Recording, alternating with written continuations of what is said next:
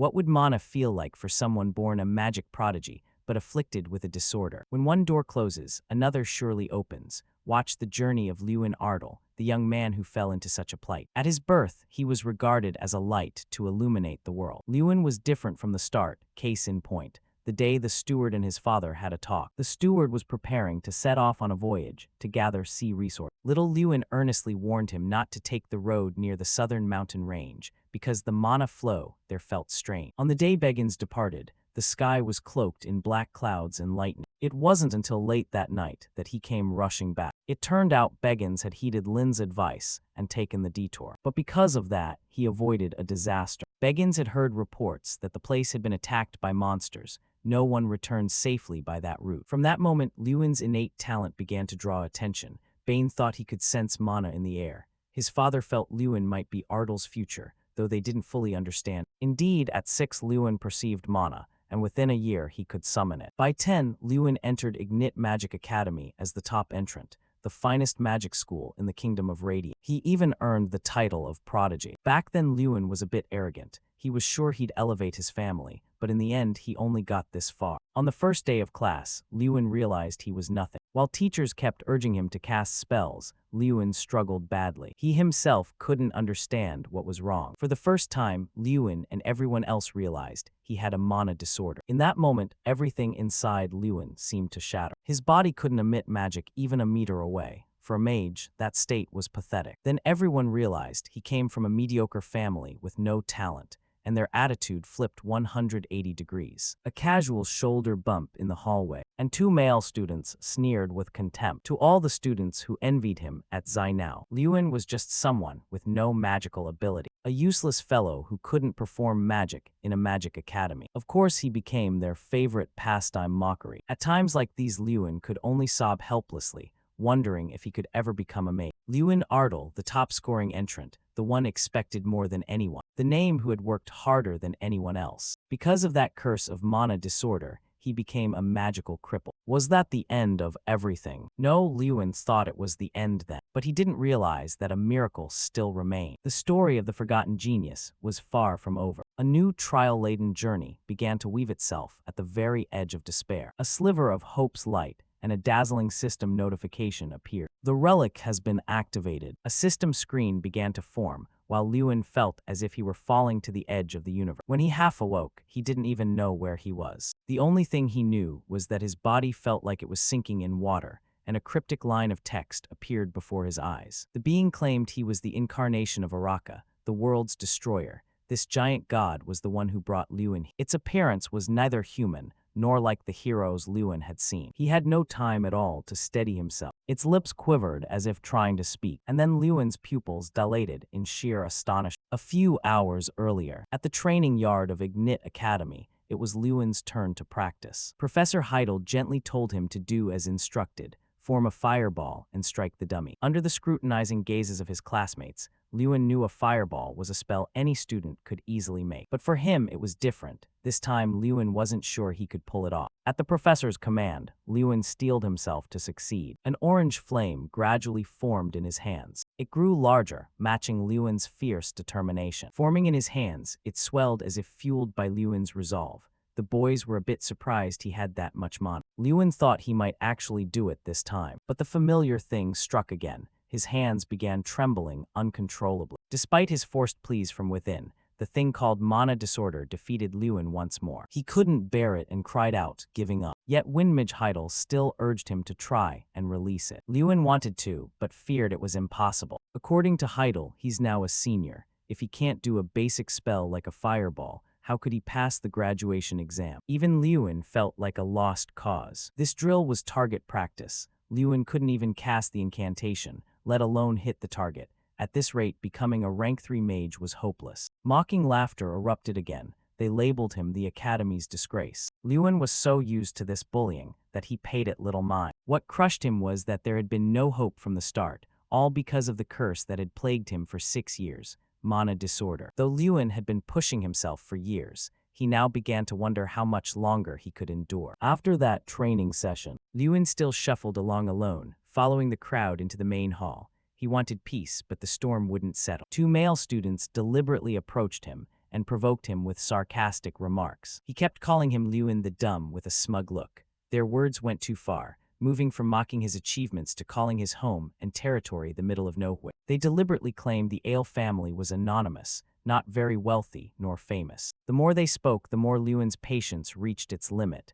You could mess with him, but you absolutely could not mess with his family. The male student was immediately silenced by Lewin's powerful punch. It was so strong that it sent him flying several meters away. Lewin was truly very angry because of his big mouth. Beaten until bruised, the male student still didn't know fear and shouted loudly. Lewin didn't hold back anymore. He knew he was Ben Folt, and he was nobody to dare cause trouble with his father and family. The other male student with Ben Folt fearlessly rushed forward. As expected, he was overwhelmed by Lin's punch, momentarily unable to stand up, kneeling down like a dog. What Lewin didn't expect was that Ben would dare to use combat magic inside the academy. He didn't care at all about getting expelled, launching a large source of mana. Although his fighting ability was very good in terms of mana strength, Lewin was completely outclassed. His whole body couldn't move. Professor Heidel arrived to intervene, but he was a second too late. Lewin had been hit by Ben's massive mana sword. He thought he would sleep forever like that. Now Lewin stood before the giant god and the system text. Faced with this, he still couldn't understand what the hell was going on. Lost in a surreal space,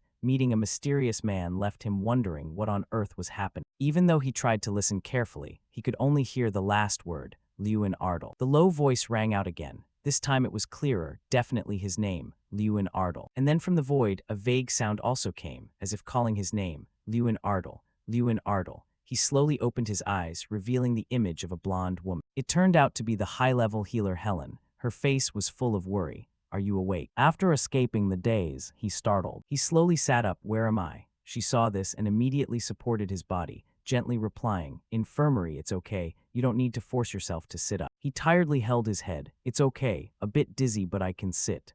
While saying that, he wondered to himself, did I just pass out? Disjointed images flashed through his mind. A mysterious man in a cloak, a mysterious space, the system voice. What was that? It was still very clear. Thinking of this, he asked Helen, how long have I been out? She replied, nearly a day. She continued, it's fortunate that it wasn't worse. God helped you. He was silent for a moment, then softly asked, am I completely healthy now? Her face showed a hint of worry, her words somewhat hesitant.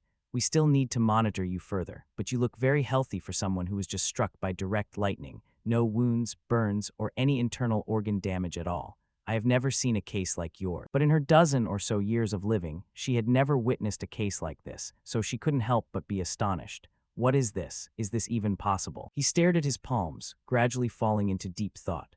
Lightning is a terrifying spell that can burn the body in an instant, and I took it head-on, so why is my body totally fine? Suddenly Professor Heidel walked in, interrupting his train of thought. Excuse us for a moment. Helen heard this and bowed down to remind him. The professor is here. Now I'll go check the results. If there are any issues, report them immediately. At this moment, he also instinctively raised his head. He stepped forward to stand in front of his bed, crossed his arms, and asked calmly, how do you feel? He replied, I'm fine. His usually strict facial muscles relaxed slightly. How fortunate. Then he informed him about the situation after he passed out and that there was a meeting taking place among the professors regarding this accident. He looked straight at him while he just silently lowered his head to listen. First, Ben Folt will be expelled for using powerful attack magic with the intention of causing severe harm, spreading false rumors about the Ale family and treating you unfairly while bullying you. All these matters have been decided by the teachers. His face darkened, muttering painfully, but I also hit Ben Folt back. He immediately replied, of course, you will also have to receive a penalty, considering what happened. You will be forced to participate in the Academy's volunteer activities for 1 month. He nodded slightly. Yes, it seemed there was still some lingering concern in his heart. Furthermore, I want to ask this question. Are you holding a treasure? His question made him look up. What? You should know that it is a legendary weapon left behind by ancient mages with an infinite source of mana. He immediately waved his hands in denial. Treasure, I definitely don't have one. If I had something like that, I wouldn't have been bullied. He narrowed his eyes slightly, hand placed on his chin, his voice deepening. Anyway, considering how valuable and rare it is, the Ale family patriarch probably used it for the family's benefit. Unable to hide his curiosity, he spoke up, but why are you asking me? He focused his gaze on him, eyes deep and sharp as if trying to pierce through every layer of thought, saying nothing. After a moment of silence, he recalled the scene just earlier and recounted.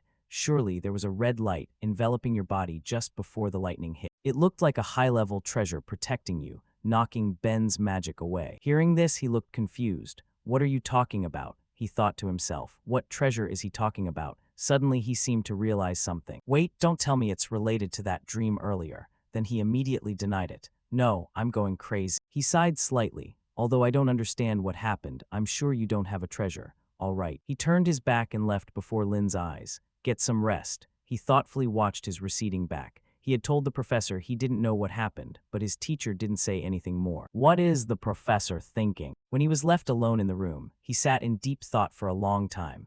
What he had experienced was no different from a dream. And that strange voice, Draka Treasure, the destroyer of the world and the player. He kept tapping his forehead, muttering, I think there was one more sentence. What was it? Lewin skeptically blurted out, status window, and immediately a blue panel appeared in midair, making his eyes widen in astonishment. As if seeing a ghost, he instinctively backed away, screaming, Ah, what the hell is that? Helen heard the noise and immediately ran in. Seeing his dazed face, she asked, Lewin, are you okay? Do you not feel well? He pointed at the blue panel floating in the air, stammering. No, not that. Do you see it? The blue panel in front of me. She was confused. What are you rambling about? Lin, there's nothing there. Are you sure you're okay? At this moment, an idea flashed through his head. No way. If she really can't see it, then this can only be seen by me. Information appeared on the status window. Lewin Ardal, incarnation of Draka, destroyer of the world, resulting from the pursuit of infinite power.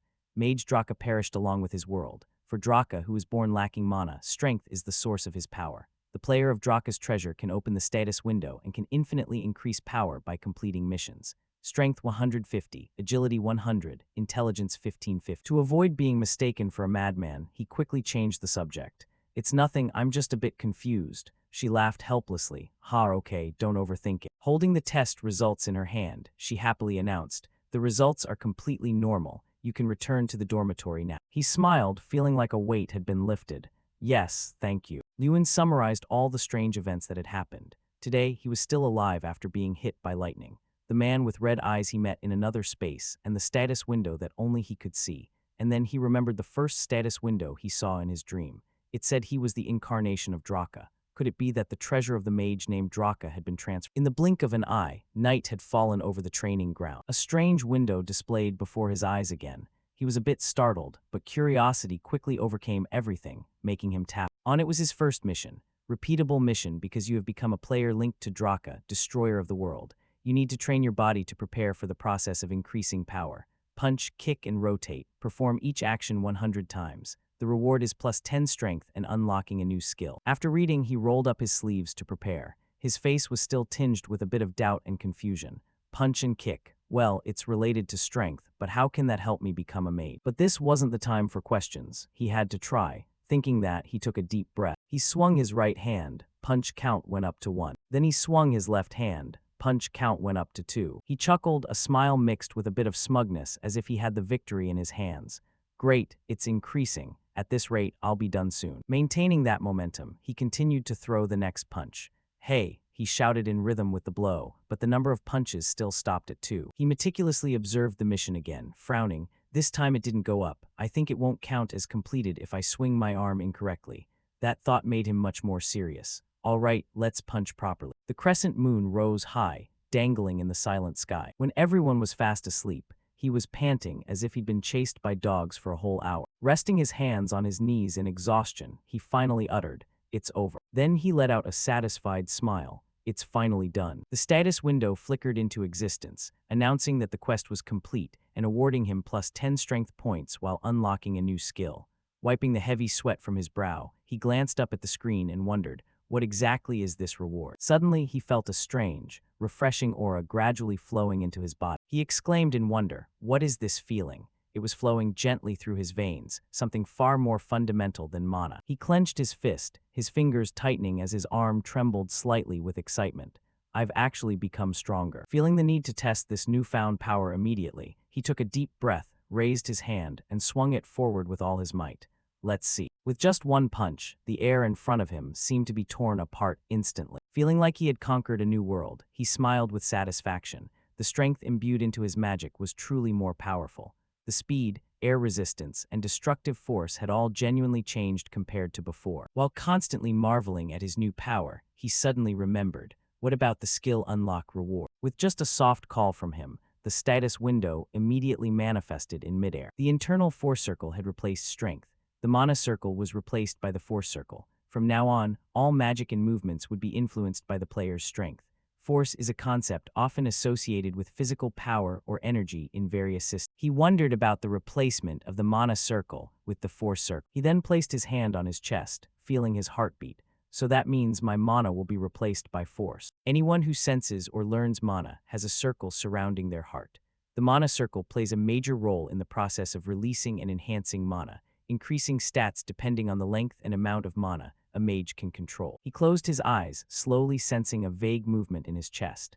I have 4 mana circles, more than other children my age, but they were useless because of my own defect. Suddenly, he opened his eyes wide, as if he had sensed something. His mana circles had truly disappeared. The powerful circles spinning wildly in their place must be the force circle. Thinking of this, he couldn't help but be bewildered and fell back in surprise. Soon, that shock was replaced by confusion. The force circle replacing the mana circle. One cannot be a mage without a mana circle. If this new circle can't do what the mana circle did, what will happen to me? A trace of sadness appeared on his face. Is my life as a mage going to end like? But realizing that being pessimistic was useless right now, he quickly regained his confidence. No, it's too early to despair. I'll try it first. He extended his hand forward, concentrating all his will on a familiar incantation.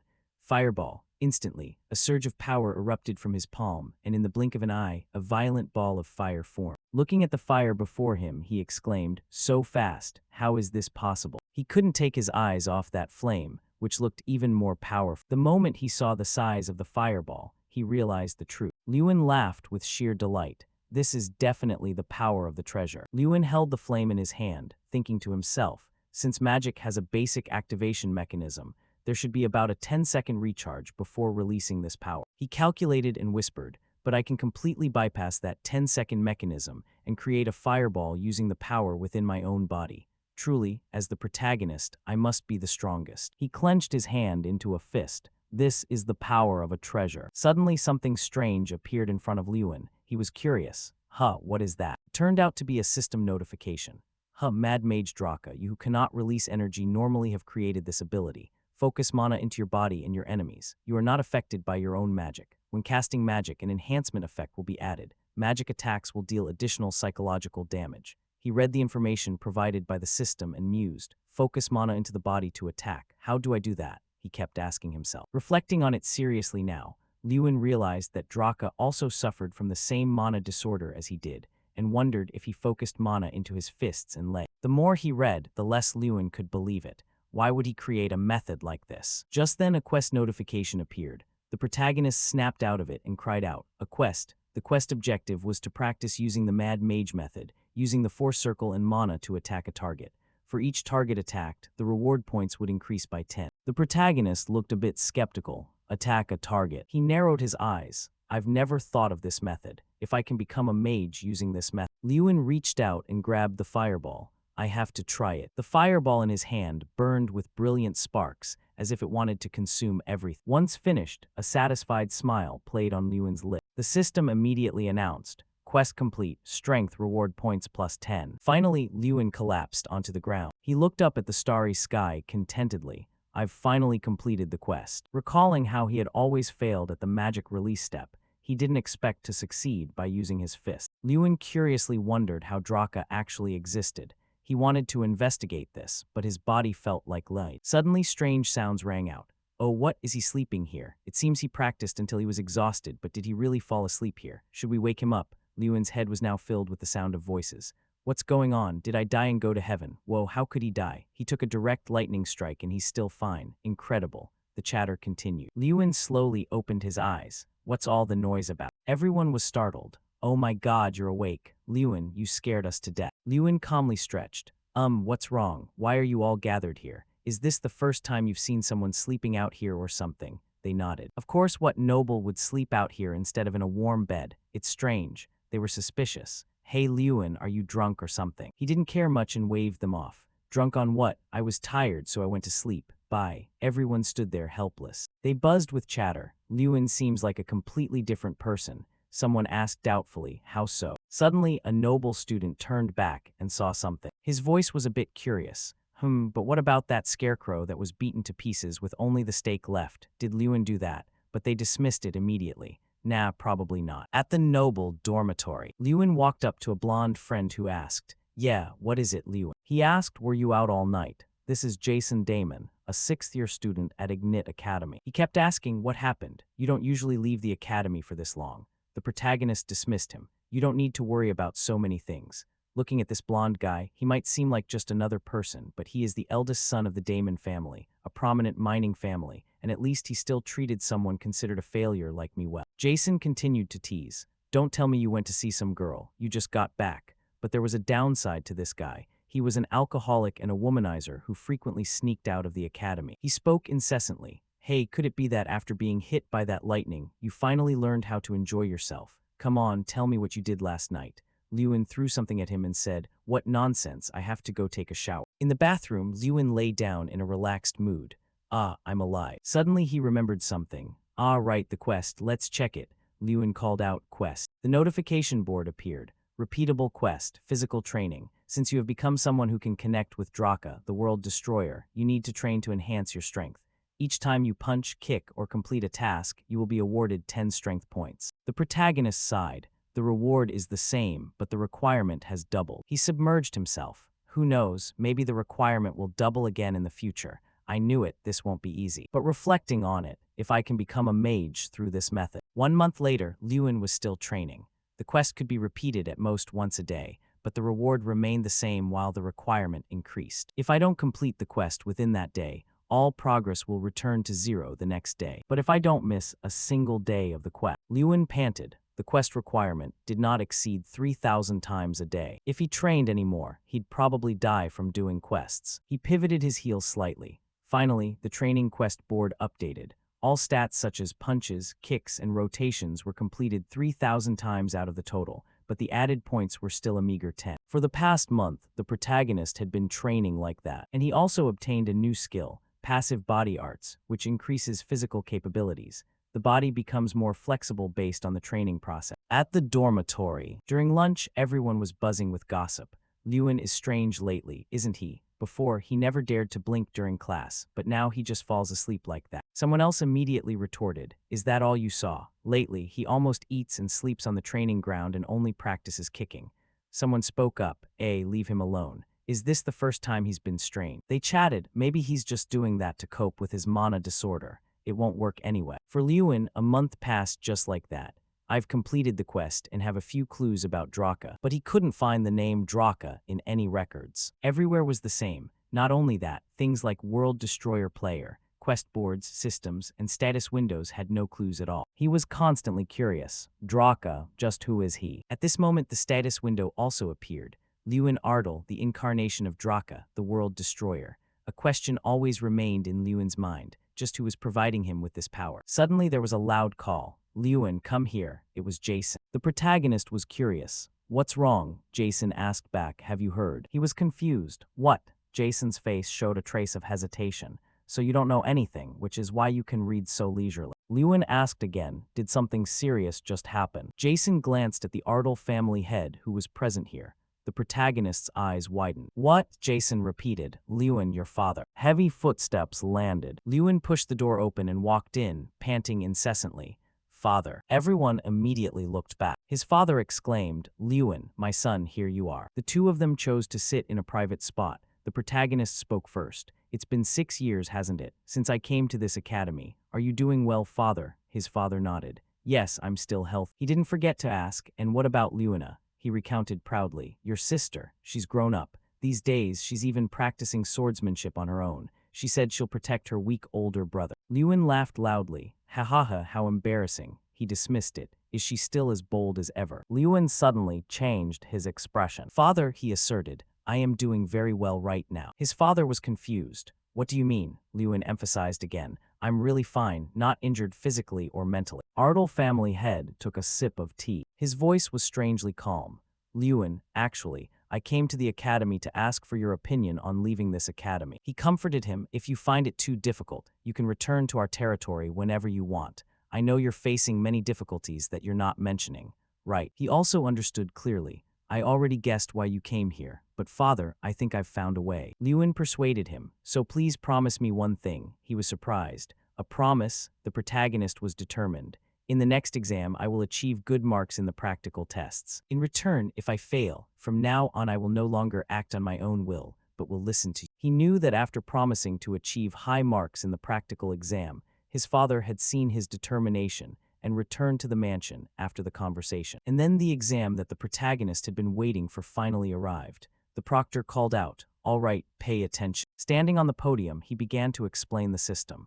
Today is the day for the introductory magic course exam. Any cheating will result in failure. Voices began to ring out. Begin the exam. The protagonist gripped his quill tightly. The school exam consists of two parts, a theoretical part and a practical part. The practical exam has 4 sections: target identification, magic measurement, practical confrontation, and one-on-one combat. As someone with mana disorder, our protagonist had always achieved absolute marks in the theoretical part for the past 6 years.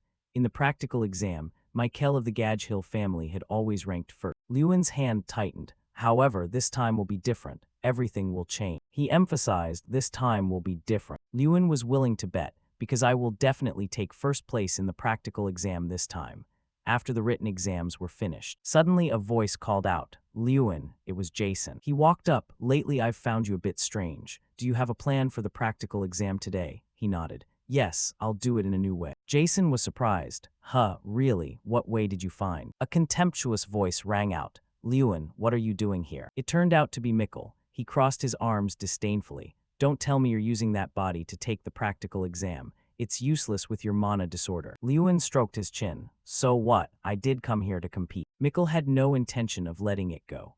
"Ha, Lewin, as a model student, if I were to give advice to someone who failed the practical exam 6 times like..." His voice was full of mockery. "What should I say instead of just coming here to be humiliated? Why don't you just give up right now?" Lewin retorted, "Who knows? I don't think your advice is useful." Mikkel patted his shoulder. "Ha, I think you're misunderstanding something. Do you think someone with mana disorder will finish the exam?" He wondered in annoyance. "What's wrong with this bastard?" Mikkel gritted his teeth. Before he was so subservient, why is he so confident now? How annoying. He challenged, "I'll show you during the one-on-one combat. Just wait." Finally, the exam began. The first part was target identification. Its official name was the multi-target shoot-down exam. The method was simple. The exam would check the number of targets shot down in a single cast. However, this year's exam was different from the previous one in that the difficulty had been increased. The targets moved constantly. The candidates competed continuously, and the organizers would announce the number of targets downed. First, Herc, 1 target. Next, Angelina, 0 targets. Some even hit only 4 targets at most.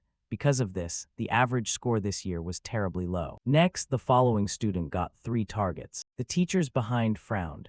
Just a slight increase in difficulty, and the scores have dropped to rock bottom. This year's student quality is too poor. But suddenly, a reminder rang out. "Professor, it might be a bit early to be disappointed now." It was Professor Elric, the professor of the alchemy department and the uncle of Mikkel Garihill. He looked very proud. "It's almost Mikkel's turn, take a look." Professor Elric seemed very expectant of his nephew's performance. The boy is here. He prepared to strike, his mind still filled with wandering thoughts.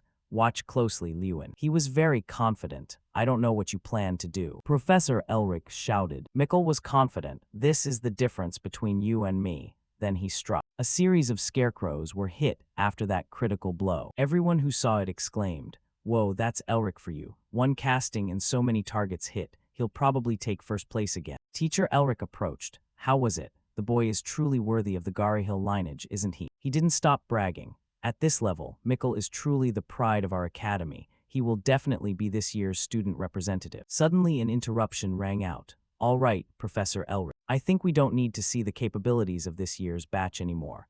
The speaker was Professor Tyrion Ignit, the academy principal and a 7th Circle master. Professor Heidel didn't give up. "Why don't we stay a little longer? It's almost Lewin's turn." Professor Tyrion asked back. "Lewin, that Lewin Ardel," he asked Professor Hello. "That kid is still at the academy." He agreed. "Fine, for the boy's enthusiasm. Let's stay and take a look. It wouldn't hurt to sit and watch for a while." Lewin rubbed his wrists. All right, this is a good opportunity to test my strength. The instructor called out, Lewin, begin. Lewin held the fireball in his hand and agreed. Yes, Professor. A bright, brilliant flame radiated around him, sparkling as if it were coated in gold. Everyone watching was very astonished. What is that? What's with that casting speed? The students were buzzing too. Whoa, how many targets are those? I really don't know. This can't be. By now, Mikkel was gritting his teeth in pure anger. He sneered, reminding them, don't you guys know Lewin has a mana disorder? Even if he casts it 1,000 times, who knows if he'll even hit the target? That useless piece of trash can't do anything right. But without anyone knowing, the power-up system had been activated. Time refraction activated, distorting time refraction for 30 seconds. Speed increased by 200% of power. Movement speed will be faster. You have moved through distorted time. Cooldown is 5 minutes. Lewin recalled the skill he had just received, time refraction. It helped him move unusually fast to anywhere he wanted. In other words, I'm basically. The energy radiating from the protagonist was so massive, it overwhelmed everything around. A brilliant flame surrounded and protected him. The professors watched intently. The students' eyes went wide. Finished, Lewin grinned smugly. Done. Wood fragments scattered through the air. Lewin 27 targets. The professor in charge turned pale, breaking out in a cold sweat. Meanwhile, Lewin stood there, panting as he looked at the pile of targets in front of him. Whispers began to erupt. What was that? He cast magic on his hands and then used his hands to punch the targets. 27 targets, too. He just broke the record for the number of targets hit in this test. How could he move that fast? Is it even right to use magic to punch the target? There are too many surprises here. But then everything fell silent. When a round of applause broke the silence, the principal of Ignit Academy, Tyrion Ignit, he was the first to stand up and give Lewin a round of applause and praise. Lewin, that was truly excellent. While everyone was still bewildered by his performance that exceeded the pick-serb limit. Even the principal gave him recognition. People began to cheer. That's right, amazing Lin, congratulations. But mingled with the cheers, there were still those who refused to recognize someone else's talent. Some were angry, some silent, others questioning. But what could they do? A loser is a loser. Of course, Mikkel couldn't be missing. Seeing his angry face, he surely couldn't accept it, but he could only monologue internally. Lewin, that brat, how could he? Gritting his teeth, his eyebrows nearly meeting, but he couldn't do a thing. Cheering resonated everywhere. He stood there silently, but was secretly happy to be praised and recognized by everyone.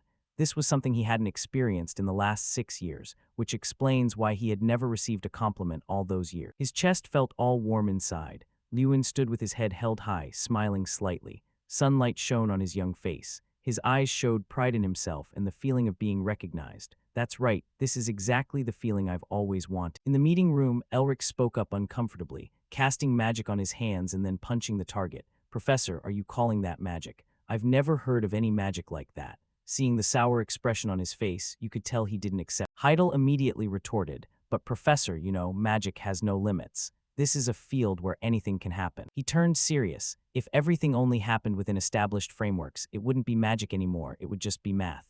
True, true, true. If we always follow frameworks, how can we improve? What is level and who is grading? Elric still wanted to argue against Heidel, but before he could finish, Tyrion signaled him to shut his beak. He spoke softly. Today I have witnessed a student who performed a miracle. His face showed clear joy. It's a miracle of magic, isn't it, like how we met? However, it seemed the professors had conflicting opinions on this. Everyone went silent, as if silently agreeing with the principal. Elric was angry and refused to accept the truth.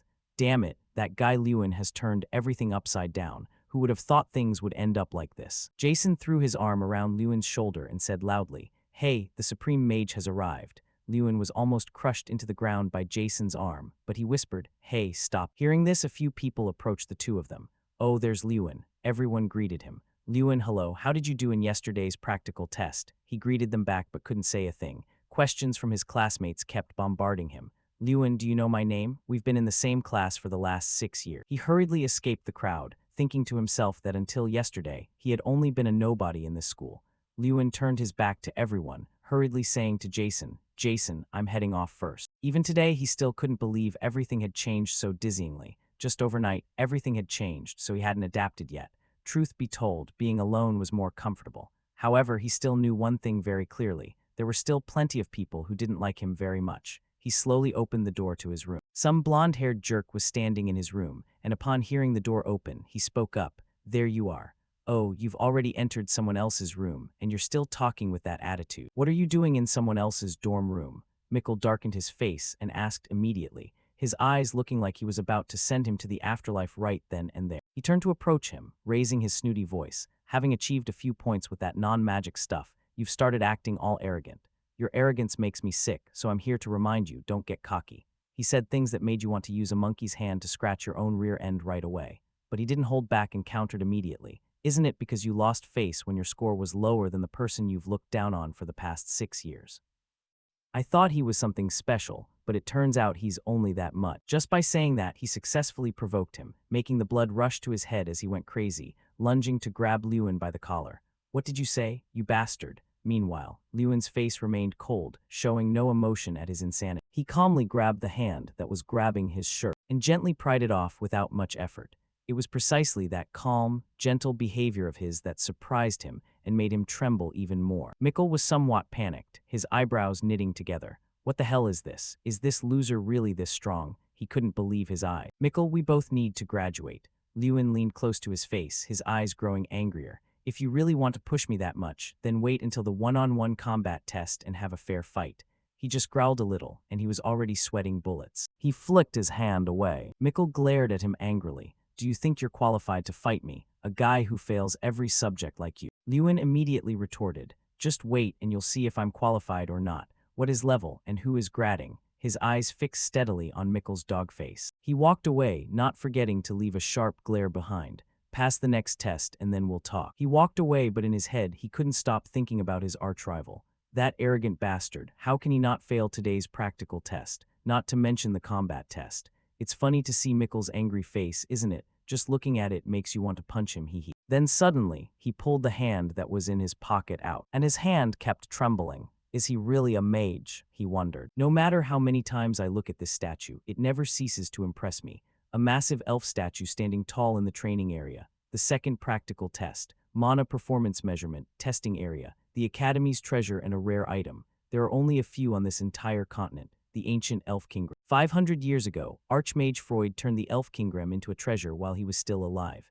Kingram is trapped in this treasure, absorbing mana, and considered a magic punching bag. This mana performance measurement test requires students to cast magic on Kingram to earn points. Lewin asked Jason, does that mean what we need to do is cast the magic we are most confident in on that statue?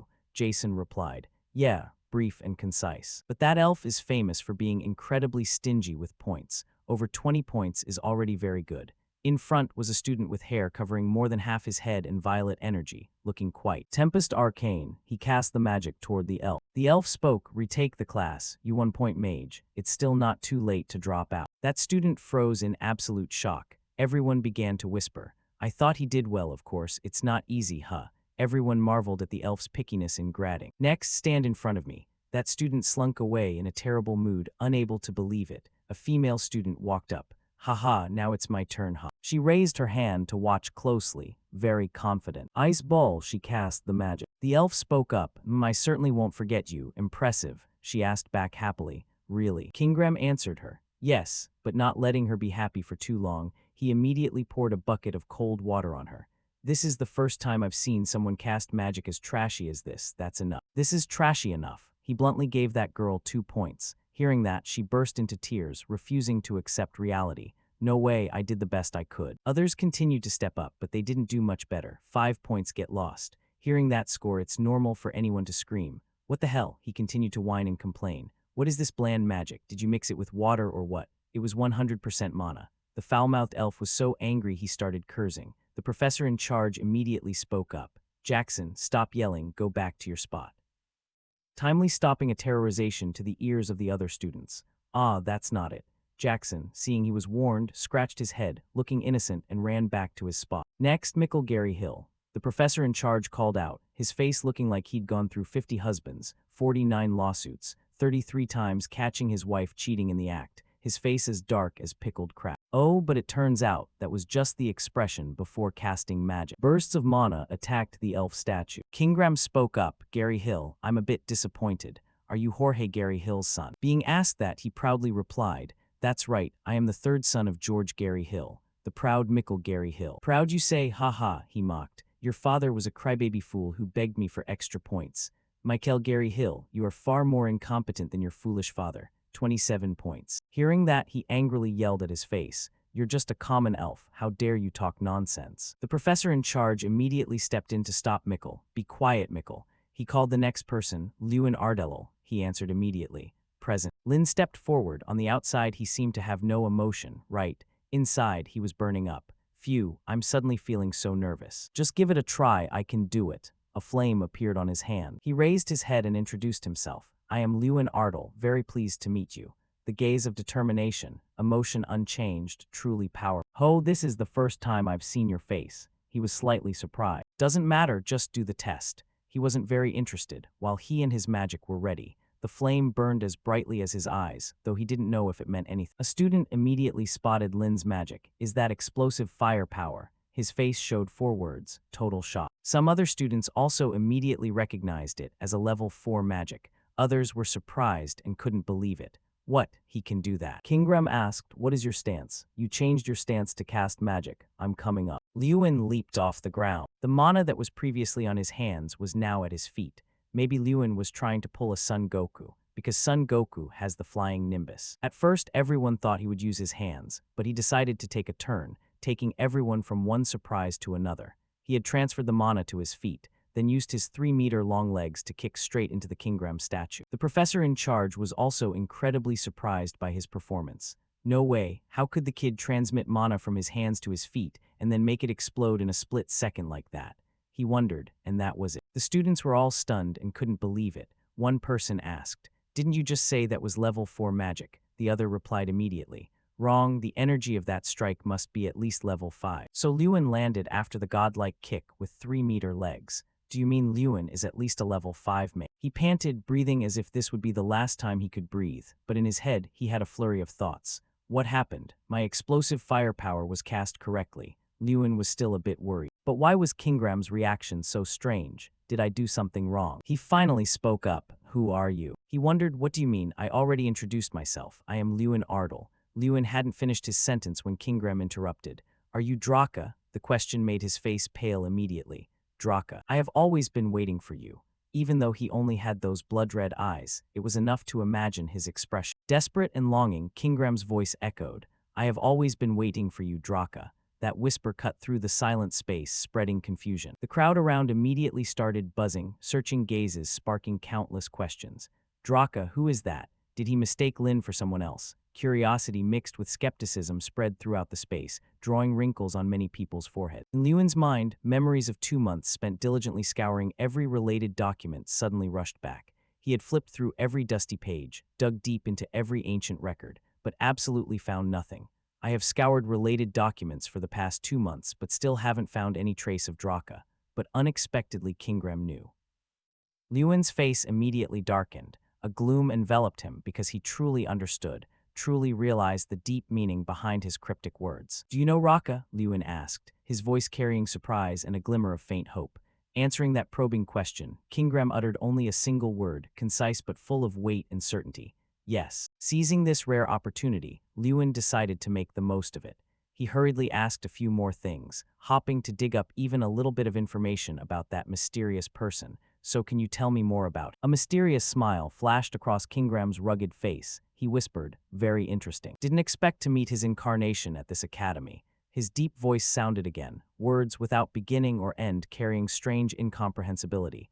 Lewin blinked, trying to grasp the meaning of each word, each sentence. What does incarnation mean? Suddenly, a sudden question rang out from Kingram, interrupting Lewin's train of thought. "What is your name?" Though surprised, Lewin quickly replied, "Lewin Ardelil." He answered the question suddenly. "Good, Lin, I will remember it well," Kingram said. Each word seemed etched into his mind. He stood firm. Kingram's massive physique was like a looming mountain, so tall it seemed to block out the sunlight from Itsuki's side, casting a giant shadow over him. When Kingram turned to leave, a sudden voice rang out, immediately stopping that intention.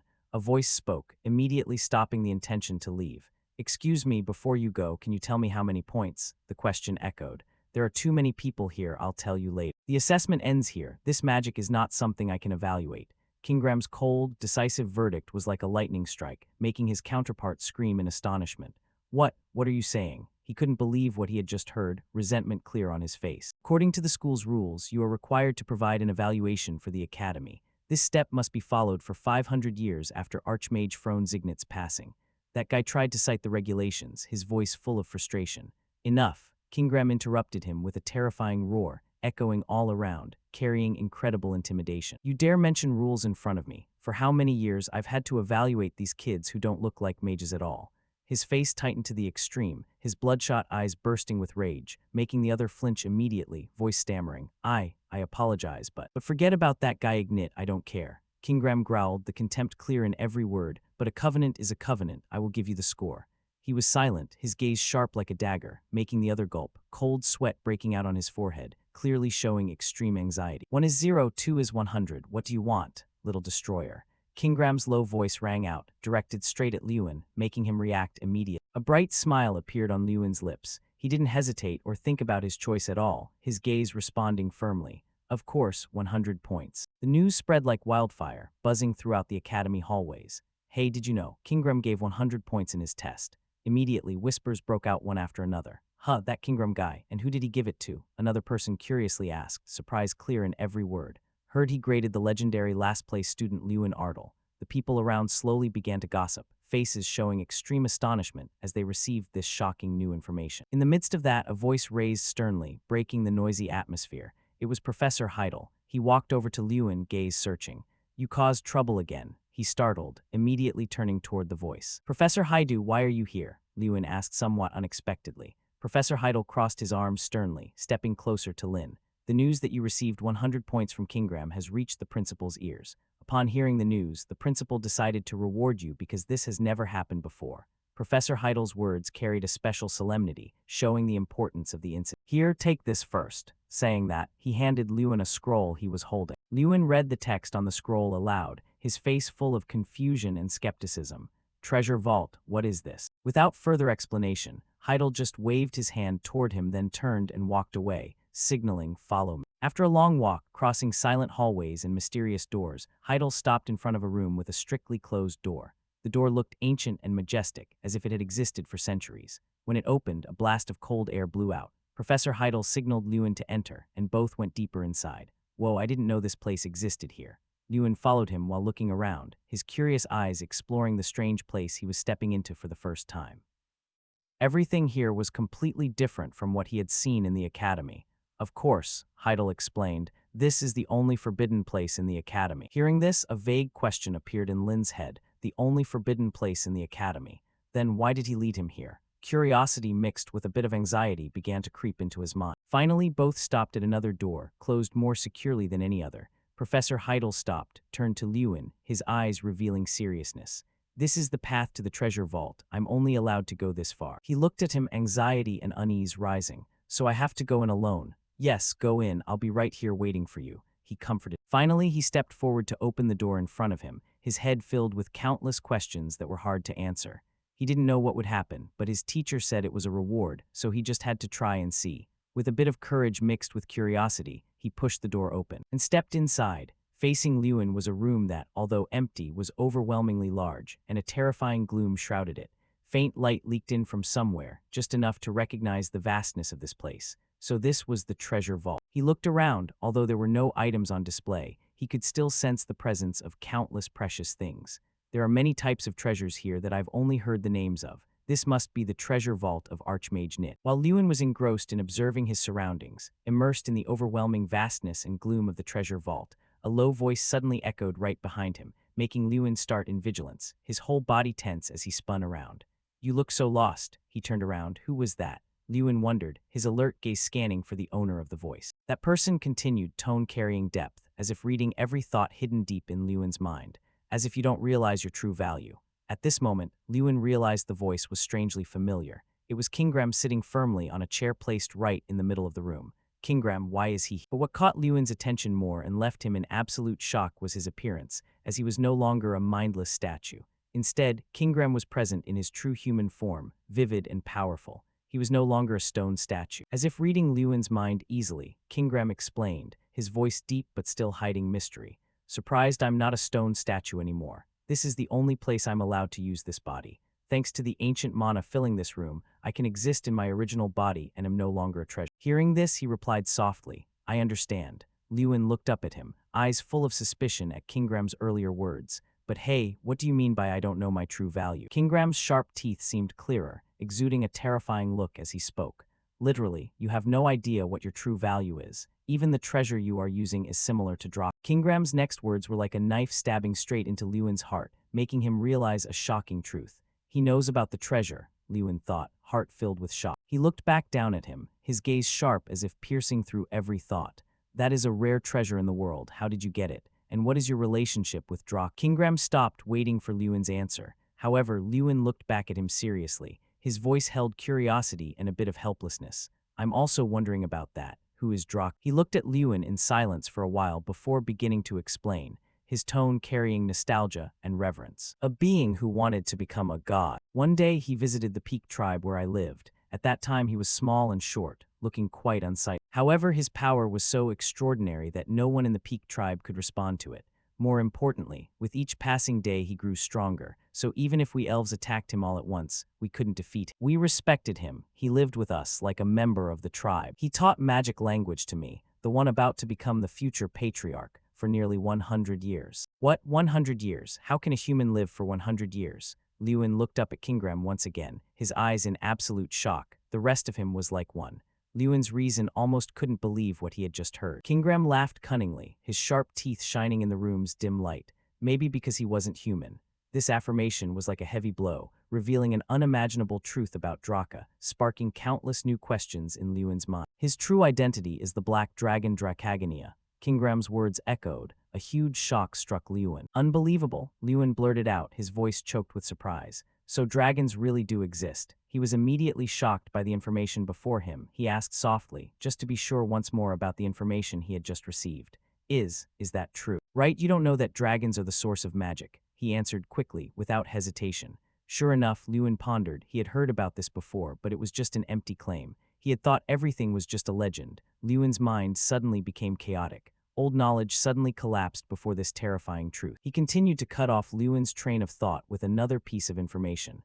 However, Draka could not use magic. He interrupted his thoughts with another piece of information. That is also the reason he created a fighting style like yours by using magic on his hands and feet. Do you understand what that means? Kingram paused, posing a profound question to him. He gradually understood. A light flashed in his mind, connecting the disjointed pieces.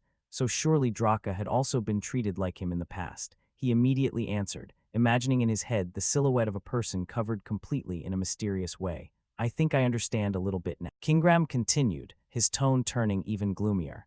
Draka created a power that only he could wield, a way to transform magic into pure physical strength, just as you have done. By mastering that power, Draka became the strongest entity in the world.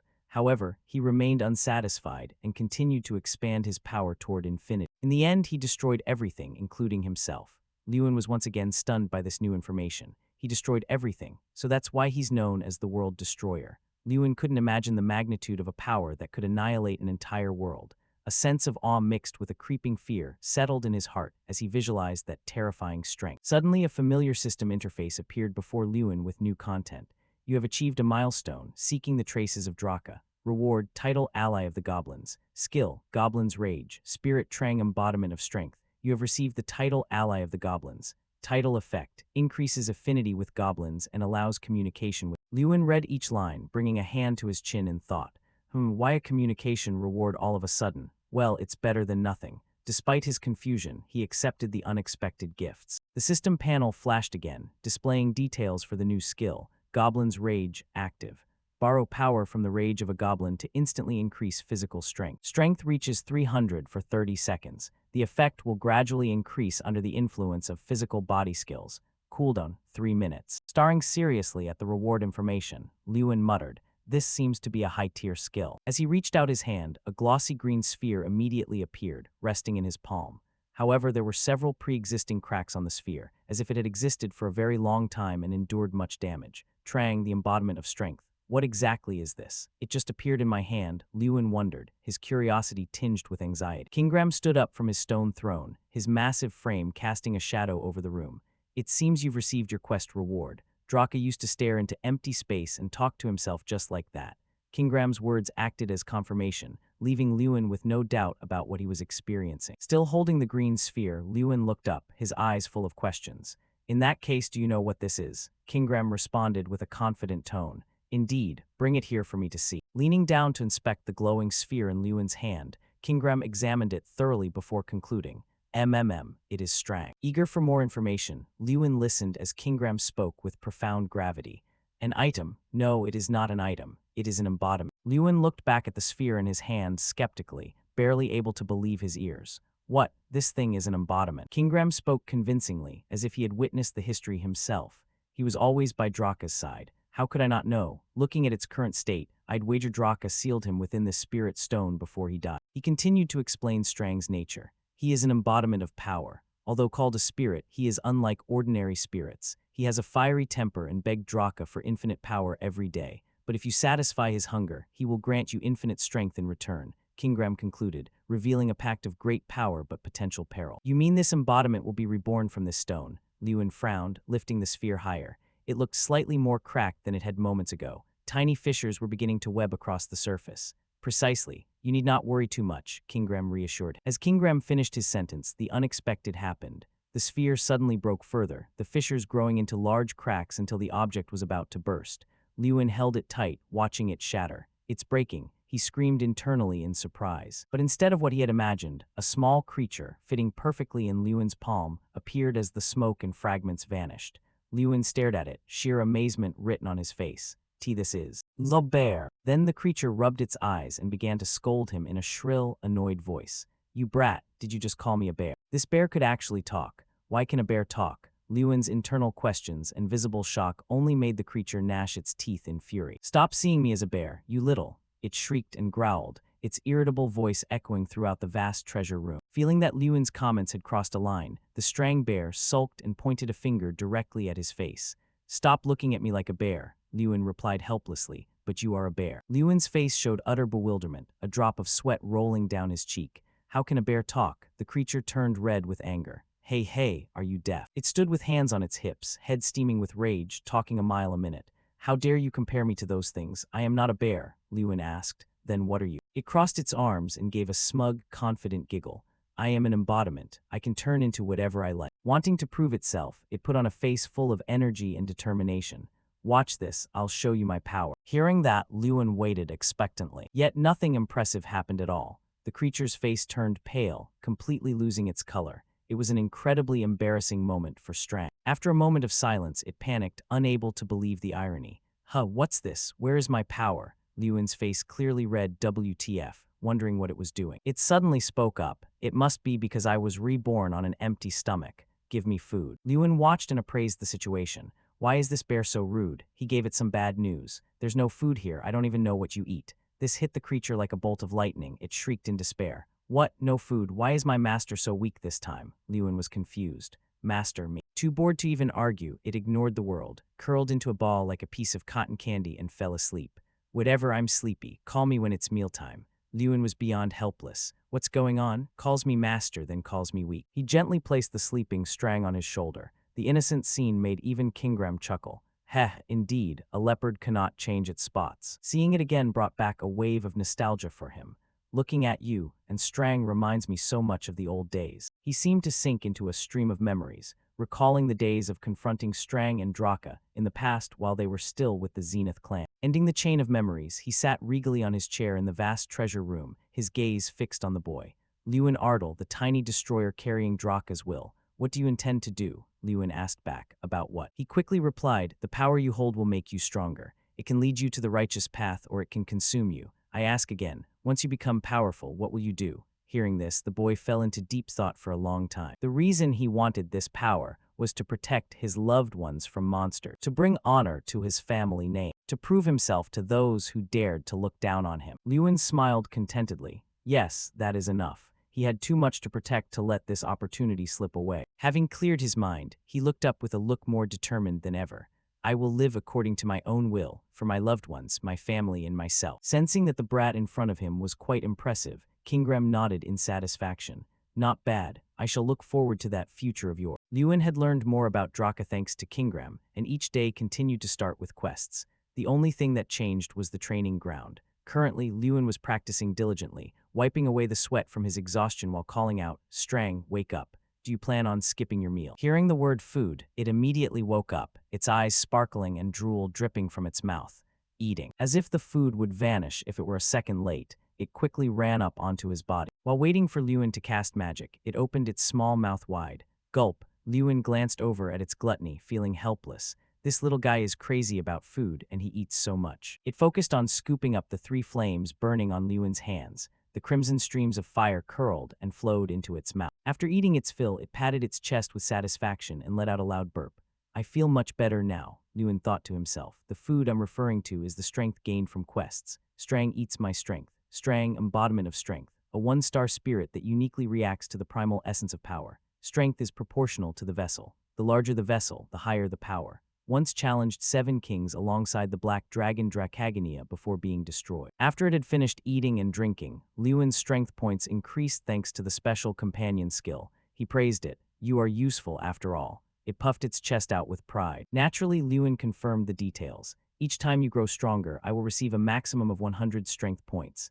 Ah, it explained. If I reach 2 stars, it'll be 200, 3 stars, 300. It keeps increasing like that. Before I was sealed, I had over 31 stars. Lewin felt a chill run down his spine. 31 stars, 3,100 strength points. I haven't even reached 1,000 yet, and I'm already this strong. It seemed the news made him feel a bit envious, wanting to reach that level of power quickly. How did Draka do it? Besides quests, is there any other way to increase strength? Sensing his thoughts, it gave a sinister laugh. Hee, now you realize my value. If you want to know, give me a drink first. Lewin threatened it. Fine, don't tell me. Don't blame me when you're starving. Seeing that even a worm will turn, it replied shyly, all right, I'll tell you. It explained in detail. There are many ways to increase strength, for example, performing high-difficulty quests to get better rewards, forging items that boost strength, or searching for treasure. Or you could even cook goblin tendons to refine your power. Then it threw a wet blanket on him, but those methods won't suit you right now. Lewin wondered why. It plopped down on his shoulder, arms crossed and pouting mockingly. You need at least 1,000 strength points to even attempt those. Your strength growth rate is too fast. Your body is only at a toddler state. Lewin's lips tightened as he fell into a silent, pensive mood. And here I thought I had grown strong. Turns out I'm only at the beginning. So the goal now is to reach 1,000 strength points. Thus, he had to continue training as before. He practiced every day to increase his strength, eventually reaching a threshold of 930. The third part of the exam, actual combat, officially began. Upon arriving at the arena, Strang asked, "Are you fighting in a match today?" Lewin was overflowing with confidence. Yes, I've been waiting for this day for a long time. This test aimed to check the risk management skills of mages. It was perhaps the most important part. At that moment, Jason was taking his test. He used all his might to cast a fireball spell. But ironically, instead of hitting the monster, it flew straight toward the knights, terrifying them. "Ack, what are you doing? Don't aim at us." The monster standing nearby also looked on in bewilderment, not understanding what was happening. The proctor, observing from the side, could only shake his head and sigh in weariness. Sigh, Jason Damon, you are disqualified. He walked out dejectedly, slumping over as his classmates mocked him. Sir, the Foreign Knight Squad has arrived to support the exam, ensuring student safety and evaluating coordination between both sides. The exam lasted 10 days. Based on their scores, each person would fight different monsters. On the final day, there were a total of 13 students in the high-score bracket. Because it was the final day, everyone was curious about what kind of monster would appear. Suddenly, the entire stand shook violently as if there were an earthquake. Everyone's face turned pale with terror. A brown-haired boy spoke up. "What's that sound?" A giant creature appeared, tall and massive, with a ferocious face and sharp fangs bared in a roar. Its appearance made everyone scream in fear. Is it a water monster? Water monsters live in scattered packs across the continent. They are many times larger than humans and possess no less intelligence. They are inherently violent, leading to frequent wars between water monsters and humans. Students around stared wide-eyed, breaking into a sweat. "Professor, are you sure this will be okay? What if someone dies because of the water monster?" Professor Heidel explained calmly, "You are all mages, so you must always remain rational. Treat this as real and give it your all." Despite the fear in their hearts, they responded loudly and clearly, "Yes, sir." A moment later, the test officially began. As soon as it was released, the monster let out a frenzied roar and charged. It lunged at a knight with its muscular arms, forcing him to quickly raise his shield for protection. While they held back the massive water monster, Mikkel took the opportunity from behind to cast his ice magic. Ice arrows flew out from his hands, ordinary ice. Unfortunately, those arrows only hit the ground. It performed an ambush from the air. By the time anyone realized, it was already overhead. Someone screamed above. Professor Heidel, observing from the side, also shouted in worry, "Mikkel, get out of the way." But his entire body was stiff, trembling uncontrollably. Although he muttered about retaliating for the previous day, fear kept him from moving. Sensing the situation was dire, Heidel had to intervene. Stop. Before the monster could attack Mikkel, thousands of vines grew from the ground, binding it, much to his amazement. Furious at being played by these humans, it roared and struggled frantically. Despite being bound, it remained aggressive, reaching toward him with a growl. He fell back in panic. His face was pale, truly drained of color. The result of his pathetic performance was Heidel's cold voice. "Mikkel Garihil, you are disqualified." His uncle, Elric, slammed his hand on the table in rage. He gnashed his teeth. Damn it, another failure. He intended to interfere with Lewin's part of the test, so he immediately turned to Professor Tyrion Ignit. "Ah, headmaster, do you intend to continue the exam?" Hearing that, Tyrion turned in curiosity. "What do you mean?" Elric revealed his objective. "It's almost Lewin's turn, right?" He responded with a clearly sarcastic look. "Lewin is the only one Kingram gave a perfect score to. It would be a bit unfair to evaluate him the same way as the other students, wouldn't it, Professor?" He stroked his beard slowly. "I see your point, but we don't have any other monster." He revealed his true nature with a sinister smile. "Oh, we do." When the Foreign Night Squad brought the water monster, they also brought a goblin along. The headmaster thought for a moment. Using a goblin for the exam was extremely dangerous, but with Professor Heidel present and the line of knights in front, he was truly curious about Lewin's capability. In a scene where the path stretched through a magnificent castle, lit everywhere by torchlight, Heidel leaned lazily against the wall with arms crossed, his eyes on the boy walking out from behind the long doors. He called out softly, "Lewin." The boy looked up in bewilderment and greeted him back, "Professor Heidel." He stepped forward, one hand in his pocket, and gave a gentle reminder. "I have to tell you this before the test begins. In today's session, your part will be harder than everyone else's." Lewin still didn't understand. What do you mean, sir?" Professor Heidel was very worried for him. "The Academy has high expectations for you since Kingram gave you a perfect score. Many say it would be unfair to have you fight the same monster as everyone else, so your test will be more difficult." Lewin frowned. "Harder means," the professor replied, "your target will not be a water monster. You will fight a goblin." His words made both the human and the bear stare in surprise. "A goblin." Strang blinked his round eyes and responded quickly.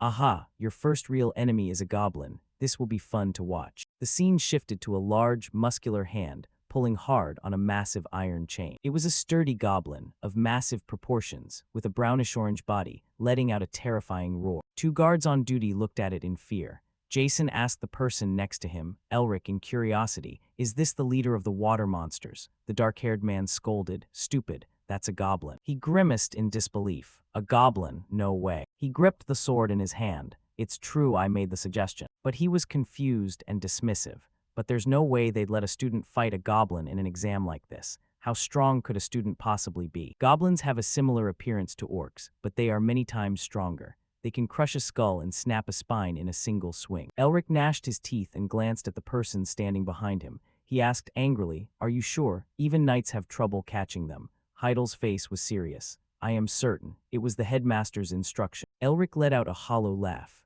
"Ah, you must be betting your life on this exam, Professor." From a distance, black leather boots clicked on the floor, approaching the group. A magnetic voice spoke. "Yes, I am betting my life." Elric turned his face to look at the newcomer in surprise. You are." The two faced each other. Lewin stared at him. "I am Lewin, the candidate." He asked back, "You?" Elric scanned the boy, unable to help his dismissive thoughts. This kid is going to fight a goblin. How is he going to manage that? Elric was still focused on Lewin. "The professor and I will protect him," but the boy walked right past him. Elric was startled. "Where is he going?" He spoke seriously. "Hey, you're going the wrong way. What are you doing?" Lewin responded as if it were obvious. "I am preparing for the test. You're in the wrong position. You should be in the back." The man reminded him irritably. He reaffirmed his position to Elric. "I will stand here." The man frowned in confusion. "What?" Lewin's emerald blue eyes were icy, his face incredibly serious as he explained. "My incantation is a bit different." Elric raised his voice. "If you stand in front, we won't be able to shield you. It's not as easy to deal with as a water monster." He reaffirmed his point once more. "Yes, I know," but the man kept the same attitude. Why are you playing with your life like this? Lewin swept his hand back, discarding his cloak like a modern-day CEO. He was indifferent and didn't explain much. I have no choice. Saying that, he stepped toward the goblin. Elric saw him take such a risk and couldn't help but worry. His brows had been knitted together for quite some time. I don't see any fear in him. He must have something special. Professor Heidel, observing the situation, finally spoke up. Lewin, get ready. Then he shouted, your test officially begins. As he spoke, he snapped his fingers. Click. The shackles on the giant goblin's arms burst open in an instant.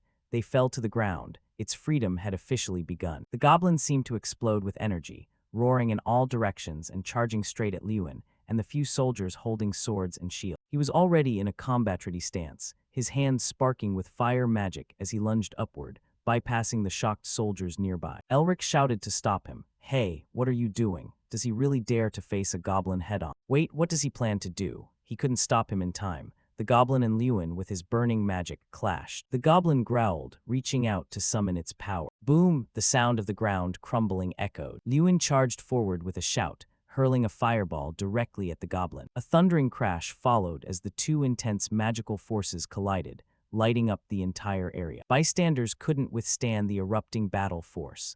Everyone was caught up in the fiery confrontation between Lewin and the goblin. Elric's gaze remained fixed on the battle, his expression one of shock. He dares to use a close-range incantation in this situation. Professor Heidel waved away the dust in front of him. He must have anticipated this moment. Lewin certainly did not disappoint his teacher. Of course, only he was calm. The others nearby were wide-eyed, squinting in panic. Even those in the stands were the same. The arena was currently filled with smoke. The soldiers stood frozen, unsure of the outcome.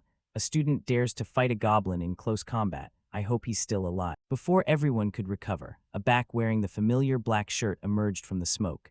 Even Elric was startled. He's still alive. Seeing his face only added to the shock. He's still standing. Meanwhile, Lewin was ready to attack again. Heidel's face remained the same, but now it held a clear, smug satisfaction, his forehead practically screaming pride. Suddenly, a hand slapped Lewin's shoulder as a voice called out, "Hey." It was Elric. His face was anything but pleasant as he shouted an angry reminder, "You almost got yourself killed." He calmly looked straight at him, still nonchalant but politely replied, "I apologize. But if I had warned you, would you have let me rush in?" Elric heard him say that and didn't know how to refute, so he just asked, "Why?" He shifted his gaze toward the furious goblin. "We don't have time to talk right now. Let's finish this test." The goblin was obviously angrier than ever. Mr. Elric brushed past Lin, waving his hand as he reminded him, "Back off. I know you're strong, but this one is very dangerous." Not satisfied with just saying that, he opened his mouth to warn him again, his volume noticeably higher than before.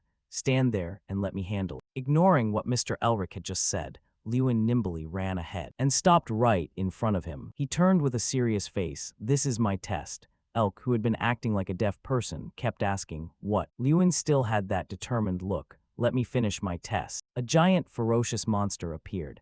Its body was extremely huge, 5 times larger. Lunny seriously observed the monster with ironclad determination. Behind him, Gutter also seemed quite tense at the risk of a surprise attack. He focused intensely, not wavering at all. There were 2 reasons why he could be this brave. Done, he remembered the goblin possession skill. The title obtained from Kingram would help him talk to goblins. Ferocious monster hissed, "Don't come near here, set me free." He wasn't scared because he understood what it was screaming. In the eyes of others, it was a ferocious monster, but to him, this goblin was feeling terrified because it was surrounded by mages and knights. The second reason was because of the emergency mission he was assigned. Attack first and defeat the enemy. The reward was plus 30 strength points and unlocking the spectator's eye skill. He smiled confidently, charging forward without hesitation, a truly worthy reward for him. For someone who has to repeat a boring mission every day, getting the same amount of points in one mission as 3 days combined. In a flash, he rushed forward, leaving a cloud of dust behind. He summoned a fireball in his hand, leaping up like a gust of wind to the surprise of Mr. Guter. In an instant, his punch collided head-on with the giant monster lunging down. This created a large shockwave, sparks flying everywhere. It took his blow head-on, roaring in anger. With a bang, the fire swirl sent it flying far away. Very quickly, the objective to attack the enemy in front had been completed. He smirked. "It's not over yet." It roared, its blood-red eyes bulging, sharp teeth gnashing with killing intent. "I will kill you." The monster leaped high up and put all its power into this surprise attack. It yelled loudly, "I will smash your head in." Its blow caused the ground to shake violently, Fortunately, thanks to his long legs, he dodged it lightly. He meticulously observed every movement of the monster. He had to find its weakness. After landing safely, he used time refraction to advance. The captain marveled at his incredible speed. How is he so fast? While moving, he cast fire magic. I have to get close. Instantly, he closed the distance to it. He aimed for its weak point. The monster hadn't even reacted when the punch slammed straight into its stomach. It let out a shriek. On the night side, someone's jaw dropped in surprise. It didn't flinch before the goblin. What exactly is this guy? Someone ducked behind a shield to avoid the flying spark. The students were just as noisy. What's going on? Hey, look at that. The goblin was fighting back. It swung a powerful fist toward him, but he blocked it with his bare hands. Not giving up, it used its remaining hand, but he blocked that too. He delivered a kick to its arm. Suddenly, the monster grabbed his leg and tossed him away like a rag doll without a second thought. His body spun in midair, just like a leaf adrift in a storm. He clung to the wall like Spider-Man, and before he could recover, his eyes widened in surprise. It launched a flaming fist toward him. Fortunately, he dodged just in time. A large section of the wall behind shattered. He landed lightly while the monster turned to look at him. It gnashed its teeth, clearly showing hostility. You lowly human. He rushed as fast as a squirrel, twisting his body, preparing to swing a kick that stunned it. He unleashed a spinning kick, something he had practiced for a long time, straight into its head. The goblin crashed down, shaking the ground, gravel flying everywhere. He jumped straight onto its chest. Wanting to finish it quickly and cleanly, he activated the Goblin Fury skill, a swirling red aura exploding on his hand. It broke into a cold sweat, trembling as it questioned, "Are you really human?" He replied, "You probably don't need an answer, right?" It widened its eyes in surprise, as if it couldn't believe its ear. It wondered, "You understand what I'm saying?" He didn't care much, casting the technique while lazily replying, "You understand me too, right?" It hadn't finished its sentence when explosive firepower, a strike hotter than anything else, slammed straight into its face. Stacking the Goblin Fury effect shifted it into a berserk state.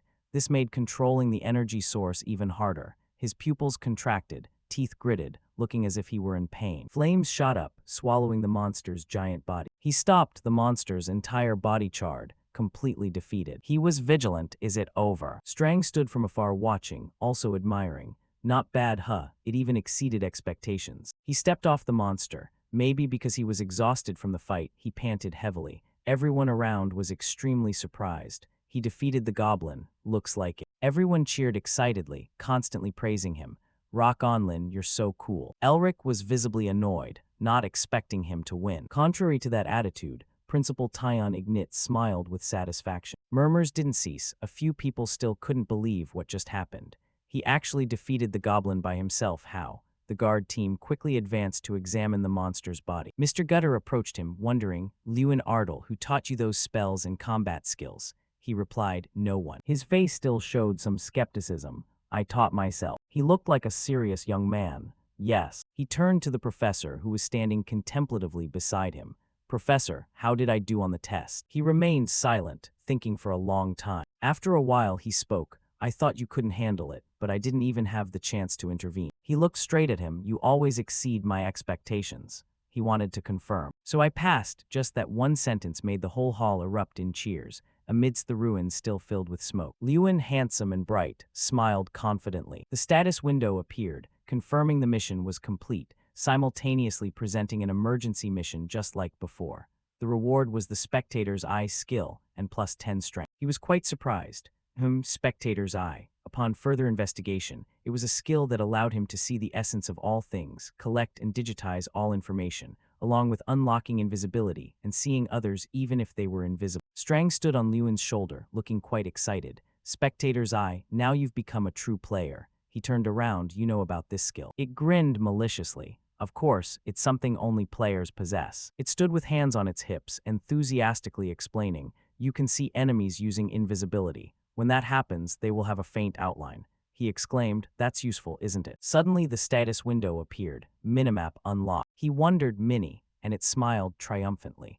This function allows you to observe everything within a 500-meter radius of your position. Additionally, this skill allows you to view the target's status as you please, and the amount of information accessible depends on the target's level. It crossed its arms across its chest, revealing a grinning, arrogant smile. "There are still many surprises. Got something new, gotta try it out immediately." It suggested looking at that unconscious goblin and activating the spectator's eye. He glanced down at that giant body. Look at that goblin. He focused intensely, applying energy to use the skill, the status window gradually appearing. It was true, it showed information about that monster from its name, origin, characteristics, to the target's evaluation. After that, he was so surprised he exclaimed, "Awesome." He wanted to test it on other subjects, the next target being Professor Heidel, but it only showed information about his level. Suddenly he understood, so there are things I can't read. Information is limited. Strang replied, "Naturally, you can't read the information of someone too many levels above you like that." It seriously raised a finger as if lecturing.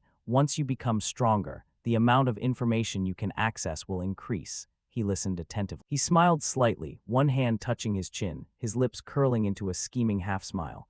"I understand." After the practical combat test ended, rumors about Lewin defeating the goblins spread everywhere in the academy. On the school campus, he and Jason sat chatting on a stone bench. He teased, "Lin, do you see how everyone is gossiping him?" He was confused. "I don't know, it's my first experience with that." Suddenly, a girl with brown hair approached him. That girl spoke shyly, her sparkling eyes seemingly hiding much affection.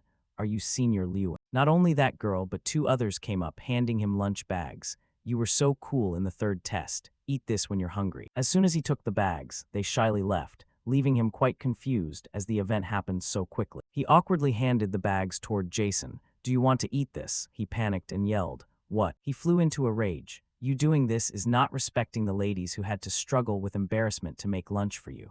He was puzzled. "Why are you getting all worked up?" Looking at his friend who was sniffling in jealousy in front of him, he thought, this Jason guy. When I used the spectator's eye, the status window said he has huge potential." He shifted over, patting him on the shoulder. "In the past few days, I've checked the status of everyone, and only you have high potential." He wore a serious expression, but his eyes were full of trust and determination. "Jason, try a little harder. I'm sure you'll do great in the next test." He was confused. "What, are you sympathizing with me?" He immediately denied it. "Sympathy? What sympathy? I mean, you have a lot of promise, your skills are all okay, you should regain your confidence and work harder." He was amazed. "Really?" He advised, "Yeah, stop messing around." He chuckled. "Yeah, okay. In the next test, my goal is to make the top 10. He was helpless. "That's a bit difficult." 1 second joking, the next he put on a heavy face. "Are you serious? Sometimes even I can't believe it." He was confused. "What do you mean?" He confided, "I wonder if you're the same Lewin I've known for the past 6 years. His face flashed with surprise. "Oh." Lewin looked up at the high blue sky. "Yeah, even I find it hard to believe sometimes, so I understand how you feel." He suddenly remembered. "Oh right, there are some rumors about you lately." He questioned. "What rumors?" He continued. "People are saying you will surpass Mikkel Gary Hill, not just becoming the valedictorian, but also the Academy's representative." He didn't care about that at all, stood up tiredly. "I don't care about that, let's go inside." Afraid of being left alone, he hurriedly scrambled after him. "What do you mean you don't care? This year is the great festival year." Every May, representatives from famous academies would gather, and a magic festival would be held to select the most outstanding person. And every 8 years, all mages would come to the Olympiad Congress to select the strongest person. The Great Festival takes place in years when both events coincide. The Great Festival is a national competition where the brightest students from the academies showcase their abilities.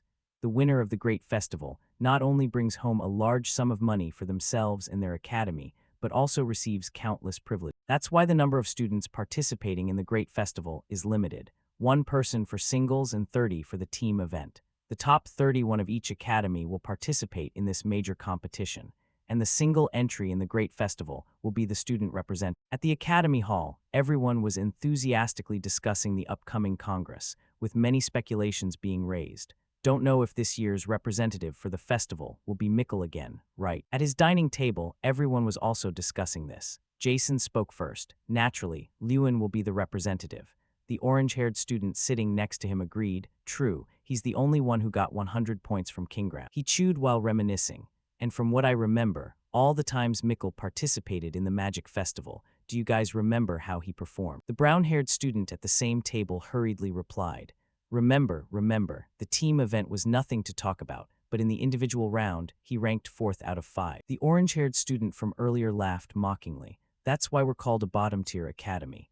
Bottom-tier academy, the academy where the team event fails and the individual event isn't any better. Lunch ended, everyone cleaned up their dishes, but this topic hadn't come to an end. "The only way for us to get rid of that nickname is Lewin. Do you guys agree?" "Absolutely." Liuan, what do you think? His face serious. The test hasn't ended yet, he told himself. It's not the time to be arrogant and excited. After all, the person chosen to participate in the great festival will be the one at the top of the test and receive nominations from the professors. And the fourth test, one-on-one combat between him and Mikkel, is about to take place. He looked straight ahead, gaze determined. That's why I must focus on the next test, he swore to himself. Now my head only thinks about beating him to a pulp. 4 days later, the combat test was taking place at the training ground. Liuan leaped up, unleashing a spinning kick, sweat-soaked, proving he had been practicing for a long time. The status window kept appearing.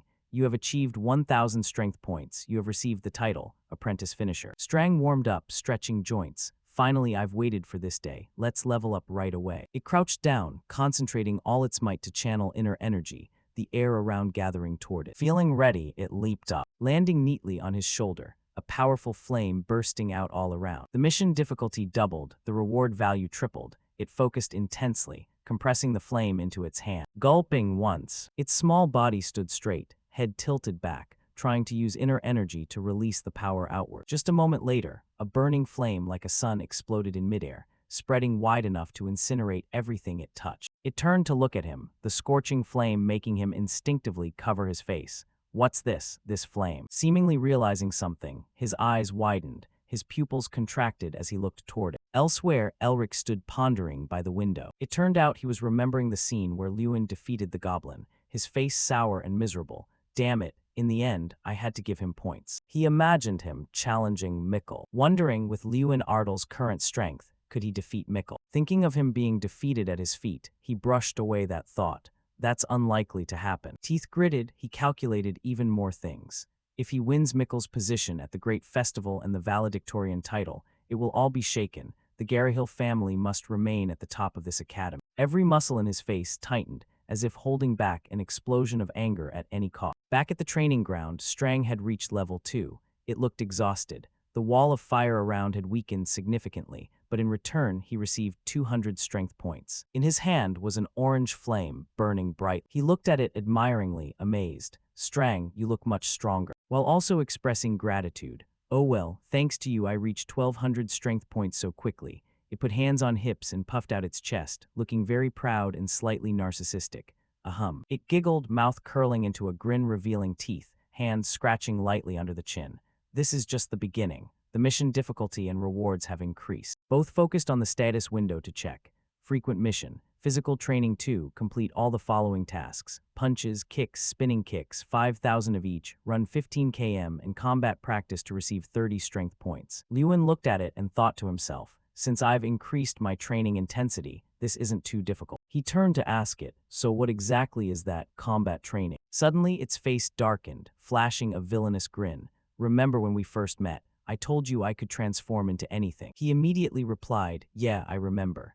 It said triumphantly, from now on I can transform, but there are still limits, you know. So can you turn into a human? I can, but at level 5, turning completely into a human is very difficult. He wondered then what can you turn into? Its face became sinister. Wanna see? Suddenly a small whirlwind appeared, encircling its body. Gradually, the whirlwind grew larger. The whirlwind dissipated, and a tattered, mysterious scarecrow appeared, making him unable to suppress a laugh.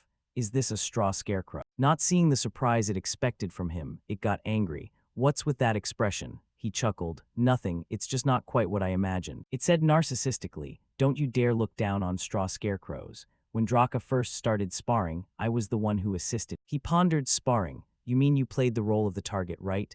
It confirmed firmly. Exactly. I'm very useful for missions. From now on, you must practice actual combat with it every day. It controlled a cyclone to spin around itself, acting mysterious. Right now my power is still weak, so I'm only equal to a third circle mate. Deep inside the scarecrow, it laughed deviously. As soon as I regain my strength, I'll be able to take on any. At that time, whether it's dragons or demons, I'll take them all down. Finding it interesting, he wanted to try it immediately. All right, let's do it now. What do you want to turn into? He boldly suggested, a mage. As if it hit the right spot, it switched to challenge mode. Oh ho, fine then. Trang concentrated power to create a magic sphere, transforming into a scepter containing a glowing red gemstone. The hand holding the scepter suddenly bulged with rippling muscles. Even if I hit you, it'll only cause a shock, not real damage. Liuan stood calmly. So what about you? Hearing its unfazed answer, he raised his eyelids slightly and spoke. I see, you really are an ideal sparring partner. It didn't waste a moment and cast a fireball. All right, take this. Having said that, it fired a massive blast of magic at him, which was nothing to Liuan. He nimbly escaped, springing back toward a different direction. He was extremely excited. He felt certain that Mikkel was currently training and couldn't wait to challenge. Completely contrary to his thoughts, he was currently in Elric's room, staring at a leaf.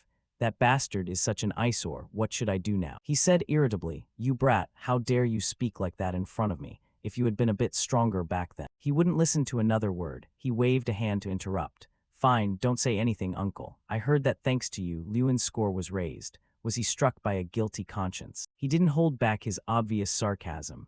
Of course, you're the one who set up that goblin incident, after all. His face looked as if he wanted to eat him alive, stepping forward slowly. Thanks to you, he got a perfect score. If the family finds out, I think you'll have a hard time too. Not expecting his nephew to dare be so insolent with him, he was bitter but helpless. You little brat, how dare you talk to me like that? He urged irritably, then stop rambling and think of a way to solve this. If he's made the academy representative, then. A firm answer was uttered from his mouth. No, that won't happen. I have an idea. A small emerald green vial sat snugly in his hand. Take this. He recognized it at a glance. Is this the burning blossom, a type of awakening herb? The burning blossom. This flower grows in the illusory regions of the north.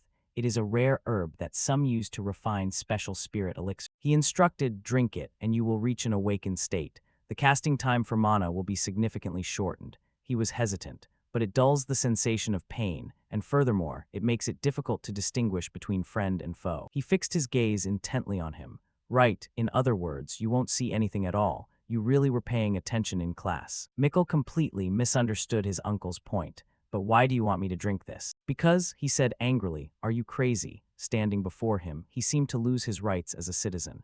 You have no right to speak here. You already lost to that guy, and now you want to bring shame to the family again. However, he understood Professor Heidel's keen eyes. But this is too risky. He knows exactly what my limits are if he finds out I'm finished. He sneered, patting his chest. Did you forget who I am? Checking for stimulants is my job. Like a true pro at playing dirty, he had planned everything carefully. Take this, it helps erase any traces. The remaining purple vial was placed in his hand. Drink the burning blossom first, then this. He reassured his frightened nephew. Don't be afraid, for the Garrahill lineage, this is the only way to move up. So will you take it or not? Not expecting his uncle to invite him to use stuff like this, he kept hesitating, undergoing deep internal conflict. Finally, the exam, the one-on-one combat, arrived. At this moment, the warm sunlight was pouring down on the exam site, the mana barrier square. Everyone looked down excitedly, the sounds of laughter ringing out constantly. It was always like this. Whenever the confrontation test took place, the testing area was always packed. And this was the final battle. Liuan and Mikkel stood facing each other, staring intently, the atmosphere falling into a state of tension. With a few rustling sounds, footsteps moved quickly forward. Liuan's expression became solemn. Finally, it's the last test, a direct confrontation with Mikkel. He stood with hands on his hips, listening to Trang's reminder. The opponent knows beforehand you only specialize in close combat. If he prepares in advance, it'll be a bit tough. Liuan sneered, but what if I can close the distance? It nodded and answered curtly, then Liuan just needs to land one punch. The man standing between the two of them spoke up. This exam prompt is as close to real combat as possible. Diverse terrain elements have been prepared and arranged in the arena. He asked, are you candidates ready? Both answered clearly. Liuan looked at Mikkel. Something just felt off. He frowned and thought, but Mikkel, that bastard. He only saw a strange expression on his face, and his entire body became rigid. Liuan gave a preliminary assessment. His condition looks very abnormal. He looked at Mikkel, who was gnashing his teeth and staring at him, but had yet to move to attack. He wasn't acting as arrogant as usual. Something wasn't right.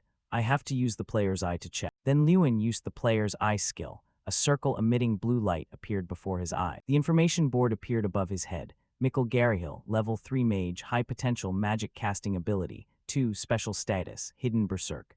Liuan felt suspicious, wondering, berserk, what? I've never seen that status before. Furthermore, the system window said it was hidden. Had he done something to hide the use of illegal medicinal ingredients? He remembered Elric. Before the exam started, students were checked for prohibited substances. Wait, the person responsible for that check was Professor Elric. Mikkel's uncle. Had Professor Elric allowed Mikkel to use something and then covered it up? The man stated the match rules. Listen carefully. This battle only bans one thing, and that is dark magic. You may use all types of magic from the 4 elements, and points will be awarded based on the rank of the magic used. He further explained, you don't need to worry about your opponent. Inside this mana barrier hall, magic power is reduced by 99%. Now, does anyone have any questions? Seeing Lewin raise his hand, he asked, what is it, for Lewin Ardle? Mikkel's face became stiff when he heard him ask, what happens if one of the 2 people is caught using a prohibited substance? Hearing that, he spoke seriously. Then they will be disqualified and fail this exam. And it could also lead to expulsion depending on the gravity of the matter. But why do you ask, student? Lewin looked at Mikkel and replied indifferently, it's nothing, sir. He spread his arms, signaling the 2 to stand apart, and spoke. All right, take your position. He stood at his position, clenching his fist.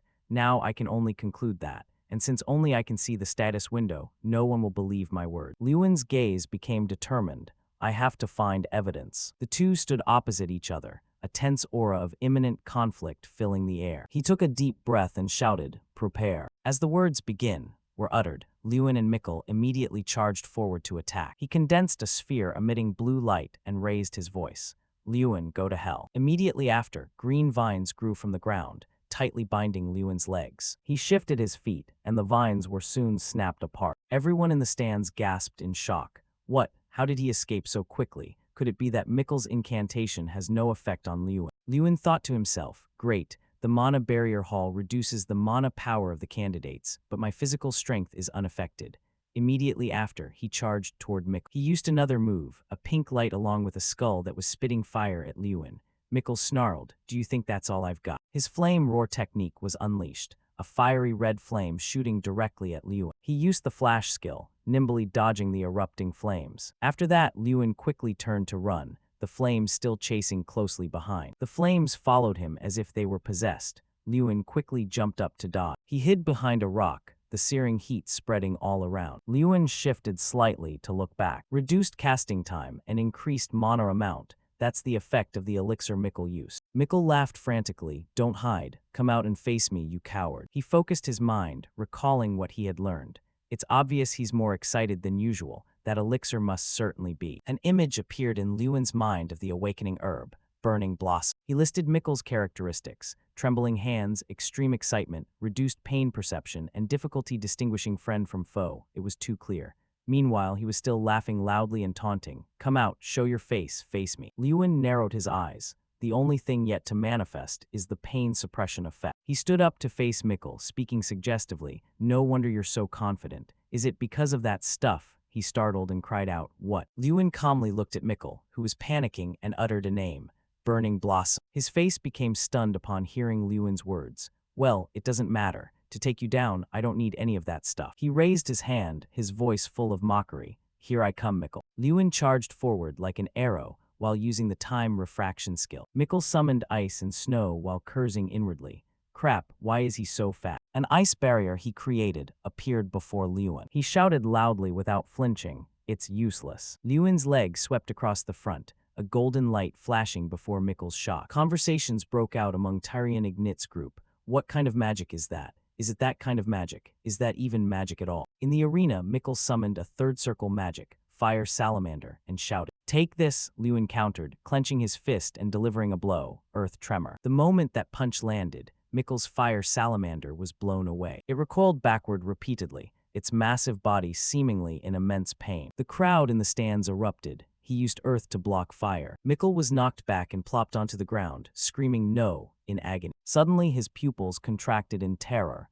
his entire face turning rigid. Mikkel looked up at Lewin, who was looking down at him, his voice dropping significantly. Don't come near me. He snapped his fingers and laughed coldly. Don't be such a coward. Take this. Mikkel watched as Lewin's thumb and middle finger met, his voice becoming tremulous. As his hand drew nearer, a golden light also flashed accordingly. After a boom, the scenery inside and outside the mana barrier square returned to normal. As Lewin's 2 fingertips separated, that golden light grew large and shot toward Mikkel. Everyone in the stands stood up simultaneously, only to see the arena obscured by thick clouds of dust, blocking their view. Mikkel's eyelids drooped slightly. The scene before him left him somewhat surprised, because Mikkel was currently hanging his head, chuckling. Lewin, you dare look down on me. He had just finished his sentence and barely scratched his forehead before Lewin lunged forward and slammed his head into the side of Mikkel's face. Not giving him a chance to counter, he unleashed a flurry of punches. With a thud, Mikkel slammed into a rock and lay sprawled on the ground. His body shook in intervals, yet his laughter echoed. So weak and yet you think you can beat me? Didn't feel a thing. Lewin thought to himself, to take those hits and still be conscious. At this rate, Mikkel might die from excessive shock. He grabbed Mikkel's shoulder to pull him up. Continuing would be very dangerous. Next, he was lifted high by the winding green trunks called the prison trees. Lewin raised his hand and spoke. Professor, has Mikkel been using prohibited substances? He walked over and asked doubtfully, what do you mean? Why would Mikkel use prohibited substances? Are you sure? If you're lying, you could be disqualified. Lewin was determined. Yes, I'm sure, because it's possible the substance use was covered up. He continued, or someone found out but turned a blind eye. He hesitated. Do you mean? Lewin spoke deeply, looking nearby. The person capable of using rare ingredients and responsible for the pre-match check. He also looked toward Elric. His voice rang out again. There is only one person in this entire academy who could do that. Lewin acted hesitant. Come to think of it, isn't Professor Elric also Mikkel's uncle? Wait, then, could it be that Professor Elric has? Elric ran over in a panic. Lewin, do you know what you're saying? He snapped irritably. You're saying Mikkel used prohibited substances, and I turned a blind eye. Yet Lewin was not afraid, responding calmly. Yes, I have evidence. Elric startled at the words. What? He burst out laughing. Great, then let's check again. He walked toward a different direction. No need, Professor. After all, you already used a special spirit elixir to hide his symptoms. Elric became flustered. So what do you want? Where is this evidence you speak of? Lewin touched a large tree trunk and laughed. Let me show you all with your own eyes. Immediately after, there was a loud explosion, a golden light flashing in the middle of the tree trunk. His hand remained in the same position as before, his fingers still spread wide. Lewin looked at the large chunk missing from the tree. This was my forehead flick from earlier. He reasoned that even if Mikkel's magic had increased through training, there's no way he could take those consecutive hits and still be laughing consciously. In his current state, I think his skull is rattling violently, and at least 3 ribs are broken. His eyes were bloodshot, but he didn't care and kept laughing. Lewin said, and yet he still laughs as if he feels no pain at all. Elric's face turned rigid when he heard the question. Do you have anything else to deny, Professor Elric? Above, Tyrion Ignit stood up and raised his voice. Professor Elric. Seeing his guilty expression, he had his own answer. Tyrion Ignit shouted angrily, how dare you do such a thing in a sacred place like this? Professor Elric, follow me to the office immediately. Hearing his angry tone, Elric looked toward his nephew hesitantly, only to see that he had no idea how serious the current situation was, giving Mikkel's mindless laugh. Then the Tyrion Ignit exam also passed quickly. The corruption of the Garyhill lineage was exposed. People's chatter echoed in the hallway. I heard Professor Elric was fired, and Mikkel was expelled too. I have a new nickname. Someone put an arm around Lewin's shoulder and giggled. Hey, Expulsion Saint Lewin. Thump, thump, footsteps echoed steadily through the silent space. At this moment, Lewin was standing in front of a massive door. The surrounding space lit up because Lewin had been summoned by the headmaster. He felt as if time had stopped. There was not a sound to be heard in his ear. Suddenly, a soft noise echoed, and he immediately lifted his head to look up. His eyes widened in shock, filled with complete disbelief. It was because Lewin was currently standing in a large grassy field, and in front of him sat a red chair. Lewin looked around in confusion. This was the Ardell territory. He muttered to himself, this doesn't seem right. Then Lewin looked at the object in front of him again. And there it was. He looked at the chair and realized the Thuron throne was the seat of the Supreme Mage. Why was it here? The voice of Tyrion Ignit suddenly sounded from behind. See anything, Lewin. He turned around to greet him. Oh, hello, teacher. He spoke while walking. This place was created by the eyes of Man Larok. Have you heard of Man Larok's eyes? Lewin followed closely behind him and replied, yes, I have heard of them. As far as he knew, Man Larok was the leader who had initiated the war to invade the Frelaya continent. Legend had it that he had the ability to make a person see the thing they desired most. After his death, his body was refined into a treasure. Tyrion Ignit glanced back and continued, the eyes of Man Larok are the treasure that helps you see what you want to see. What appeared before your eyes just now was exactly what you desire most. Lewin bowed his head slightly, thoughts flashing through his mind. The things I desire most are to restore the Ale territory and become the most powerful mage. He suddenly asked, are you curious about what I see? Lewin curiously asked, what do you see, teacher? Tyrion Ignit chuckled, his gaze filled with warmth. A world where everyone acts according to their duty, Students are students, and mages are mages. At this moment, the two were standing in front of a door. He continued, "Of course, that is not easy at all." Lewin responded softly, "Yes." With a click, the thick, heavy door swung open on its own. Just as Lewin prepared to step inside, he turned his head to look back. The image of him holding the championship trophy appeared, with the boys tossing Lewin into the air, shouting loudly, "Lewin won, Lewin won." Then came the image of Lewin wearing a graduation cap, and a voice rang out, "Congratulations to the valedictorian, student Lewin Art." The corners of Lewin's mouth twitched, creating a slight, subtle curve that was hard to see if one wasn't looking close. The scene shifted to another place. In the quiet space, a soft noise suddenly rang out. A cup of tea was placed on the table with an invitation to have some tea. Lewin nodded and replied, "Yes, thank you, teacher." Tyrion Ignit watched silently as he picked up the tea and took a sip. After Lewin finished the tea, he asked, "I called you here because I have something to ask you. Will you give me an answer, among all the banned substances?" Tyrion Ignit clasped his hands together, his voice turning serious. "How did you know that what Mikkel used was blazing flower?" Lewin said nothing, seemingly organizing the answers in his head. Then he listed the characteristics. Mikkel's attitude was not the same as usual. He was aggressive but restless. Not to mention the amplification and mana flow were abnormal, so I guessed he used blazing flower. Ignit asked again, "But from what I can see, you seemed certain, not just guessing. Why is that?" Lewin frowned and explained, "The arena's mana barrier only reduces magical power, not physical strength, and what I used was physical strength, not magic." He told himself not to mention the player's eye. Lewin's voice dropped. I'm sure he was in shock, yet he could still grin and show no signs of pain. That only proves he used blazing flower. He inwardly praised the boy for being only 16, but sharp enough to detect even the smallest changes in his opponent. Not to mention that in that situation, he remained very calm, combined with his perfect magical ability. Tyrion Ignit placed his hand on the table and spoke firmly. "As the headmaster of the academy, I am very sorry about this incident. I sincerely apologize, student Lewin. I will ensure the Garyhill family cannot harm you." Having said that, he stroked his long white beard and said, "One more thing, I have a suggestion." Lewin was stunned when he heard Tyrion Ignit's words. "Do you want to attend the Grand Festival this July as an academy representative?" Although he had mentally prepared himself, he couldn't hide his surprise. Academy representative, a position everyone craved. When he arrived here, he had already vaguely guessed it. Lewin closed his eyes tightly, trying to steady his mind, as if thinking about a very serious problem. Tyrion Ignit listened attentively for his answer.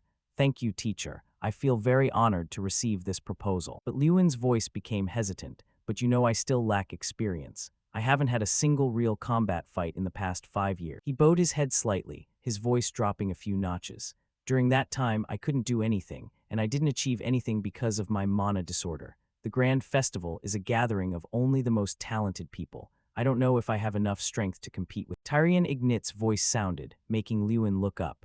"That's not a problem, as a judge at the Grand Festival." He raised his index finger and said with certainty, "I think you deserve the title of championship candidate." He hesitated and asked, "What did you say, teacher? Championship candidate?" Tyrion Ignit stroked his long beard and said, "I assure you that you are a very potential contestant, but what is even more terrifying is..." Lewin's face flashed with a shade of embarrassment when he heard him speak. "You will be a secret weapon that no one expects." Tyrion breathed a long sigh of satisfaction. "To them, you are a mystery. They have no information about you, don't know what techniques and fighting style you will use, and of course, they won't find a way to counter you." Hearing this, he secretly rejoiced. "So that's it. I've always been at the bottom, so they aren't on guard, and they don't have as much information on me as they do on someone like Mikkel. It looks like this will be an easy surprise." Lewin's two hands clenched the hem of his pants when he heard him ask, "What do you think? Participate or not?" After putting on a look of deep thought, he gave his answer, "I will try my best not to let you down, teacher." Suddenly, there was a knock on the door outside. Tyrion Ignit said, "Just in time, come in." He looked at the person arriving and then said to him, "Lewin, I think a physical skills class will be more useful for you than a magic class.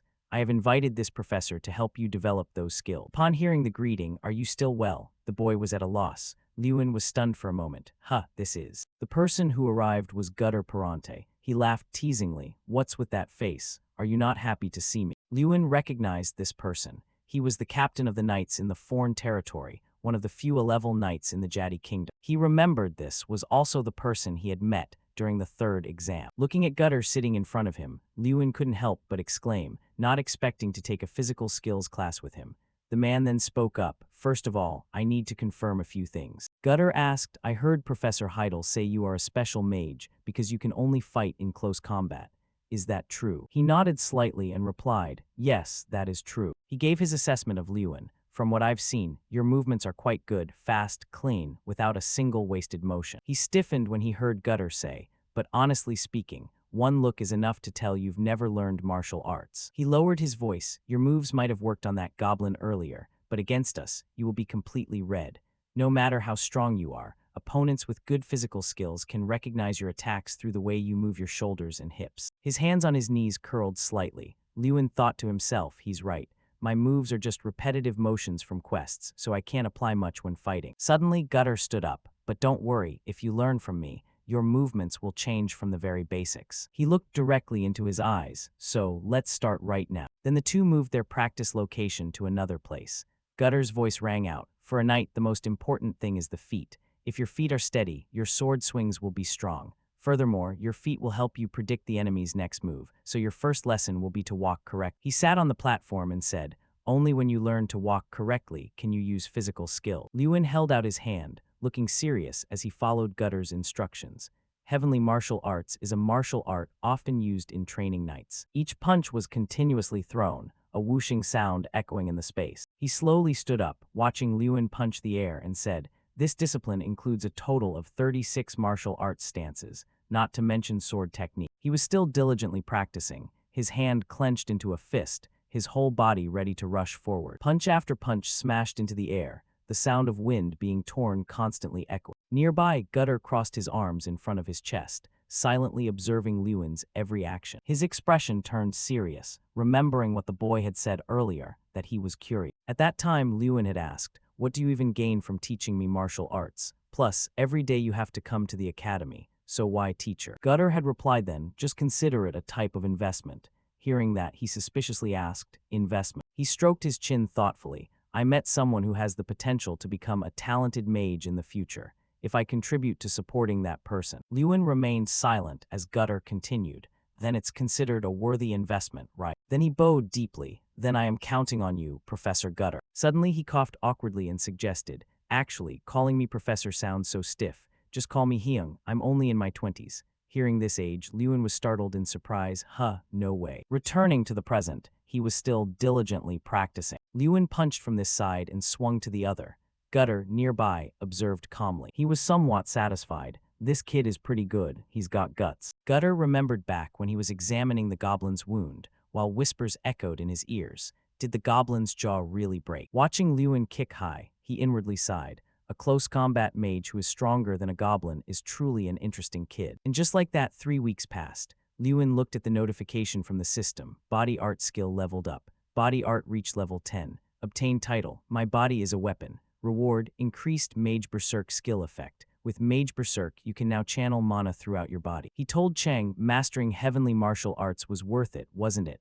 He laughed triumphantly. Of course, thanks to that I reached level 3. Lewin looked at the notification. Strength, 2130. His hand slowly curled into a fist. This strength is huge. I can feel it very clearly. Chang sighed, the speed at which you achieved this strength is even more terrifying. It took over 1.5 years after meeting me for Draka to reach 2,000 strength points. Is it because of the difference in time perception between humans and dragons? Suddenly, a voice called out from afar. Lewin saw Jason running over breathlessly. Lewin curiously asked, Jason, what's wrong? He rested his hands on his thighs, panting, and asked, have you seen it? He suspiciously asked back, seen what? Jason replied, the list of contestants for the Grand Festival has been posted at the Academy gate. Lewin was stunned, wondering to himself, Grand Festival. Memories flashed in Lewin's mind and a voice rang out. First place, Lewin Ardell. At the opening ceremony, I represented the new students on the podium. Because of that, I became the object of envy and suspicion. To respond to this jealousy, I engaged in pathetic behaviors for the past 5 years. All I could do was stand from afar and watch Mikkel receive everyone's congratulations. And now, Lewin and Jason were rushing toward the academy gate. By the time the two ran there, they saw a crowd gathering in front. When he saw the content of the announcement, he couldn't help but shout, drawing the attention of everyone around. Lewin seemed not to believe his eyes. Did I really become a representative? The boys also recognized him. Isn't that Lewin? Then they ran toward Lewin and shouted, congratulations on becoming a representative. Lewin, I will root for you at the Grand Festival. It had been a long time, but finally, I became a representative for the Academy once again. Lewin smiled brightly at the people nearby. Jason was so happy he was about to cry. I also have my name on the list at position 31 in the group competition. The scene shifted to another place. Heidel praised him. I was surprised when Gutter said you had mastered heavenly martial art. His voice became hesitant, but an S-class student at 16. Sometimes your genius talent makes me feel afraid. Then Heidel changed his tone, becoming determined. I believe you can do it, Lewin. And just like that, the preparation for the Grand Festival went smoothly. Just in time, we arrived at Intan, where the Grand Festival is held. At this moment, everyone was waiting for the train to arrive. People's whispers chattered. We're going to get on the Mana train here. This is the first time I've ridden one. I heard it's extremely fast. Lewin stood among the crowd. Conversations echoed in his ears. There are only 2 transit points in the kingdom of Jadi, but they say there are over 100 transit points in the Ya Empire. Of course, they are an empire. We are the smallest nation among the small nations. Lewin and Jason frowned simultaneously when they heard someone click their tongue, country bumpkins, making such a fuss over a simple Mana train ride. He said arrogantly, stop acting like country bumpkins and be quiet. Jason snapped, what? Then he angrily shouted, have you said enough, you jerk? Lewin listened and just remained silent without getting involved. He recognized this guy. That jerk was Hankus, Mikkel's lackey, the person who participated in last year's magic festival with him. Hankus didn't care and continued, if you think Lewin will create some miracle at the Grand Festival, give it up. He's so arrogant just because he got a high score in the first semester. The boy next to Hankus chimed in, that's right, representatives from other academies are like ghosts. We would have a higher chance of winning if Mikkel, you who have fought against them, were chosen as the representative. Jason was so angry he was shaking when he heard that guy declare, whatever, I won't accept Lewin as the Academy's representative, so you guys can look out for yourselves. He yelled, what? Lewin was silent. There are many jerks who want to benefit even a little bit by clinging to the Garyhill family, but I have to do well in this competition, even if I have to be on the same team as those jerks. Chang stood on his shoulder and laughed. Lewin, are you in a tough spot, aren't you? Hankus glanced toward the sound. Mikkel will probably be pleased. Lewin smiled coldly. Those dogs are still loyal to their master, even when their master is about to be kicked out. Hankus walked toward him and raised his voice. Did you just call us dogs? Lewin laughed. Thank goodness. I tried to speak as clearly as possible for someone with your intellect to understand. So do you understand what I meant? He continued, just because you're the Academy's representative. Before Hankus could finish, he cut him off. Lewin's voice became serious. This grand festival will be on a different level than the magic festivals you've participated in before. If you get good results, you'll have better opportunities that the Garyhill family can't give you. Hankus acted as if he heard something ridiculous and laughed out loud. Of course, if we get good results, everything will be like that. But is that feasible? The participants in this competition are monsters. In the end, our fate is to be stuck in the kingdom of Jadi and work under the Garyhill family. You shouldn't dream anymore. His voice remained calm. We can do it. Lewin turned away. The Grand Festival is an event where unity is the most important thing. It's better for us to remove elements that hinder teamwork. Hankus saw that and called out, so that means you'll compete without us. He gave him a meaningful statement. On the way there, you should rethink who the representative is right now. Hankus was so angry he gritted his teeth when hearing Lewin speak. And there's no Garyhill house here to recognize your loyalty. He screamed furiously. You're ruining your first individual match. I won't listen to any of your orders at the Grand Festival. Click-clack echoed repeatedly. The train was moving fast through the forest. Inside the train, everyone looked outside and exclaimed, it's so fast. Chang stood on his shoulder and laughed. What's going on here? The world has become a better place. In my time, the fastest means of transportation was, and Lewin's expression seemed incredibly embarrassed. Suddenly, at the nearby door, footsteps rang out. Then a voice spoke up in Lewin and Jason's ears. Oh, I think I smelled a loser somewhere. There were 3 boys standing there, and the one in the middle spoke up mockingly. Well, who do we have here? Country bumpkins from the stupid academy. Lewin looked at the pattern on the chest of the guy who had just spoken. That pattern, Zoda National Magic Academy. As far as he knew, the Zoda National Magic Academy, the only training school in Yoda, the Kingdom of Sand, was built on a desert. Famous for its ancient history, they were especially known for hunting their swordsmanship and bodies to the maximum. Lewin suspiciously looked that way. And what are people from the Zoda National Magic Academy doing here? Sita raised his voice to ask, hey, you stupid academy brats, where is Mikkel Garyhill? Surely he didn't run away because of the setback. I was planning to ask him to take care of us this year. He laughed loudly. Take care of us like a slave, that is. Sita waved his hand at the people near him. Are you responsible for the last position this year, too? Let's get along well. Chang covered his mouth and chuckled. Oh my, look how patient you are. Liuan can actually sit still while listening to this. Liuan looked toward Theta, who was laughing, thinking to himself, I didn't know before because I'd never been here, but it seems our academy is being treated very poorly. His gaze looked in another direction nearby. He saw Heidel staring at his notebook, looking disinterested. Liuan understood. The professor had no intention of intervening. The grand festival was a competition between students, and now his position was simply an instructor. He bowed his head slightly, his eyebrows furrowed. Currently, the authority and responsibility for the whole team rested in his hands, as the academy's representative. Theta walked toward Hankus, leaning on the back of the seat. Hey Hankus, where is your representative M. Garyhill? At least he was an interesting person. But Hankus remained silent, not answering. Suddenly, a sound rang out that made Theta turn his head. Mikkel is probably bedridden, praying for his broken ribs to heal right now. He saw Liuan standing straight, full of confidence, looking directly into Theta's eye. Hankus said hesitantly, that is the academy's representative. Sita was suspicious. Representative. Seriously, this is the first time I've seen him. Having said that, he turned and walked toward Liuan. The sound of footsteps felt like drums beating in everyone's hearts. No one dared to breathe heavily. Sita stood facing Liuan and introduced himself. I am the representative of Yoda, Sita Mankiri. What's your name? Unfazed, he replied composedly, Liuan Ardal. His voice dropped an octave, and I think that's enough of an introduction for our first meeting. If you're done causing trouble, get out of our cabin. Theta's voice sharpened. What? He curled the corner of his lip. But of course, you'll apologize for calling us a stupid academy before you leave. And with a polite attitude, that's what I mean. Liuan repeated himself once more. Shouldn't you apologize for calling us a bunch of stupid academy students before you go?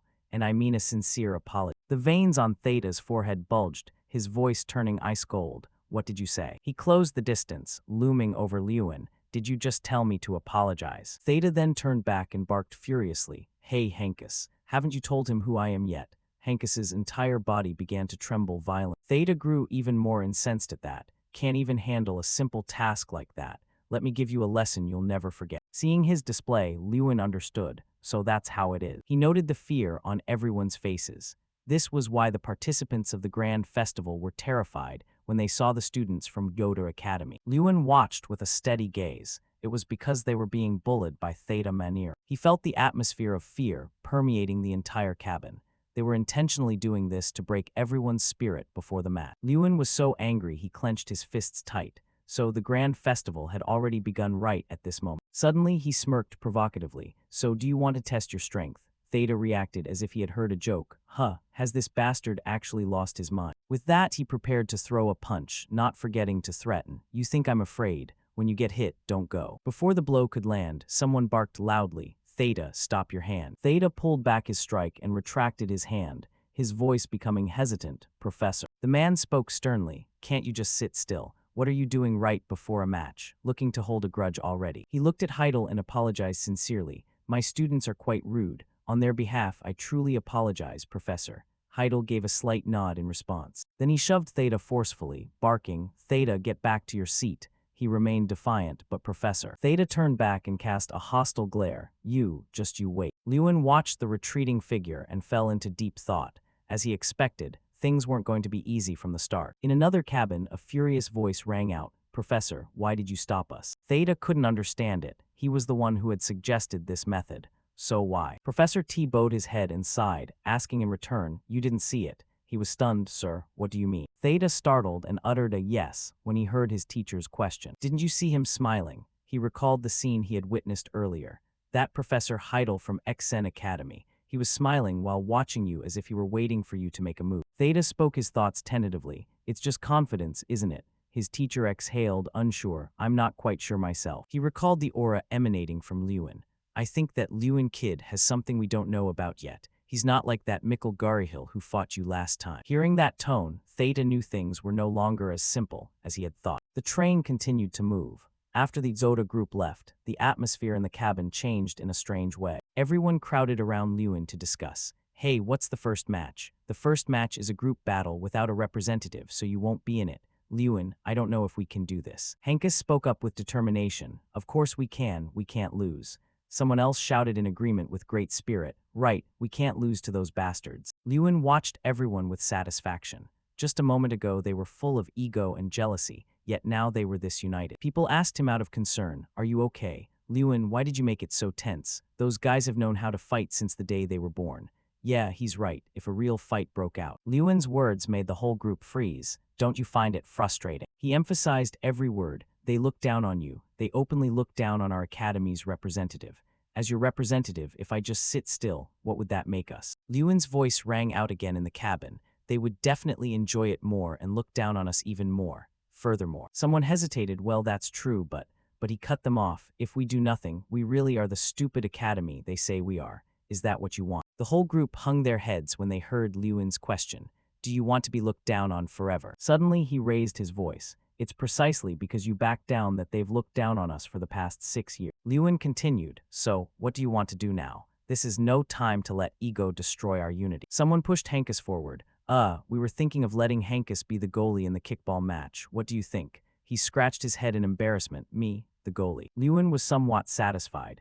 It seemed Mikkel's tail was finally participating. It should stay this way until the competition ends. An announcement suddenly rang out on the train. Next stop, Antonucci, followed by someone urging, "We've arrived, everyone please take your luggage down." Antonucci was a small state belonging to the Zanak Royal League.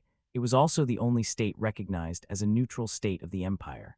Therefore, upon stepping foot here, even thousand-year enemies had to temporarily set aside their hate. If blood was shed within Antonucci territory, the Doinap Empire, as the hegemon of the continent, would step in to judge the matter. Because of this, large-scale international competitions were held in Antonucci, such as the Grand Festival of the Mages Guild and the Grand Sword Treasure of the Swordsman's Guild. The male students stared in bewilderment at the crowd before them and chatted, "So this place isn't the Zanek Empire." Someone snapped at them, "Stupid. It's not the Empire, this is just a royal league under the Empire's administration."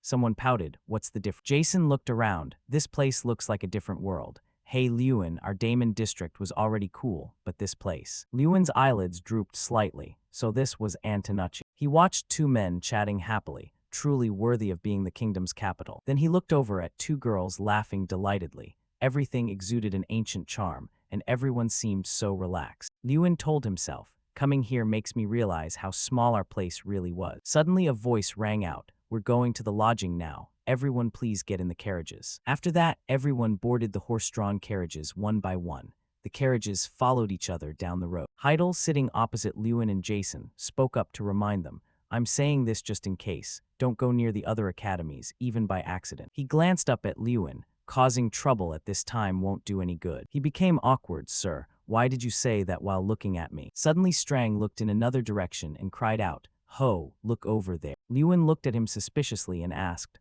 What is it?" Strang raised his eyebrow. He continued, "I just caught an extremely interesting scent." Lewin's eyes widened in surprise. "What scent?" Suddenly it leaped down from above and stood on Lewin's leg, opening its mouth. It seemed Strang sensed it and said, "Draka's ruins are here." Scene shifts to the next day at the XN Academy's guest house. Jason watched Lewin quickly putting on his coat and asked sleepily, Lewin, are you going on a date?" He didn't answer but dashed away like the wind. The system screen lit up before Lewin. While running, he asked Strang, "Are you sure?" It nodded and replied, "Of course. You'll see it appear on the minimap in a bit. Even I can see it." When they arrived at a place with a crafting workshop sign, a memory vibrated and Strang cried out, "There it is." Lewin slowly opened the door and stepped inside. He looked at the scene inside and remarked, "I thought a black dragon's items would be in a very special place. This place looks quite ordinary." Lewin brought a hand to his chin and thought, shouldn't it be somewhere like the black market or some rich guy's basement? Strang put hands on his hips and laughed. Draka's ruins have no effect on ordinary mages. To them, it's just trash. When he used the damage immunity ring, his eyes suddenly widened. Immediately after, a brilliant light flared up. That light struck toward the man, leaving him astonished. A ring hovered within that light. System info. The player's innate treasure is a relic and also Draka's first failure. The damage immunity capability will help resist physical impacts on the player's body, increasing the ability to nullify physical damage. Lewin asked suspiciously, "A failure?" Strang laughed and explained, "This one is a bit special." He explained in detail, "It doesn't just resist attacks, it resists all physical contact. Even a hug from a lover wouldn't be allowed." Strang gave a forced laugh. "When you need it, it's not there. When you have it, you don't need it. That's why it's called a failure." Knowing he couldn't refuse, the boy could only nod. Looking at the content on the system's screen, plus 200 strength points when equipped, Lewin nodded. An extra 200 strength points. I want to wear it for that alone. Then he tried putting the ring on his middle finger. Lewin looked at his hand with great satisfaction. Good, fits like a glove, as if it were made specifically for me. He said to the seller, "How much for this ring, sir?" He burst into laughter and gestured. "Just take it. It's been here forever, and I don't even know how to maintain it." Left with no choice, Lewin offered, "Then let me buy something else." He laughed again and replied, "Be my guest." He walked along the aisles, looking left and right. The player's eye really is convenient. Seeing the rarity of the books appearing before him, Lewin sighed. It even identifies the value of objects. Suddenly his gaze stopped as he looked in one direction. A brilliant golden light emitted from a book with the info, "High rarity, quantum mechanics of magic and swordsmanship." Lewin was startled. This. As he reached out to touch the book, someone suddenly appeared and blocked Lewin's hand. He looked at the white-haired girl before him in shock. This was the info that appeared above the girl's head. Irene Prouse, S-rank mage, very high potential. Lewin recognized her, Irene Prouse, from the Seiki Women's University. The king of mages, the supreme mage Thuron Artemis, had personally chosen her as one of the 11 successor mages. Lewin's expression turned grave. He had heard she was a genius on the verge of reaching S-rank. He looked at Irene and recalled the info from just now, but the truth is she's already S-rank. It seemed rumors had understated her abilities. She growled, "Let go." Lewin didn't back down. "I got here first." Irene's hand still pressed down on his. "Based on your uniform, you must be from X-Nit Academy. I am Irene Prouse from the Seiki Women's University. You've already found what you needed and are just looking for more, right? I came here specifically for this book." She suggested, "If it's nothing major, could you let me have it?" Lewin frowned, thinking to himself, so she heard me talking.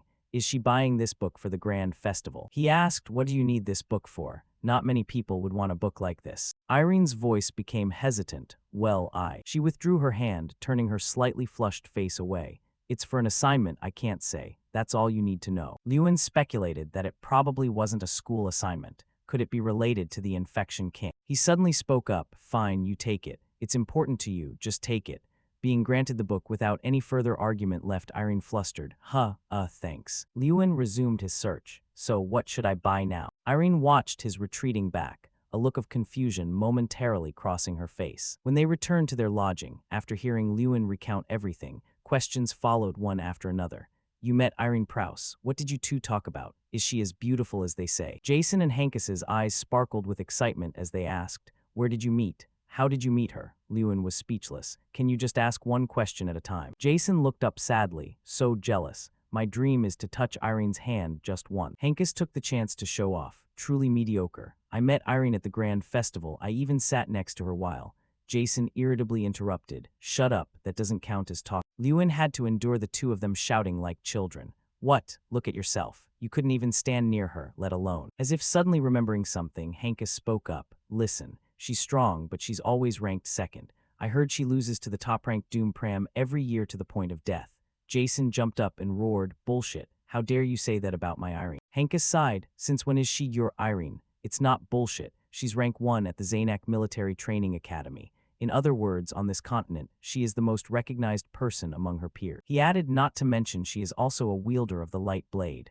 Lewin was surprised to hear that. Sword. He recalled that book, so that was why Irene needed it. She needed it to defeat Doom Pram. As far as Lewin knew, being a swordsman wasn't exactly great. Compared to other types of weapons, a magic sword didn't provide much power, and mastering swordsmanship was no easy feat. Hankus added, "But this Doom Pram guy is different. His light blade is an S-rank treasure, and as far as skill goes, he's at least on par with a regular knight." Jason gave a long sigh. "Mastering swordsmanship, proficient in magic, plus an S-rank treasure.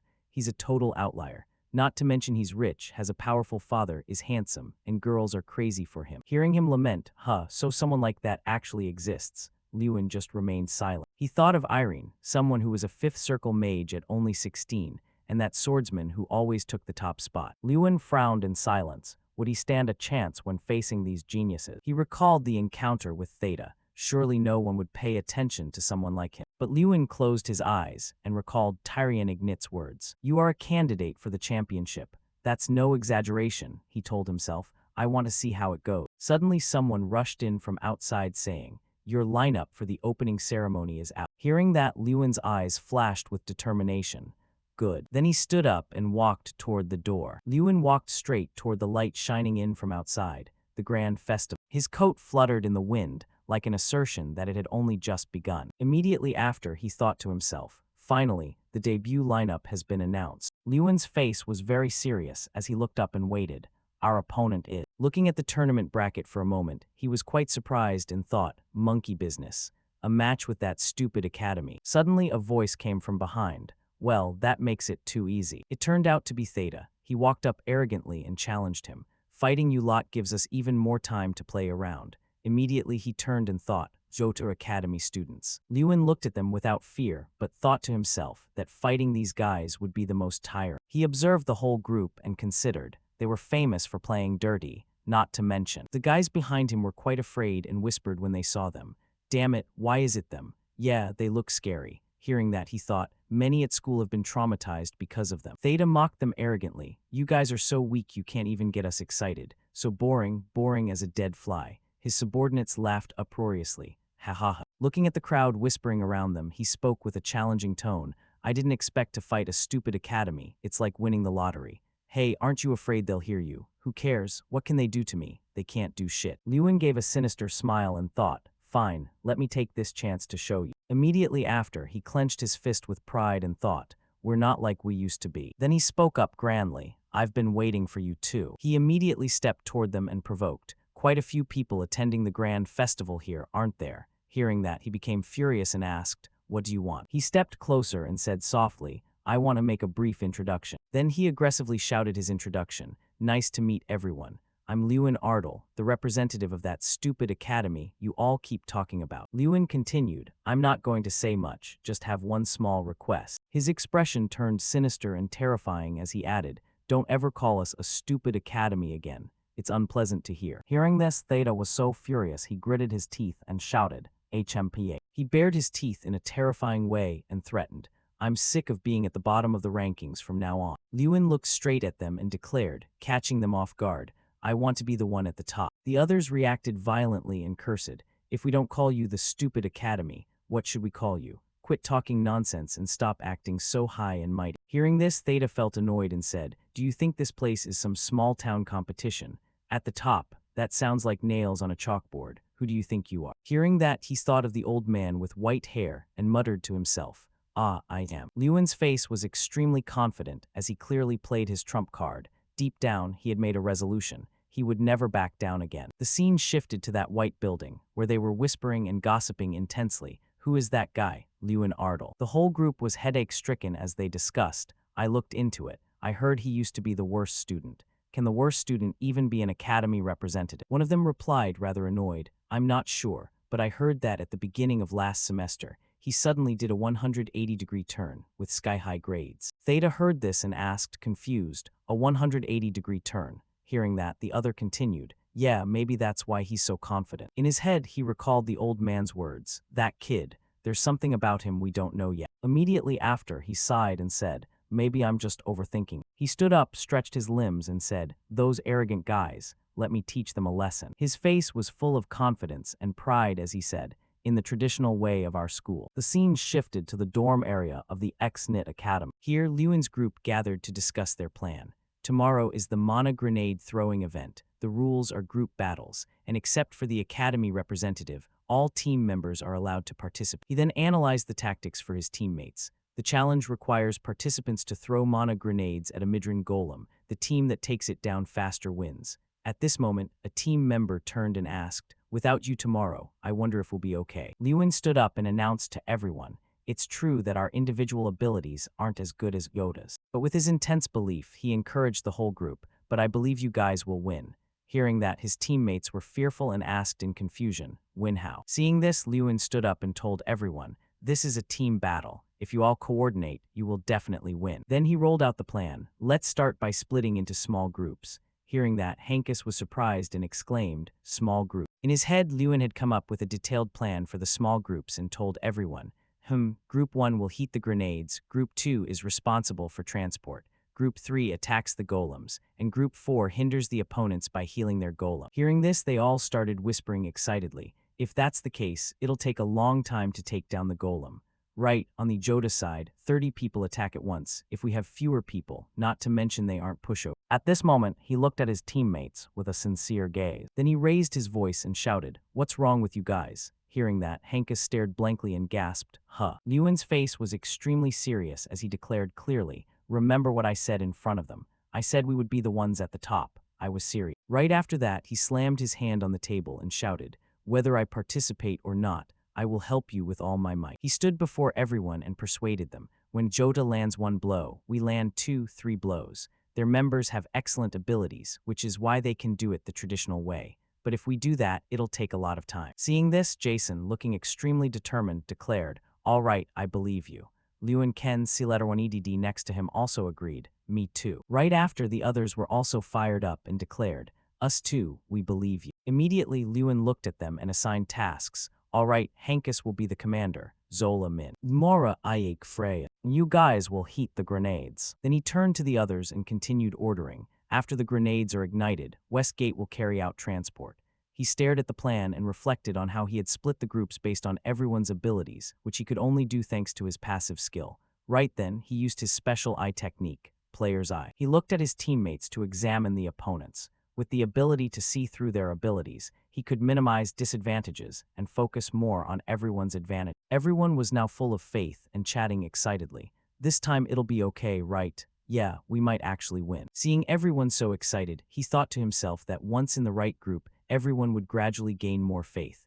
Everyone was happily chatting. "I'm not good at throwing, but I can heat it for 5 seconds. What do you mean not good? Am I good at throwing?" Lewin saw this and was extremely satisfied, thinking to himself, "Luck." Watching everyone laugh and chat happily, Lewin felt better and thought, everyone is starting to be more confident. Their faith has been solidified. Suddenly, someone rushed in and pushed the door open. His face was covered in wounds as he collapsed. Seeing this, everyone in the room panicked and shouted, "Fun Lewin," his mouth trembling as he uttered, "Lewin." Seeing him like that, he was extremely worried and frantically ran over to check on him. "What happened to your face? Are you okay?" He mustered all his strength, stuttering, "The Joda. What about Joda?" After a long while, Fun Lewin finally managed to speak, leaving Lewin very surprised. Their representative called his cohorts, and they dragged me away. The scene shifted to the other team's room. Theta saw him enter and exclaimed, "Oh, wow." Seeing him, he looked at him with disdain and said, "See, I told you he'd come. So what are you planning to do? Huh, you think you can do anything to us?" His face was extremely serious, aiming a killer gaze at him as he said, "Bring Sita Mankiri out here right now." In that room, Lewin raised his voice and shouted for that guy, "Sita Mankiri, get out here now." Seeing that, Theta laughed contemptuously and cursed, "Damn it, is this guy crazy?" Then he stood up, moved in front of the guy, and gritted his teeth. "What makes you think you can act all high and mighty all the time, huh?" At this moment, Lewin aimed a murderous glare at him, placed his hand on the guy's shoulder, and growled, "What makes me think what?" Immediately after, he applied force with his hand onto the guy. Instantly, he was forced down onto his knees by Lewin. Theta's face was extremely panicked watching this scene, thinking to himself, "What is this strength?" He immediately stood up with a furious expression, clenching his fists and shouting, "You bastard." Lewin saw this and very quickly dodged his punch. And very quickly, with just one move, he twisted his arm, causing Theta to yelp in pain. His face was extremely dangerous and threatening to the others. "I'm warning you, if you dare to touch our people one more time, this won't be the end of it." Theta was now severely injured by him, falling to the ground, screaming in pain, "Us." His underlings saw this and panicked, running over to check on him. "What happened? Theta, are you okay?" His face was full of pain. He clutched his shoulder and screamed pitifully. Lewin stood before him, threateningly saying, "So, want to make a bet with me?" Back at their own territory, Lewin told his brothers, and they were extremely panicked and surprised, shouting, "A forehead flick." The whole group was shocked, not believing their ears. "If we beat the Jodar Academy, Sita Mankiri will get a forehead flick from you. Don't tell me it's the same kind of flick as Mikkels, though." Right then, he announced another piece of good news. Not only that, he has to apologize to us in front of everyone. Hearing this, everyone was happy and surprised, shouting in unison, "Wow, we definitely have to win this time. What great motivation. Haha, our only job now is to win." Right now, someone suddenly ran in and announced that it was time to go to the Rantan Arena. Everyone should get ready. Immediately after, the group was present at the Grand Festival, the festival for mages and the entire continent. And in history, the mages present here. Everyone here looked very confident, all becoming important factors in changing the fate of the entire continent. The audience was extremely enthusiastic, cheering with all their might. X-Nit Academy, go. Lewin's face was very confident and satisfied as he thought to himself, I never expected to be a part of this place, a place that creates legends in history. Right after that, the referee shouted to announce to everyone, the opening ceremony has ended. Please return to your seats. Immediately, the whole group returned to their seats. Suddenly, he met someone. It turned out to be Theta. His face was extremely angry, gritting his teeth as he said, prepare yourself. This time I won't be careless anymore. Right after, the guy walked away, furious. Watching him, Lewin didn't bother paying attention, thinking, the opponent I'm aiming for right now isn't you, Sita Mankir. Suddenly, something caught his attention. It turned out he had noticed the guy over there. That person was Doom Pram. Looking at his face made him think, you won the Magic Festival and are also the most outstanding person from the Danak Military Training School. He looked at him with great determination. If I go deep into the final rounds, I'll definitely have to face him. Suddenly, someone's voice called out, you're probably the type who specializes in causing trouble, right? Immediately, Lewin turned around and realized it was Irene Prouse. Then she turned to him and asked, yesterday, you were causing a commotion everywhere. She continued to ask, leaving Lewin surprised and confused, and even went to cause trouble at the Jodar Academy. He was extremely surprised and asked back, how did you know? She walked away and answered, this place is small. I'm sure everyone here already knows. Hearing this, he felt very awkward and replied, ah, is that so? I didn't cause any trouble. It was just a little heart-to-heart. Right after, she turned around and told him, anyway, since you gave me the book last time, I'll give you a piece of advice. Don't make yourself stand out too much. Then he replied, leaving her completely stunned, like you, right? You're also hiding your talents, aren't you? Fast as the wind, Lewin ran off and bid her farewell. See ya, I have to go now. We have to participate in the first event. Seeing this, she was very surprised and astonished, standing there stunned. Immediately after, the competition began. In a few minutes, the Mana grenade throwing segment will begin.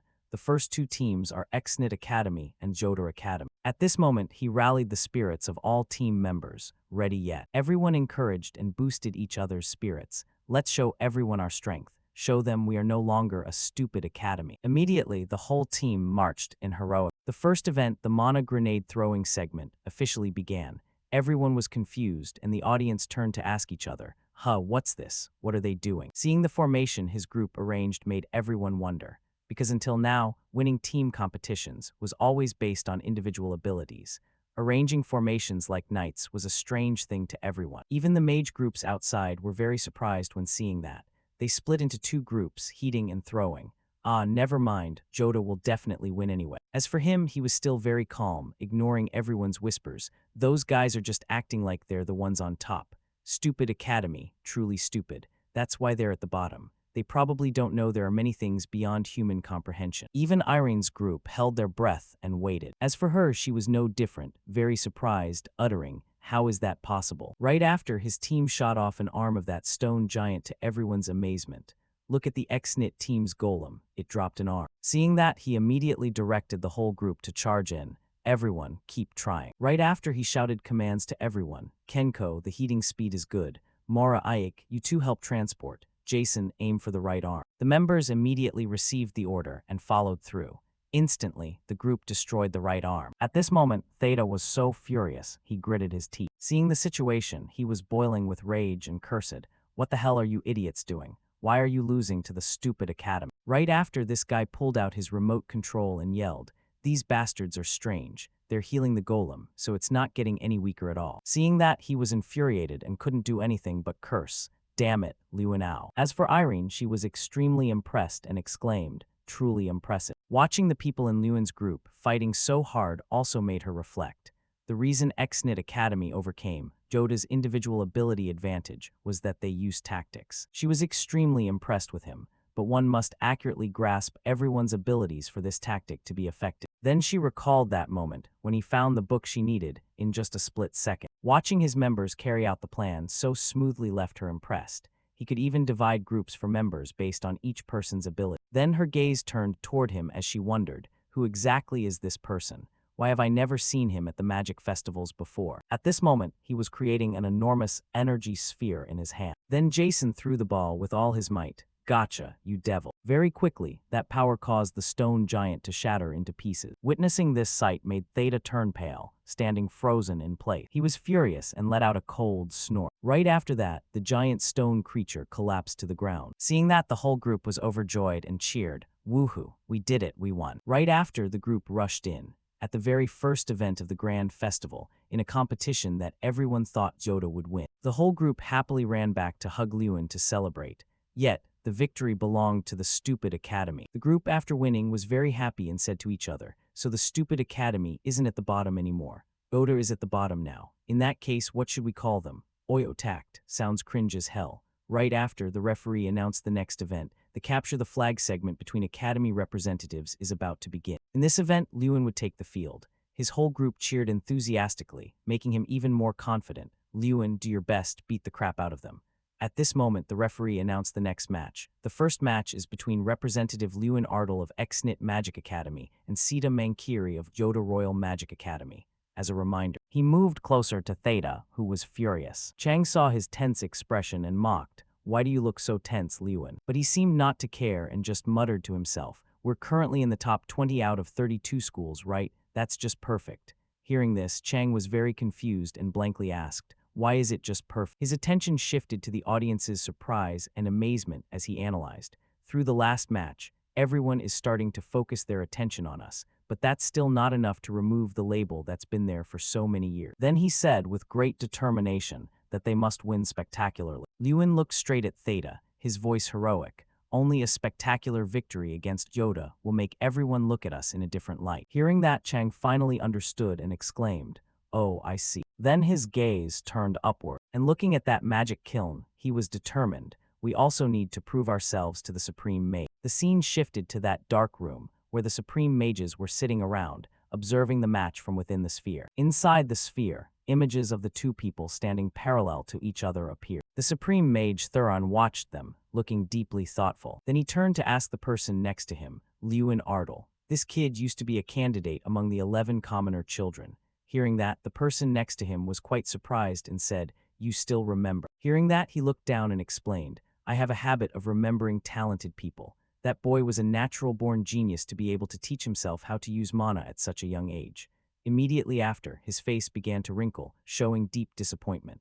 That's why I was so devastated to learn he suffered from a mana disorder. Hearing this, Exnai responded with great surprise, disappointed. Weren't you the one who treated that boy as if he were an incompetent, useless nobody? Thuron remained pensive and silent. He then shared his thoughts with everyone there. But I never expected you to choose a student like that as the academy representative.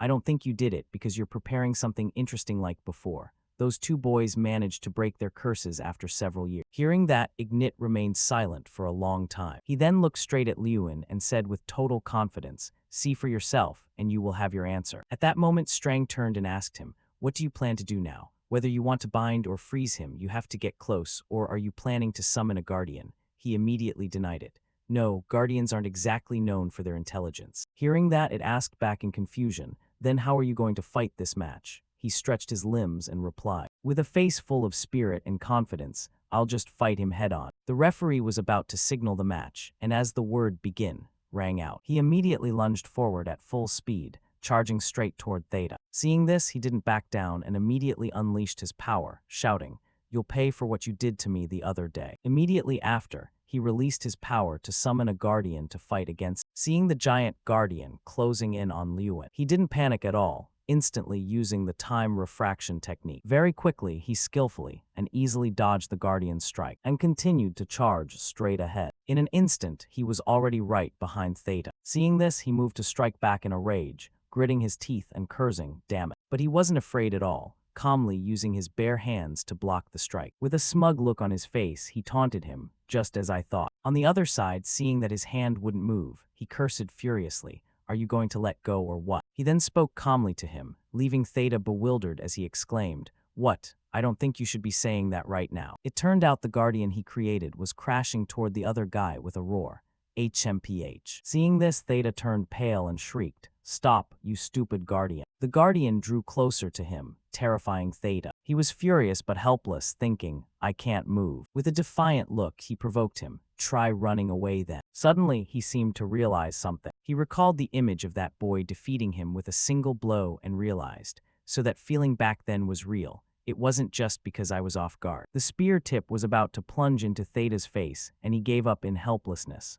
I lost. He closed his eyes tight and waited for death. But nothing happened. This led him to open his eyes to check the situation, only to see that the boy was jumping out to block the Guardian's strike. Witnessing this scene, Theta couldn't believe his eyes. He stood there frozen, thinking to himself, impossible. Watching him repeatedly punch the Guardian with his bare hands, he couldn't help but admire him. He's using his bare hands to attack a steel Guardian. The Guardian was being pummeled mercilessly. Liyuan had defeated the Guardian, which greatly surprised him. Immediately after, he stepped toward him, making Theta very frightened. Theta looked at him with great emotion, stammering, "Did you just save me?" He feigned ignorance and replied coldly, "Save you? Why would I save someone who humiliated my friend?" He then approached him with a dangerous look and said slowly, "I want to finish you myself." He then reminded him, "Remember the bets." Liyuan flexed his fingers and said softly, "Just one forehead flick." His flick was so powerful it sent him flying. He lay sprawled on the ground, staring blankly as he thought,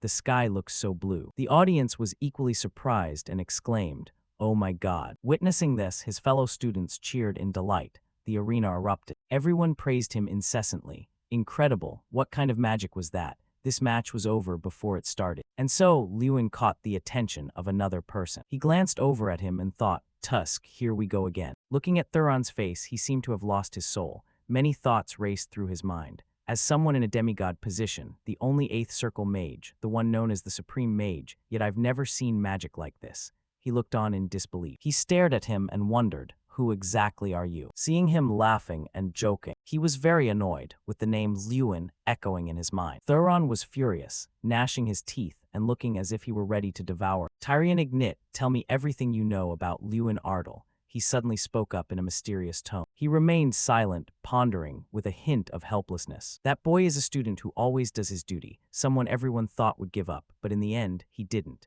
He leaned back in his chair and began to recount what he knew about him. Someone who knows how to turn a weakness into a strength, and is a mage who acts more like a mage than anyone else. This is what I know about Liyuan. After listening, his lips tightened, seemingly in anger. He suddenly stood up, speaking with a mocking laugh. "Ho, are you trying to protect your student from my curiosity, Tyrian? What if I just call Liyuan here and ask him directly?" he said arrogantly with a triumphant look. "If you intend to force the boy to speak," he said suggestively, piquing his curiosity, "then I'll have to stop you." Thuron almost couldn't believe it. He looked at Tyrian with annoyance. He let out a breath and gave a contemptuous smirk at Tyrian's words and actions. "You're exercising a mage's right to secrecy, aren't you?" Miley's oath. They stood staring at each other, ignoring the people on the other side. "Fine then. But a little exchange shouldn't be a problem, hum." He looked at the sphere again, the corner of his mouth curling as if he had caught his prey. "The one to reach the limit of magic must be me." Thuron stared at the sphere without blinking. He must find out what kind of magic that was. Liyuan Ardal. Somewhere in the middle of the night. "We only won one round." He placed a hand on his head and groaned. "We should focus on resting now. If we keep playing around like this, the other schools will catch up, so why are you so stressed? Chill out." A group of students was drinking and laughing loudly. Opposite them was Liyuan, looking completely helpless.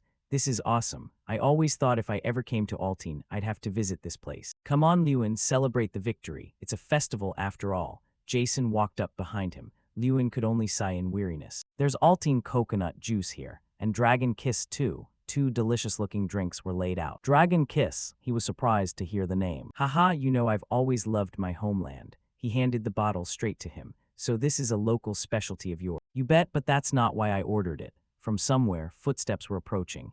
"Just one sip and it feels like you're kissing a dragon. The taste is top tier." Jason used every good word to market the drink. "Come on, Liyuan, stop making that face. Give it a try. One glass and you're there. I mean, one glass and you'll experience ultimate flavor." He chirped, inviting Liyuan to try the strange drink. He looked at the bottle in his hand with concern. Behind them, a tall silhouette was standing right there. He looked up at the person behind him in surprise. That tall boy was Theta, who had lost to Liyuan in the previous match. "Theta Malkiri," the whole group exclaimed in surprise. "I know your pride was hurt because you lost to Liyuan, but you should just go. Don't ruin our fun."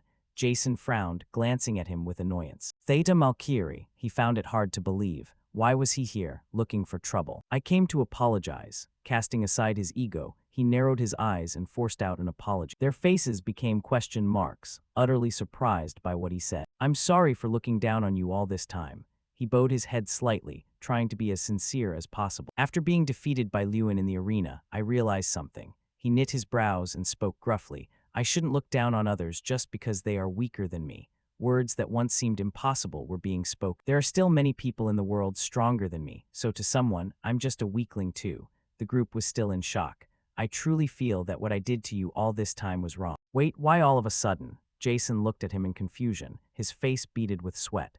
"I know that even if I say these things, you won't forgive me easily, but I'm saying it just so you know. I'm truly sorry." He bowed low, showing as much sincerity as possible. Lewin looked at him, his face softening slightly, but he still said nothing. Awkward as heck, the other friends looked at each other and scratched their heads. "Yeah, true. I'm sorry for ruining the mood. I'll be going now." After speaking his mind, he stood up straight, preparing to leave. "Theta," a call rang out, making him turn his head in surprise. "Are you apologizing because of the bet, or do you truly want to apologize?" Lewin looked at him seriously. He half believed and half doubted his sudden apology. "It's for real." He looked at him, his honest face saying it all. After hearing that, he breathed a sigh of relief and smiled. "Thanks for the manly apology." He stepped forward, reaching out his hand as a gesture of encouragement, making his eyes widen in surprise. Emotions surged within him, his eyes speaking volume. He reached out to shake his hand. It was a truly indescribable handshake. "This is delicious. What is it?" They resumed what they were doing earlier. My friends had also accepted Theta's apology, and so we all gathered together. And so they sat together, shoulders linked, chugging bottles of Dragon Kiss into the late night, getting lost in the atmosphere. In that atmosphere, Lewin suddenly opened his eyes, his face showing panic. He was silent. Jason and the others stared at him and grinned widely. "Lewin, you're awake." He sat up with one arm, using the other to rub his head. Yeah." The whole group sat around the bed watching him. "Finally awake, huh? Remember anything from yesterday? Do you really like Dragon Kiss that much?" Hankus's question made Jason and the other guy burst out laughing. "Yesterday you were crying and saying, 'Thank you guys for believing in me, at least for now.' Whoa, school life is hard." Lewin was holding a bottle of alcohol and crying, while Theta clapped in support.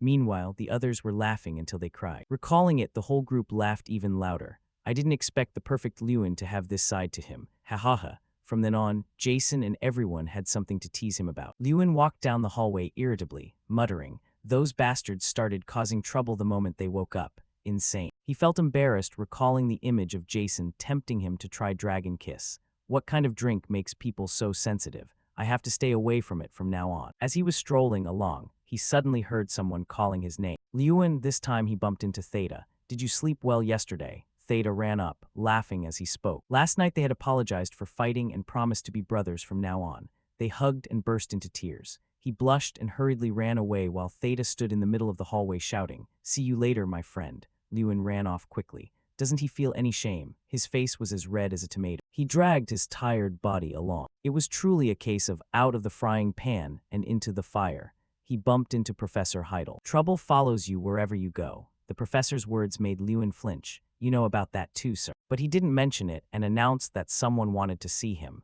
He wondered, "Who is it, sir?" They stood facing each other. He said the person was dangerous but appeared kind. This only made Lewin more curious. "Who is it?" He was completely shocked to learn that the person wanting to see him was the man known as the Supreme Mage, Thuron. Professor Heidel also had to warn him, "Be careful. Lewin, Thuron is a mysterious man." He continued seriously, "People who hide their true nature like him are very dangerous." Lewin listened intently. "That's all I can say." He continued, while the boy fell into thought for a moment. "I'll keep that in mind, sir." Lewin seemed to soothe the professor's concern.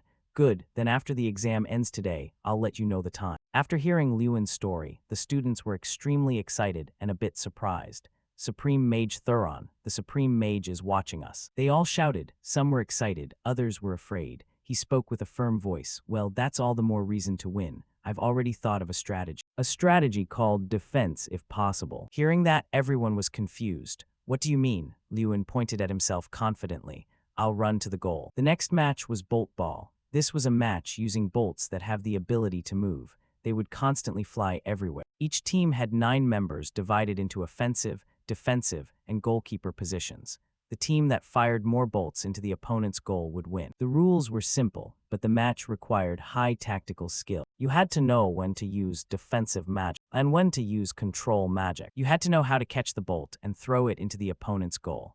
Normally, many things had to be considered, but with Lewin, the rules were just words. An opponent shouted in panic, "Watch out." He flew like the wind toward the opponent's goal. The match began. The other side shouted, "Ice tree, ice spear," as they gathered ice element mana to attack Lewin. Someone gathered mana and released a massive flame called Fire Wall at Lewin. With one hand he smashed the ice, with the other he punched through the fire. They used all kinds of magic, but it was all useless. In the stands, Theta even cheered for Lewin louder than the people from Ignit Academy. "Go Lewin, go Ignit." Everyone looked at him with disdain. What's wrong with him? Yesterday he was making such a fuss after losing. He must have lost his mind after Lewin handled him so badly. Probably. Hearing those words, he shouted angrily, "What did you say? What was that? Don't you know you have to fight before you can be brothers?" A student spoke up. "There was no fighting. It was just you getting hit, right?" Those words stung his ears. "What did you say, you punk?" The friend replied fearfully, "Nothing." Then people didn't dare speak in front of Theta anymore and switched to whispering behind his back. "Sheesh, what's wrong with these representatives?" The tall man stood with his hands in his pockets, thinking, "Lewin Ardle, after fighting you, I'm certain of one thing. You will be the mage of the next generation." Your image appeared quite cool in his eyes. Irene Prouse of the Women's University, then Dalian Malkin of the Ferlia Holy School, and finally Doom Pram of the Jenk Military Training School. Theta had fought directly against the best at the Grand Festival, but Lewin was even stronger than them. Not only strong, but Lewin also had leadership skills and patience. Your image replayed in his mind. Thinking of this, he also couldn't believe that after all that, Lewin still accepted him as a friend. "Captain, it's almost our turn. Aren't we having a strategy meeting?" "Yeah, let's go." And so Theta couldn't continue cheering for Lewin. Someone shouted with all his might, "Block Lewin Ardle." They were trying to stop Lewin with their lives. Ice, fire, earth, wood. They pulled out whatever they could use. They all shouted back, "We're trying our best." Lewin, with his physique, quickly dodged all of the opponent's attacks. He gave a triumphant smile. "Done yet. Now it's my turn." They hurriedly erected a thick ice barrier out of fear. He uttered an HMPH and punched the ice into fragments. "Gaw, it's ice shards." They all scrambled to escape, falling flat on the ground. "Watch out. Did you forget about us just because you have Lewin?" While Lewin was disrupting the enemy formation, Jason caught a bolt. He caught a bolt. Stop him. Even if they wanted to stop him now, the defensive line was already shattered. Not to mention Jason was a master at throwing. "Take this," he shouted, raising the score to 2-0. Outside, they cheered wildly. "Well done, another point." Then all attention focused on Lewin, as Jason and his teammates took advantage of the weakened defense to attack through that gap. He lunged forward at breakneck speed. They couldn't block Lewin Ardle. Just like that, their defensive line was broken. The entire stands couldn't believe their eyes. They couldn't believe it. Down on the field, everyone was panting from exhaustion. "They're monsters. It's no use, we've lost." In a normal ball-tossing match, there would be 3 to 4 goals. But Ignit Academy had scored a record-breaking 11 goals, not letting the opponent score a single one. "Surrender, they've signaled surrender." The announcer's voice echoed throughout the stands. "The winner is Ignit Magic Academy." He and his teammates celebrated joyfully amidst the cheers ringing throughout the arena. "Our academy won decisively, with an 11-goal difference. Looks like that guy wasn't bluffing. Yeah, maybe he really is the top student." The crowd started buzzing about Ignit Magic Academy. Back in the waiting room, everyone was celebrating the victory. "Whoa, we won again. At this rate, we might actually take first place, huh?" Someone asked curiously. While enjoying the victory, he suddenly heard someone call his name. "Lewin Ardle." It was Professor Heidel. He opened the door and acted as if he'd been standing there waiting since the afternoon. He walked in to meet Lewin. "We have an appointment, tonight at 7 o'clock. He placed a hand on his shoulder, which made him think of some kind of romance drama. Shifting to the crimson-red sky, the Yama was enjoying a glass of red wine. Hand holding the wine glass, his gaze looking into the distance. "Remember not to eat anything before coming." Lewin. A majestic tower dominated by black and red hues appeared. That very day, as scheduled, Lewin walked leisurely down the hallway. "You've arrived, Lewin." Tyrion Ignit suddenly stepped out, catching him off guard. He quickly realized the silver-haired man who had suddenly appeared was his teacher. "Hello, teacher." Lewin cleared his throat and greeted him quickly. Tyrion Ignit stood there, silently observing him for a long time, then smiled at him. "Let's go inside." The door opened, and Lewin and Tyrion Ignit stepped out together. "Welcome," a steady, calm voice resonated. Lewin stopped, his eyes widening in shock, and he followed the voice to look ahead. A person appeared before them. Chang reacted swiftly. This guy's magic. Could he also be a dragon? Lewin's eyebrows furrowed. Lewin tried to recall, and then a thought flashed, quickly making him realize that this was the supreme mage, nearly reaching the threshold of being half human, half dragon. That was Yama Teron. A sumptuous meal had been prepared on the dining table. You probably don't know that we've met before. Teron remained very calm. Back then, I saw you from a distance. Meanwhile, Lewin was a bit curious when hearing that saw me. Teron spoke while eating. It's been 5 years now. At that time, I was looking for the true essence. You were once on that list. Hearing this, Tyrion Ignit turned to look at Lewin and nodded in confirmation. Lewin was surprised. Before he could speak, he was cut off by Teron. It seems everything is much different now. I'll get straight to the point. Lewin looked up at him, focusing on what he was about to hear. Can you tell me what happened during this past time? He thought to himself, so in his eyes, I was a mistake. The passing thought made his face even more pensive, proof that even the supreme mage had made mistakes once. He wanted him to say it with his own mouth to prove that he himself wasn't wrong. He looked down, vaguely guessing his intention. Please forgive me, sir, but at this moment I can only say one thing. Lewin's raspy voice made him pause for a moment. He frowned defensively. Lewin continued, no matter how talented I am, my efforts won't be recognized. Efforts? Teron rested his chin on his hand, his eyes mocking as if he'd just heard an old joke. Are you two related? Why do you always talk about efforts? Tyrion Ignit seemed to smile kindly while looking at Lewin. That's also why I like this kid. Hearing that, he also smiled slightly while looking at him. If so, what efforts have you made? A reply came. Recently, I've been focusing on martial arts. You mean you overcame your mana disorder by training martial arts and thanks to that, gained tremendous strength? His tone grew higher and higher, cold and teasing, and even cast magic without needing chant time. You want me to believe this? Or are you simply using some kind of treasure? He said it so easily that it made him visualize power-boosting items, implying that he was actually as mediocre as others and nothing special. Even I have never heard of such a treasure. Tyrion Ignit hesitated. That's possible too, Teron said. All right, there will be many opportunities later. He asserted, I will continue to observe you. I don't know if your efforts will even bother my kids. Lewin didn't flinch. Please continue to observe me, sir. He stood up abruptly to Teron's surprise. Now I'm starting to get curious too. Lewin smiled. I wonder if the person the supreme mage chose has anything different compared to me. He was a bit surprised by those words. At the grand arena, the out-of-control cheers and crazy yelling of the commoner. The peoples here are very welcoming. A maid approached. Oh, are you afraid I'll eat your student alive, teacher? There's no such thing, it's not like that.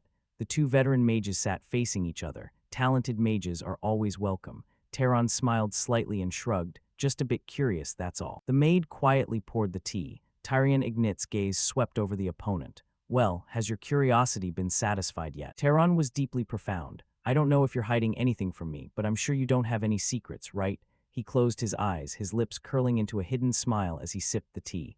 Now I'm starting to get curious about something else. He repeated, curious about something else. You heard it too, right? That kid is subtly threatening me. Teron shrugged. Tyrion could only smile dismissively. Look at him, he's just a kid who hasn't even grown up. That brat isn't afraid at all, while plenty of mages tremble when standing before me. How interesting, he chuckled softly, a hint of anticipation in his voice. In the quiet space, Teron, with a calm expression, I hope the brat I've got my eye on will actually do something. Outside, the cheering. The door burst open with the clattering footsteps of other mages in the hallway. Doom Prime walked in first like a pack leader. He frowned furiously. What's the point of cheering? To me, it's just. Bam! The door burst open as someone rushed in, nearly falling. He whispered into Doom Prime's ear. The thing is, Doom Prime asked again, are you sure? I'm certain I saw it with my own eyes. The representative Lewin Ardle has arrived at the tower. Doom Prime shuddered, a fire of rage erupting within him. The Yama isn't testing me, but testing someone else. He shook with anger. He began to sift through the memories of the matches he had watched.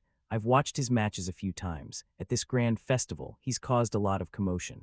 There are many rumors that he's a tough opponent because his magic is special, but I don't care at all. No matter how high he climbs or how much he struggles, he's not even considered my rival. Doom Prime fell into contemplation. In his eyes, he was just a freak, simply put. Reaching a breaking point, he seemed to lose control of his very thoughts and his jealousy. Others noticed the abnormality and hurriedly observed. What's wrong, Doom? What's the matter? The voices echoed with concern. They were worried and a bit wary. I cannot forgive you, Lewin Ardle. The only one who should be recognized by him is me. On the other side, the mysterious gate creaked open. Behind the gate was Lewin, the guy everyone was talking about. He stepped through the door and stood there looking at the black cloak in front of him.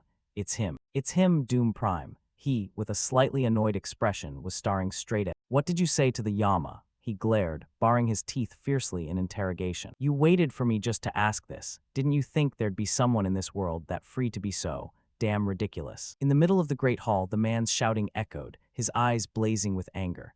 Answer me. Contrary to his rage, Lewin replied indifferently. He didn't flinch before his fury. A calm voice rang out. Why should I answer? The sentence, though soft, was like splashing 10 buckets of water in his face. Doom Prime frowned without hesitation, drew his sword as a threat, for no reason at all. The air in the hall seemed to thicken. His sword emitted a cold light.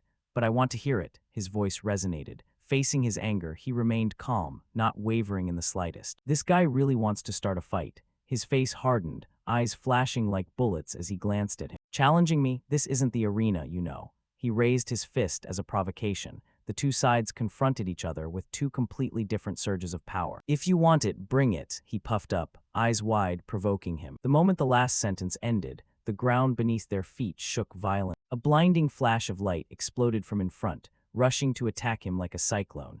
His reflexes couldn't respond in time before the danger was right before his eyes. Their energy sources spread everywhere around the great hall. He's truly strong. I can't spot any weaknesses. His initial arrogance had been extinguished before his power. Is he really planning to cause trouble here? This is outside the arena. He doubted reality as he saw him still trying to fight. He silently drew his sword, preparing for the next move. The two stopped far away. A sudden voice screamed, making both of them jump. Irene Prouse, a girl with long white hair, walked over to them. Is today a reunion day? Everyone's here, she said, stepping closer to them. Reunion? It's just that I don't know if I should properly greet you two or not.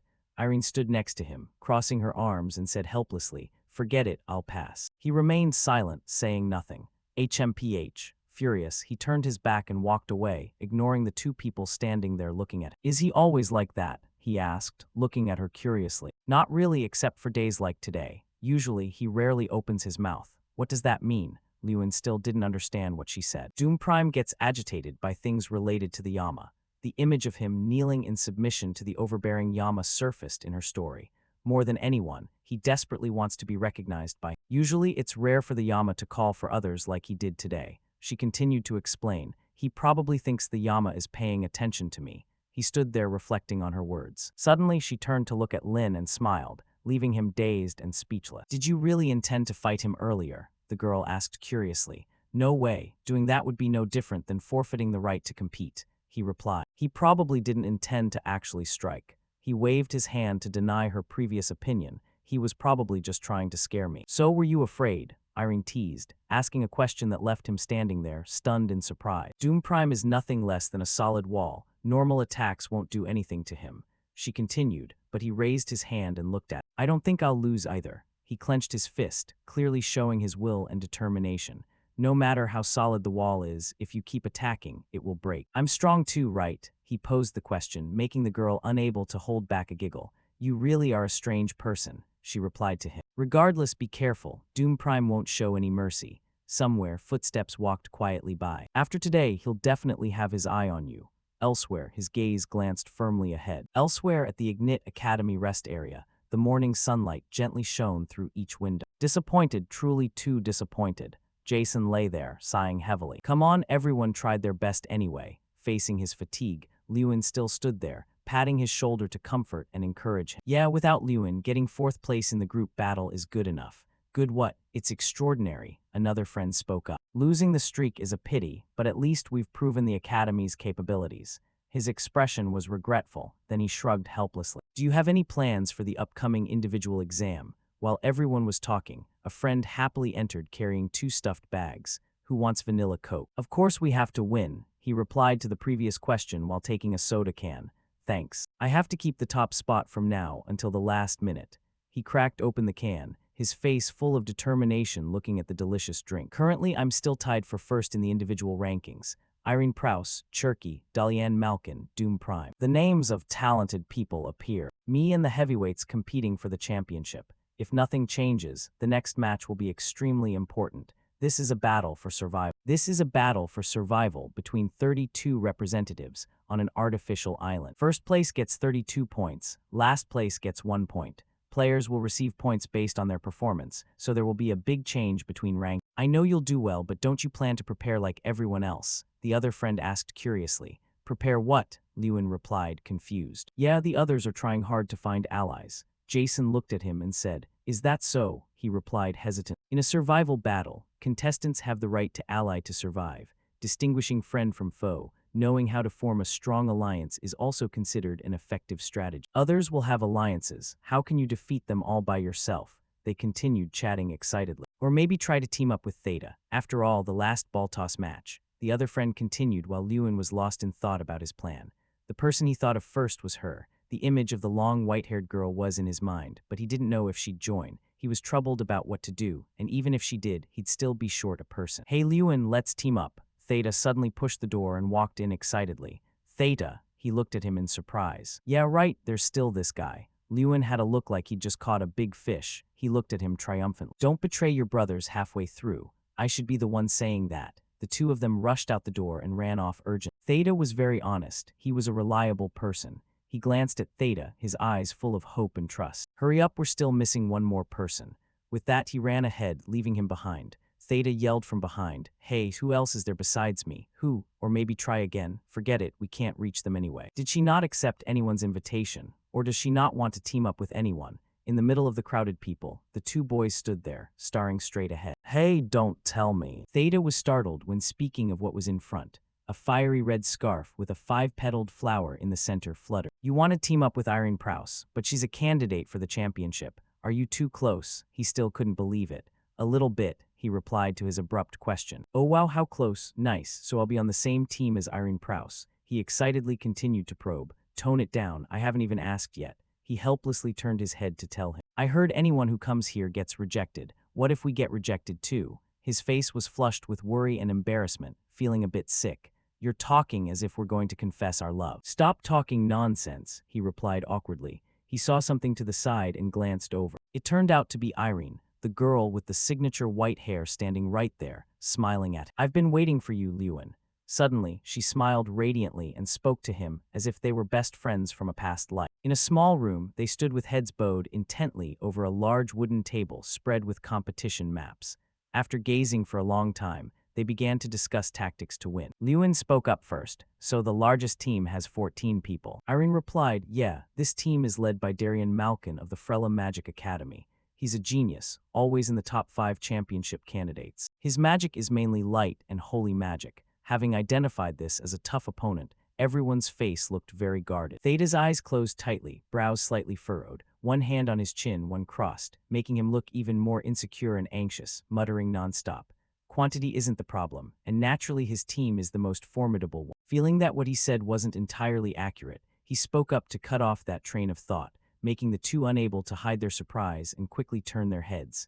There's someone even more formidable. Doom Prime, just 2 words were enough to make the room go silent. It seemed this was the dangerous opponent everyone had to be wary of, but for some reason, the two had forgotten that. He wasn't shaken, still keeping that serious expression. The content of the competition will change depending on everyone's ability. In a blink, the day of the competition arrived. It was a clear, sunny day. Rays of light shone on the deck, making it sparkle brilliantly. It was unclear whether it was a sign of a good start or just a fragile glimmer of hope before the storm hit. The supervising teacher confirmed, Have you all put on your armor? Then, before the contestants intently listening, the teacher explained the rules once more. Please note, when your armor's durability reaches its limit, you will be eliminated and automatically teleported out of the competition area. Please note, when your armor's durability reaches its limit, you will be eliminated and automatically teleported out of the competition area. Everyone took turns getting off the ship along the prepared path. Some had tense, anxious expressions visible in their heavy footsteps. Others had confident gazes, ready to face every challenge waiting on the mysterious island ahead. Just stepped off, Theta couldn't control himself and hugged his shivering body. I'm already trembling. Meanwhile, Lewin didn't blink for a second, intently looking forward. He raised his hand to observe the flickering island covered by a barrier over there. He voiced, Just need to stay there for 72 hours, right? He, with a calm demeanor and cold eyes, nodded slightly in confirmation. Yeah, everyone around paid attention to Doom Prime. Everyone's foreheads beaded with sweat. guarded against his excessive power. The air on the island was now more suffocating than ever. As expected, Doom Prime was indeed participating alone. Even though that was in Lewin's calculations, their eyes still shone with wariness. Irene saw that and tilted her head slightly, her voice light but firm. That's true, but don't underestimate him.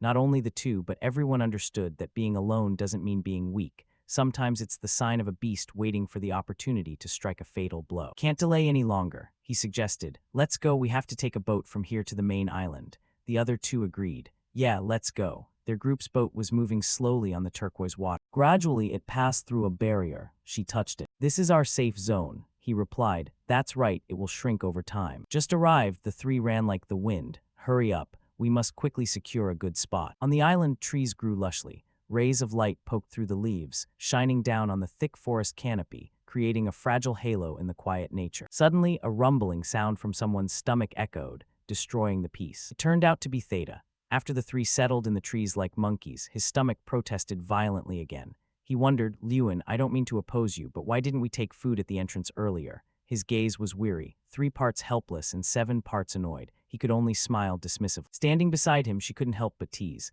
Weren't you the one who insisted on an ambush first? Huh, Lord Theta Malkiri. He looked embarrassed, sweat beads forming on his temples as he stammered. Fine, whatever, we're in the same boat now anyway. How long are you going to keep acting like a stranger? Suddenly, a massive noise erupted from behind, cutting their conversation short and making everyone whip their heads around to look. In the distance, a violent explosion rocked the middle of the forest. A blinding light flared up, forcing everyone to instinctively shield their eyes as the powerful shockwave made the entire area tremble. He looked bewildered. A fight already? We just got here. Lewin stood with his arms crossed, looking down like a wild predator that had just spotted its prey, a clear look of excitement on his face.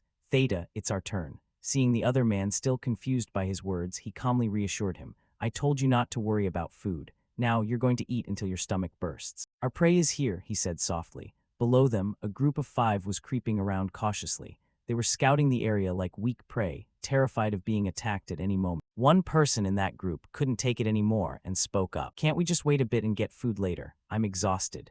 The leader looked worn out as well but didn't give up, encouraging the others. Hang in there, those spots are easier for finding food and water. Suddenly, an ice arrow materialized out of nowhere and shot straight forward. It struck an unlucky member directly, sending him tumbling backward as he let out a pained cry. Ugh!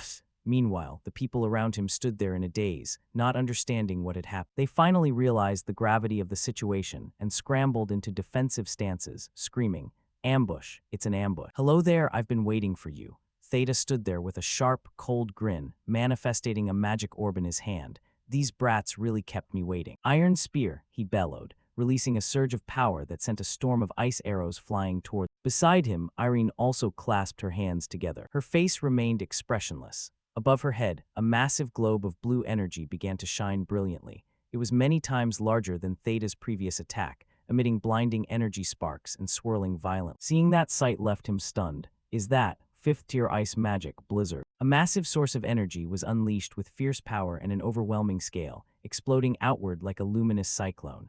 Energy beams shot out like sharp ribbons, making it feel as if space itself was being torn apart. Beside that, the roaring sound it made proved its horrific destructive force. That aura left him slack-jawed in admiration. Classic Irene Prouse, casting high-level magic without even blinking. While still channeling the magic, he stared wide-eyed in shock because he sensed a massive cluster of energy right behind him. That group didn't succumb to the strong and actively fought back, their commander screaming. There are 3 of them, Irene Prouse included. Attack and defend at the same time. Give it everything you've got. The relentless attacks turned the entire space into a blur of blue. The shockwaves radiated outward constantly, forcing those nearby to raise their arms to shield themselves. The scene before him didn't surprise him much. It didn't feel wow enough because he never underestimated his enemies. He thought to himself, they're formidable mages too. After all, they are academy representatives. Sensing the time was right, he leaped down from the tree. With his sharp ears, a brown-haired boy felt something was wrong and immediately became alert, muttering. There was just a sound. Staring at the bushes in front of him, he was certain the remaining person was hiding right there. Wanting to become a living legend, he immediately unleashed a move, aimed directly at Lewin. Over there, the attack pierced through the foliage right next to him, yet he faced it without flinching. He quickly activated time refraction. He zipped past each person without any trouble, reaching the last guy in the blink of an eye. His speed left everyone wide-eyed in shock. He leaned forward decisively, preparing to unleash a earth-shattering kick. A direct kick landed on the boy, seemingly knocking him out of the fight instantly. The others, not expecting things to go down like that, stood there with their mouths agape in shock. To avenge his teammate, someone used the prison tree skill, and countless vines sprouted from the ground, lunging toward him. Having experience with this move before, he simply jumped up to clear it. At the same time, he manifested a fireball in his hand. Realizing the danger, they scattered like a disturbed beehive. Its explosive fire energy. Everyone, get out of the way. But unfortunately, before they could run more than a few meters, they were cut off by Theta's ice daggers. He acted like a crazed fan in the back, cheering enthusiastically. Get 'em, Lewin, wipe them out. Not disappointing his teammate, he wound up like a basketball player about to score, putting all his strength into the attack. The poor guy, despite running for his life, couldn't dodge the fireball. His face turned pale, eyes bulging, as he screamed in vain. A powerful explosion occurred, expanding into a hemispherical shockwave that swept everything away, blowing trees apart as a blinding light filled the air. The result was the boy lying unconscious on the ground, foaming at the mouth. Gah. Simultaneously, his armor's durability reached its limit, disqualifying him and automatically teleporting him out of the testing ground. He glanced at the remaining ones, who felt their hair stand on end as they shrieked. With the aura of a winner, he said calmly, "So, is it 3 against 4 now?" Behind him, Irene and Theta also slowly approached. Realizing they were facing an opponent many times stronger, the leader of that gang spoke up in humiliation. "We give up." He couldn't hide his excitement. "Now we've got food." After winning and taking supplies from their opponents, they collected quite a lot of food. There's even meat here. "If this is enough, we might be able to eat for 3 days. Those guys were careful with their hoard too." Theta laughed gleefully while checking the bags. Irene and Lewin each held a black bag. "Yeah, thanks, we're going to have a feast." Suddenly, a massive explosion in the distance startled Theta. The three of them quickly shifted their attention toward it. "Isn't the Dan team in that direction? Not sure what's going on, but it looks like something huge. Who would take on a team of more than 10 people? This is what people call a bottleneck." Irene crossed her arms. "Very few mages ever reach this level of power. Man, I haven't seen him in a year and his skills have improved that much. He's actually reached that level," Theta exclaimed in shock. Lewin heard that and fell silent. "You're really strong." His face became serious and a bit intimidating. When he thought about the elite swordsman, Doom Prime, the door creaked open, letting the orange light of the sunset into the dark house. Everything was going exactly as he had planned. Lewin remained silent, lost in thought. This is the central village, the only place on the island large enough to hold a lot of people. On the paper was a large island with countless big trees and hills. The Dalian team will likely head here. Yeah, makes sense. And Doom Prime might show up there too. At the mention of that name, his expression grew even more serious. Even knowing there are so many people there, he still decided to go alone. "Isn't that too reckless?" Irene voiced her doubt. "No, he'll definitely show up. It's the best way for him to secure the win." Hearing Lewin's words, she didn't understand why. Slaughter points. Every time someone is disqualified, the slaughter points go up. If I were Doom Prime, this would be a brilliant plan, pure genius, smarter than everyone else. "Oh, I was just trying to put myself in his shoes and think about what I'd do." He smiled sheepishly. "Not to mention he's currently trying to get the attention of the Lord of the Dead. The only way is to act recklessly." "You really are strange." Irene looked at Lewin with suspicion, making him feel awkward. At night, a silhouette hovered outside the house. "Have you checked how many people there are?" Lewin looked through the gap in the curtains and asked Irene. "Just one." Knowing someone was lingering nearby, they didn't let their guard down and quickly investigated. "I turned off the lights in case they spot us. I don't think they know we're here." "Is he coming this way?" He was extremely cautious while watching the stranger. "Go wake Theta up," Irene whispered. While danger lurked outside, that guy was still fast asleep.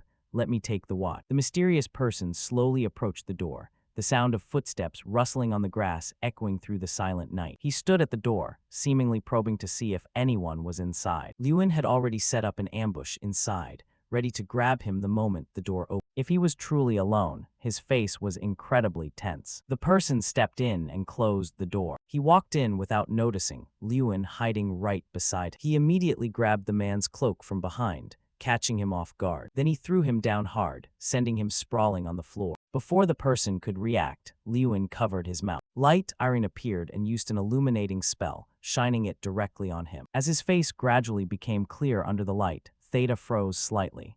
You're cannolis." Lewin let go and the man lay on the floor in pain. "I'm sorry, everyone, I didn't mean to break in. I just needed a place to rest. If I'd known you were here, I wouldn't have come."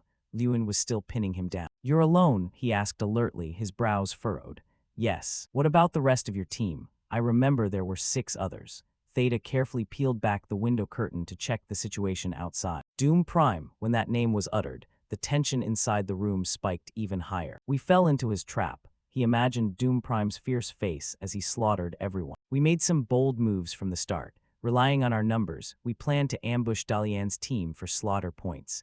The group in black cloaks was quite large. But then he appeared. Doom Prime dropped from above, ambushing their group. He targeted the moment everyone scattered to find supplies. "You mean all 6 of you fell for Doom Prime's trap?" Irene was shocked. "No, just one person. We had prepared for situations that required timely defense, but what happened after was the problem. After hearing the explosion, Dalian brought the whole team to attack us. They had to fight Doom Prime while being cautious of other opponents. Even though we fought back hard, I couldn't hold out. Including me, only 2 people made it out. But that wasn't the end of it. While Canales and another teammate were both heavily injured and struggling to flee. Doom Prime appeared yet again. He was radiating murderous intent as he stood before his prey. He had been hiding and watching us from the start. He waited for the battle to end and then followed us while we were wounded. He recounted with a look of pure rage. He used the situation to his advantage, a smart move. Lewin couldn't help but praise Doom Prime's cunning. This time, he was definitely going to benefit. "So I know it's a bit shameless, but can I join your team?" he pleaded pitifully. "What?" Theta was surprised by the request. "He really is exhausted right now, but this guy has good tactics." He rubbed his chin, thinking. No, when Lewin said that, both Theta and Irene were shocked. "Why not?" "Why not? How did you escape?" "Canales," he asked with a cold stare that made the man break into a sweat.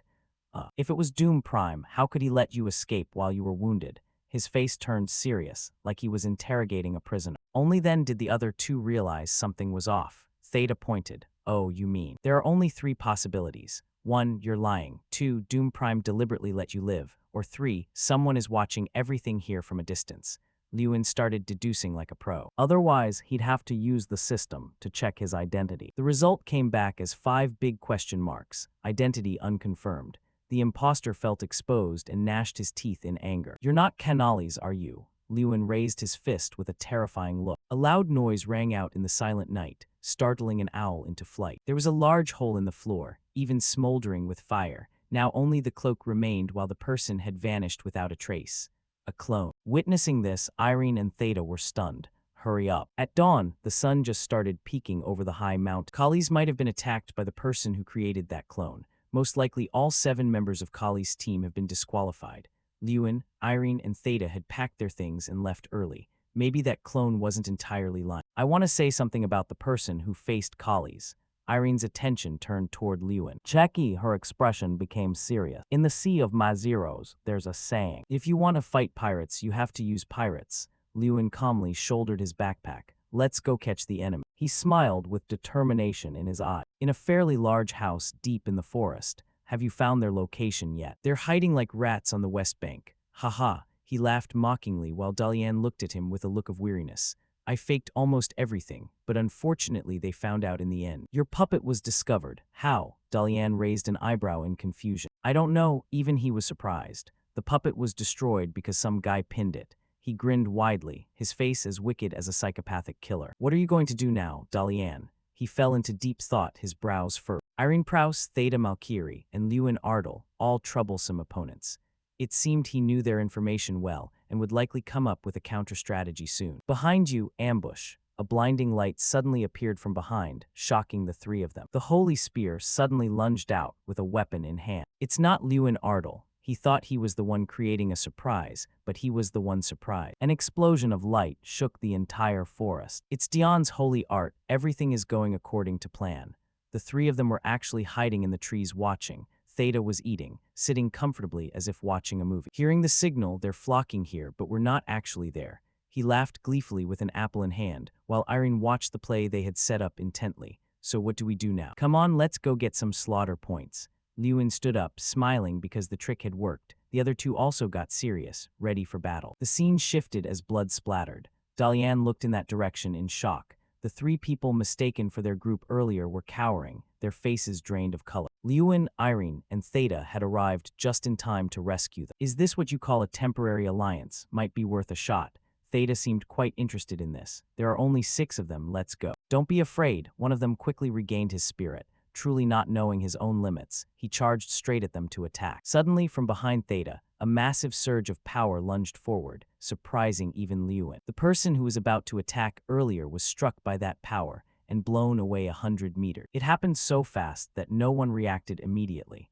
Dalian's group was stunned to see their teammate blown away with a single strike. This power, our three protagonists were equally surprised. Everyone turned to look. At Doom Prime, Lewin's pupils contracted. He lunged past them at insane speed, a blue aura surrounding. With just one sword stroke, Doom Prime took down 3 people right in front of them. "Whoa, do you want to join us, Doom Prime?" Theta asked tentatively. Irene frowned. "Looks like we have another temporary ally." Agreed. Lewin, though still wary, saw the benefit in this. "Take out Dalian's team first." He began calculating everything with a sharp gaze, observing everything. The survivors were all present here. Perhaps the match was nearing its end. "Why are only we being attacked? It's Doom Prime." Everyone back to base. The members of Dalian's team fled. Cherky and Dalian still tried to fight back. "Don't retreat. Everyone join forces and fight." Earth tremor, Lewin punched the ground, creating an earthquake to attack those lunging at him.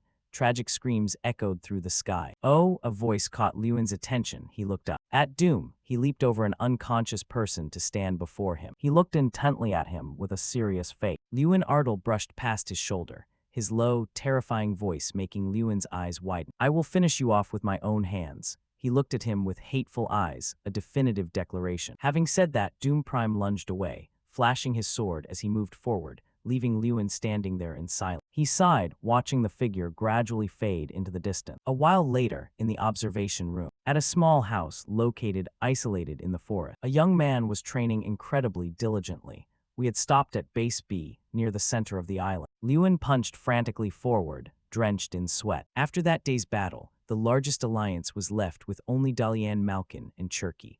The temporary alliance group had also vanished along with Doom Prime. Daily quest: punch 505000, kick 505000, run 15 km 11, live combat practice 1.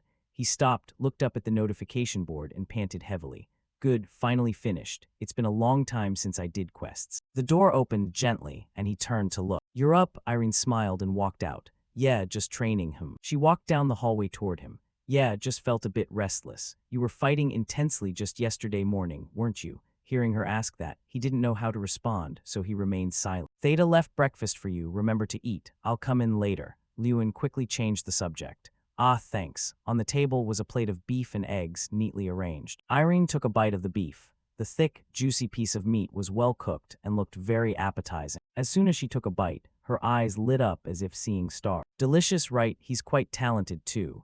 Lewin walked in from outside, hands in his pockets, looking cool. "Yeah, I went to sleep last night without saying anything. Sorry about that," Irene said shyly. He smiled, walked closer, and comforted her. "It's okay, you were tired after finishing your guard duty." Lewin sat down at the table and poured himself a cup of hot tea. "Hey Lewin, why?" He was just about to drink his tea when he shifted his attention to her. "There's something I've wanted to ask for a long time." "What is it?" Lewin replied indifferently. "What do you plan to do after graduating?" Irene looked at him seriously. He was silent for a moment. "Why do you want to know that?" "I'm just curious. Your abilities are so extraordinary that you probably won't choose a normal path. The mages competing against each other in this contest will eventually step out into the society out there.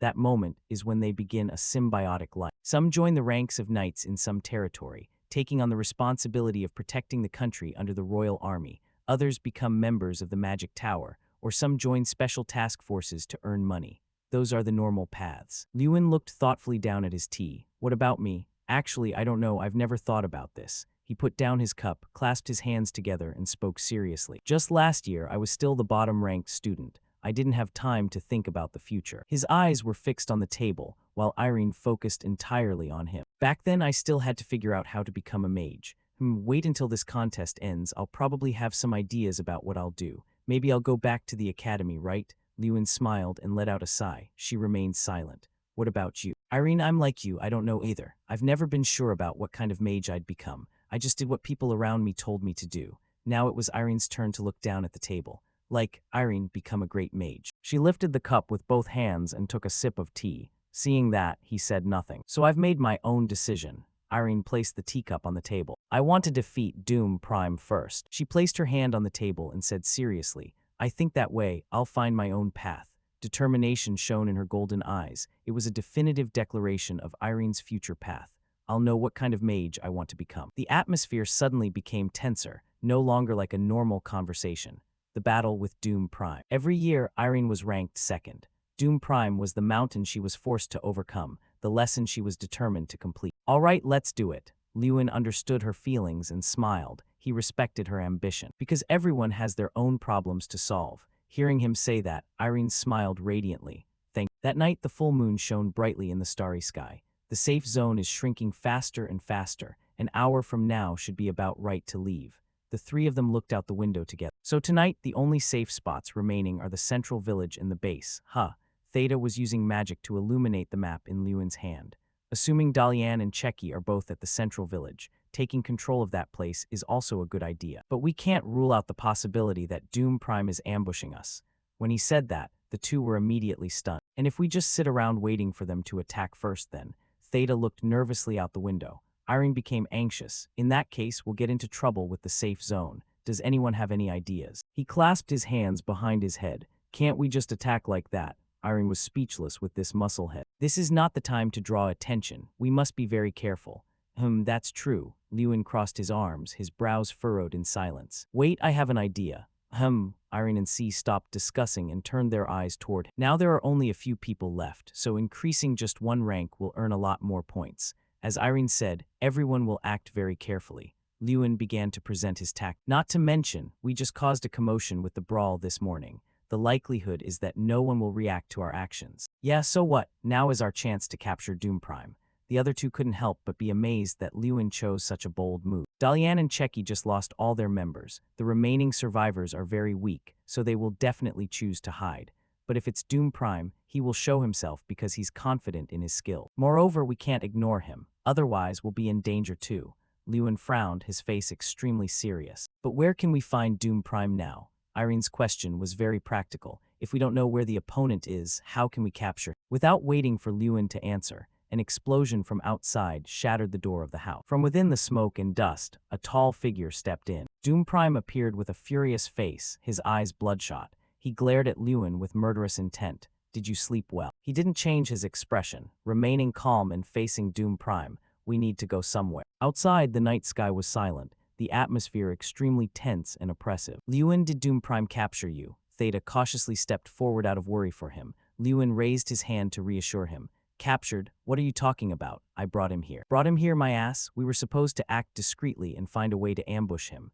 Theta shouted impatiently. But I never intended to ambush him from the start. Lewin was confused. Doom Prime hadn't spoken since a while ago. Doom Prime, he turned around to look at him. Your opponent isn't me, but Irene Prouse. He smiled, looking at Irene, who was clutching her dress tightly in extreme tension. Theta was surprised by Lewin's decision. Doom Prime sighed. Lewin crossed his arms helplessly, closing his eyes and sighing with frustration. Irene was actually very strong but always finished second. She said she was extremely anxious because she always lost to Doom Prime. He thought of the image of the girl who always turned her face away, confusedly avoiding him in a pitiful way. Well, that's about her family, so it's very difficult to provide details. She doesn't like answering many questions. He pondered that serious, determined face of Irene. I think this is how she solves everything, trusting in the kind of mage she wants to become. Wandering through unconscious thoughts in his head, Lewin self-consciously lifted his eyes to assess the small girl, who was trying to resist the immense power with blue light, as if it wanted to explode right before his eyes. Contrary to the image of the person watching calmly on the other side, Irene was struggling, sweating buckets while fighting. She cast magic, conjuring a blue orb containing swirling power, then gathered all her strength to push the magical block forward, shouting, "Ice storm." The cold ice block flashed, flying off. It headed toward the man holding his sword in defense, in front of it. Suddenly, the power exploded deafeningly, arguably louder than a bomb squad, echoing throughout the forest, causing the ground, plants, and animals to tremble. Irene frowned, suddenly startled. The blue light disappeared completely, leaving only the fierce red power erupting, blowing everything away. It was a shield spell. A red orb appeared, surrounding and protecting the area where Doom Prime stood. Only a moment later, the orb cracked, the light inside creeping out into the pitch-black sky. Then it exploded, and he stood in the middle, appearing as cool as a male-light hand holding the sword.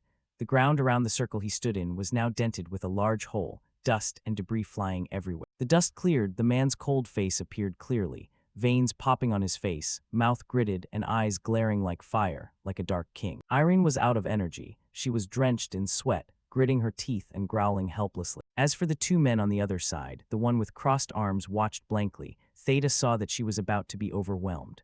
Lewin, will it be okay if we just let her be like that? He looked calm, but his face was deeply furrowed in thought. He couldn't hold back anymore, wanting to step in to help the girl. The fight dragged on, one side fierce, the other exhausted.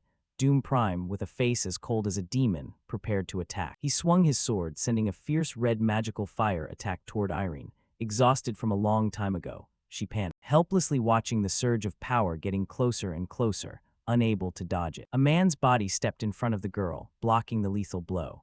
The two were like surfing, sliding through the magical wave. It was Lewin. She looked up in surprise at him in front, protecting her. Lewin stepped forward to fight Doom Prime, unafraid, calmly turning his head to answer the girl's question.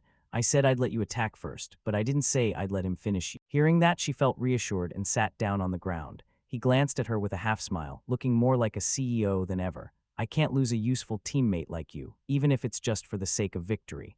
Irene was speechless. She must have been moved to tears. Lewin turned back to look at him, aggressively stomping through fire and wind, shouting directly in provocation, Doom Prime, let's make things chaotic. He scoffed, his disdainful face assessing the group.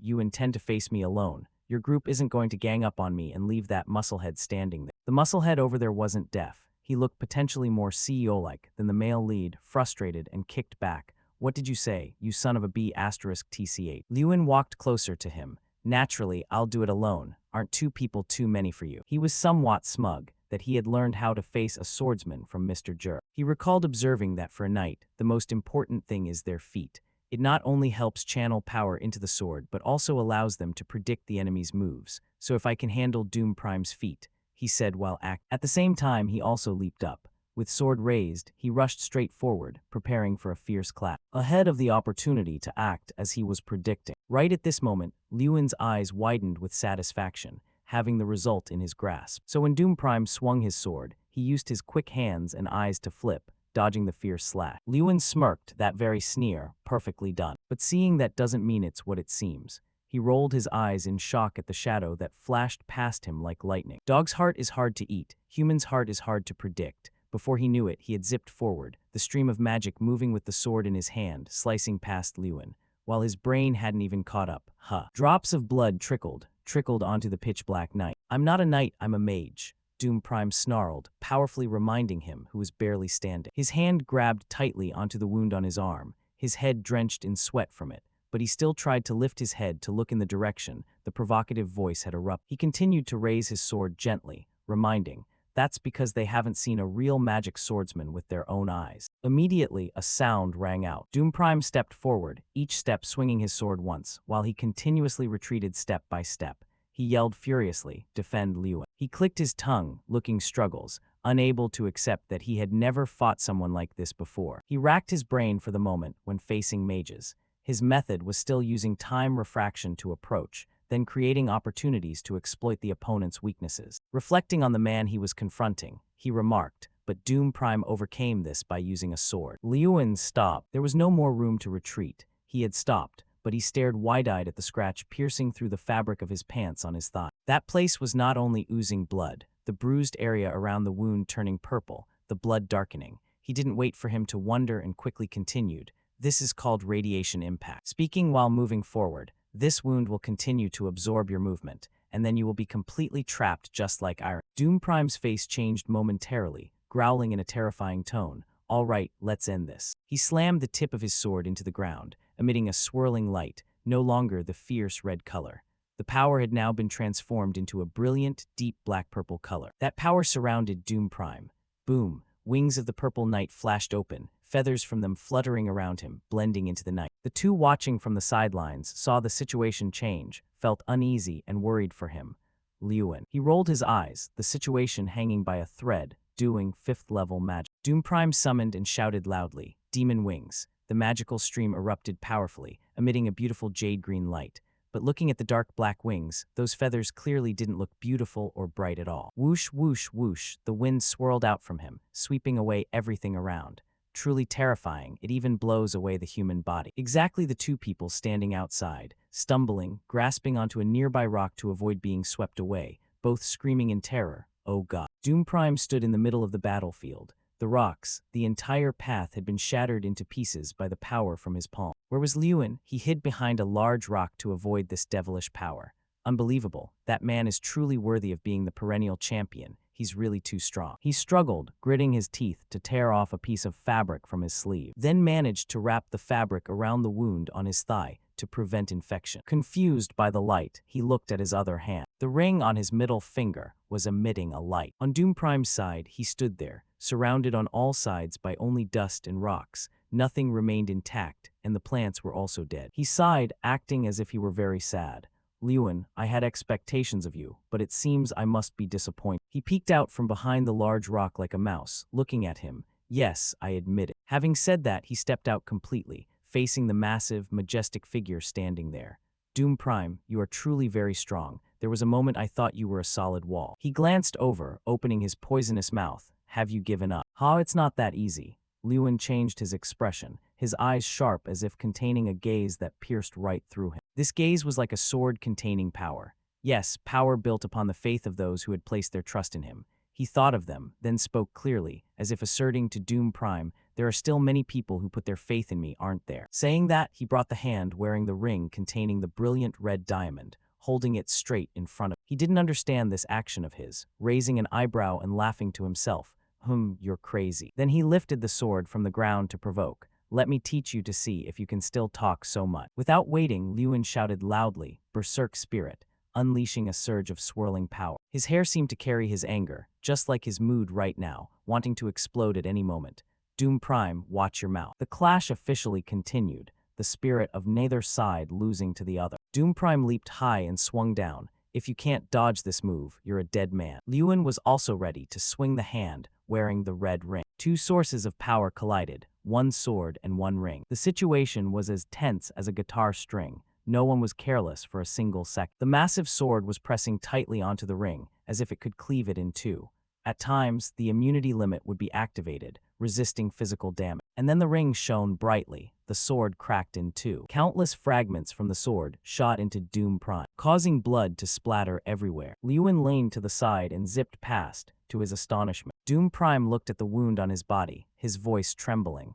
HMPH, how could? He took the opportunity to kick the back of his knee, making Doom Prime collapse. His whole body lost balance, and he fell thud onto the ground. Following that, a foot stomped onto Doom Prime's chest. Lewin slowly opened his mouth. Doom Prime, listen here. He looked down from above and spoke. You're not on my level. The only thing you have is an arrogant nature, thinking you're superior to others. Wake up. Lewin's arm lifted high, his fist clenched tightly. Doom Prime's pupils contracted in fear, his whole body seemingly paralyzed. Each of Lewin's punches landed like a hammer from the heavens, his robes also fluttering with his action. All three watched the light flashing from Doom Prime's body. Theta clutched his chest, panting, having been scared out of his wits standing up there. If you lost, the next one to get beaten up would be me. Lewin laughed. Just luck, I almost lost. Suddenly his gaze looked toward Irene, who was sad nearby. Her eyelids were slightly drooping. Her mood didn't seem too comfortable. Lewin walked closer and spoke. Sorry for interrupting your match, Irene. Irene gathered her sorrow and smiled, replying, why apologize? The one who should say that is me. She lowered her head, her voice filled with self-reproach. I made the whole team fall into danger because of my selfishness. I sincerely apologize to everyone. He hesitated, but because of me, you couldn't complete your goal in this competition. Irene turned away, pretending not to care. Don't worry, that goal is gone now. Lewin still couldn't understand. He uttered, huh. Irene chuckled softly. My goal is no longer defeating Doom Prime. Having said that, she pointed at him. My goal now is that. Lewin. Lewin frowned and smiled back. This goal isn't easy to play with. Irene gave a mischievous smile. I know that already, just prepare yourself. One day, I will definitely surpass you. The situation became tenser. Now there were a total of 5 people left, including us. Dalian, Malkin, and Checky were all fighting back fiercely. The two of them and Irene weren't pushovers in fighting back, but they were no match for our team. Suddenly, a loud boom and a flash of light appeared from within the forest. Dense dust mixed with that green light. The two, Dalian, Malkin, and Checky, lay motionless on the ground, the green light covering them. Dalian Malkin's whole body lay there without moving. When seeing the two slowly disappear, Theta gasped. Lewin opened his mouth, so there are only the three of us left. Irene beamed. That's right. While Theta couldn't hide his joy, I never thought I'd make it this far. He suddenly proposed, do you want to fight the final battle? Irene's voice sounded. Wait, Lewin. Irene said, I'd like to withdraw. My current condition isn't good. Sorry about that. Next time I'll try harder. Lewin agreed heartily. All right, let's meet another time for a rematch. He thought to himself that Irene must be very tired. Theta winked and laughed. Well, is it my turn? Lun, even if you're the team leader, I won't go easy on you. You haven't seen my true skills yet, have you? Lewin assumed a fighting stance. Then come at me. Theta panicked and shouted, wait, hold on. His whole body flew into the air. Theta's voice still echoed. I said wait a sec. Elsewhere, there was an excited voice shouting, congratulations to our Academy representative for taking first place. Everyone sitting at the table raised their glasses in celebration. Congratulations, Lewin. Lewin is number one. Suddenly, a voice spoke up, making him look over. When everyone said you weren't at the dormitory, I knew right away you'd be here. The two people standing outside the door were Theta and Irene. Irene spoke first. We've fought side by side for so long. How could I miss the opportunity to congratulate you? And this Mr. Theta here was determined to come along. Lewin puffed his cheeks, listening to Theta justify himself. What is that? I thought when the contest was over, it was over. Why the Mr. again? She curled the corner of her lips. Can't help it, that's just how I am. Lewin smiled slightly. Everyone's still the same. After the survival battle, I've become the only one at the top. Although Doom Prime had many slaughter points, his ranking slipped due to low survival points. Dalian and Irene, despite being on the list of championship candidates, still ranked behind me if I can continue to maintain this. Lewin imagined his hand holding the championship trophy, being cheered by everyone for the victory, which would no longer be a distant dream. Jason's eyes were filled with hearts. He exclaimed happily, I never expected there'd be a day I'd sit at the same table as Irene Prouse. I'd be satisfied even if I died now. Irene waved her hands continuously, replying, stop it. Everyone happily raised their glasses and cheered. Come on, this time let's toast with the goddess Irene. Faced with everyone's enthusiasm, she could only cover her mouth and laugh it off. Lewin saw that and unconsciously smiled along. In the bar, the sound of everyone laughing and joking was extremely cheerful. Elsewhere, there was an excited voice exclaiming, that Lewin guy probably can't win this festival, right? Hey, keep it down. Doom will hear us now. Oh, sorry. Even though they spoke quietly, those words still fell into Doom Prime's ears. He was frustrated, unable to believe he had lost. Doom Prime looked at the sword fragments in the display case. I let my guard down. I never thought his target wasn't me, but this sword. He recalled the events that transpired. He had realized it in a split second, but he swung his sword, thinking he was sure of victory. Doom Prime was now deeply regretful, and then to lose in a match that he observed. Suddenly he asked, didn't he come to see me today? The other person hesitated and replied, no, not yet. Having said that, the other person suggested, don't worry too much, you're tired too, why don't we find a place to rest first? Doom Prime's voice rang out flatly, sorry, I want to be alone now. Hearing that, the person quickly stood up, oh sorry, I'll go out, if you need anything, just call okay. At this moment, only Doom Prime was left inside. He stood silently in front of his personal cabin. Doom Prime stood like that for a long time, seemingly thinking about something. Below the building, a cheerful voice rang out. Lewin Ardell had defeated Doom Prime. A new generation of talented mage was born. Tyrion Ignit stood by the railing looking down, the cheers still not quite finished. Pride shining in his eyes. I just thought the kid would do well, never expected he'd go this far. I never imagined he'd beat Doom Prime. Teron stepped up from behind. Lewin won, so the master's expression looks better, I sense wounded pride. Must be hard to see Dan's face at the arena. Tyrion Ignit hesitated and asked, so the arena is settled then? He smiled and nodded lightly, yes. The two of them looked down together at the scene below. The grand festival was about to end. Steady footsteps sounded, and what remained were the individual trials. Specifically, the test was an obstacle course style challenge. This round was held across the city. Contestants would compete based on 3 athletic criteria: combat and swimming. Since it was a contest among mages, contestants could summon mounts or use teleportation to traverse time and space. Theta turned to ask the person beside him, how does it look, Lewin? His gaze aimed at the excited crowd in the stands. They're chanting your name. How's it feel to be a star? Lewin also turned to look. About that I don't really know, actually. His eyebrows slightly raised, his expression falling. I'd love to savor this thrilling moment, but now is not the time. Nearby, Doom Prime's eyes were still fixed on Lewin. After all, celebrating isn't too early if the winner's already decided. It was a sunny day, warm sunlight blending with a pleasantly clear sky. Theta crossed his arms and cleared his throat, Today's is an individual test. No one's dropping out, so don't put yourself in danger.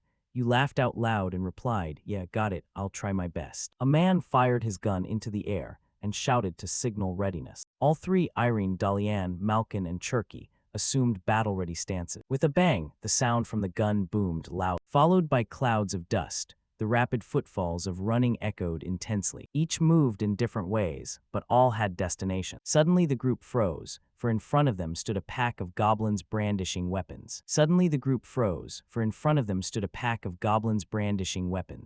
Irene spoke up, I thought you'd be a bit slower. Both Dalian and Malkin were flung through the air. Dalian and Malkin suggested the three of us form a temporary alliance. What do you think? Irene politely declined. Lord Malkin, I'm not big on teaming up. Nearby, the clatter of horse hooves sounded in rapid succession. Doom Prime rode atop his horse, face utterly serious. A beam of golden light shot from his sword straight toward the goblin. Irene said they seemed to prefer attacking individually, while Dalian Malkin nodded. Even after observing Doom Prime for 6 years, I still find him hard to approach. Fine then, we'll go our separate ways. No one bothers anyone. The image of Doom Prime appeared in the green eyes of a goblin. Before it could counterattack, it took one of his downward sword strikes. Doom Prime glanced backward, wondering why. Why hasn't he appeared yet? Then he slashed through the body of another goblin. Had he already left us in the dust? No, that's impossible. Doom Prime looked back again. If so, he's definitely still behind us. He frowned and asked Irene, why hasn't he shown up yet? She hesitated and replied, I don't know either. Thinking it over now, it's strange. Irene remembered the goblins they'd just wiped out. We've been leading so far, so why haven't Lewin and the others shown up? Dalian Malkin's voice grew anxious. That's right, they still had time to catch up with us and the others, but no one did. He hadn't finished his sentence when a gust of wind whooshed past them. Lewin stood there and called out a greeting. Cauda. Doom Prime's brows knitted, his gaze turning grim. Earlier in the stands, people were buzzing. What's going on? Why hasn't Lewin Ardle moved? Did he quit? What's happening? Just watch and be silent. He's the one who beat Doom Prime. Lewin ruffled his hair. I've been waiting for this day since I decided to join the Grand Festival. After half a year of physical training, I'm confident about this round. You have your own worries too, but I'm a melee mage. Turning my back to pursuers would be a big disadvantage. After a moment's thought, Lin's eyes hardened with resolve. He ran off quickly. I'll take them out one by one from behind, then push forward. At that moment, those moving ahead heard rustling from behind and turned their heads to look, only to see Lewin sprint up and fling 3 people away. He counted 29, 28, 27, 25, 24. After that, he forgot which number he reached. Right then a voice rose. Oh, what's that? Theta glanced back with suspicion. Seeing Lewin, he asked in surprise, Lewin, since when did you interrupt Theta's call? Lewin wore an innocent smile. You know me, right? Then when he opened his eyes, his voice chilled. Sorry about that. Lewin launched a kick that sent Theta flying into the air. His silhouette blurred. Theta, furious to the point of tears, cried out Lewin's name. After hearing the whole story, Irene shyly asked, so you eliminated all of them? Lewin replied nonchalantly, just a few. The rest surrendered on their own. A sharp glint flashed in his eyes, and now no one can stop us.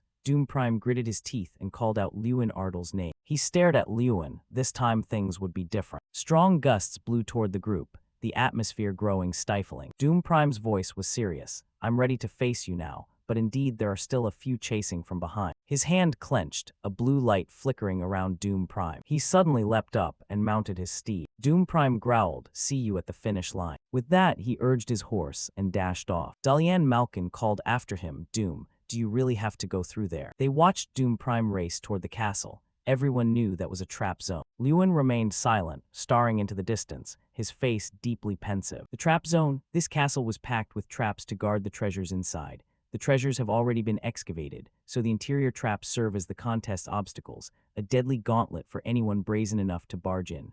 So the usual safe approach is to disarm the traps. It's also the perfect way to assess a mage's knowledge and risk management skill. Irene and Dalian Malkin quickly focused and formed a protective barrier. Lewin tapped the castle wall with his hand, but disarming traps takes a lot of time. Chang looked up the high wall following Lewis and asked, so you want to bring this wall down? If it were Draka, he'd probably do just that. He hesitated a bit. Right, but toppling this chunky fortress wall is still impossible.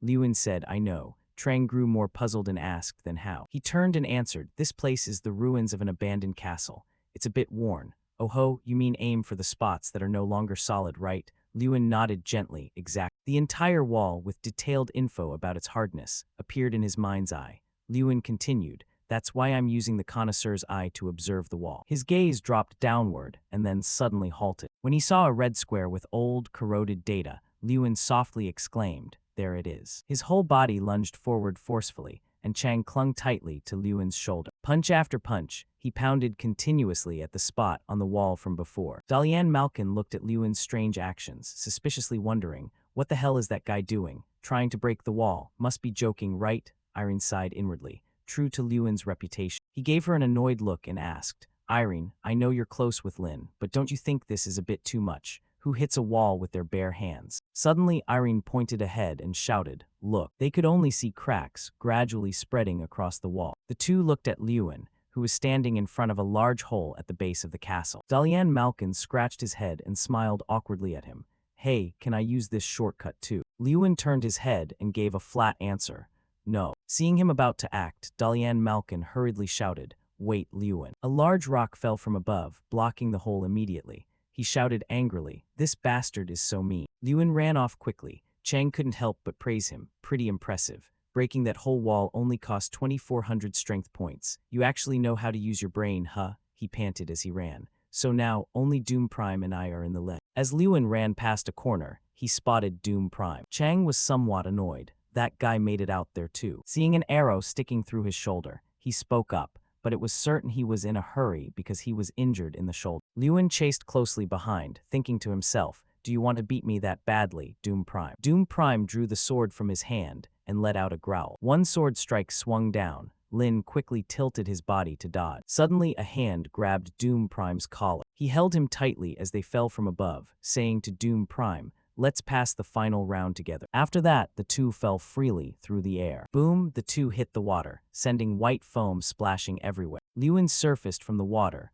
opening his mouth wide to gasp for air. Swimming while thinking, great, if I let that guy use magic to get over the cliff, I'll be at a disadvantage. I have to swim out of here as fast as I can. Suddenly, the water temperature grew colder. Lewin turned to look, only to see the water behind him freezing and spreading closer. Seeing his opponent focusing on using magic, he shouted, Doom Prime. The more Lewin thought, the angrier he got, shouting, hey, you jerk, do you not see someone swimming, or are you just freezing the water on purpose? By now, the water around him had frozen, locking Lewin in place. Doom Prime sat on horseback, standing on the ice, looking down at Lewin and replying, is this something worth caring about right now? With that, he smirked. Well, I'll be going ahead then, Lewin Ardle. Watching Doom Prime's figure grow more distant, Lewin couldn't help but swear, damn it. He struggled, the golden heat wave spreading more and more beneath him. He had to escape quick. The ice sheet was disintegrated by the temperature, cracks slowly spreading all around. Cracking sounds rang out, and finally, the ice sheet was destroyed. Doom Prime was riding his horse when he heard a familiar sound behind. Seeing Lewin chasing closely behind, he was startled and shocked. How is that possible? How did he catch up so soon? He ran while resolving, from now on there are no more obstacles on the path, so the only thing left to do is run. Lewin stomped for momentum and leaped high into the air. He swooped down from above, shouting loudly, Doom Prime, shall we have a rematch? Doom Prime was so anxious he broke out in a cold sweat. No, in my current condition. Before he could even finish his thought, a loud boom resonated, followed by thick clouds of dust. People intently watched the screen and discussed noisily. Who won? I have no idea. Suddenly, a man pointed ahead and shouted, look, someone's coming. As the door opened, a horse slowly stepped out from the thick dust. The horse lifted its head and let out a long neigh. Everyone's expression became suspicious. A horse? What's going on? Where are the mages? A man pointed in another direction and shouted, look, someone seems to be appearing on the screen. On the screen, Lewin was standing, looking at Doom Prime sprawled on the ground. Someone shouted in astonishment, Lewin Ardle is standing right there. Lewin looked at him and remarked, looks like you overdid it while passing the trap zone. Your movements are a bit sluggish. Doom Prime's eyes were closed shut, his mouth letting out moans. He turned and walked away. I'll go ahead, Doom Prime. On the field, 3 flags corresponding to the 3 rankings were raised. Lewin stood on the podium for first place, with 2 victories in the survival battle and the triathlon, simultaneously claiming first place in the individual round. With the highest total score, the grand festival had finally concluded. He remembered the events of the past. Those voices felt as if they were speaking to someone who had endured everything for the past 6 years like me. Someone locked in a dungeon of loneliness. Lewin's back gave people the feeling of a deeply lonely existence. He clenched his fist and placed it on his chest. The sound of everyone's happy screaming echoed in his ears, saying, "You've worked hard all this time." Lewin's face shone with joy. "Those cheers are like a reward for all my efforts over this past time." He raised both hands high to respond to them. "Thank you, everyone. I don't want to lose this applause." Outside the door, carriages were moving in a line. A voice spoke up. "Wow, so many carriages." Jason rested his chin on his hand, looking out the window. "But they are all selected nobles, right?" Lewin nodded and replied, "That's right, I heard not every noble family gets an invitation." He hesitated, "Then those people." Jason responded with a sound, "Correct," from Lewin. Lewin sat alone at the banquet table. They had all come to meet Lewin. He sighed heavily. "So boring. I really want to go back to the academy." Suddenly a sound rang out, startling Lewin. "A bit strange, isn't it?" Seeing the person arrive with a beaming smile, he suspiciously called her name, Irene. Irene pulled up a chair and sat down, then asked, "What do you mean, strange? Why don't I see anyone coming over to talk to you here?" Lewin replied calmly, "I guess I just look too arrogant. I mean, I even showed up to the party in this half-hearted outfit." Irene looked him up and down and nodded. "Yeah, that's possible." Then she continued, "But from what I know, there's another reason too." Irene glanced at the subtle stares lingering in their direction. "Clearly, most of the nobles here want to get on your good side, so no matter how arrogant you seem, it shouldn't be to the point where not a single person dares to talk to you." Her eyes lit up as if she had discovered something. "It looks like someone has been spreading rumors about you." What Irene said took Lewin by surprise. That person must be someone powerful enough to make any noble think twice before even considering a conversation with you. He skeptically asked her who it was. While they were talking, someone stepped up to the head of the room. The man cleared his throat and addressed the crowd. "Tonight's grand banquet officially begins. The 32 student representatives, please follow me." On the banquet table, exotic delicacies were beautifully presented, alongside fragrant drinks. Looking at such a spread of food, one couldn't help but be impressed. At this dinner with the Yama, the dishes were laid out like a feast fit for a king. However, the atmosphere was incredibly strange. Someone clicked their tongue and muttered, I should have just played sick to skip this." "Hey, that's my line. Tonight's party looks like a dinner on the surface, but it's actually a general evaluation of the competition. For the students who performed poorly, this is basically a death row meal." Lewin looked toward two empty chairs nearby. He found it confusing. "I thought only the Yama was attending, so why are there two head seats?" The man gestured nearby, signaling that they had arrived. Everyone stood up at once to look in that direction. Tehran entered slowly, and everyone bowed respectfully as he walked past. A chorus of voices rang out, "Greetings, Your Highness Yama." Even as Lewin bowed, he cursed internally. "Greetings, Your Highness Yama. That's so cringe it gives me the creeps." When he heard Tehran say, "Please come in," he was quite shocked. What? The Yama actually invites people? An unfamiliar voice suddenly rang out. "I hope I'm not interrupting your dinner, old man." This person had eyebrows as thin as swords and brown eyes. The newcomer radiated an aura of pure nobility. Lewin watched in confusion, wondering, who the hell is this guy? He recalled how everyone had cheered excitedly before. "Great job, new Mage Lin." People were calling his name, calling him a new mage instead of a failure. Now, everyone in the room knelt down reverently and shouted, "Long live the Crown Prince." Hearing that title, Lewin jumped in surprise. The Crown Prince. After the greetings, everyone quickly took their seats. Fear was visible on every face. Each person sat with their head down and back hunched, wishing they could just crawl into a hole. Even a slight accidental touch made them panic. The atmosphere fell into a silence, so deep you could practically hear a pin drop. Tehran spoke first. "Well, not a single person among the 11 swords could beat Lewin Ardal even once. Is the skill gap really that large?" Doom Prime kept his head down, his whole body trembling as he listened to the commentary. "How disappointing. I'm ashamed to even call you my disciple." He didn't dare look up, only managed to pledge, "I promise I will never perform that poorly again." Tehran's voice turned cold. "Second place is a rank for the incompetent. This grand festival has proven the old saying right. Even a small stream can produce a dragon." Lin's mood wasn't any better. He wasn't comfortable at all. It felt like this party was staged just to insult the 11 swords, and he was just the tool the Yama used to deliver the message. He shifted his gaze to the person beside Tehran, who wasn't the only one making him feel uneasy. This guy had been staring daggers at him since the party started. That man's name was Shomerton Rainak. He was looking at Lewin without any attempt to hide it. Lewin remembered what he knew about. Despite his disadvantaged position as the third prince, he used his brilliant strategic mind to successfully oust his siblings from the dynasty and become the sole crown prince. Lewin suddenly broke into a cold sweat. A man as skilled in both literature and martial arts as him could be described as nearly perfect in every way. He suddenly remembered Irene's words. It looks like someone has been spreading rumors about you. That person must be someone powerful, powerful enough to make any noble think twice before even considering a conversation with. Tehran suddenly spoke up, asking, Lewin Ardal, how do you feel after winning the Grand Festival? This question plunged him into silence. Then Lewin gave his answer, I feel uncomfortable. Tehran, confused, asked back, uncomfortable. His voice became firm. Yes, I'm satisfied with the results of the competition, but I'm not comfortable at all with my achievements being used to belittle and degrade the honor and effort of the students here.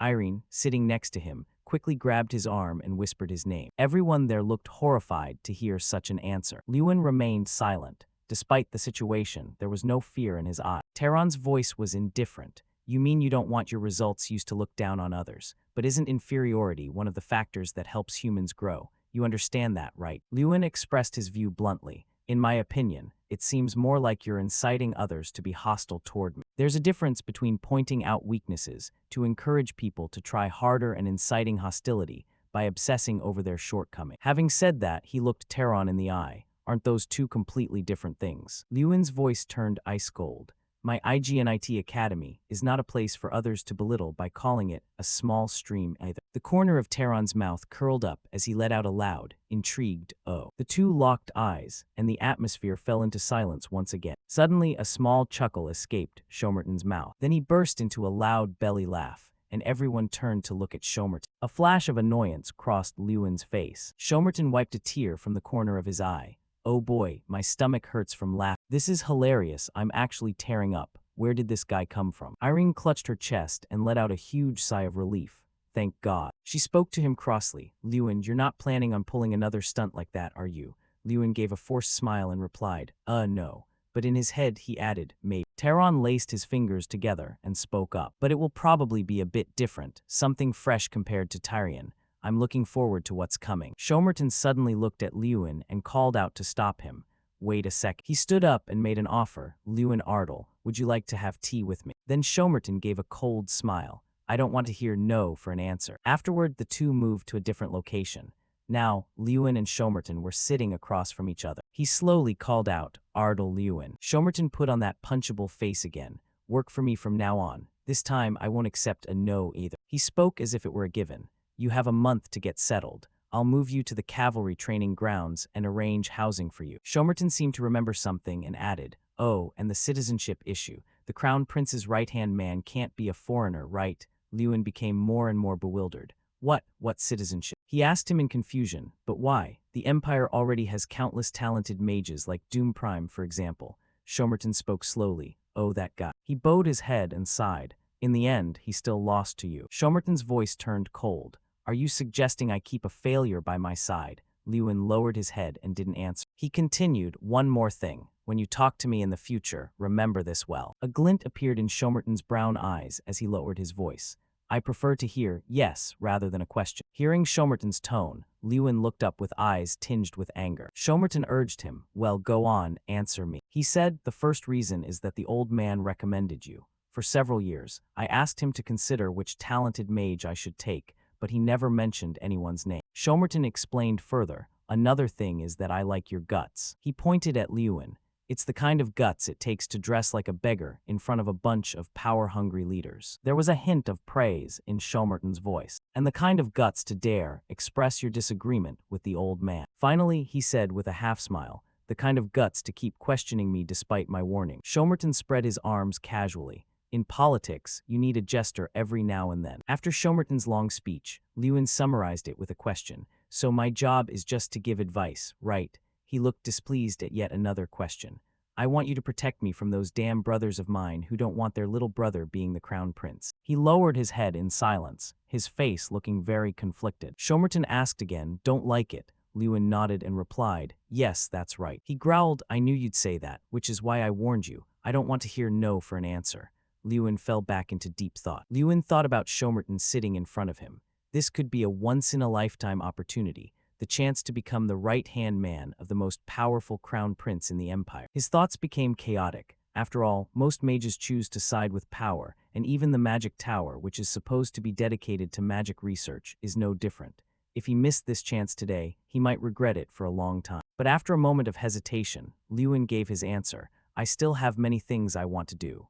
In his heart, he told himself he didn't want to be anyone's maid. Shomerton's voice turned cold. I thought I was being too rational, but the truth is you're just too sentimental. He asked one more time. This is a once-in-a-lifetime opportunity. You won't regret it, Lewin replied decisively. I won't. Then he stood up. Shomerton didn't try to stop him, only chuckled. Fine, then let's act like this conversation never happened. Watching Lewin leave, he suddenly spoke up. Lewin Ardle, they say you're the brightest jewel at this year's grand festival. Shomerton made no effort to hide his intentions.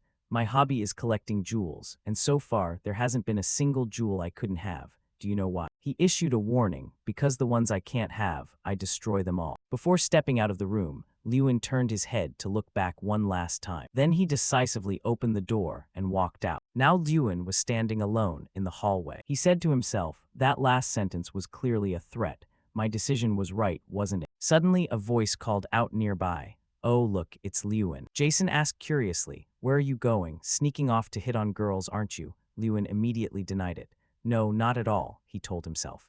In the end, I just want to be a mage with my own unique colors. Inside the room, Shomerton's voice echoed. I'm curious about the guy the old man recommended. He seems very special. Tehran added, it looks like things won't be settled the easy way, will they? He nodded in response. Yeah, I threatened him a little, but it didn't seem to faze. He asked further, so do you plan to give up? Shomerton burst out laughing. Not a chance. He raised his wine glass, and the light from the ring on Shomerton's finger flashed. You understand, especially when it comes to things involving my collection hobby. He flashed a devious smile. In the end, Lewin Ardle will have to be mine, because I've already decided. Meanwhile, elsewhere, Lewin was struggling with a forced smile to fend off the questioning from those two. On a beautiful sunset afternoon, Lewin was relentlessly punching and kicking as he trained.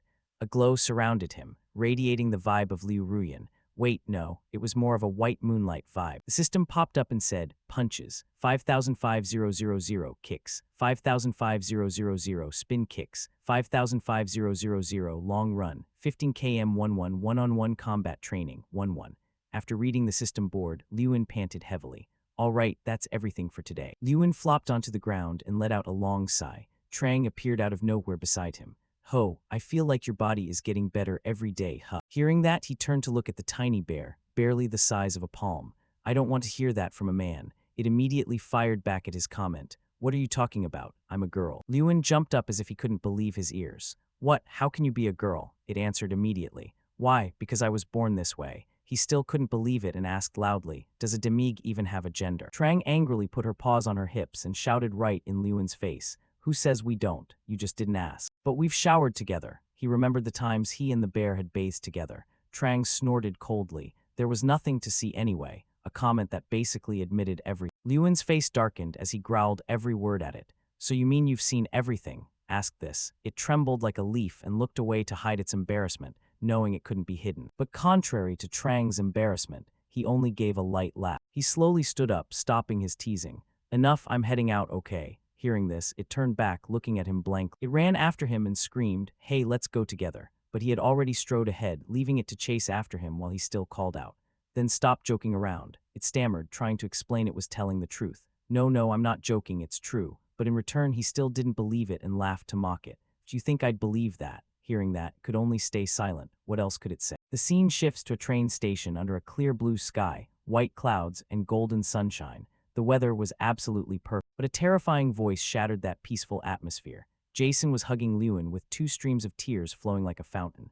I'm leaving first, Lewin. Please stay healthy and safe. Got it. He fussed over him like a mother giving instructions to a son before a long journey. Lewin, red-faced and helpless, patted his friend back. I'm not dead yet. The friends around them burst into laughter at the sight. The loud whistle of the train blared. Jason and the others had boarded the train. Lewin stood watching the train slowly fade into the distance. The voice of the wild cat echoed. All right, then we should head out too. He turned back to look at. After my friends left first, I headed to Leverdine to complete my schedule as the champion of the grand tournament.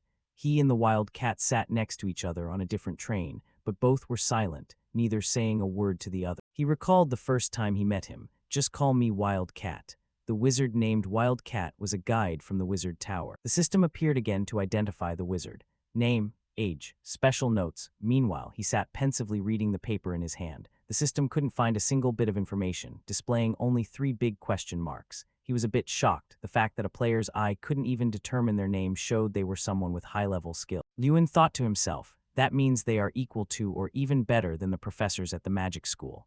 The only thing he could say about them was that they looked like they were in their late 20s. He turned to look at the wild cat with a cautious gaze. His eyebrows were practically about to touch his hairline. That's when the man finally spoke. Now, I will briefly guide you through your schedule. First, you will go to the royal palace to receive congratulations. He then guided him bit by bit, while he sat quietly listening, his face looking a little anxious. He interrupted him, "Excuse me, but can you just speak normally?" His suggestion took the man a bit by surprise. He continued, "I'm only 16. He replied, "This is more comfortable for me." His face didn't change at all, remaining as cold as a sheet of paper. He resumed his work to review the schedule again, while he could only give a forced smile and think to himself, "They are very thorough and very professional. I've learned something new again." He spoke up to announce his next schedule. "After that, you must go to the magic tower to be chosen by an item." He listened, looking as confused as if he were lost. Be chosen. He spoke up to announce his next schedule. "After that, you must go to the magic tower to be chosen by an item."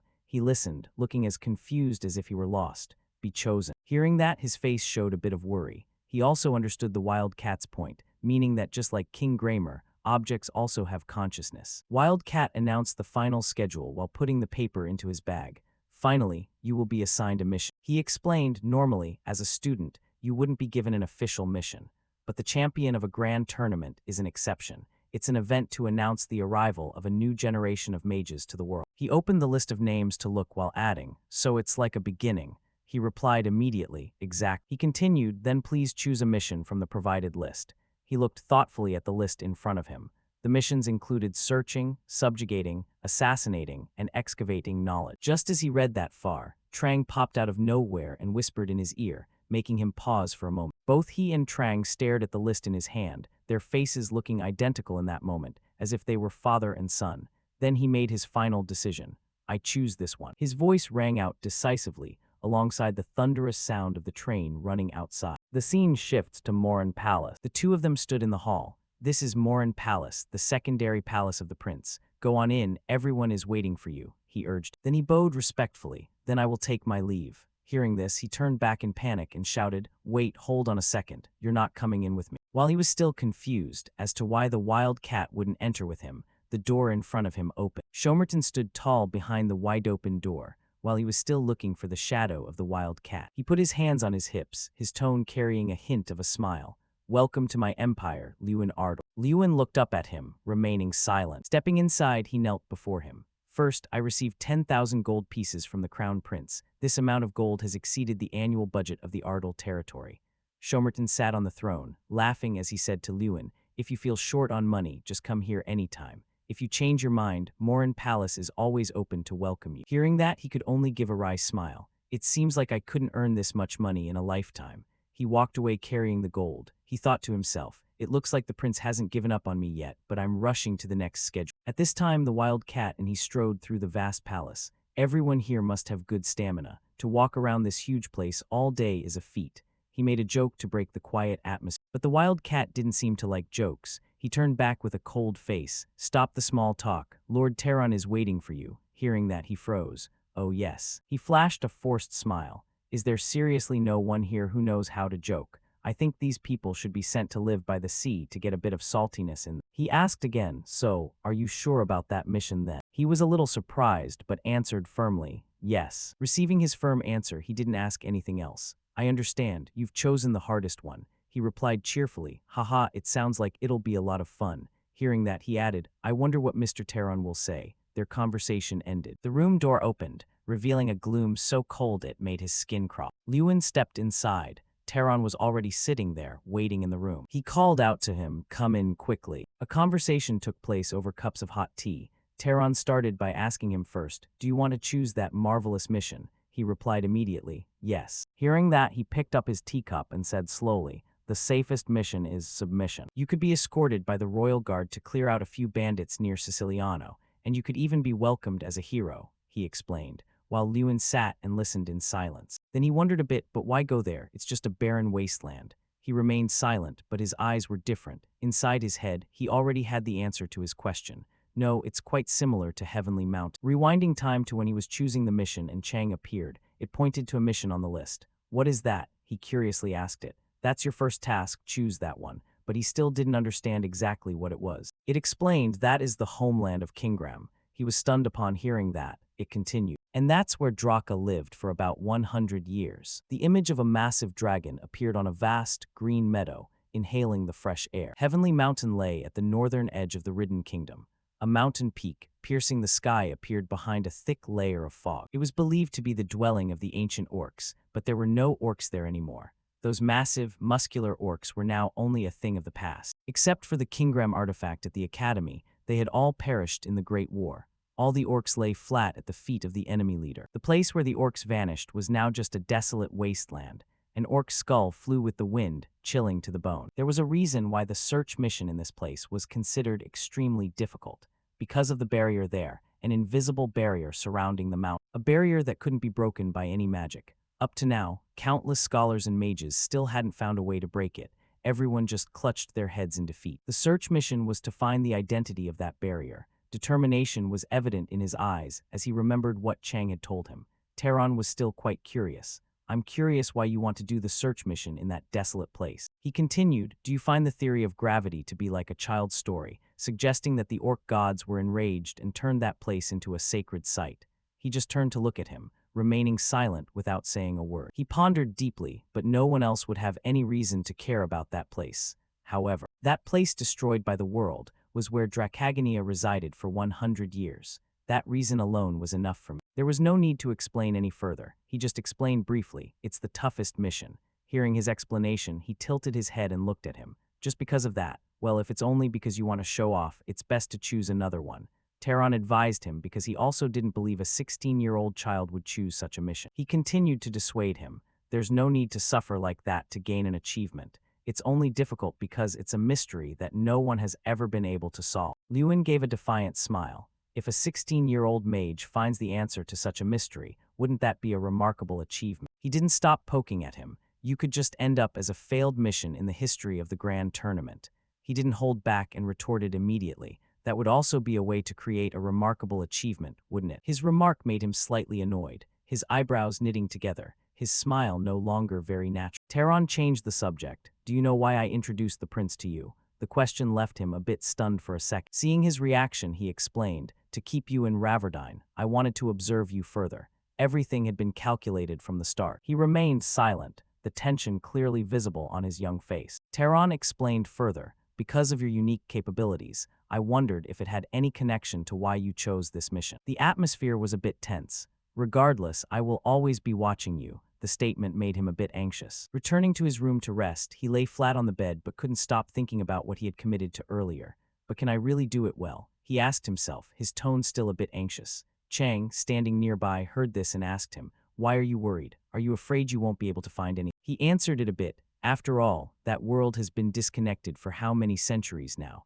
I wonder if it's possible to discover anything at all. It immediately retorted, humans haven't discovered anything up to now, but you can do it. Hearing that, he reacted immediately, I am a human too, you know. It replied, you've surpassed human capabilities. He heard this and wondered, me? Yeah, sure. To surpass even human capabilities like Lewin is a whole process. While the two were talking, there was a knock at the door accompanied by a request for permission. Mr. Lewin, may we come in? He jumped up and called out, ah, yes, come in. The two people outside the door stepped in. He greeted them, hello, Boar, Wild Cat. Chang, sitting on his shoulder, saw him call them that and was puzzled. Boar, Cat, what are you talking about? He sighed and explained to it, that's the prince's hobby. The mages of Maup all like to call people that. It heard that but was still clueless and couldn't for the life of it understand what kind of farm this was. Boar happily walked toward him. All right, Lewin, shall we go to the artifact room to receive the reward area? The three walked along the hallway, explaining to Lewin about the artifact room as they went. The Magic Tower's artifact room was divided into 4 zones: Zone C, Zone B, Zone A, and Zone X. The items in Zone C were the most common, and Zone X had the rarest. Boar walked in front. Lewin and Wildcat followed behind. As they walked, Wildcat explained and listed the zones for. Wildcat added, Lewin will be allowed to explore Zone A. He curiously asked, you didn't mention going to Zone X. Seeing him ask that, he turned away, his face turning serious. That area is not open to anyone, unless something special happens. Even for the prince, that's an issue. His gaze scrutinized, wondering inside something special. Following the guide, I got to start exploring from Zone C. the three entered the Zone C room. He picked up a sword bigger than a pig spear. He asked the other two, "Is this a dark sword?" Boar replied, "Yes, that's right. We only collect items that were well guarded after battles with monsters and demons." He looked at the sword, thinking for a moment, truly impressive. "It looks like the brilliant sword used by Doom Prime, right?" The shiny sword reflected his face. "Truly the Matop artifact warehouse. Even Zone C costs many nobles their fortune," he exclaimed. Suddenly, he noticed a book on the ground. The Special Transformation of Tin Brown. "I heard it stopped being written, but why is this book still here?" Boar saw him curious and was happy. "It seems you know it. That's a book over 100 years old." He laughed and replied, "Haha, there was a time when all I could do was read books. Beyond the 7 classes of Maum yachts, exploring unknown lands, searching for ancient creatures." He read the titles of the books stacked on the shelf. "Can everyone freely read these books while at the Magic Tower?" He picked up a book, opened it to look, and turned to ask. Wildcat explained, "Occasionally, the tower headmaster allows members the opportunity to read the books, but ownership is not possible." Zone B was a treasure trove of knowledge, from forgotten magic books to rare ancient texts and even legendary manuscripts. Ignoring the allure of Zone B, I proceeded to Zone A, but not a single artifact in Zone A responded to me, which made him a bit anxious. He turned back to ask the other two, "Has anyone else ever not been chosen by artifacts before?" Boar scratched his head, smiling awkwardly as he replied, "It has happened, but very rarely. For a mage capable of going to Zone A, or even being responded to by 1 or 2 artifacts, it shows significant skill," he explained. His mood immediately sank. Being ignored by all zones was truly disappointing. He was very sad and could only force a smile. Chang saw this and crossed his arms, laughing like a CEO. It lifted his spirits. "Nothing to be disappointed about. They're all trash." He heard this and was shocked to the core. "What did you say?" It explained for him to understand. Naturally, to humans, they are all rare items, but they're not truly rare. "Over there," it pointed toward the door, emitting a killing intent like from the depths of hell. He asked it in Zone X. The Zone X door was scary enough just to look at, and it even had a dragon head in the center, mouth agape as if wanting to devour anyone who came near. Chang stared fixedly at that room. "I think there's something in there created by a dragon. There's even a scent of unrefined dragon gold." Hearing it say that, he just sighed. He didn't care much. No matter how valuable the object in there was, he couldn't get it out. He didn't have much faith in his own abilities and bent down to search. "Let's just focus on finding artifacts." But before he could find anything, a blue light appeared, catching his attention. Chang smirked because it knew what was about to happen. That blue light also startled the other two. Boar even started stuttering. That is. That stream of light was from the Zone X door. If they didn't hold steady, the 3 of them could be blown away and stuck to the wall, framed like painting. Boar shouted loudly, It's happening. Something special is happening. It's been 56 years, aha. That door is gradually opening." Scene shifted to Terran's room. He furrowed his brows. "Maybe they're about to get a marriage license." He asked, "Is Kun Khan's fang reacting?" Wildcat replied respectfully, "Yes." He pondered deeply. Is this a sign for him to be the next successor? 3 exceptional artifacts are kept in Zone X. Algal's scepter, Morshi's scale, then Kun Khan's fang. These artifacts share a common trait. They allow their masters to stand at the peak. Algal's scepter was used by the first human mage. Algal, the infinite artifact, amplifies the power of destruction and symbolizes the Wizard King. 56 years ago, Terran was chosen by Algal's scepter. Whoever is chosen by it is brought to the peak of the Magic Tower. The impenetrable armor that resists all magical attacks, Morshi's scale. This armor only chooses its master once in a century. Those chosen become legendary knights. However, Kun Khan's fang, the first leader of Molar, is a mysterious artifact. It has been 100 years, and it has never chosen a master. Terran mused. Kun Khan's fang has chosen Ardal. Does that mean he is truly destined for the throne? He wondered. He asked Wildcat again to be sure he was reporting accurate information. Lewin Ardal was actually able to lift Kun Khan's fang. He confirmed to Terran. Yes, he picked it up very easily. Terran fell into a flurry of thoughts once more. Kun Khan's fang is an artifact that almost no generals could bring into the tower. He recalled the image of 6 men lugging just one fang. Everyone's face clearly showed the strain of carrying it. It's not something anyone can just pick up like that. It possesses a power similar to an ogre's. Thinking of that, he seemed to understand something. A power reminiscent of an ogre. The chosen special mission is to search at Heavenly Mountain. Kun Khan's fang, the first leader of the ogre. He organized all the information he possessed, then suddenly spoke up. Immediately, summon the Scream's mages. He gave the order to Wildcat. "I have decided to head west to Heavenly Mountain." Wildcat advised Lewin, "The time for the mission is 1 month. Make sure you are on time." After giving instructions, he handed him items for the road. And this is your fee, ID card, and train ticket. He received the items and sent his thanks.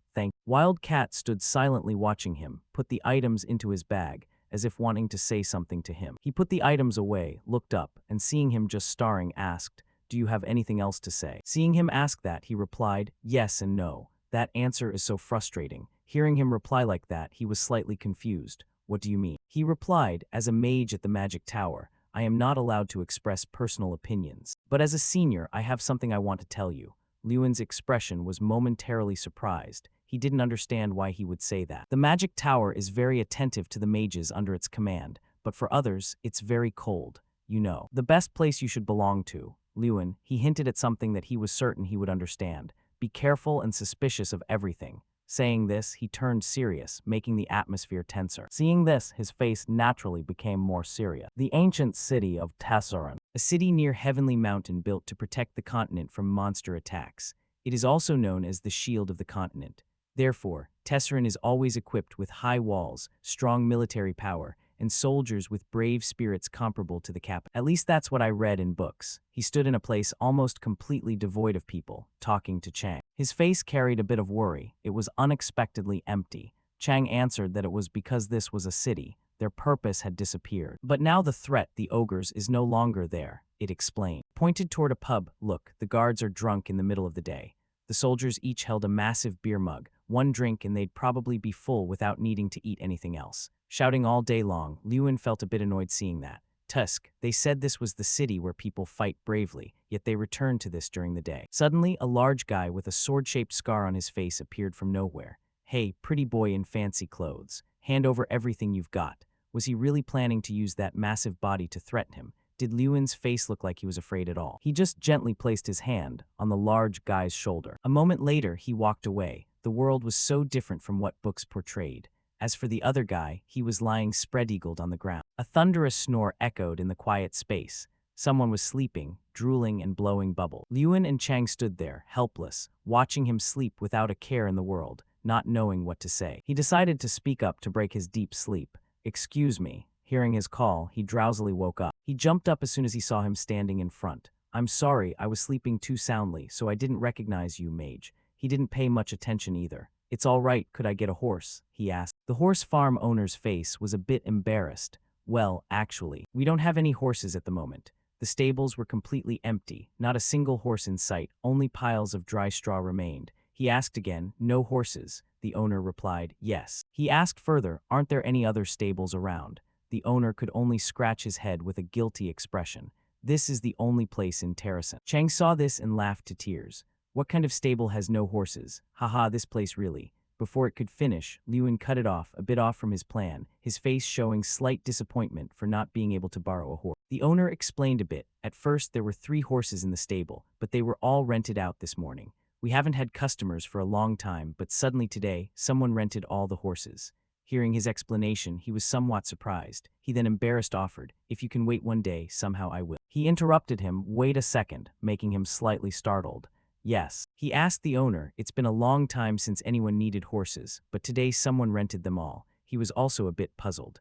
"That's right, but why?" He started to have some suspicions. Terrasen is rarely visited, but someone else renting all the horses here besides me, is it just a coincidence? He wondered. But then he recalled the words Wild Cat had said to him before leaving, "Be suspicious of everything." He turned to ask the friend sitting on his shoulder, "Chang, you've realized something, right?" It heard him ask, sighed, and crossed its arms. "Hey human, you're only realizing it now. I told you since we were on the train." It answered his question. "That's right." Both turned toward the same direction simultaneously. "We're being followed." Behind the house opposite where he and Chang were standing, a hooded figure was watching them. After realizing they were being followed, we immediately took action. I instructed the inn staff to report if anyone asked about me. He handed a gold coin to the inn owner, whose eyes immediately lit up, and he agreed right away. "Just relax with me. Truly, money can bother the whole world." I decided to become bait and walk around Terrasen.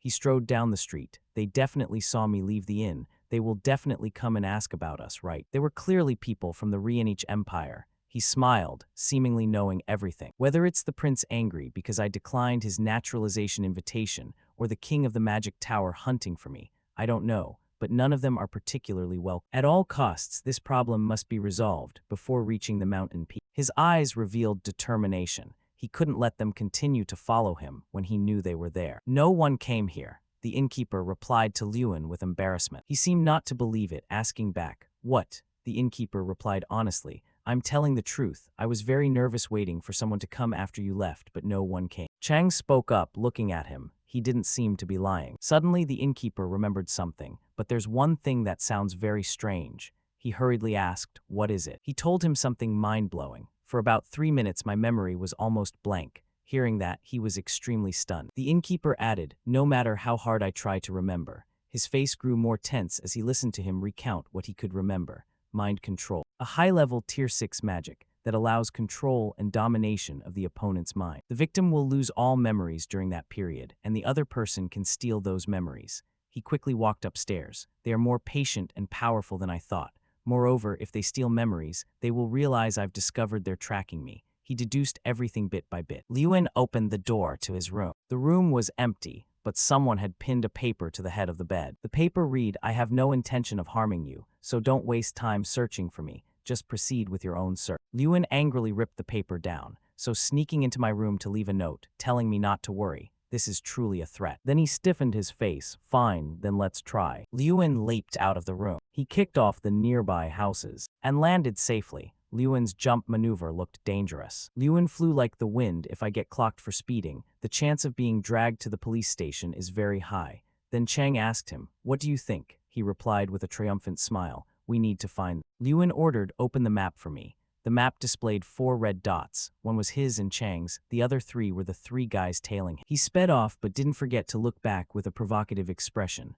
"All right, then follow me." Red circles appeared as Lewin burst into speed. He shouted loudly so the 3 guys could hear, just like running to secure first place in a triathlon. "Should we chase after them?" one of the 3 guys asked. "Haha, the junior champion of our grand tournament wants us to play games with him. It wouldn't be fun if we refused."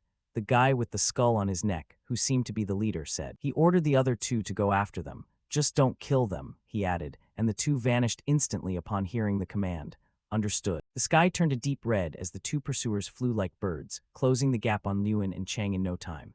Meanwhile, Lewin was still running with a grin on his face, showing no sign of fear. After all, he was the one who invited them to play this game. Why the hell would he be scared? At a place as deserted as a ghost town, a purple light appeared, followed by 3 suspicious figures in black cloaks descending from the sky. The 3 began to walk forward, scanning their surroundings as they moved. The one in the middle noted, "The trace of the mage from Scream's, Lin Ardle, has vanished." The leader turned his head and said, "He hasn't vanished, he's waiting for us." "Wait, what?" They continued their conversation, completely oblivious to the wooden crates stacked around them. Suddenly, Lewin lunged straight out from the crates, catching the 3 cloaked figures completely off guard. They cried out in shock, "Lewin Ardle." Before he could say another word, one of them was punched squarely in the face by Lewin. He quickly spun around to face the second one, whose jaw dropped in absolute terror. Lewin lunged with his fist, but the man managed to quickly cast a spell, conjuring a defensive wall in front of him. But please, as if that could stop our protagonist. Lewin punched right through the magic wall in an instant, delivering a blow so heavy the man coughed up a mouthful of blood. Before the fight had even truly begun, 2 out of the 3 were already down, sprawled out on the ground. Lewin turned his gaze directly toward the last man standing. He suddenly let out a chuckle. "Ha ha ha, I was curious what kind of person he was. Turns out he's an actual monster, isn't he?" Lewin, eyes burning with murderous intent, glared at the man and growled, "Who are you people?" The bearded man in the black cloak remained calm, smiling despite Lewin's defensive stance. "Did you know? The high priest of the magic tower sent us here. We were told to protect our youth." Lewin shot back, "You look more like spies than protectors." The bearded man's expression grew more mysterious. He tore up the paper in his hand and said, "It's all the same, really. Besides, watching you has been quite entertaining." With that, the old man vanished into a cloud of gray smoke, leaving behind his 2 unconscious subordinates and a parting message. "See you later." Lewin looked at the skull tattoo on the neck of one of the fallen henchmen and muttered, "This skull tattoo, dark mages. Dark mages." Lewin crossed his arms, staring at the 2 unconscious men, and answered Chang, "Yeah, it's a secret society, a group of mages from the tower who handle all the dirty work." With that skull wrapped in mysterious blue flames and those shadowy cloaked figures, it was obvious at a glance that this group was up to no good. Lewin referred to them as the Dark Mage Secret Society. All that was known about them was the group's name and that tattoo. No one knew exactly what they did or the skill level of each individual. Even the identity of their leader remained a total mystery. Chang, looking incredibly excited, turned to Lewin and asked, "So, what's your impression of them after meeting them?" Lewin looked at Chang, a thought crossing his mind as he smiled. "It's doable. They don't seem to be on the same level as the representatives at the recent grand tournament." Chang, somewhat confused, noted, "But we still haven't verified the strength of that other guy." Lewin replied casually, "Fair enough." He put his hand to his mouth, recalling how those damn mages had attacked innocent people, and said, "They used 6th-tier magic. They're clearly not ordinary opponents, and besides that, they can track us from a distance." Chang looked at his contemplative face and asked, "What do you plan to do?" Lewin remained deep in thought. He looked up as if a plan had formed and said, "First, I'll force them to reveal themselves." A while later, the rhythmic thud of horse hooves echoed. The very next day, we immediately set off for the Celestial Mountains. Lewin galloped quickly toward the mountain range ahead. The journey to the Celestial Mountains was exhausting. We had to trek through arid wastelands, but I could feel that we had finally reached our destination. Lewin placed a hand over his chest. He dismounted, keeping his hand on his chest. His face was filled with suspense and anxiety as his chest throbbed. Sunlight hit the sweating face of the young man as he gave a faint smile and said directly, "So, this is the Celestial Mountain." Indeed, there was no mistaking it. The mountain shrouded in a dark, gloomy barrier was the Celestial Mountain. Lewin stood dazed for a long moment and remarked, "This is exactly what satisfaction feels like." The dark barrier rippled slightly as if something had just touched it. Lewin asked, "You mentioned this was where you lived with Draka, right?" Chang replied, "Yes, that's right." Lewin sat down tiredly, leaning his back against the barrier. It won't budge at all. How am I supposed to get in?" Lewin's expression shifted, a hint of worry appearing as he looked up at Chang. "What kind of inhumane idea is this? Are you telling me I have to destroy the barrier like that?" Chang crawled onto his forehead and answered, "Yes." Lewin sighed. "Got it." As Chang climbed onto the top of his head, Lewin looked down and said confidently, "If they were human, they'd definitely try to break the barrier, right?" Lewin looked up at Chang, who replied, "Right, that's the first thought." Chang continued, "But they can't break it using normal human methods." Chang added, "What would happen if there were an ogre here?" This remark left Lewin a bit stunned, as if even he hadn't seen that coming. Lewin sat cross-legged, resting his chin on his hand in serious thought. Wouldn't it be better to call an ogre from the inside, ask them to open the door like a friend? While Lewin was still thinking, Chang quickly hopped down to the ground. Crossing his arms, he looked at Lewin and said, "Yes, my thoughts are very clear now." Lewin was even more shocked to hear that. His pupils contracted as he looked down at Chang and said, "But didn't you say all the ogres here were dead?" Chang looked at Lewin with supreme confidence and replied that such a thing was just human assumption. Lewin started to feel the tension, turning his head back to look at the barrier. Chang's expression darkened. He said, "Remember, Lewin, your power doesn't follow prejudice, it breaks it." Just as he finished speaking, a voice drifted out from within the gloomy, dark barrier. "I'm breaking it right now," it said, taking Lewin by surprise as he stood outside. Lewin placed a hand on the barrier and spoke. He then placed both hands on the barrier, his face showing a bit of hesitation as he said, "Can you hear me? I know you're going to pretend you can't, but I have your leader's fang with me. Kun Khan." Keeping both hands on the barrier, Lewin continued, "If you can hear me, open the door." The atmosphere suddenly turned dead silent, making both Lewin and Chang feel a twinge of anxiety. A moment later, an incredibly powerful violet-blue light erupted from Lewin's hands. A massive explosion sent shockwaves between Lewin and the barrier, putting him in a difficult spot. But with a resilient will, Lewin stood his ground, forcing himself to endure the raw power before him. Lewin's pupils suddenly dilated, as if he were seeing something horrific coming straight toward him. The dark barrier then began to fade away. Lewin gasped, It opened. The mysterious old man in the black cloak appeared out of nowhere, running forward in a panic. How could a rookie like him do something that no one has ever been able to do before? Unfortunately for him, by the time he arrived, the barrier flared back up, blocking his path.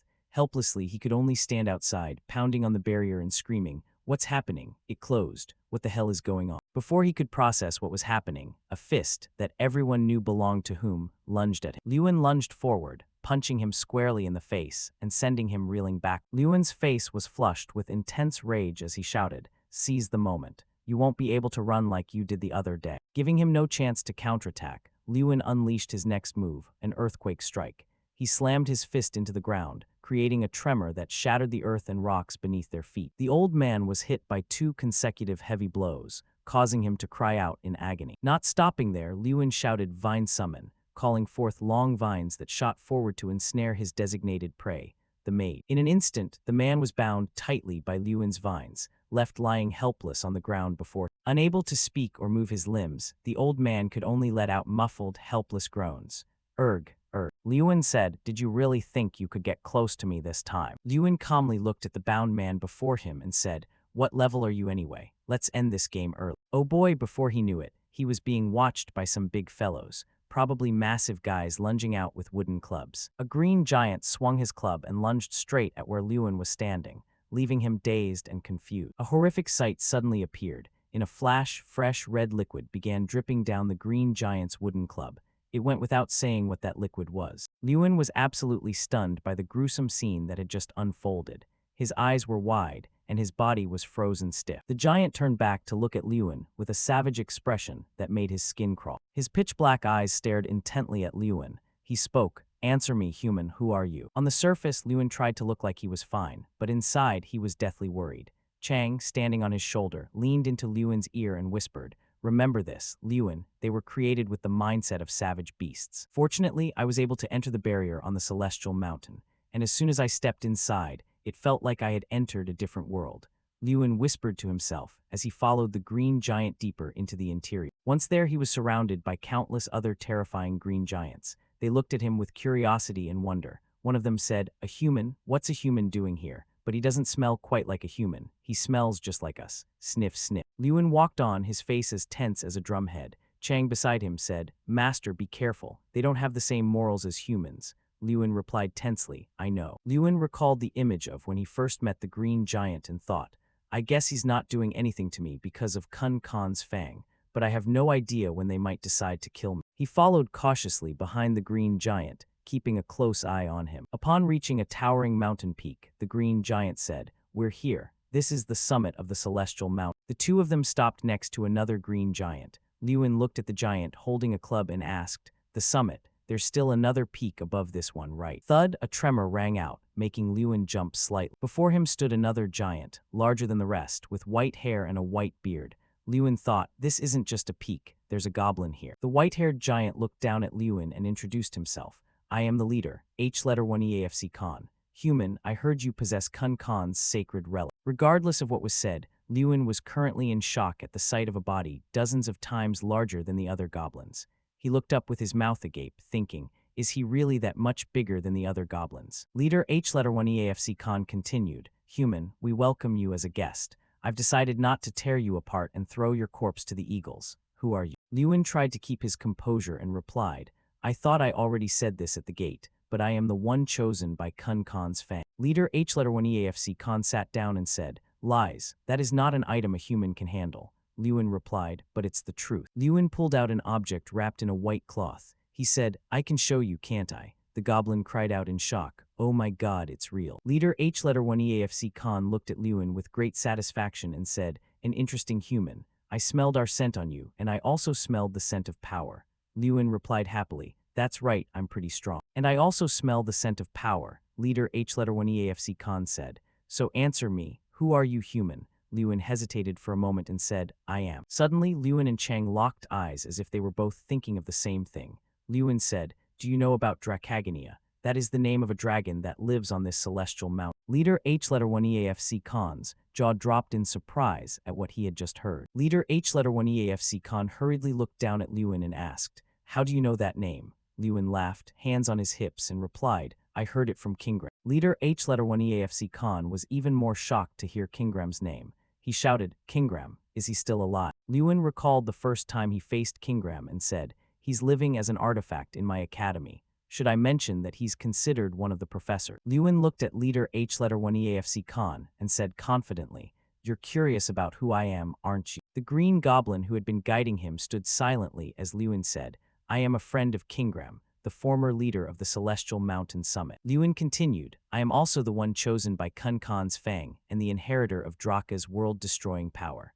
With every word Lewin spoke, Leader Khan became more and more surprised. Facing the two massive goblins, Lewin stated clearly, "I am Lewin Ardle." Lewin faced Leader H-1EAFC Khan and asked, "After all that, do you still plan to crush me and throw my body to the eagles?" Leader H-1EAFC Khan pondered for a long moment before saying, No, we will celebrate your arrival. A human egg. Lewin's face suddenly froze up, seemingly at a loss for words. He was then brought to the middle of a square with a crude stone table in the center, while the surrounding goblins cheered incessantly. Chang sat on Lewin's shoulder, arms crossed, and said, "The goblins have an initiation right even when welcoming someone new. If you want to be welcomed, you have to prove your worth." Draka also participated when he first arrived. Chang looked at Lewin seriously and added, "And the format is arm wrestling." A massive green goblin stepped forward to face him. He happily showed off his muscles and said, "I am the son of Merukan Khan, Omrat. Are you the human we've welcomed?" Already, Lewin's face was as wrinkled as a crumpled blanket. He thought to himself, "You're telling me this giant is my opponent. I think something is very wrong here." In a flash, Lewin and Omrat were in position to arm wrestle. The whole square was shouting, "Come on, hurry up. Omrat, crush that human." Lewin leaned against the stone table and looked at Chang. "If I lose the arm wrestling match, they won't throw me to the eagles, will they?" Chang replied helplessly, "I'm not so sure." Facing the giant Omrat, the atmosphere was tense. Lewin looked tiny compared to him. The two gripped each other's hands tightly. Lewin thought this giant goblin was definitely trying to intimidate him, but that didn't mean he should let himself be blinded. Lewin's face was incredibly tense. He thought a match between a goblin and a human sounded ridiculous, but he also had the special power granted by the artifact. The white tooth was hovering amidst the flow of magic. Lewin noted that since obtaining Kun Khan's fang, his strength had increased by 1,000. Lewin frowned, showing his seriousness, and thought, "Now that my strength has reached 3520, this is possible." Omrat looked supremely confident. He said, "I don't think you're an ordinary human, but the feel of your hand is quite different. I am Omrat, son of Omru Khan. Even if my opponent is a human, I won't go easy on you." Lewin didn't back down, smiling as he shouted back, "That's right, try to defeat me once and for all." The referee in the middle began the countdown. "Get ready." The faces of both contestants were extremely serious. "Start!" the goblin referee screamed. Right away, Lewin tensed his arm muscles so hard that a piece of his sleeve tore. Seeing this, Omrat was a bit surprised by his opponent. The match continued with no winner in sight. Omrat let out a loud shout. Looking at Lewin, his face was clearly worsening. He was drenched in sweat as if he could only hold out for a moment longer. He thought, "Is it over?" But Lewin summoned all the remaining internal strength in his body and shouted, "This is my last chance, you hairy goblin." However, it didn't go as he hoped. Omrat pinned Lewin's arm with incredible ease, and a loud thump echoed. Lewin had flexed so hard he tore his shirt, but after losing so miserably, he stood frozen, his face completely dazed. The goblin referee then stood up, spread his arms, and shouted, "Omrat has won." Lewin lay exhausted across the stone table, sighing as he said, I lost, even though I gave it my all." Lewin's hand was shaking, covered in bruises and injuries. He said, "So, am I going to be thrown to the eagles now?" Lewin stared blankly at the sky as if his time was up, but then a voice spoke, "Get up, human." A green goblin knelt down, facing Lewin, and said with satisfaction, "You tried to hold your ground, even against Omrat, the finest warrior of the Celestial Mountain. Truly, you are someone worthy of praise." At that moment, the system mission board appeared. The goblins of the Celestial Mountain revere strength. It took Draka 17 years to earn their respect through his power. Just as he did, win over the goblins you want with strength and make them respect you. Defeat Omrat in arm wrestling. 01. Reward, goblins at Celestial Mountain. Lewin looked up in disbelief, stammering, Thank you." Chang looked at Lewin happily and said, "Well done, Lewin. You've won the support of the goblins." Lewin propped himself up, looked at Chang, and said awkwardly, "Chang, you didn't tell me this would happen, did you?" Chang just gave a playful kee laugh. Lewin chuckled, glancing at Chang. "You said Draka took 17 years to beat Omrat, right? I'll do it in 1 month." Looking up, the atmosphere was very merry, with goblins sitting together at tables, drinking and talking. As soon as the arm wrestling ended, a feast had been prepared on the small peak. At a dining table, Lewin said happily, "This is better than we thought, right? It's hard to believe goblins are such good cooks." Chang replied helplessly, "I know the food smells very strong. The smell is really something." Lewin replied, "No, it's not that." Lewin sat down, looked around, and asked, "But why do the goblins here live such isolated lives in this monastery?" Lewin's face grew somber as he thought that, regardless, he had a feeling. Watching the crowd of laughing goblins, Lewin thought that he would overcome something even more important than this mission. Omrat approached from behind, looked at Lewin and said, "Strong human." Lewin turned back and replied, "Yes, Omrat." Omrat looked down at Lewin and asked, "So, what are you planning to do with the tooth of our first leader?" Lewin replied, Do something. Is there something I can do with it?" Omrat smiled brightly and said, "If you want, I can help you forge a weapon suitable for a human." Suddenly receiving this unexpected windfall, Lewin was a bit surprised. He thought, what did he say? In a dark cellar. Holding a massive tooth in his hand, Lewin asked himself, what is this? While walking and holding the tooth, Trang said, this is the primary source of power, a symbol of supreme strength. Whoever in the Agres tribe inherits it will be the strongest. Lewin replied, no, I mean, what is it used for? Things like armor and magical staves, Trang said. The Angel scepter and Morshi scales have very clear uses. One is a sorcerer's scepter, and the other is a knight's magical armor. An image appeared of Lewin wearing armor and holding a staff while laughing heartily. Trang said, or perhaps this can be used as a flail. Receive this magic spell. The two chatted animatedly as they walked through the dark corridor. Chang said, just hold on to it and figure it out later. It will only help increase your power. Lewin replied, all right. Scene change. Omrat smiled brightly and said, if you want, I can make it work for you. A weapon fit for a human. Receiving this bargain out of the blue, Lewin was a bit surprised. He realized he had it but didn't know how to use it, making this an unexpected opportunity. Omrat pointed his thumb at himself and said confidently, the tooth of Kun Khan is so heavy and hard that it seems no one can handle it. But if it's the Omusira iron trap, it is completely possible. Lewin looked a bit confused. An iron trap is just like any other blacksmith's tool for humans. Omrat looked at Lewin and asked, do you have any ideas about a specific type of weapon yet human? Lewin hummed in response. A moment later, he suddenly smiled as if he had just thought of something. So, you can help me create exactly what I need. It's been half a month since I arrived at Heavenly Mountain, Lewin said, crouching in the bushes as if hunting for something. In front of him, a green goblin shouted, over there, a human. Lewin lunged straight out of the bushes and said, let me handle it. During that time, I've been hunting for the Agres tribe or supporting them. Next, he started jogging, spending so much time training me in the things I couldn't do. Drenched in sweat, Lewin looked up at the system and then happily said, all right. Afterward, he went to arm wrestle with Omrat again, and like the last time, Lewin lost. However, the main mission that took up most of my time was something else. Trang announced clearly, 15 losses in 15 matches. Arm wrestling with Omrat, Lewin constantly lost 15 matches, so he sulked and rubbed his arm, saying, lost again. This really keeps happening to me. Behind him, Omrat just laughed, ha ha. Lewin stood there rubbing his arm for a moment until Chang came over to encourage him. Keep it up, master. You've improved a lot already. Omrat smiled and said, stand up, human. You've been using your power more efficiently now. Lewin, refusing to give up, looked at Omrat with confidence and said, thanks. I feel like I'm making progress little by little. I've learned how to use my power reasonably through your advice and can endure a little longer each day. Lewin shoved both hands into his pockets, turned his head and said, before I leave this place, I must defeat Omrat. Omrat, behind him, was completely stunned at being called out. Even inside the cave, the conversation between them could be heard clearly.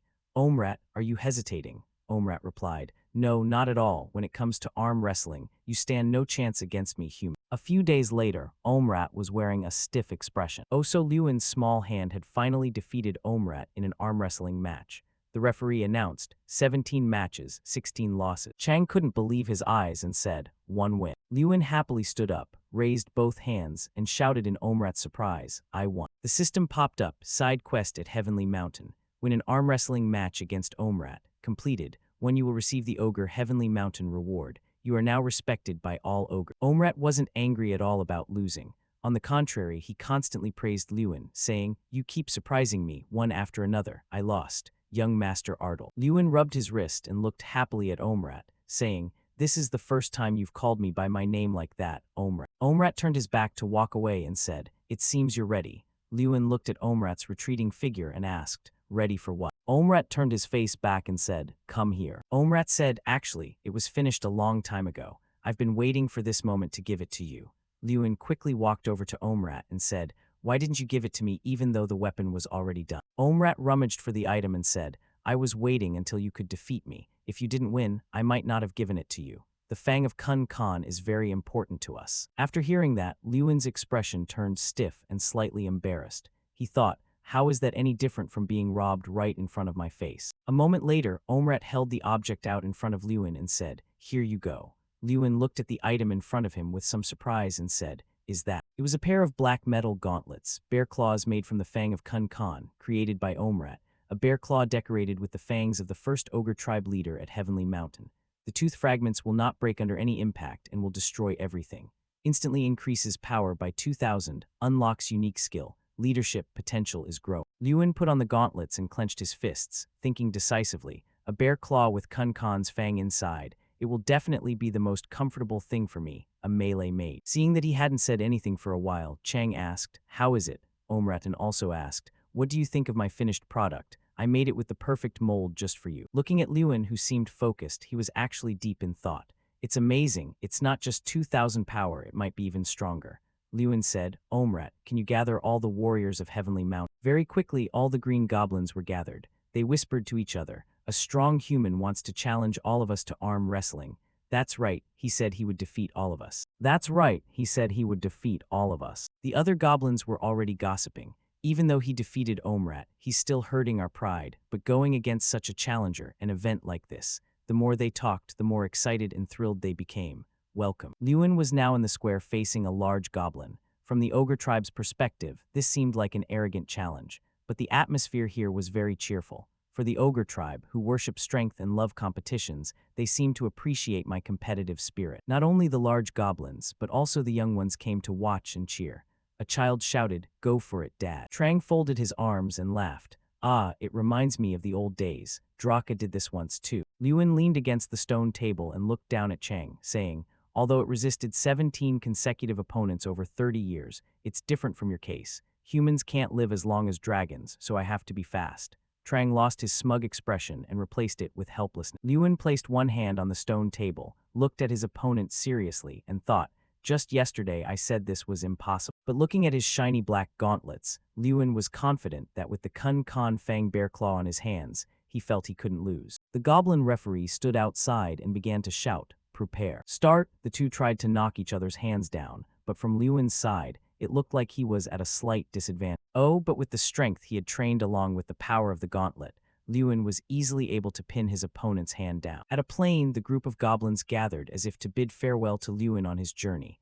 A goblin said, "Will we come back, young master?" Lewin replied, "Yes, now we need to go to Leverdin." The goblin regretfully said, "You gave us a memorable experience. Thank you, young master." Lewin looked at them happily, but said nothing. Lewin reached out his hand. Omrat saw it and said, "Do you want another arm wrestling match, even though you've already defeated all of us?" Lewin said that wasn't an arm wrestling match, which made Omrat a bit taken aback. He held out his hand to shake Omrat's, saying, "That's called a handshake." Omrat didn't quite understand and said, "A handshake." On Lewin's face was a hint of nostalgia as he said, "It's a way for humans to greet each other." Omrat seemed enlightened. He listened in silence as Lewin explained what to do when meeting someone and saying goodbye to a friend. Then he set off on his journey, accompanied by the goodbyes of those goblins. Lewin waved his hand and said loudly, "See you later," is a type of farewell. Late afternoon at the academy, new information. In the office, Taron sat at his desk listening to a report. "It's not very important news, sir." He listened to the report while resting his chin on his hand, thinking, "The report on the Screaming Witch is still missing. It's been quite a while since the other two returned with serious injuries. There has been no news since the Screaming Witch started following Lewin Ardle alone." Thinking back, he remembered the Western-style mage, who was beaten to a pulp by Lewin the other day. After sending another scout team, no signs of the human were found near Heavenly Mountain. Then he spoke up, "They have been dealt with." Before he finished speaking, someone interrupted his words. "Headmaster, I have a new report." Another person wearing a black cloak entered. He said, "Lewin Ardle has arrived at Leverdin." Elder Taron was taken aback. His face darkened like a soot-covered pot, brooding for a long time as if plotting something nasty. He gave the order him to return immediately. At this moment, Lewin has already reached the city. The castle was covered in the bright red hue of the sunset, accompanied by a low, disappointed voice. "I couldn't complete the mission." Taron rested his chin on his hand, with an expression that was 30% helpless and 70% indifferent, as he listened to the other side present their case. As King Flame said, there is some reason why no one can succeed in conquering that place. When I arrived at Heavenly Mountain, I truly realized that this mission was beyond my capabilities. Lewin sat on the boat with his head bowed in disappointment, explaining, "The barrier there is too strong, so there is no way to get inside." Taron just listened in silence. He spoke up, interrupting the boy's words. "You're lying, you know that, right?" Taron spoke slowly, word by word. "Be honest and tell me clearly. You are the one chosen by the Fang of Kun Kan, aren't you?" He said in a stern voice, "And the mission you chose was to find the ogre stronghold. That seems like too much of a coincidence, doesn't it?" Lewin heard this, his expression guilty with sweat running down his face, and he tried to act calm as he questioned, "So, you've been following me?" Taron replied calmly, "Following you. I was simply worried. I was afraid you might become part of the opposition to the tower. Lewin quickly spoke up. Any mage who dares to oppose King Flame's words will become an irreconcilable enemy of the people in the tower. And besides, Taron looked him over and replied, enough small talk, let's get to the main point. Be honest with me. What did you see inside Heavenly Mountain? His face suddenly turned ferocious, his voice grinding as he interrogated, are the first people of the ogre tribe still alive? Lewin heard Taron ask that, his face becoming tense, not knowing how to answer reasonably. He slowly left the castle. Lewin breathed a sigh of relief. Phew, that was close. Remembering when Taron threatened, don't lie to me, I know everything. I can look back into your past right now if I want to. He interrupted and asked back, but you probably wouldn't do that, would you? Making Taron look briefly surprised. What do you mean? Lewin curled his mouth into a provocative smile. A great frontier wizard like you surely wouldn't use such methods, right? Especially to confront a student like me. Hearing that, Taron's eyebrows furrowed, and he shouted angrily, do you dare to bet with me? That student label seems a bit too modest, don't you think? Taron said helplessly, well, all right. He softened his voice and instructed, your first official mission has failed, so go back to the academy. Lewin's face furrowed as he fell into deep thought. I just bet on King Flame's pride. Fortunately, it worked. Although he wouldn't use such extreme methods, there are still many other ways. He frowned, thinking tensely, but if King Flame were more unreasonable, I'd probably be caught. Just thinking about it is scary. Lewin comforted himself, but surely it's over now. He thought of Taron, and in his heart he had a premonition. He was chosen in Zone X, and everyone knew that meant the owner of the throne. Although not explicitly stated, King Flame would definitely keep a close eye on him. Lewin punched his tired shoulder and hurried along, sighing, who knows, right now I just want to leave here as quickly as possible. The train puffed smoke as it raced forward. Colorful banners printed with Lewin's image were flying with cheers. Wow, Lewin, congratulations on winning the festival. The crowd tossed him into the air, cheering excitedly. Come here, Lewin, welcome, making Lewin embarrassed and shout, stop it, that was 2 months ago. Jason nonchalantly dropped a cardboard box onto the table with a thud. Lewin sat on the bed, confused. What is this? The boy stood with his hands on his hips, laughing as he replied, this is your mail. As expected, the festival winner is definitely going to be famous. Looking at the pile of letters in the box, he shouted, ouch, why so many? Jason interrupted, these are just the recent ones. Facing his question, Jason turned to the white cabinet and continued, and these are the ones that came a long time ago, still being kept here. Lewin's eyes bulged, his mouth agape as he stared at the pile of letters like a small mountain in front of him, unable to say a word. He fell into a state of severe shock, not knowing what to say. Jason stood with his arms crossed, watching Lewin sit cross-legged on the bed, surprised as he read the letter in his hand and muttered, what's this? A letter from a prince, really. From the genius mage and true patriot of the kingdom, sent to Lewin Ardle. The pile of letters in the cabinet kept spilling out along with his steady voice. I was very happy to hear you decline the Empire's prince's invitation. You really are a patriot, even though I've never met him, right? Jason sighed and replied, dear, isn't for people who are close, it's for people you want to be close to. Do you know anything about that? He lay long on the bed, watching Lewin read the letter intently, and couldn't help but wonder, but Lewin, what is your plan? The corners of Lewin's mouth turned up slightly, wearing a mysterious, crafty smile. He beamed a bright smile and replied, I'm thinking this year is going to be very different. Lewin rode his horse slowly beneath the canopy of trees, passing through the sun-drenched forest. As he rode, he thought excitedly, it's been a long time since I last visited my hometown. Since last year, I've just stayed in the dormitory and haven't gone anywhere. Remembering that time, Lin couldn't help but lament, I didn't have the face to see my countrymen. I didn't have enough confidence to smile and answer their questions.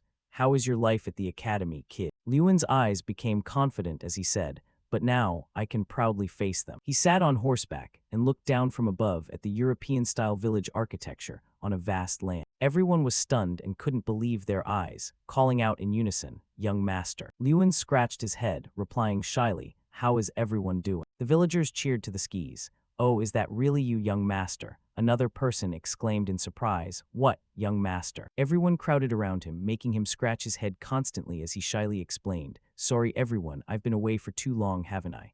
A villager laughed loudly and asked, ha ha ha, how is the academy? Is it like the rumors say? Another chimed in, but our young master is the best, right? Luna ran up from somewhere, hugged him tightly, and shouted, brother. The little girl put her hands on her hips and pouted, saying loudly, HMPH, not a single letter was sent during all that time, and now you show up. Father was behind him, smiling gently, partially helpless. Lewin shouted, "Father." Lewin raised his hand to tease her. "Lewina, you've grown up a lot, haven't you? I almost didn't recognize you," making the little girl angry and shout, "What?" He beamed a bright smile, silently adding in his heart, "And you're still as cute as ever." Lewin gently instructed his father, "Father, call all the family members here. It's been so long since I've had a chance to talk to anyone." The moonlight shone brilliantly on the night sky, covered by clouds. In the living room, everyone gathered to listen to Lewin.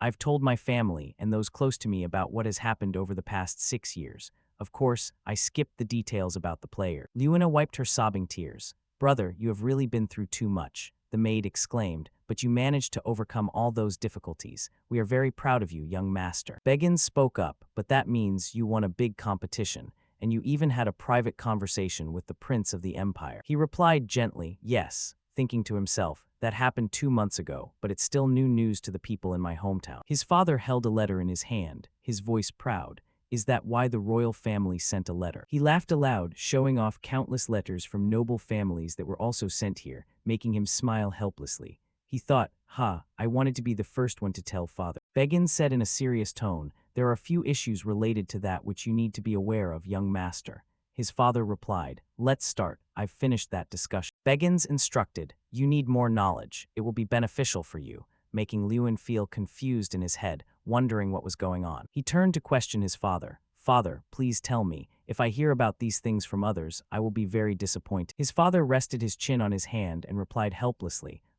It would be useless." Recalling the wooden crates filled with letters he received, he lamented. "As I just said, our house has received countless letters from nobles, all of which are about you. Many letters offer to help our family a lot as an excuse to use you or to have a meeting with." Lewina and the maid both looked worried when they heard his father speak. "Of course I refused them all, but there is one problem." Lewin placed both hands on his thighs, looked at his father and asked seriously, "What is the problem, sir?" He replied, "Bilko's Monzo." He thought of that person and couldn't help but worry that he would use the boy as leverage to threaten House Ardal. Monzo, the only commercial city near House Ardal's territory. Most of the goods produced in House Ardal's territory were traded through the city of Monzo. In other words, House Ardal's territory was maintained by the money earned in Mons. Lewin looked at his father, wondering, do they really offer such an unreasonably low price for our goods? He turned his head away, dejectedly replying, "Yes, because they want to take House Ardel's territory hostage and force you to become a guardian mage for Mons." Lewin's father rubbed his forehead wearily and added that if things continued this way, the Ardal family's finances would surely collapse. He bowed his head and sighed, lamenting that there was currently no clear solution in sight. Lewin recalled the joyful faces of the farmers as they enthusiastically insisted, "Oh, come now. I will definitely be the first one to host the young master." Someone even bragged that the quality of their goat milk this year was exceptionally good for the young master. His father and Beggins were taken aback when he said, "I suddenly thought of the saying that a wicked person needs to be knocked down." He looked at his own hand and said nonchalantly, "If they are so eager to meet me, I'll just have to go there and grant them an audience." After loading the luggage onto the horse, Beggins didn't forget to remind him, "Here is a bit of food and water for your journey. Please be careful on the road, young master." Lewin replied, "Thank you, Mr. Beggins." He looked at the boy apologetically and said, "I am so sorry for dumping the burden of this problem on you the moment you got home." Lewin patted the horse to reassure him, saying, "It's okay, you were just doing your job as the manager, and I'm just trying to fulfill my responsibility as the young master." Beggins watched Lewin anxiously as the boy slowly climbed onto his horse, not quite knowing how to find the right words. He called out as Lewin prepared to spur the horse away, "Young master, please don't be angry with him."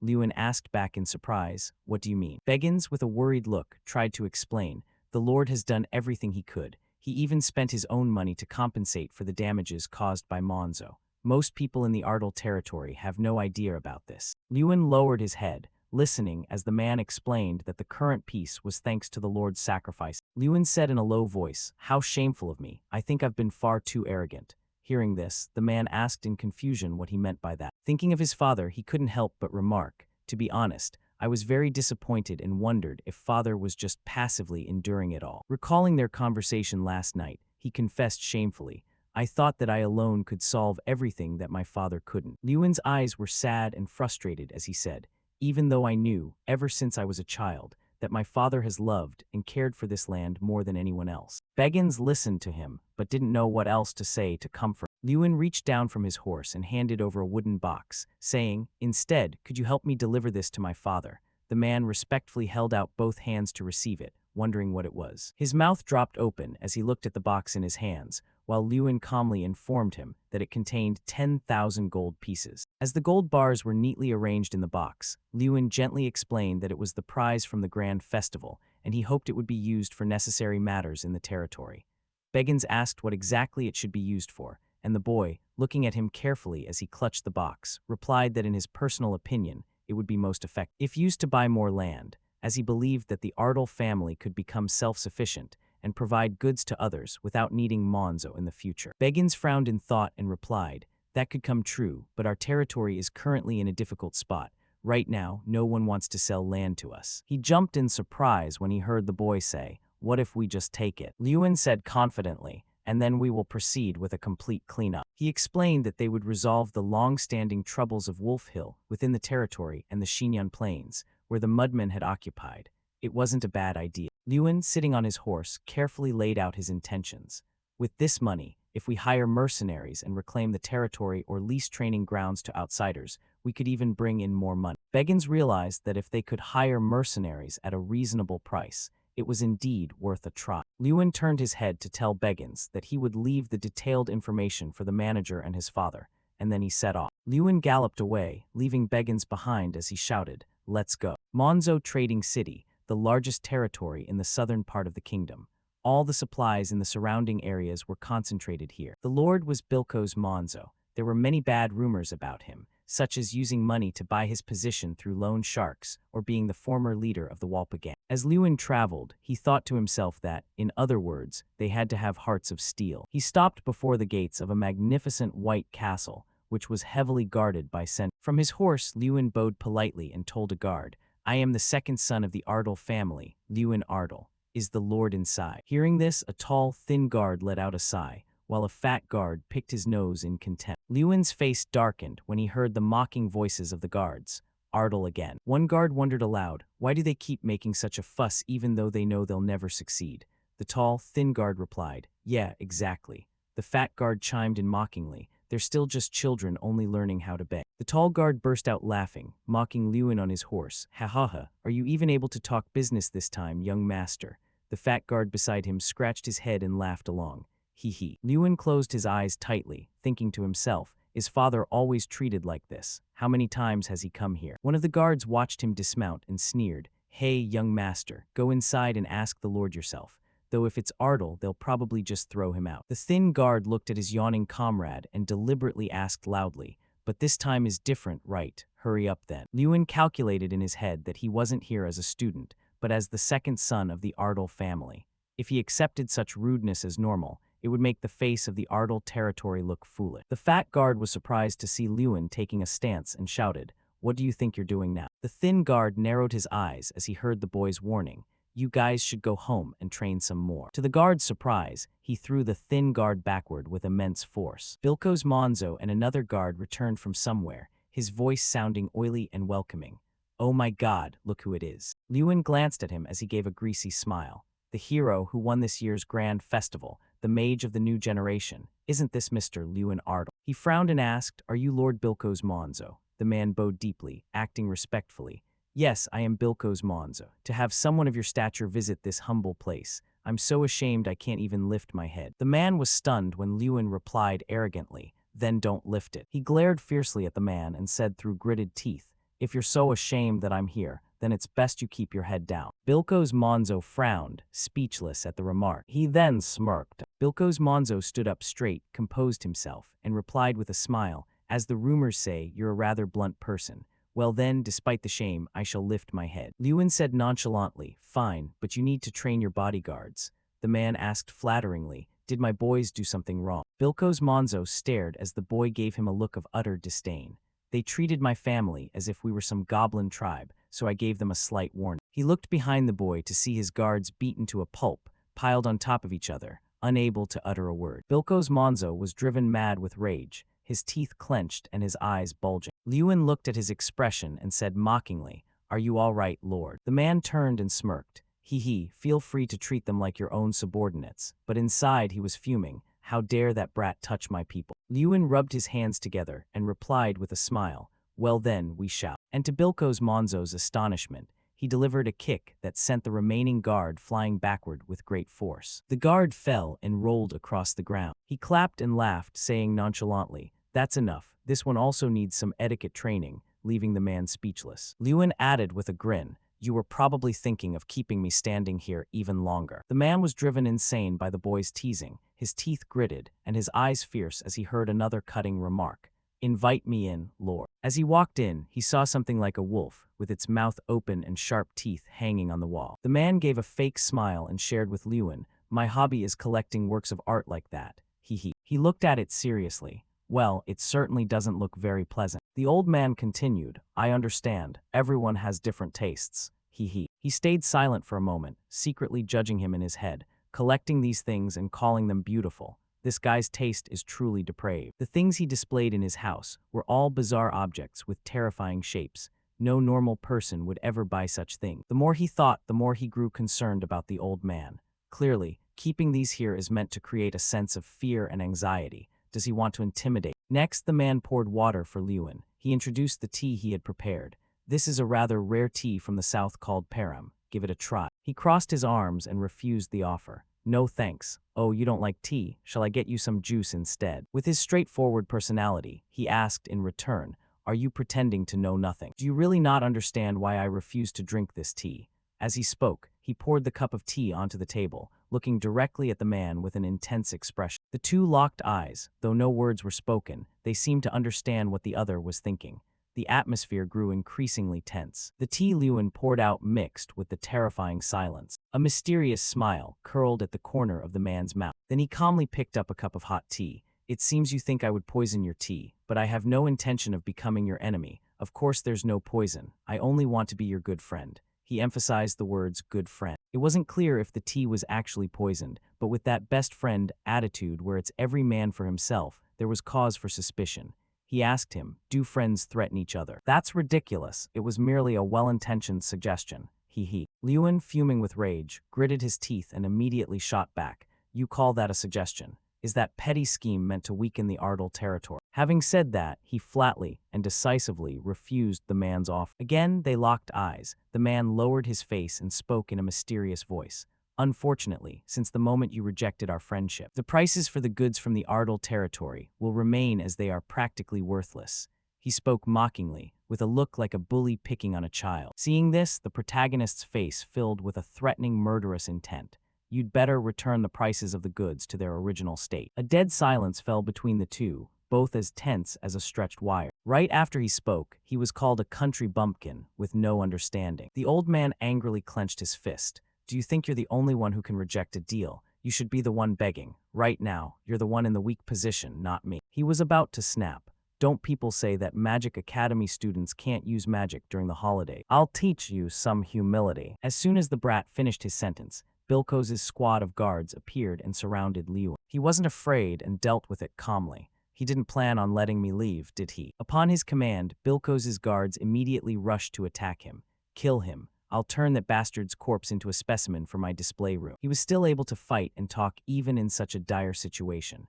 You want to turn me into a trophy? You're even crazier than I thought. The bear on his shoulder also thought the man had truly lost. Though he had guessed the outcome and hadn't expected much from this conversation, he still hadn't anticipated the man acting so crudely. He saw him as nothing more than an old pig trapped in his own well in the south. As he thought about people like him, he lunged into battle with a guard. When the two were close to Lewin, he suddenly stopped. He raised his finger, leaving the guard stunned for 5 seconds. Flick. As he finished speaking, the burst of power from his flick sent the guard flying away. What followed was a spectacular battle. A golden light erupted from his power, sweeping away and knocking back the guards who were swarming like bees to honey. With a confident look, he turned to tell the man, let me tell you something. A special skill appeared, Chieftain's Will, which would provide the support of the first leaders of Mount Harkin and Kun Khan until he was completely exhausted. The man was instantly panicked. Gah, where did this smoke come from? What the hell are you doing? Then, out of nowhere, a massive flame appeared, forming the face of something that was neither human nor beast. Lewin proudly informed him that even during the holidays, as long as his life was in danger, he could still use magic. The man was scared now, the fire creature that had just been formed violently lunged to attack his guards. Witnessing the scene, the guards couldn't help but tremble in fear. If we stay here, we're dead for sure. Immediately, they told each other to run in all directions, none wanting to meet their end right then and there. He raised his hand and clenched it, and the fire creature did the same, with a look of supreme confidence and pride. Lewin laughed. Running won't help you much. He and the deity within his skill lunged forward together. There was a massive explosion of energy, a loud blast that destroyed the entire castle. The people nearby watched in utter bewilderment. Seeing the flames growing larger and more dangerous, they all told each other to flee the place to save themselves. Meanwhile, the fat, white-haired man was still lamenting over his bizarre collection.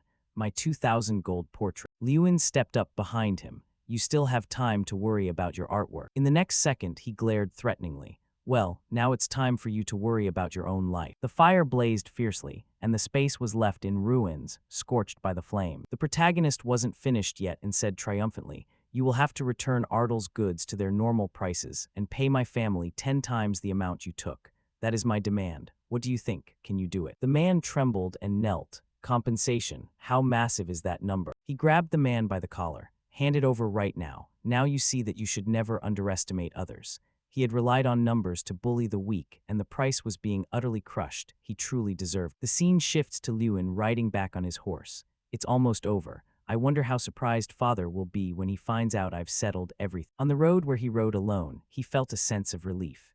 And so, I've resolved the issue in Monzo and am heading back to art. One surprise followed another. Before he could even celebrate, things weren't over yet. A voice greeted Lewin. He was surprised and broke into a sweat as he looked at the girl before him with long white hair. An unexpected guest was waiting at Ardle. She gave a gentle smile. It was Lady Irene. The scene shifts back to about 2 months ago at a lavish, magnificent banquet. Lewin stood to one side, resting his head on his hands, looking clearly bored. I'm sick of this. It was interesting at first, but now I just want to go home. As he stood there, the beautiful white-haired girl approached and asked, are you talking about that charming little Ardle estate? The beautiful Irene stood with her hands on her hips, looking pouted. I'm glad the party ended without any issues. I really thought something terrible was going to happen because of someone. He gave a forced laugh. Haha, I'm sorry. But I couldn't help it. He grew serious. Not only did they belittle the students' efforts, but they also looked down on our estate. She wondered, is Ardle really that beautiful? He happily introduced his home to her. Of course, it's a beautiful place that brings peace to the soul. You should visit sometime. Really? Then when that time comes, you're not allowed to ask why I'm there. Haha, I won't do that. And so the story began. But what he truly hadn't expected was that she would actually come. Back in the present, he sat looking flustered and embarrassed as she entered the house. The whole family was happily chatting together. When his father saw Irene, he misunderstood her to be his girlfriend and was moved to tears. Lewin has finally grown up, while the girl beside them looked visibly angry. Regardless of the relationship between him and this girl, she seemed to be jealous. Brother, can you explain this situation? He was a bit fearful, not knowing what was wrong with the little girl. She was fuming as she questioned him. What is the relationship between you two? Is she your lover? Where did you meet her? Tell me. 1,000 questions of all kinds were being fired at. The scene shifts to Lewin and his father talking about what just happened. He was surprised when that sassy little girl volunteered to be the guide for Irene. Lewin actually volunteered to guide Lady Irene. The moment I suggested you do it, she immediately said she'd handle it herself. He understood, and his father continued. Isn't it cute? She doesn't want to lose the brother she hasn't seen for 6 years. He still didn't trust and was suspicious of the relationship between Lewin and Irene, so he asked once more if he was sure she wasn't his girlfriend. He told him he could speak freely. Lewin immediately denied it. Hearing this, his father's face fell. That's too bad. He wondered why his father was disappointed to hear that. He immediately changed the subject. Let's set aside personal matters and talk about something else. Beggins, come in. A bearded man with brown hair opened the door and walked in. He was carrying something and brought it over to Lewin and his father. Lord Ardle thanked him politely. His father turned and handed it to him. Lewin, I cannot accept this money. He was surprised. He explained that this was Lewin's money, not the Ardle family's. He wondered why not. But aren't I also a member of Ardle? He replied gently, yes, no one denies that you are the heart of Ardle, but you still have many things to do outside of Ardle, don't you? He stayed silent, staring pensively at his father. He hung his head sadly in thought. I know very well that father is saying this because he worries for me. I also know that father is a very upright and moral person. I respect father for that, but I feel hurt when father always discusses the estate's problems without me. As he thought this, he felt sad and gathered all his courage to tell the Lord everything he thought and wanted. He spoke seriously. "No, I want to use my money for Ardal. Just as you have done, father." Hearing this, his father was suddenly taken aback. Beggins chimed in. "Haha, I think the young master should know that the Lord has been supporting Ardal with his personal funds all this time." Lewin's father subtly reminded him of his previous actions. "In the future, I would appreciate it if you discussed it with me before making any hasty decisions." Hearing this, he laughed awkwardly and scratched his head. "Yes, sir, I'll keep that in mind." Then the Lord turned back to his son. "Whatever your intentions, I cannot accept. You're not ready to carry the responsibility of the estate on your shoulders yet." He picked up the money bag. "I still have 3,600 gold, don't I? That's the amount we deserve to receive. But finding it now is like discovering a forgotten emergency fund." He turned and whispered to Beggins. 3,600 gold, how can that be? I'm sure I gave you 10 times that amount." He explained. "He didn't ask for the rest. He was so insistent that I couldn't even mention the conquest." The two were still discussing it, no different from people plotting something. Why is father so stubborn? Yes, I've given up on trying to convince him. With his blue eyes and handsome face, he looked over. Beggins looked worried but forced a smile. "Our Lord has always been like this, hasn't he?" He wore a kind, gentle smile. At that moment his mood softened, and a faint smile appeared on his lips. Looking at his father, he could only say, "That's right." Lewin stepped outside. Looking into the courtyard, he saw the figure of a beautiful girl strolling by, with little Lewina beside her. "Lewin, Miss Irene." He stepped forward and asked, "Miss Irene, do you like the tour of Ardal?" At that moment, Lewina asked for permission to excuse herself, leaving the two of them alone, which made Irene feel awkward. The little girl smiled brightly, waved goodbye, and didn't forget to add, "Remember to get along with her brother. She seems like a nice person." Lewin was furious. "Lewina, what are you saying?" It was surprising how her attitude had changed 180 degrees. Gone was the stubborn anger from when she first met Irene. Reflecting on the little girl's words, she couldn't help but feel bewildered. Why is she saying such strange things? Blushing with shyness, he suggested they take a walk together. "Would you like to go for a stroll?" While they were walking, Irene talked about Lewina. "Lewina is truly adorable. I wish I had a little sister like that, too." He was happy to see the two of them getting along so well. She asked him with concern, "By the way, Lewin, is something bothering you? You seem to be deep in thought." "Oh, do I look that way?" He didn't hesitate to speak up. "As the heir of the family, I want to do something for the estate, but I can't think of any ideas." After saying that, he was deep in thought. Combining the prize from the tournament and the money received from Monzo, he had a total of over 40,000 gold pieces. Father said he could use it as he wished. But just as he was lost in a chaotic jumble of thoughts, she spoke up. "You can't stop thinking about the estate, even though I came all the way to Ardal." Hearing this, his face turned pale, green as a frog. He finally realized that she had gone through the trouble of coming here while he had been ignoring her. Perhaps she was sulking, so he immediately changed his attitude.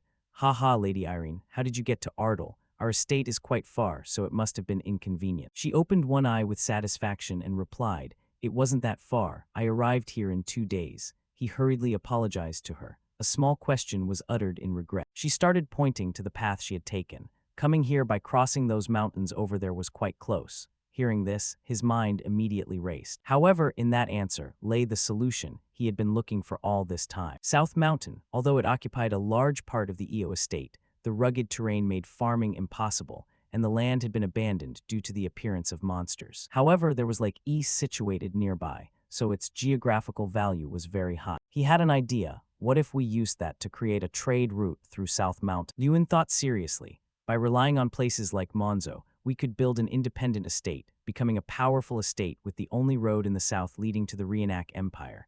Why hadn't I thought of this before? This would definitely be a huge support for our estate. The beautiful girl with white hair standing beside him watched him intently. Just as he thought of it, he happily wanted to jump for joy, turned to grab her hand, and thanked her profusely for helping him with the idea. She turned bright red with shyness. As soon as he was done, he immediately ran off, leaving her behind. "See you later." He ran with determination and joyful excitement, while the young lady stood there frozen for 50 seconds. She smiled brightly, thinking, he really is an interesting person.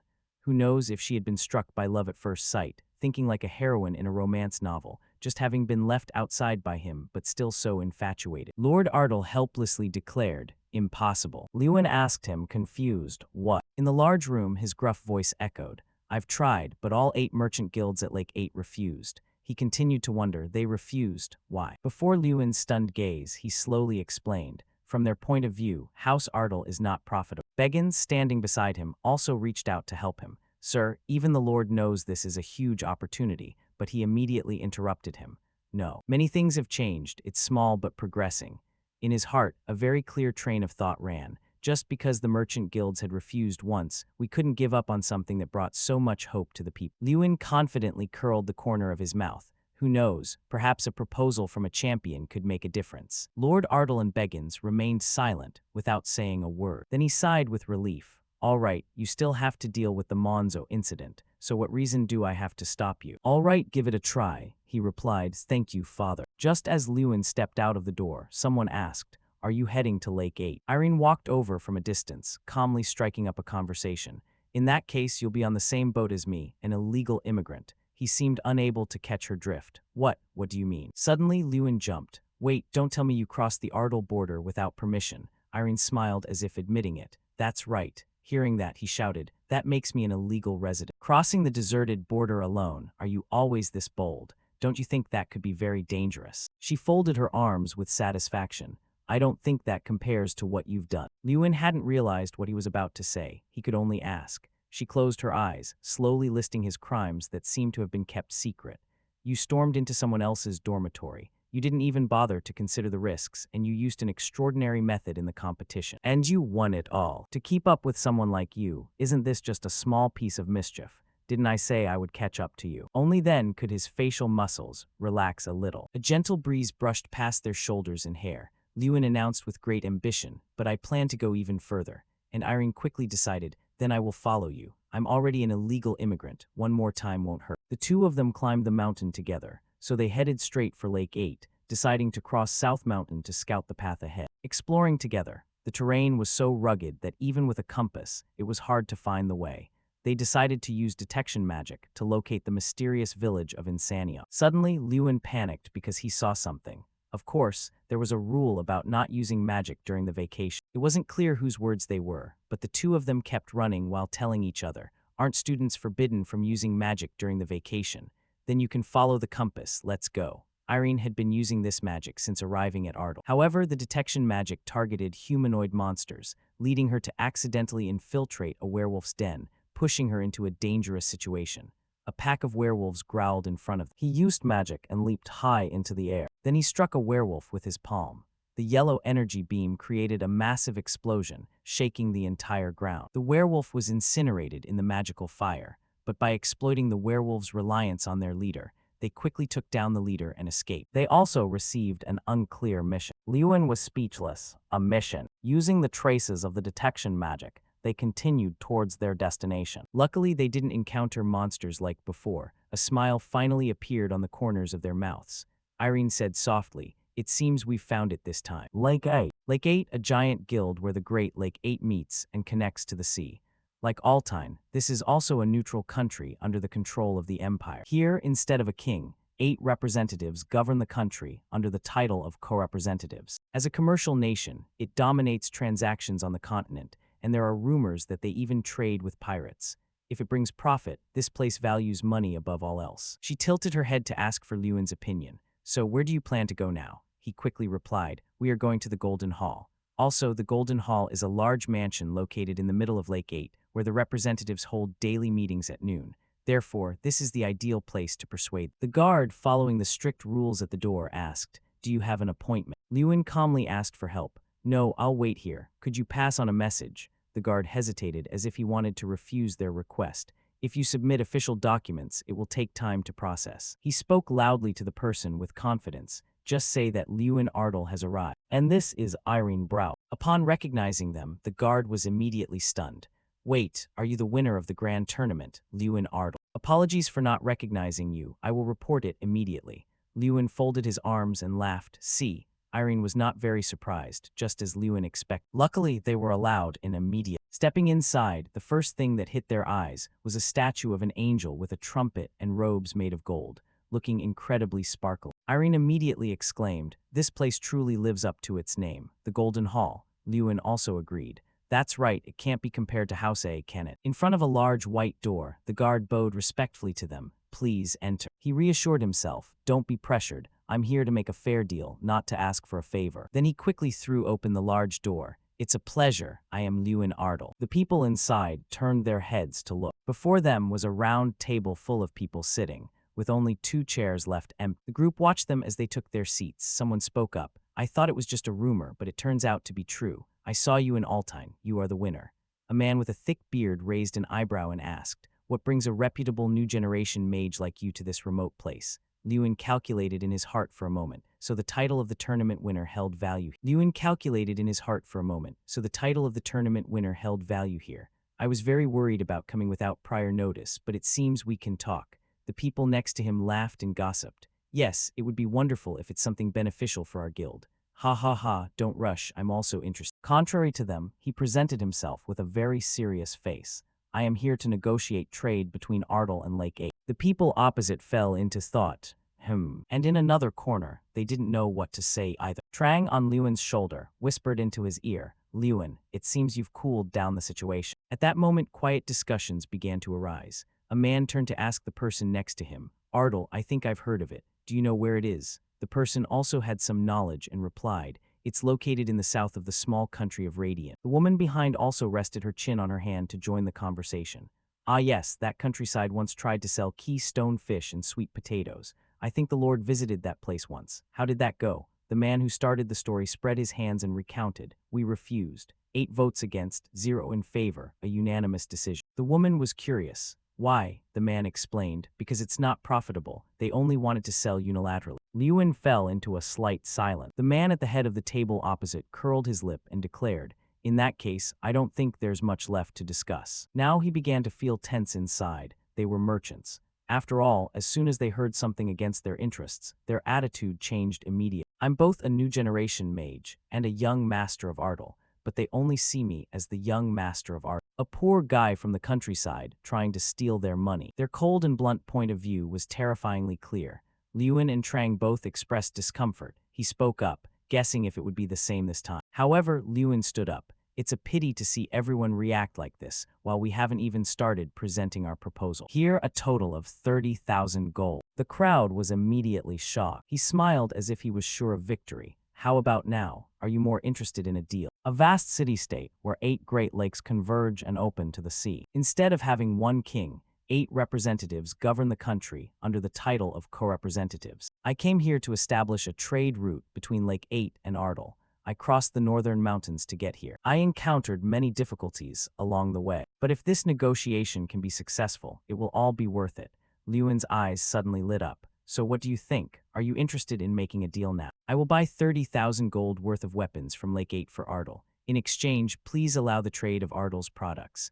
The person sitting next to him asked confusingly, 30,000 gold. Are you preparing for war? If not, why would you need 30,000 gold worth of weapons? He remained silent. Just as expected, they were very surprised. 30,000 gold is the 3-year budget of a rural territory like Ao. It is equivalent to the 1-year budget of a medium-sized city. Spending such a large amount on weapons was truly shocking. But I realized one thing through the Monzo incident. Power naturally attracts wealth, and that power creates peace. If I have to buy weapons from somewhere to gain power, I will build my foundation. I know that each of the 8 representatives specializes in different types of goods. Who is in charge of weapons? They unexpectedly introduced a quiet child who had been sitting there all along. This is the #1 representative here. Weapons, iron ore, various animals and plants, and even ships. They manage the widest range of goods. Not expecting this answer, Lewin's face was clearly astonished. She looked even younger than Lewin. But the gaze of that child was not one that could be associated with a child, a phenomenal presence. What kind of life had this child lived? Cecilia calmly interrogated, by the way, what do you plan to do with so many weapons? I know that this curiosity is inappropriate, but as a supplier, I am a bit worried. Lewin also showed a certain respect for the girl. First, we plan to conduct a large-scale hunt for monsters near Ardle. The weapons trade is the first step. Cecilia hesitated, repeating, you said it's the first step. Before she could finish, Lewin explained immediately. We plan to establish a trade route connecting Lake 8 and Ardle, crossing the path through the North Mountain. The person sitting in the chair panicked and whispered to Lewin, Mr. Ardle, please don't mention that mountain range by name here. Hearing that, he didn't understand anything. Sorry. Irene glanced at the people around the table and asked, why is the atmosphere like this? What's going on? Lewin did the same and replied, I'm not sure either. He cautiously observed the crowd. I don't know what's going on, but I know who caused it. They had turned completely pale. Why was it like that? Cecilia frowned and warned, are you planning to cross North Mountain? No, that's impossible, because a demon resides there. In Lewin's head, it immediately clicked. A demon, then could it be? Then he told them, last night I crossed that mountain range myself. The little girl's face darkened, clearly not believing it. You're lying. Lewin asserted his claim while reaching inside his cloak to pull out a trophy.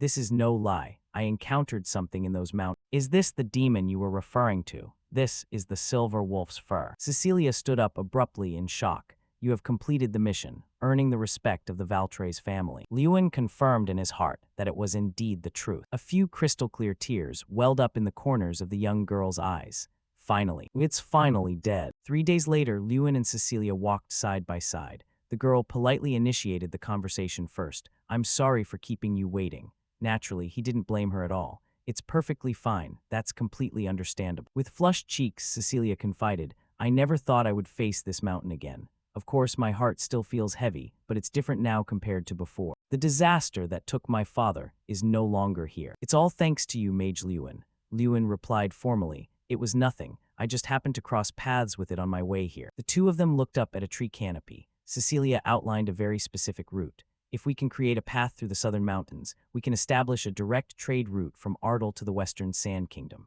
Yoda, we won't need to waste time and money bypassing the central region as we do now. And regarding the construction of the road here, our Valtres family will provide support. He raised his voice in astonishment. Excuse me, everything was the complete opposite of Lewin's assumptions. I thought we would start by establishing a relationship through arms trading, and the trade route would come later. I even assumed the cost of opening the trade route would be my responsibility. However, if the Valtres family helps, this is a massive benefit. He stammered in disbelief. Are you saying, you will accept my proposal? She calmly acknowledged it.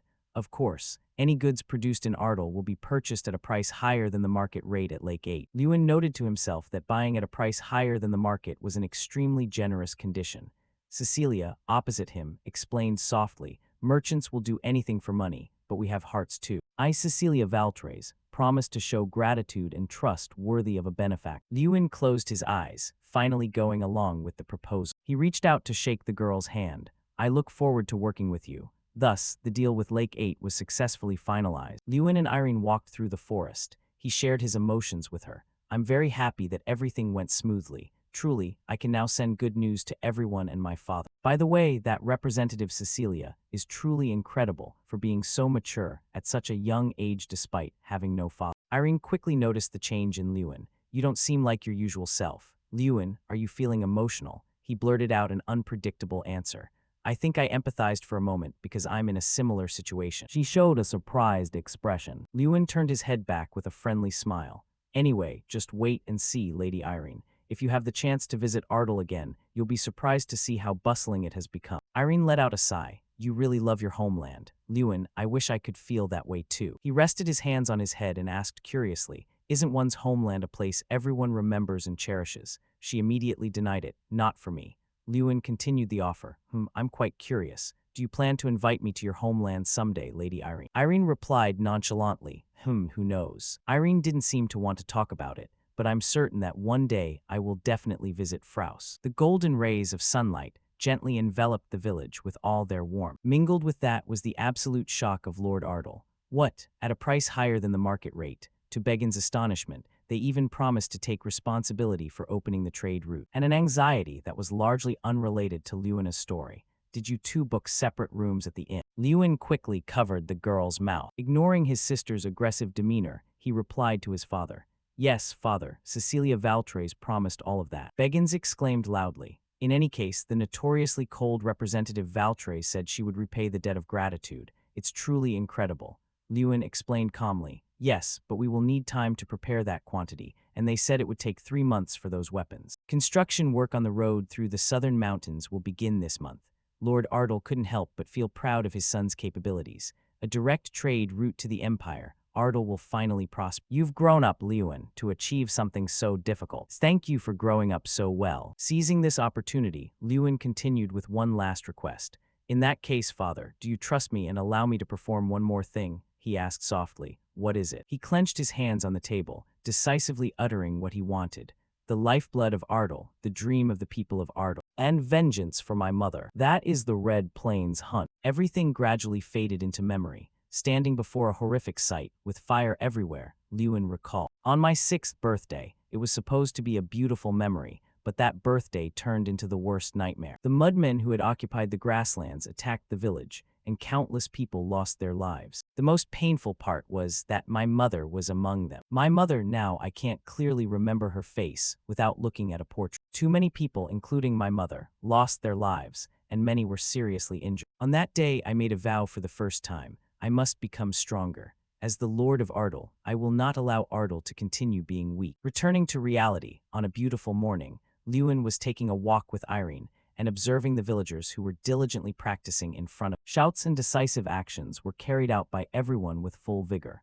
After the extermination order was issued, the villagers began practicing with spears every day. The synchronized movements were repeated tirelessly, without any sign of fatigue. Irene looked at them excitedly. The villagers looked completely different. Lewin also offered words of praise. It's something to be grateful for. They are putting in a lot of effort. As if noticing something special, she felt a bit surprised and slightly admired. By the way, their spear technique seems very unique. Irene wondered who taught them that technique. Upon hearing that, he looked toward an old man standing formally with his hands behind his back and replied, "Ah, our knight commander taught." The man with a kind face and wrinkles that seemed dyed by time was once nicknamed the Lightning and fought on the kingdom's front lines. Sir Balvar Pett, the greatest knight of Ardal. Lewin remembered the image of him powerfully facing monsters, feeling grateful. If not for Sir Balvar when the mudmen attacked, the damage would likely have been much greater. I still vividly remember how he cut down 5 mudmen in a single strike. He was still immersed in his thoughts. Even now, he often uses a fishing rod rather than a spear.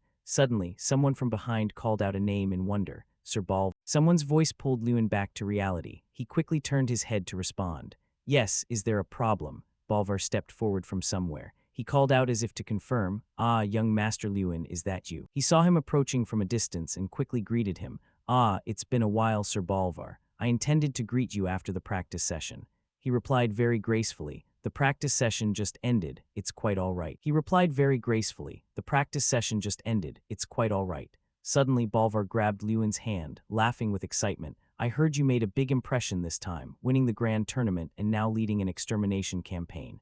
He was embarrassed and forced a laugh. "Yes, that is true." After a warm greeting, Balvar looked at the girl opposite him and wondered, "By the way, the person next to you is." She placed her hand on her chest and politely introduced herself. "It's a pleasure to meet you. I am Irene Browse." She closed her eyes and remarked, "It is an honor to meet the Lightning Knight Balvar here." The name being uttered made him widen his eyes in disbelief. Beside him, Lewin was also surprised, glancing at her as if to ask what she meant. After a few seconds of surprise, Balvar regained his composure. He asked, "Miss Irene, what are you talking about? I heard about you in a night lecture titled The 11 Children."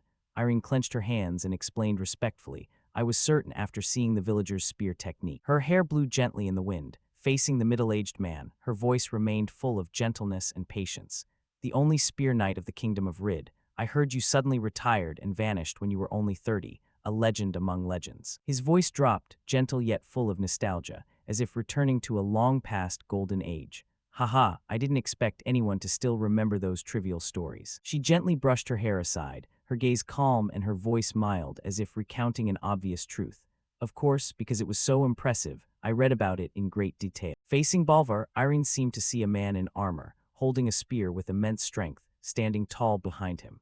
She continued the story about him cutting down over 10 high-level mages of an enemy nation and being a legend. He closed his eyes, calm as if he no longer cared about the past. "I am very honored that you found it memorable, though now I'm just an old man." Lewin approached Balvar, his voice a bit sad. "Sir Balvar, why did you hide that?" He turned to face him, replying nonchalantly, I never hid it, it's just that you never asked." He lowered his eyes, explaining with a bit of bitterness, yet still feeling somewhat left out.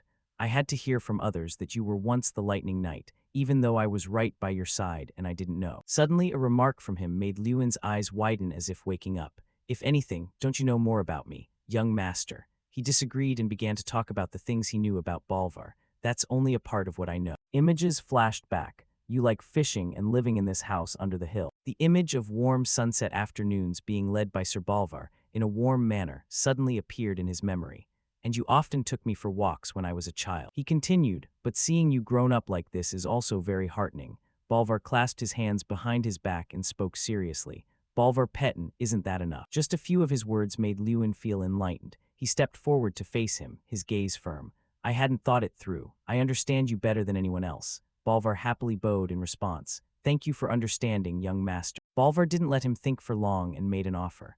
Ah, by the way, I promised to help the young lady with her swordsmanship training today. Would you like to join us? Lewin was very interested and immediately agreed. To observe, I'd be glad to. Suddenly, he still had a kind face, but his voice was full of seriousness. He interrupted. No, Balvar clarified his intention. Not to observe, I'm referring to a sparring session. He heard those words and was so surprised he was speechless, his face frozen, asking back as if afraid he had misheard. What? In a forest with lush trees. Below, Balvar was sparring with Luina. The two swords collided, creating loud, clashing metallic sound. Irene watched intently, remarking, she is excellent. Having such skills at the age of 12 is truly amazing. Lewin didn't respond, his face full of seriousness, but internally he agreed. I agree. Honestly, even I am surprised. He observed the young girl gripping the sword with both hands, her spirit high, thinking to himself, her blade is perfectly balanced, and her footwork is very consistent. That's evidence that her foundation is very solid. Then he glanced at the person opposite her. He had limited most of his combat power to reduce the damage to Luina. He was a bit admiring. And Sir Balvar was only using his left hand to spar with Luina, and his weapon wasn't even his specialty spear, but just a wooden sword. Balvar's closing words rang out. That's enough for today's practice, miss. He rested the sword on his shoulder, looking at the girl who was standing with her hands on her hips and proudly praised her to Lewin. Do you see? Her skills have improved to this level. At this rate, even you won't be a match for her swordsmanship. Lewin smiled proudly. It seems so. My sister is truly excellent. He continued to praise her in his heart. You've worked very hard, Lewin. Not letting him hold that emotion for long, Balvar suggested, now it's your turn, isn't it? Lewin picked up the wooden sword, feeling a bit nostalgic. Yes, at around 9 years old, I used to spar with Sir Balvar with wooden swords. That's because even a mage needs to understand swordsmanship to face knights. He made a decision because I have also been practicing martial arts until now. Now it's my turn to show it. His face became serious, his eyes sharp as he said, Please guide me, Sir Balvar. And the match ended with Lewin lying flat on the ground, his face full of wounds, his eyes dazed as if not yet believing this reality. Amidst the laughter of the two girls nearby, Balvar encouraged him, Your movements have improved compared to 7 years ago. This old man is very pleased, while he lay helplessly, not comforted at all. Lewin sat up and asked curiously, By the way, how did your level when you were a knight compare to today's standards? Hearing the question, he wasn't sure of his answer either. I'm not sure. It's been a long time since I retired. I don't know what today's younger generation is like. He lowered his eyes, pensive. Is there a good point of comparison? As if thinking of a solution, he exclaimed, Ah. An image of someone appeared in Lewin's mind. He suggested, I know a knight, Sir Gunter Perante, the only 6-star knight in the eastern region of Radian.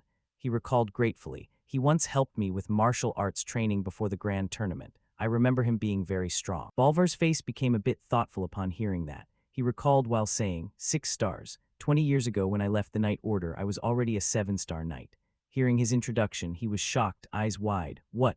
Remarking to himself, you were a 7-star knight 20 years ago. That's almost the strongest in the kingdom. Lewin looked at the system board that appeared before him, wondering to himself, why did such a person appear in Ardal? An order was given, fight knights with wooden swords. An unexpected mission, sparring with Sir Balvar. He looked at the countdown timer. The remaining time was 3 days. His face was sweating, a bit worried. Will I be able to do it? With my current swordsmanship, I'm far from ready. Suddenly, Irene's words pulled Lewin out of his thoughts. Being trained by a 7-star knight, young Master Lewin, you're truly having a rare experience. He asked blankly, what? She excitedly explained what she had just said. Sir Balvar is the only person in the Kingdom of Radian to reach the legendary knight level. This is an experience money can't buy. Lewin smiled as if he understood. That's right, this is indeed a wonderful opportunity. I can't believe I hesitated just because I was afraid of failure. Balvar still hid one hand behind his back. He caught that moment, marveling. Oh, young master, I really like the expression on your face right now. Meanwhile, Lewin regained his spirit, stood up, and lifted the sword. Yes, I'm very determined now. Time to complete the mission. 3 days remaining once again. He seriously gripped the sword and held it forward, his face hardening with a bit of confidence. I must rely on you again, Sir Balvar. And Lewin was full of vigor. With that much time, I will succeed, it's okay. Lewin was surprised to receive a notification from the system. While sparring with Sir Balvar, a new mission appeared.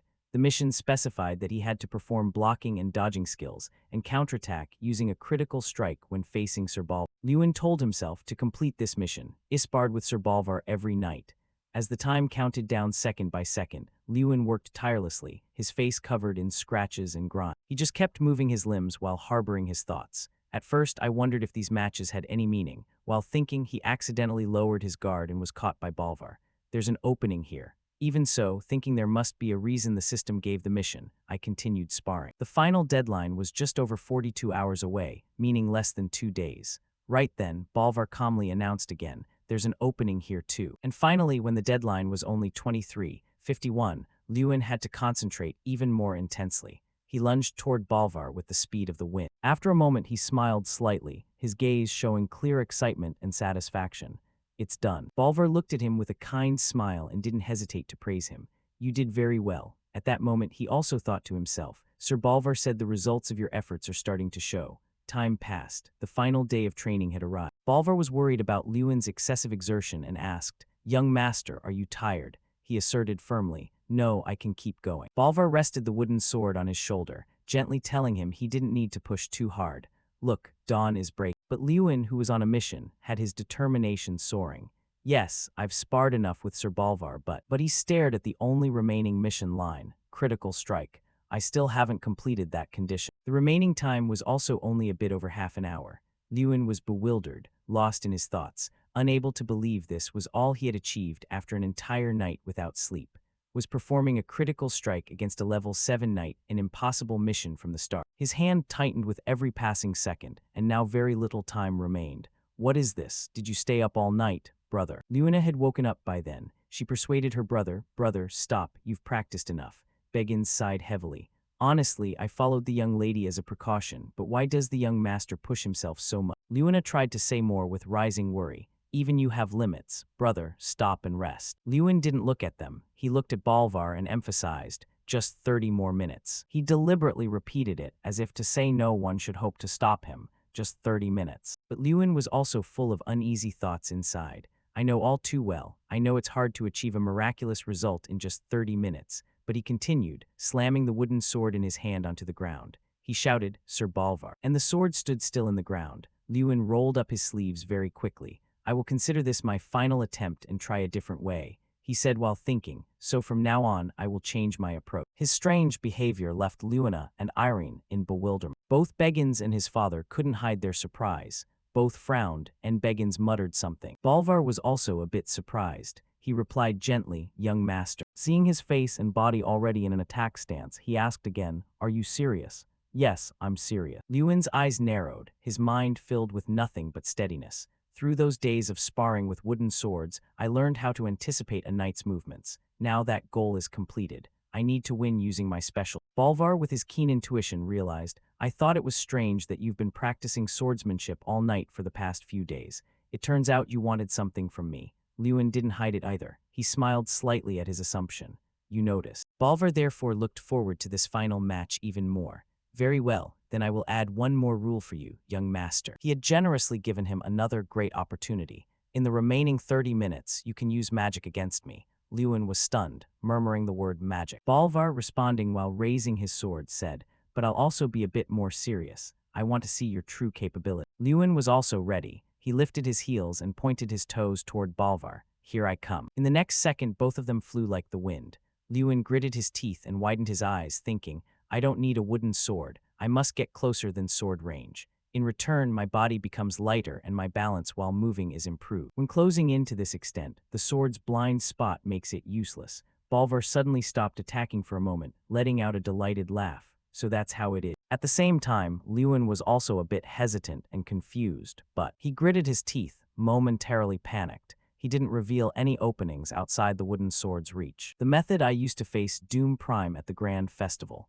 Breaking an opponent's sword isn't a strategy that can be applied to everyone. Knights of Sir Balvar's level don't directly confront a difference in strength. Instead, they redirect it. Balvar analyzed Lewin's fighting style seamlessly, as if he had seen right through it, planning to enter the space just outside the range of my wooden sword. That's a good choice, but once discovered, you won't have many options left. The opponent will always try to keep their distance from you. This only made Lewin more fired up. He leaned in and clenched his fists. Master Balvar is right. My entire strategy has been seen through. As his fist was about to strike, Lewin suddenly grinned mischievously. However, you didn't foresee this. In a split second, his curled hand opened wide, and Lewin shouted, "Flat." Instantly, a blinding blue light engulfed them both. Neither Lewin nor Balvar could be seen. After the light faded, leaving only a hazy smoke, everyone saw that Lewin had grabbed Balvar by the collar, pinning him to the ground.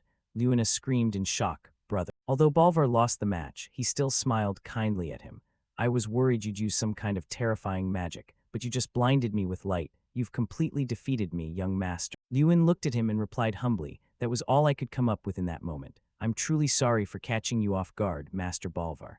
His words were brief, but his mind held deeper thoughts. "Honestly, if Master Balvar had been in his usual state, I might have failed. He hasn't had a rest all day because of me. And finally, I succeeded." The system notified him of the reward. Lewin received the Steel Destroyer skill. He was standing there, happily reading the reward details. Lewin was slapped painfully on the shoulder. "Brother, what are you doing?" Lewin scowled and snapped at him. "Even if it's just a sparring match, how could you pin Master Balvar to the ground like that?" Lewin laughed it off, not knowing how to explain, so he just muttered, "Sorry." Balvar spoke up to explain for him. "I'm fine, so please don't be so hard on the young master, miss." Lewin then bowed respectfully and gestured towards his father. "Now that the sparring is over, I just want to soak in a hot bath for a while. Oh my, I've wasted too much of your time." He helped him stand up, his heart filled with positive emotions. "I've learned so much over this past while." Both of them walked back slowly. "This was a very interesting experience for an old man like me. Young master, your vacation is probably coming to an end soon." Lewin replied, "Yes, I will be setting off soon because it takes 10 days of riding to reach the academy. This long but short vacation is coming to an end." He felt a little sad to have to pack up and leave, and the day to leave his hometown arrived. Standing on the bridge, he and his father looked down at the young men working enthusiastically. "All right, let's put in a little more effort. Let's finish up and then have a few beers, Lewin. For sure, today I'll drink to my heart's content." He politely explained to his father, "These are the workers sent by the Valtres family. Since we're building a base at Ardal, we need a lot of manpower." He spread his arms to show his excitement. "Through this route, we'll transport weapons from Lake 8, while also carrying out extermination missions. Plus, many workers will use the Ardal restaurants and inns, bringing great benefits to this entire region. This is the start of change." As he mentioned this, he suddenly lowered his voice. "And there's one more thing I want to tell you, father." He handed him a box. "This is 12,000 gold coins. Father, please use it for Ardal." Lewin's father seemed to want to refuse. He frowned and blurted out, "Son." But understanding what his father was thinking, Lewin quickly interrupted, "I've kept 400 gold for myself, so don't worry too much. You definitely won't refuse again, will you?" He looked at Lewin with a look of love and pride. "I'm ashamed. I'm just indebted to you." To bid farewell to his filial son, he didn't hesitate to give him a hug. "Thank you, son. All right, then you should be on your way." Lewin continued to lose himself in thought. "I must say this was a very effective vacation." I said goodbye to everyone and walked a part of the way with Irene. When the road branched off and I was about to say goodbye, Lewin heard Irene say something and had to ask back quickly, "Huh, what did you just say?" I must have misheard her. Irene deliberately emphasized her voice. "No, you heard me right." She smiled brightly at Lewin. "After I graduate, during monster extermination missions, I will help out. I've already said it. I will follow you until I defeat you, Master Lewin." Watching Irene's departing back, Lewin thought briefly, so she still hasn't forgot. She truly is a strange person.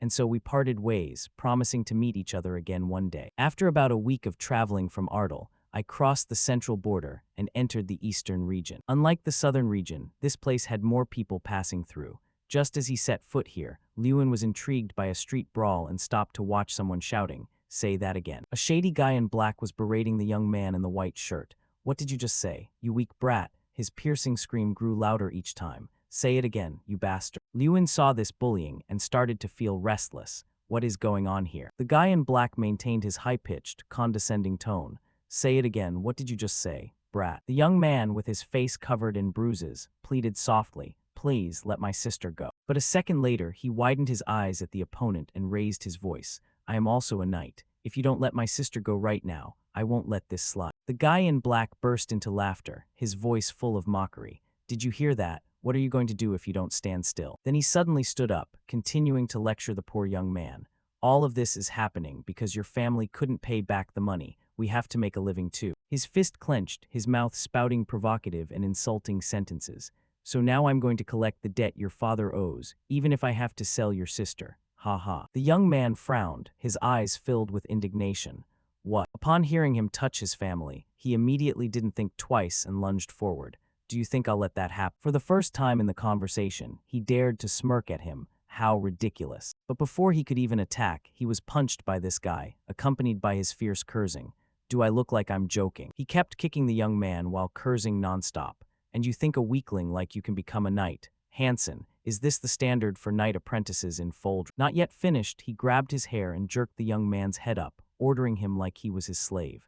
Say it again, what did you just say? The young man bravely emphasized every word. Try selling my sister. He fixed his burning gaze on his opponent, his voice cold and devoid of emotion.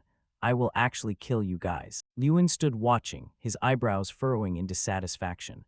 Am I really witnessing this? Can something like this happen in broad daylight? That boy looked like a knight apprentice from a nearby territory, but even for an apprentice, he was terrifyingly weak. However, that wasn't a gaze I usually see. It was the look of someone who has something they must protect at all costs. Lewin was walking toward the fight when someone suddenly patted his shoulder. A terrified man warned him, "Young man, don't get involved in other people's business and leave. If you pick a fight with the Ongi Lumber Gang, it will be a disaster." That's right, they are extremely brutal. Lewin didn't bother to thank him. On the contrary, he wanted to provoke these guys. I understand, but then what are you guys doing here? These people wondered. What do you mean? Lewin continued. You didn't try to stop them, nor did you save that guy. His eyes widened, his teeth bared to reveal his disgust. You guys should feel ashamed. You're no different from them. Saying that, he continued toward the young man. That gaze is really good, a gaze that could become much stronger. Suddenly, I'm curious about the true value of that guy. The man who meant well to warn Lewin was now furious at being lectured by him. What? Fine, do whatever you want, so much for my concern for you. The thug who was tormenting the young man saw Lewin approaching and stopped. He gave him a sharp glare. Then with a gruff and condescending tone, he asked, Who are you? Did you come here to get beaten up too? He seemed not to know who his opponent was, quickly shooting his mouth off. Get lost before I. Then, before he could even finish his sentence, Lewin applied magic, causing him to be thrown backward. His eyes opened wide with confusion and fear. He looked at Lewin's cold face. Why did I? The bystanders watching also widened their eyes and gaped in horror. His minions were also stunned and asked each other, what the hell is that? As for him, he could only stand still and let Lewin trample his body with magic. What just happened? After playing around for a while, Lewin officially vented his anger by striking the guy's face with magic. He screamed in agony. Oh, don't come near. Stay away from me. Retreat, retreat. The young man from before was still sitting in a daze. He hesitated. Who exactly are you? Lewin's back was full of pride. He replied, Lewin Ardle. Then he turned back to look at the young man with a relaxed and gentle smile. He continued, that's a bastard's name. Night fell and Lewin arrived at the young man's house. The boy introduced himself as Han and invited me to his house, and his story was quite typical. 2 siblings bearing the debt of an alcoholic father, and a boy who had to hold a sword to stop his sister from being sold into a brothel. Lewin had a few questions, so he hurriedly asked, but what is that Ongi Lumber Gang place? The name sounds cute, but their actions are truly terrible. It sounds like that, but they are extremely brutal. Han felt goosebumps as he recounted. They tie people to Ongi trees and kill them. Their leader has killed 4 people, so no one dares to mess with. Lewin still had many concerns, so he hurriedly asked, does Foldren territory just let people like that run wild? Han explained to him that their area of operation was not in Foldren. They operate in our village and a few other small villages, all of which are too small for the guard troops to help. Lewin slightly lowered his face, hiding his thoughtful gaze. They're worse than I thought. I want to handle them myself, but I don't have the time to deal with them one by one. Han also bowed his head and spoke with gratitude to Lewin. Thank you for the help, and I have heard of your name. He gently inquired, they said you are the champion of that tournament, right? Lewin replied immediately, taking Han by surprise. Yes, that's right. Did you hear that from Mr. Gunter Parante? He sat up straight and looked at Lewin. How did you know that? Lewin smiled and explained. I heard that thug say you were a knight apprentice from Foldren territory, and if it's Mr. Gunter, I guessed he would mention me. Han sat up, his words filled with excitement. That's right, our captain talked a lot about you. He said that at the academy there was a very strong mage, but not as strong as the captain. Oh, really? Lewin thought to himself, but I already beat him in the arm wrestling competition. Han still pounded his chest, passionately expressing his feelings. I want to become strong, fast, and become an excellent knight like our captain. Lewin fell silent for a moment. He pursed his lips and pondered. Having a captain as a goal to strive for is very good. But Han was too weak to achieve that, let alone becoming a knight. He wasn't even sure if he could graduate from the academy. Suddenly, he lowered his voice as if slightly embarrassed. He confessed, "Actually, I'm at the bottom of the academy, so I get teased every day. They say, how can you stay in the academy with skills like that?" His confiding words were sad but still glimmered with faith. "Everyone criticizes me, but our captain is different. He says I have a talent that others don't." When talking about this, he became radiant and positive, saying that if he continued to put in the effort, one day he would shine. Lewin suddenly realized it was exactly the same, just like Professor Heidel and the headmaster who had trusted him until the end. Mr. Gunter Perante also trusted Han because he had gone through a similar experience. Lewin didn't hesitate to encourage Han. "That's right, effort never betrays you." He put a piece of food into his mouth and continued to encourage his new friend. "Even if you're slower than others, if you persevere, a miracle will happen one day, just like it did for me." After seeing Lewin's grimacing face, Han was flustered. "Ah, sorry, I forgot to warn you. My sister's cooking is quite unique." He lamented inwardly. "Why are you telling me now?" Both of them were having a fun and warm conversation when they were interrupted by a brazen scream. "Get out here, you filthy brats." The Ongi lumber gang members were standing full outside. "That damn nobleman, I should have torn him apart, but instead I came here to kill these two brats." The leader gritted his teeth. "Don't kill them, we will sell them." He rushed to the house, kicking the weak wooden door open. "Come out here, don't hide anymore." But he suddenly stiffened, squinting his eyes in malice. "What? Where are those two brats?" In the house, there was no sign of the two Han siblings, only Lewin waiting there. The leader raised his voice as if shouting. "Who are you?" Lewin equipped some protection on his arms and smiled, answering, "I was wondering what to do, but thank you for coming right in front of me." Less than 3 seconds later, he was attacked by Lewin using magic, his body thrown in a straight line from inside the house to the dirt yard outside. The minions asked each other in panic, "What was that?" All of them fell into a crisis. They watched without blinking, then whispers rang out. "Is that the nobleman from earlier? Why are you here?" At this point, the two Han siblings were seen standing close together in fear. Lewin instructed, "Han, this place is dangerous, protect your sister." He asked anxiously, "Lewin, what will you do?" Lewin curled his lip into a smile. His hand then clenched tightly, his words full of spirit. "I have to do something worthy of this meal. Everyone, don't be afraid. No matter how good he is, there are more than 20 of us. That's right, let's charge together." The men in black, holding weapons, rushed forward together. "All right, everyone come at once." Lewin's hand emitted a blue power current. "Through the match with Baron Bolvar, I learned a new skill, Steel Destroyer. When using this skill, as soon as the sword touched his fist, the soul of the sword would vanish without a trace." While fighting, he thought, "What is this, my knife?" Someone exclaimed in panic. "Usually I only punish lightly, but clearly they are bad guys, but clearly they are villains. So there will be no tolerance." Lewin's immense power descended upon the crowd. "Demons, please forgive us. We have committed a grave sin." The crowd fell to the ground pleading. By now, they surely realized that attacking further was useless. Lewin was thinking, when a scream came from afar. As expected, not everyone could feel it. Someone had already been taken hostage. "You bastard, if you move even a bit, I'll slit this woman's throat." "What are you guys doing? Get up right now, hurry up and tie up that damn nobleman," the leader ordered. He was worried. "Damn it, are you the leader of this group?" "Right, I am the leader of the Ongi lumber gang." He introduced himself. "If you understand, kneel down right now." "You bastard," he anxiously searched for Han. "Han, what happened?" Han's sister was injured and spoke up. "You were injured when you tried to protect your sister, weren't you?" "Then there's no other way, I have to handle this." He marched toward him. He yelled, "Don't come near. Do you think I won't kill her? Stay right there. If you move even a finger, I'll carve her up right here." Lewin was angry, damn it. The academy didn't teach how to handle situations like this. "I don't have enough time to use magic. Damn it, what should I do now?" A sword strike slashed forward. The thug was amazed. "You bastard." Han angrily approached with a sword. If you don't want to end up like your leader, then get out of here right now." "You bastard, let's run." The gang members competed to run away. "Han, are you okay?" Han's sister ran up. Han couldn't believe it. "I killed someone, how could I?" "It's okay, Han, it was necessary. And congratulations."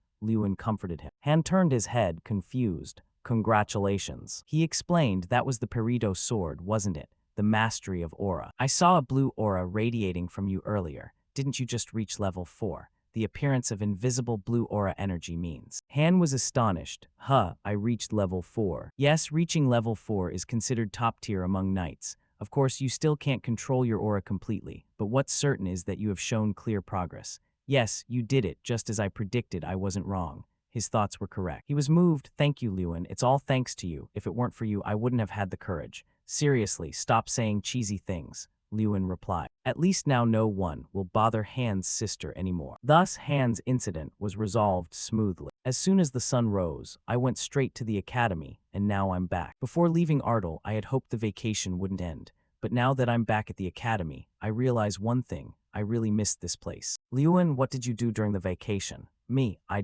he and Jason chatted while walking. What should I say? A lot had happened, but nothing worth telling here. Well, he hesitated. I practiced, he was surprised. You, someone as strong as you also practices. Swordplay, oh my Lewin, vacation is for resting. Besides, swordplay is part of the nitrolated classes of the second semester, isn't it? Why are you practicing beforehand? Learning ahead during vacation is called preparation. Both of them were talking when a professor called Lewin. Professor Heidel, so that's where you are. Why did you come here, Professor? Look outside, a guest has arrived. Many knights and the symbol of a golden sun bird on their flags. It must be him. Lewin seemed to recognize who the guest was. I'll be right out. We exchanged letters, but I didn't think I would meet him this soon. The champion of the martial arts tournament had arrived. Opening the carriage door, the princes had arrived. Two princes stepped out of the carriage one by one. Don't you dare come between me and Lewin, Prince Kroster Radian, the crown prince. Don't dream too much, brother. No matter how much you try, young Master Lewin will choose me. While both were still arguing, Lewin stepped forward and introduced himself.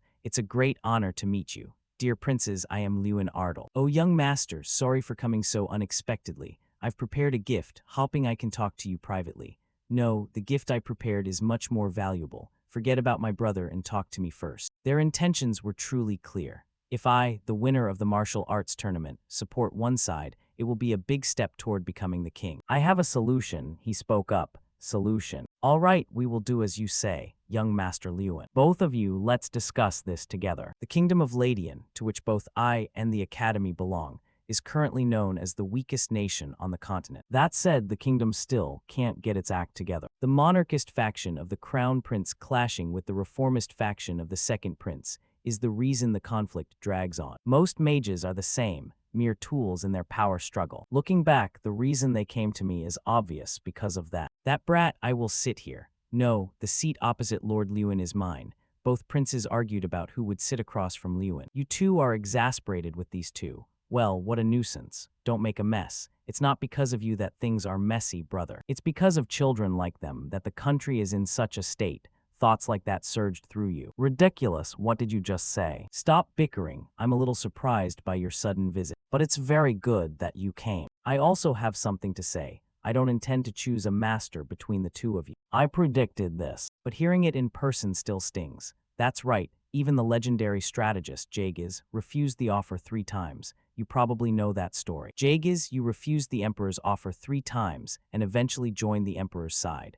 Are you really comparing yourself to the first Emperor? The first Emperor was a 9th-ranked knight. Even if you keep making that offer, the result will be the same.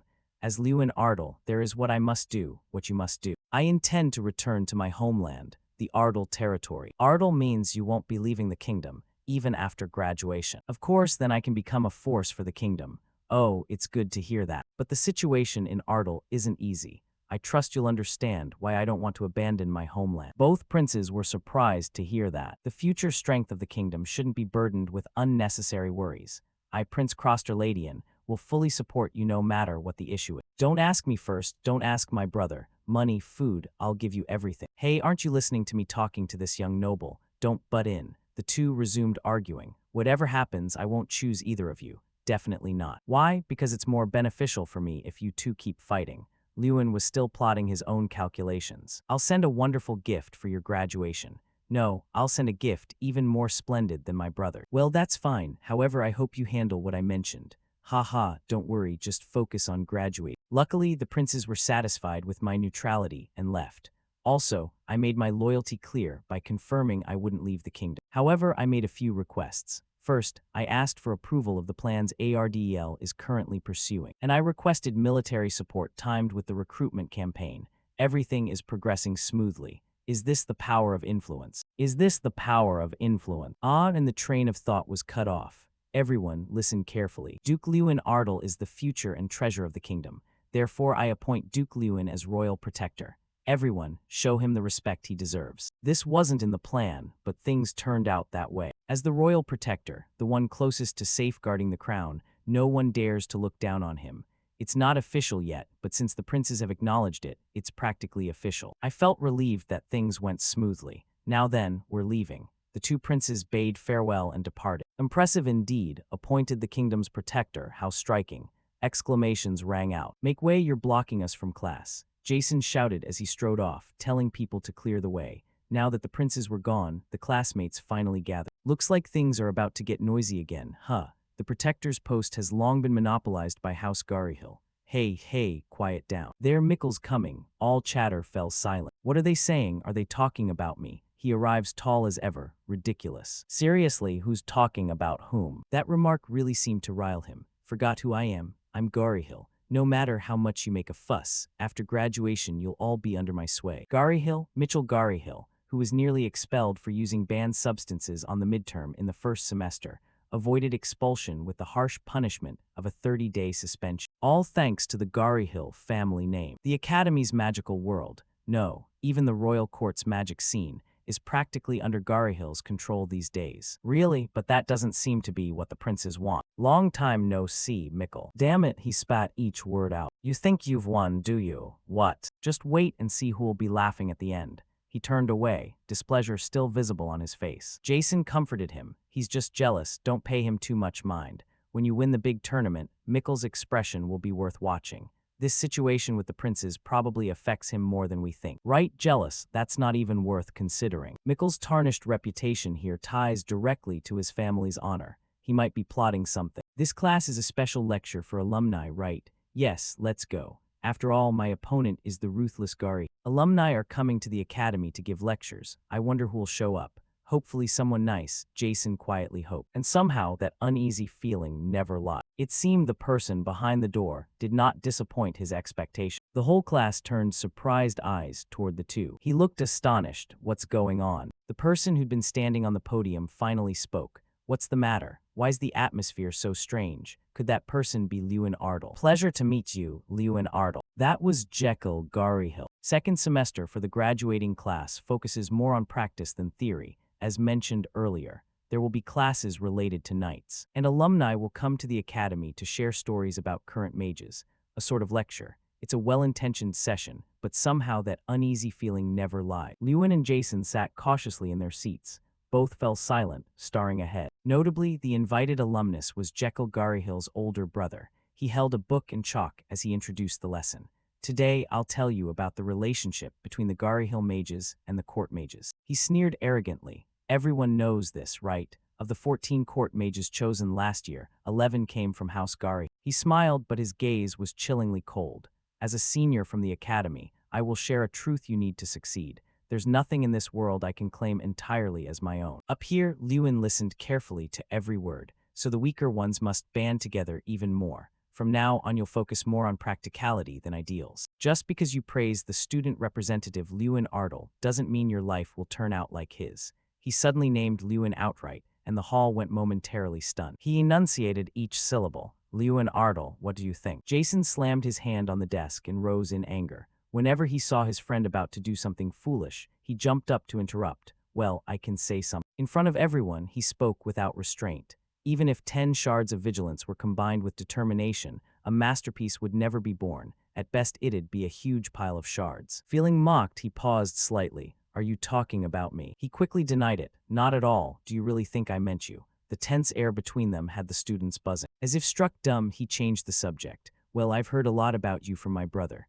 Mickle, you're quite unlucky, aren't you? Mickle replied calmly. I guess you haven't heard the other stories, about how that unlucky fool beat him so badly. His half-confident smirk vanished and his face darkened. What an arrogant brat. Now both knew that the feud between Lewin Ardle and Garyhill was a confrontation that wouldn't end easily. Since Jekyll appeared, the academy's atmosphere began to shift rapidly. By saying anyone can join Garyhill if they want, Jekyll dazzled the lower-ranking students. Jekyll's practical, blunt style proved pretty effective. At the same time, an argument broke out. A student spoke up. Did you hear what Senior Jekyll said? If we work for Garyhill, we can also succeed. The person on the other side immediately rebutted. Ha, do you really think Garyhill cares about you? No self-respect at all. I would rather not work under Mickle, the person who uses deceitful tricks to manipulate others. In the end, the students at the academy were divided into two factions, Hill and Ardle. With Hill's petty efforts to humiliate Lewin and his growing anger towards such childish provocations, the atmosphere at the academy became hotter over time.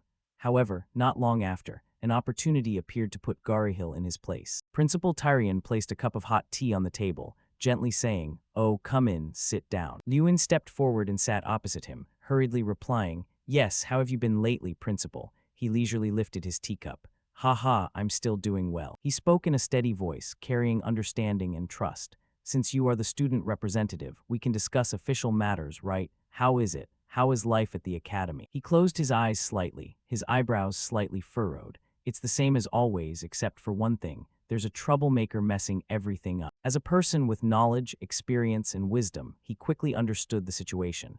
He placed his teacup down. "I understand. I have a feeling I know exactly who you are talking about." He leaned back. "Hill, I don't like them at all, but what can I do? Every mage in the kingdom has a connection to them, so the academy is no exception." He continued to explain the situation at hand. "However, unlike last year, this year we only assign them courses that do not directly affect grades. Even so, they are still quite noisy both inside and outside the academy. It's because of you. It seems they have quite a lot of resentment towards you." He was curious. Alumnus Jekyll Hill, what kind of person is he? He recounted, "He is extremely famous for his good looks and speaking ability. His social relationships seem smooth, and his academic results are excellent. At 23 years old, he became the youngest head mage in the kingdom." But his face suddenly grew serious. "However, behind that appearance is a giant snake living inside him. He has deep aspirations, power, and ambition. His personality forces him to achieve whatever he wants at any cost." After understanding the person of the Snake King Jekyll, he became vigilant. "He seems fine, but inside he is completely rotten, and he will use any necessary means to achieve what he wants. That is Gary." He clenched his fists. "At this point, there is enough reason to act. The question is which reason to use to do that." Suddenly he spoke up. "By the way, I want to discuss the upcoming special lessons with—" His face clearly showed confusion. "Special lessons," he replied. "Yes, the upcoming classes." Suddenly, a crazy idea appeared in his head. "I have a good idea, but will he agree?" That was something he had asked many people, but the reaction received was mostly negative. Just thinking about that, he walked to the classroom. At that moment, remembering Principal Tyrion's words gave him extra motivation. "So what if I ask directly?" Then he opened the door. Hearing the door open, the students all turned their heads to look. Even Jekyll, who was on the podium, also paused, his voice sounding slightly surprised. Lewin Ardle. "Dear Senior," he directly proposed to him, "I came here with a request for you, Senior." Mickle, standing nearby and hearing everything, burst out laughing.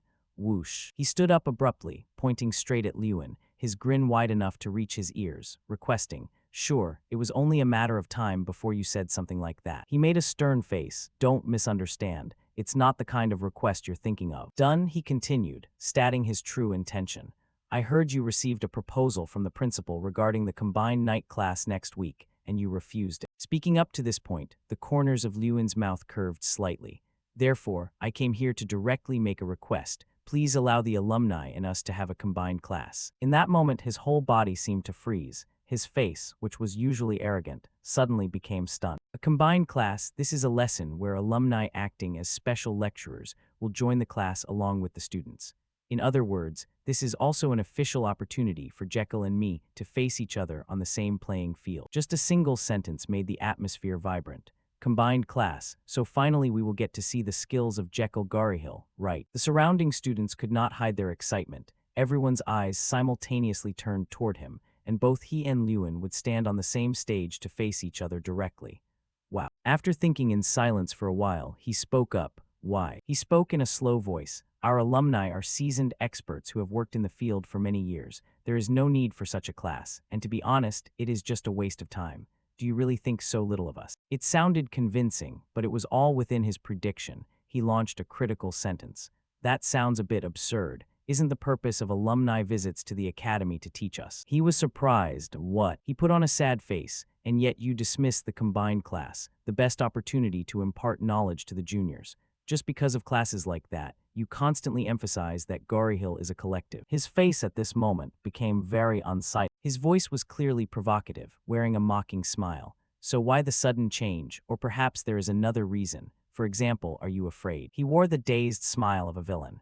"Even though you won the big tournament, You are still just a student with limited experience. Afterward, he quickly regained his calm expression as if nothing had happened.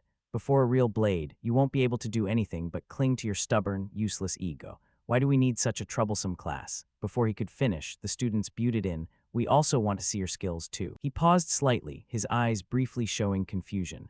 Right then, a student spoke up, and others followed one by one. That's right, skills honed through actual battle. We really want to see them. At the same time, Mikkel excitedly slammed his hand onto the table. Come on, brother, what are you waiting for? This is the perfect opportunity to crush that guy in front of everyone. Accept it, Lewin Ardle, you will regret this proposal for a long time. My brother is a powerful mate. His reaction was exactly what he was hoping for. He smiled gleefully. That's right, Mikkel. You are very right. That's exactly how it should happen, so our esteemed senior will not refuse anymore. Jekyll sighed wearily. All right, if it's a combined class, the knight apprentices from Foldren will participate, right? However, he defended himself. I refused this proposal because I didn't want to steal your opportunity to shine, the student representative in the class, but if you want to skip that now. Lewin did not hesitate, stepping straight toward him one step at a time. No, please, just do it. I am requesting you. He reached out his hand. As a junior at the academy, I also want to see your skill. He was reluctantly forced to shake his hand. Well, if that's the case, I have no other choice. Let's do our best. Suddenly, he felt a sharp pain passing through. It was so painful that he gritted his teeth. He grumbled, this brat. He leaned close to his ear, whispering the whisper of stone. Then I'll leave it to you, senior. His eyes lit up, full of excitement and challenge. Prepare to be amazed. 3 days earlier, as soon as the Foldren apprentice knights arrived at the academy, before the meet and greet, Lewin had a brief meeting with Principal Tyrion. He spoke up a special lesson, seriously. Resting his chin on his hand with a calm expression, Tyrion coolly recounted, that day, I thought about pairing up alumni with students to form teams for the lesson, but most of them have already been turned down. He smiled and added, however, if a senior asks directly, he won't be able to refuse. As the student representative, what do you think? Recalling that proposal made him give a wry smile, a grin mixed with helplessness and surprise. The principal is quite a sly one, isn't he? Coming up with a plan that a senior can't refuse. Suddenly, the atmosphere shifted as a surge of excitement broke out. Someone, unable to contain their thrill, pointed straight ahead and shouted enthusiastically, look, they're here. It's the Foldren apprentice knights. The cheers erupted like a tidal wave, sweeping across the entire courtyard. Spotting Lewin in the crowd, Sir Gunter immediately flashed a bright smile, a glint of amusement in his eyes. Well, look who it is. You stubborn brat, how have you been lately? He quickly replied, fine, of course. How about you, Gunter? He shrugged, his lazy expression unchanged. Same old, same old. I heard the news a while back. You won the grand festival, didn't you? He tilted his head slightly, a modest look on his face. Yes, thanks to your guidance. Gunter, hearing that, let out a hearty laugh. As he spoke, he turned to walk away, not forgetting to wave goodbye. Haha, I'm heading to see the principal now, so please guide the youngsters for me. He immediately accepted the task. Understood. Placing a hand on his chest, he introduced himself formally. Pleasure to meet you. I am Lewin Ardle, the Academy representative. Could you tell me who the representative for the apprentice knights is? An apprentice knight shifted his gaze, looking away. Ah, our representative is currently busy. Following that gaze, his eyes widened in shock. Before him was a classic scene of bullying. One guy was laughing mockingly. Haha, come on, Maltiv, you're scaring the kid. The other replied, no one would care if this brat died anyway, so what? He froze for a moment, his eyes landing on a familiar, slightly bruised face. Hans, the boy being bullied, looked up. Lewin. He stepped forward. What are you doing here? Just then, a brown-haired guy in the crowd burst out laughing. Ah, so you're the famous Lewin Ardle. I've heard a lot about you. Then the guy introduced himself. He tilted his head up, his gaze arrogant. I am Maltiv Jegan, the representative of Foldren. He continued in a self-satisfied tone. Vengras Jegan, commander of the Golden Knights and the only 7-star knight. Have you heard of him? He's my father. He looked at him with an I didn't ask expression. Why bring up his father during an introduction? Was he just bragging about his line? He brushed the guy's words aside. Right, but I'd be more satisfied if you answered my question first. The guy's face soured at being ignored. A question? What question? His eyes turned sharp as he repeated himself. I asked, what are you doing? The guy replied nonchalantly as if it were no big deal. Oh, this kid hasn't been listening lately, so I'm personally training him. Is there a problem with me training a commoner? He frowned, his jaw tightening in clear annoyance. And you're being disrespectful, worrying about a commoner while greeting us. Do you even know him? His fist clenched. He's my friend. Is there a problem? The guy's laughter echoed across the courtyard as if he'd just heard the joke of the day. Wait, are you serious? Friends, huh? I guess commoners really do stick together. Maltiv sneered. The Ardle family isn't much different from commoners anyway. To think the academy representative comes from such a low background, talking to you is making me nauseous. He didn't understand why the guy's attitude shifted so drastically. What do you think you're doing? Suddenly, the guy looked into the distance, his eyes lighting up. Ah, brother. He reflexively glanced back, wondering, brother. The moment he saw that person, he finally understood why this guy was so hostile toward him. Jekyll walked over, laughing casually. Greetings. Huh, Maltiv, you're here too. Why is an apprentice knight like you showing up here? It seemed birds of a feather really do flock together. Even though Lewin didn't know Hans that well, it was clear they were destined to clash. Sir Gunter shouted, "All right, everyone gather up. As you know, we're holding a joint training session today." He stood with his hands on his hips, confident, while Professor Heidel stood by with his usual stern expression. He ordered, before we begin training, let's divide into groups. He continued to explain. Each group will consist of 2 academy students and 1 apprentice knight, for a total of 54 groups. As soon as he finished, Maltiv scratched his head in annoyance. I didn't want to come here at all. Why do I have to train with these brats? Jekyll quickly chimed in. It's been a while since graduation, and I still don't get why I'm here. Those 2 were definitely on the same wavelength. The guy proposed with a cheerful face. So what do you think? Let's just mess around and get this over with. Obviously, we'll win no matter what. He nodded in agreement. Yeah, makes sense. If we include M. Cole, we'll make a team. The guy laughed gleefully. Hee, sounds good. We'll crush these weaklings in no time. Nearby, the atmosphere grew lively as students quickly formed groups. Yet amidst the bustle, Hans could only hang his head, standing quietly like a forgotten shadow. Suddenly, Lewin walked up. Hans, join my group. He couldn't believe his ears and asked, Lewin, are you sure? Are you really okay with being in a group with me? Having been there himself, he fully understood the feeling of being pushed to the sidelines. He spoke softly but firmly. Why not? You're my friend. At that moment, he looked at Lewin with deep gratitude, whispering his name. Lewin. Jason walked over slowly. Wow, that's a bit unexpected. If we're picking friends, I should be included too. He approached with a bright face. Since you're Lewin's friend, you're my friend too, right? He explained. Thanks, Jason. I saw Hans was in a tough spot, so I thought I'd step in first. He reached out and patted Hans lightly on the shoulder. Your name is Hans, right? From now on, just speak comfortably, okay? At first, he was a bit taken aback, but quickly responded. Oh, yeah, sure. Then he declared loudly, listen up, everyone. Our goal here isn't just to get high marks. He stood with his hands on his hips, head tilted and eyebrows raised in curiosity. What else is there? His eyes flickered over to the vipers, M. Cole, Jekyll, and Maltiv, who were huddling together. He narrowed his eyes, full of vigilance. We also have to deal with those troublemakers. Once the grouping was finished, there was a short break. Lewin and Hans walked together in the hall. He asked gently, by the way, Hans, are you okay? After being hit like that, I can take you to the infirmary if you want. He immediately waved his hands in refusal. No, I'm fine. I don't need to go anywhere. He lowered his head, clutching one arm with his other hand. Lewin, I'm glad to see you, but it might not be good for you to act like you know me. He paused. What are you talking about? Enveloped by self-doubt, his eyes remained glued to the floor. There are a lot of people who don't like me, so when no one else is around. He looked him straight in the eye, his gaze unwavering as he dismissed the boy's childish thoughts. No, like I said before, I'm your friend, so you don't need to be on guard. Besides, that guy from before, the one who harassed you at the training center, was that him? He replied, yeah. With that, both of them turned their eyes toward Maltiv up ahead. When he looked at the guy's information on the status window, he finally understood why Hans was so afraid.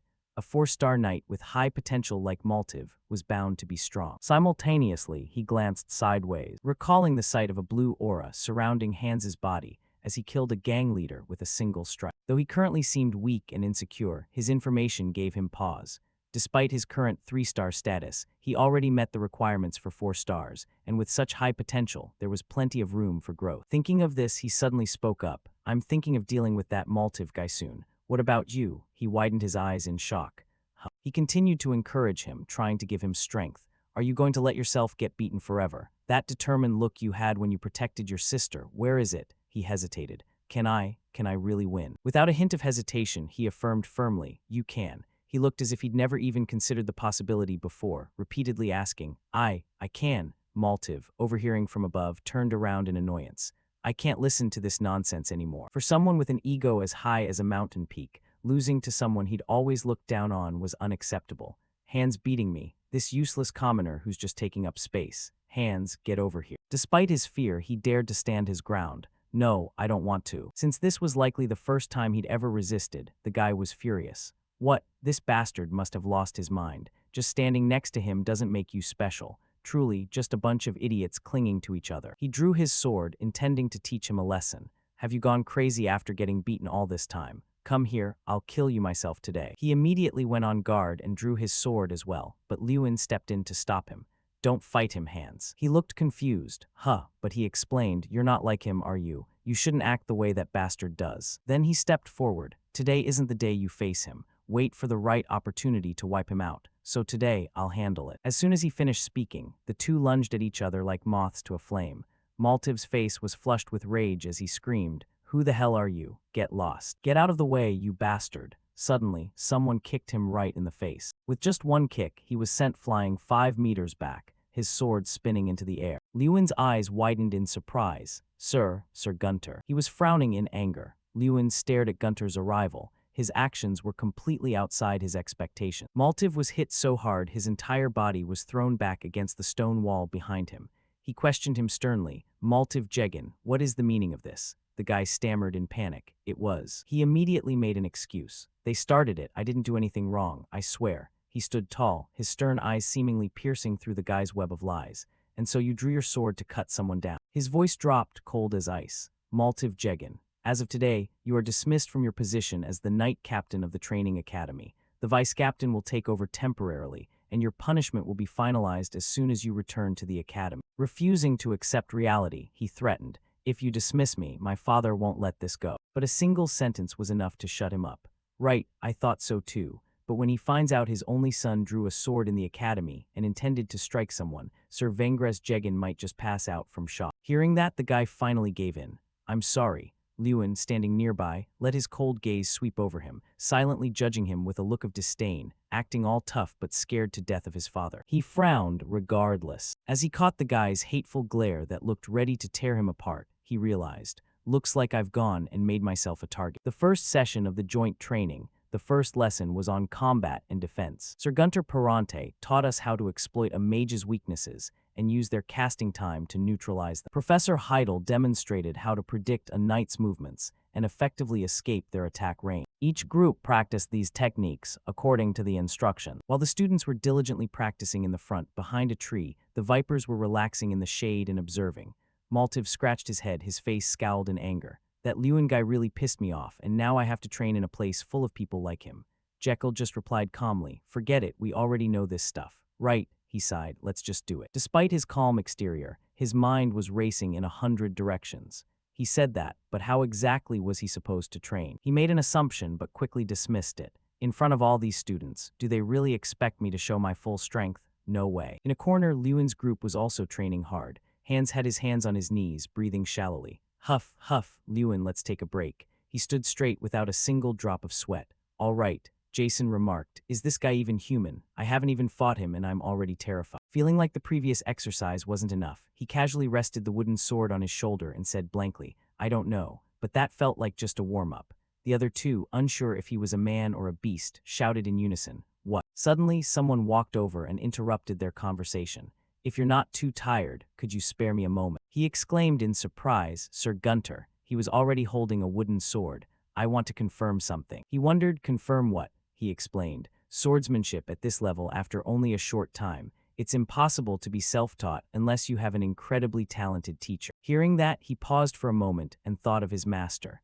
Wow, Sir Gunter is more perceptive than he looks, isn't he? Then he continued, so I want to ask a favor of you. He pointed his sword at him, issuing a challenge as everyone held their breath.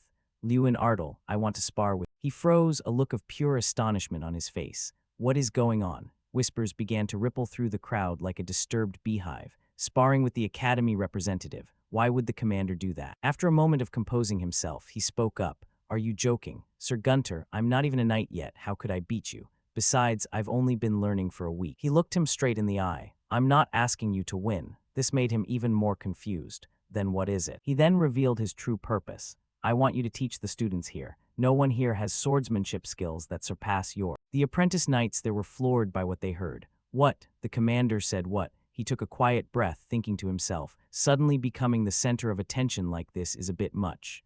But his brow furrowed slightly and his lips thinned into a firm line. He didn't say it out loud, but he was certain this was a good opportunity. If I perform well here, I can use this chance to assert my position. not a bad idea. With that thought, he grew interested and quickly moved into a ready stance. I look forward to learning from you, Sir Gunter. He gave a satisfied smile, the corners of his mouth curling naturally. Your stance is impressive. Well then, here I come. As soon as he finished speaking, Gunter lunged forward with incredible speed. The spectators watching from the sidelines instinctively widened their eyes. Everyone gasped. Wait, what is that speed? Are you being a bit too serious? If that hit landed, there wouldn't even be bones left to pick up. Yet he parried the attack with ease. Someone shouted in shock. He blocked it. Even so, he let out a heavy sigh of exertion. The force of his swing sent him sliding across the courtyard, even as he defended. He spoke up slowly, looking at him again. I find your skills hard to believe. I'll ask you once more, where did you learn this swordsmanship? He narrowed his eyes, his gaze full of suspicion directed at him. Is it perhaps a name that cannot be revealed? He fell into contemplation, wondering if he should say it. It wasn't like that person was intentionally hiding or anything, so it was probably fine. After hesitating for a long time, he uttered a name, Sir Balvar. It was a name no one expected, so everyone standing there was slack-jawed in shock, including Sir Gunter. Going from one surprise to another left everyone stunned. Balvar Pet, the legendary war god. Impossible, I heard he was dead. Gunter regained his composure very quickly. Oh, is that so? He wondered, could you elaborate? How do you know him? He explained. Sir Balvar retired and has lived in Ardal ever since. He's the person who's been by my side since I was a child. Before he could finish, Maltiv quickly interrupted. Don't lie. He stepped forward irritably, his eyes burning as if to scorch him. Don't lie to me. He was confused. Lie. He pointed right in his face like he'd just caught a fraud.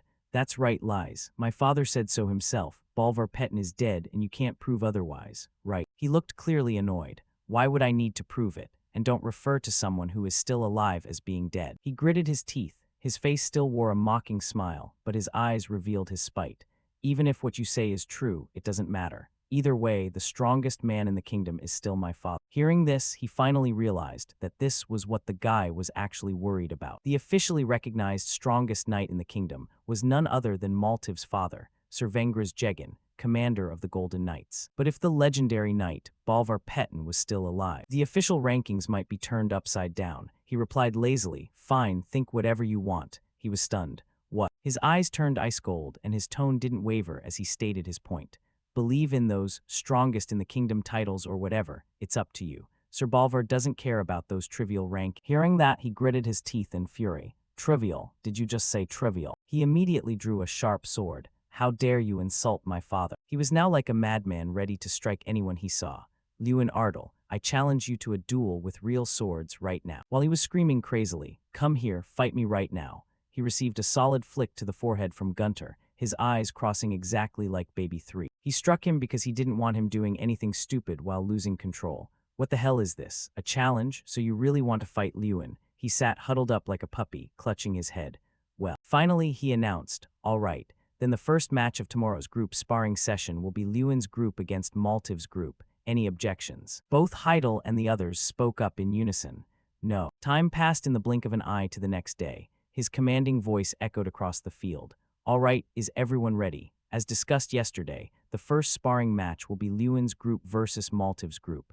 The two groups stood facing each other under the curious gazes of everyone present. Suddenly, Jekyll stepped forward and called Lewin's name. He didn't look worried at all. In fact, he looked quite relaxed. Are you guys well prepared? Lewin immediately went on guard. What's this? Why are you asking all of a sudden? He flashed a wicked smile. Ah, never mind. Just try to put up a good fight. Seeing this, Gunter gave the signal. All right then, get ready to start. As if just waiting for that, he lunged forward with incredible speed, taking him by surprise. Luckily, he reacted in time. If he'd been just a second slower, he would have been caught. He wondered, what is this speed? What's going on? No one should be this fast. Suddenly, his attention shifted to the status window above his head. A look of contempt appeared in his eyes. Ha, how ridiculous. How desperate is he to win? He's carrying 6 artifacts. The previous night at the mansion, formal greetings echoed. Well, look who it is. Sir Vengras, ha, long time no see. Commissioner Josh Gari, commander of the Golden Knights, Vengras Jegan, added, I heard about Jekyll. He was invited to give a special lecture at the Academy as the alumni representative, wasn't he? Josh Garihill, High Commissioner of the Magic Tower Council of the Kingdom of Ladian, replied modestly. It was quite a surprise when Principal Tyrion Ignit personally invited the boy. Is Maltiv doing all right? He looked helpless, his face showing clear signs of annoyance. Yes, but he causes too much trouble. It's a real pain. So I sent him to Sir Gunter to be properly disciplined. He should be at the academy by now. He let out a sigh, his eyes closed as if he'd been troubled by this for a long time. Actually, I came here because of that academy representative. He became pensive. The representative, you mean Lewin Ardle. Then he thought back to the information he'd heard. The rumors have spread so far that even I remember his name. I heard he won the festival and even caught the attention of the Empire. But immediately after, his tone shifted. A country bumpkin from Ardle shouldn't have such a smooth path. As if waiting for those words, he agreed. Haha, exactly. We must stop someone like that from influencing the princes, right? As loyal subjects who truly care about the kingdom. Of course. He wondered, do you have a plan? As if waiting for the cue, he replied, this time my son and Maltiv are on the same team, and they'll be fighting Lewin Ardle. So I'm thinking, why not give Maltiv an artifact? He hadn't expected the man to be that reckless. His eyes widened in shock, his breath hitching. What? He assured him. If you leave that necklace behind, I'll make sure it gets to him. He stammered, are you suggesting we cheat? He placed a hand on the other's shoulder. That's not what's important right now. If we want to crush that brat before he becomes a bigger nuisance, we must do whatever is necessary. I've already given an artifact to my own son. However, he was still hesitating. Seeing this, he played his final card. Bolvar Petten, does that name sound familiar? His expression shifted instantly, and he stammered, why are you bringing up that name all of a sudden? His face darkened. I heard he's still alive, and it seems he taught Lewin swordsmanship in Ardle. He continued, Lewin Ardle, the one favored by the princes, is learning swordsmanship from Bolvar Petten, the glorious knight. If he defeats our son in the upcoming match, our position will be terminated. After hearing his words, he hurriedly removed the antique from his shirt. He handed the necklace to the old man. All right, I hope this will bring good results. The old man flashed a calculated half-smile. Of course, it will. Finally, the two shook hands tightly. All of this is for our kingdom. Returning to the present, Jekin laughed triumphantly. Ha ha ha, how's that, Lewin Ardle? He cast magic, creating vines that wrapped tightly around Lewin's group. Are you that confident with just that mediocre skill? How disappointing. The magical vines tightened like chains, causing them to writhe in pain. Lewin's face darkened, a mix of anger and contempt. He had guessed they would pull some tricks, but he hadn't expected them to be this pathetic. He stood there, constantly provoking. What are you still standing there for? Lewin, show me that amazing strength of yours, otherwise Maltiv will beat you to a pulp. As soon as he finished speaking, the guy lunged from the side, holding a wooden sword. Jason screamed anxiously. Lewin dodged. His feet quickly cut through the vines. A brilliant golden light tore through the ground, bursting forth with a violent explosion. Luckily, he dodged it. He was astonished. What? How can a wooden sword be that durable? At this moment, a strange light radiated from the wooden sword. It was the Maltiv artifact received from Mr. Vengeras, a solid amulet. This artifact was designed as a necklace for easy carrying, enhancing weapons, making them sharper and more durable. He laughed sarcastically, his lips curling in mockery, and blurted out regretfully, ah, I missed, I should have been able to kill you. Then he continued to swing his sword and charge. This time I will definitely kill you, Lewin Ardle. He observed intently, hard as steel, thinking that he clenched his fist, activating the breaking technique. With just one swing, the wooden sword that was charging with wind-tearing speed exploded instantly. He panicked. How the hell did you do that? Without letting his opponent recover, he lunged like lightning. A thunderous punch rang out, the impact force so great that it sent the guy flying straight backward. Looking at him sitting painfully on the ground, his eyes trembling as if he couldn't believe what had just happened, his voice hoarse, he called out in shock, Maltiv. His face was distorted by the throbbing pain spreading throughout his body. How could this happen? Even though all of us are wearing artifacts, he wasn't pushed back at all. Lewin slowly put on his gauntlets. I intended to go easy on you guys if possible, but clearly that isn't working. Since things have reached this point, I will fight seriously. Saying that, the leader's will on his hands was immediately released. Everyone present was dumbfounded, their eyes wide and mouths agape at the unimaginable scene before them. Even those who were usually calm, like Professors Heidel and Gutter, involuntarily showed confusion. Outsiders were like that, so what about the one who had to face it directly? He muttered, no way, an ogre. Behind Lewin, a giant ogre lion appeared. The people around panicked, chaotic screams rang out. Run, everyone run, it's an ogre, an ogre. That terrible pressure made his legs turn to jelly, his body trembling as he fell to the ground, hurriedly backing away. He calmly spoke up, let's end this. I mean, 6 artifacts seem to still not be enough for you. Hearing this, his head buzzed. What? He didn't bother explaining, his hand gently reaching forward. and the giant spirit behind him also majestically reached out. Its giant finger slowly slipped into his necklace. The precious necklace broke into many pieces and fell. The atmosphere immediately boiled over. Gossip rang out everywhere. What? Is he serious? Did Senior Jekyll really use an artifact? Using an artifact against a junior? Unable to stand the whispers directed at him, his face twisted in anger. You bastard, how long do you think you can hold out? Garyhill won't sit idly by. Lewin annoyingly interrupted him. You said Garyhill won't leave me alone. First it was M, then the eldest son, Jekyll Garyhill. Who is next? Could it be Mr. Josh Garyhill himself? Hearing his father's name, he immediately lunged like a moth to a flame. What did you just say? You dog, you dare to mention that name. Lewin raised his hand. A sharp spark erupted, flying straight and hitting right in the middle of his forehead. He was irritated. You're too noisy. Just lie down and rest for a while. Suddenly Bear Trang appeared on his shoulder. Are you sure about this? He wondered. About what? Is the ogre really okay to reveal like this in front of everyone? At this moment, he realized thousands of strange eyes were fixed on him. It continued. Look at the principal's expression. He is completely shocked. He just calmly spoke up. It's not like I can hide it forever. It agreed, that's true. After that, his gaze changed and gradually fell into deep thought.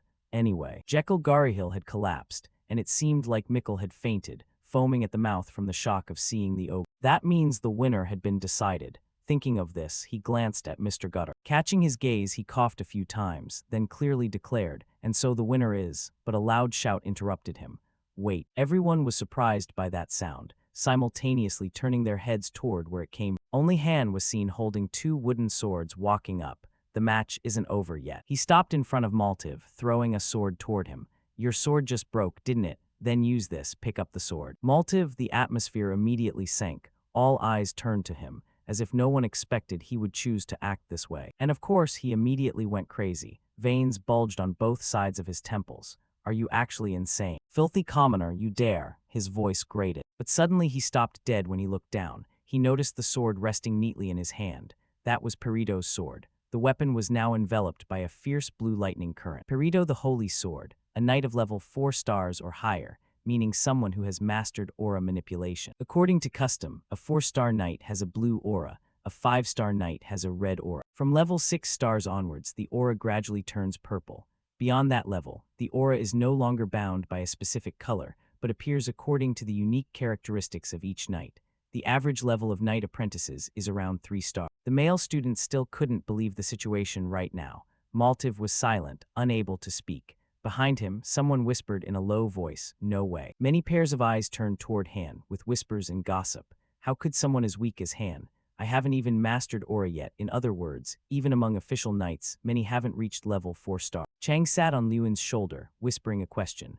Lewin, you aren't planning to stop. After all, the match is over. His gaze was determined as he replied, no, let's watch a little more. He secretly lamented, finally, it has returned, that look of Han's. Lewin stared intently at Han's stern face, with his eyebrows furrowed. Maltiv reached out to pick up the wooden sword lying on the ground, then spoke up, I don't accept this. He lunged toward Han, shouting, I will never accept this. The sword in Maltiv's hand swung up and then struck down at Han's head. He gritted his teeth. You are just a lowly commoner, and yet now you dare to say you can use aura. Han also used his strength to hold the sword and block this critical blow. He gritted his teeth and struggled to resist, his ears ringing with Maltiv's voice. Impossible. He increased the force in his hand. Maltiv's face pressed close to Han's, contemptuous. It's impossible that a weakling like you can be on par with me. He increased the force in his hand. Maltiv's face pressed close to Han's, contemptuous. It's impossible that a weakling like you can be on par with me. Han also swept his sword to counterattack. Han laughed coldly, still clinging to that commoner logic.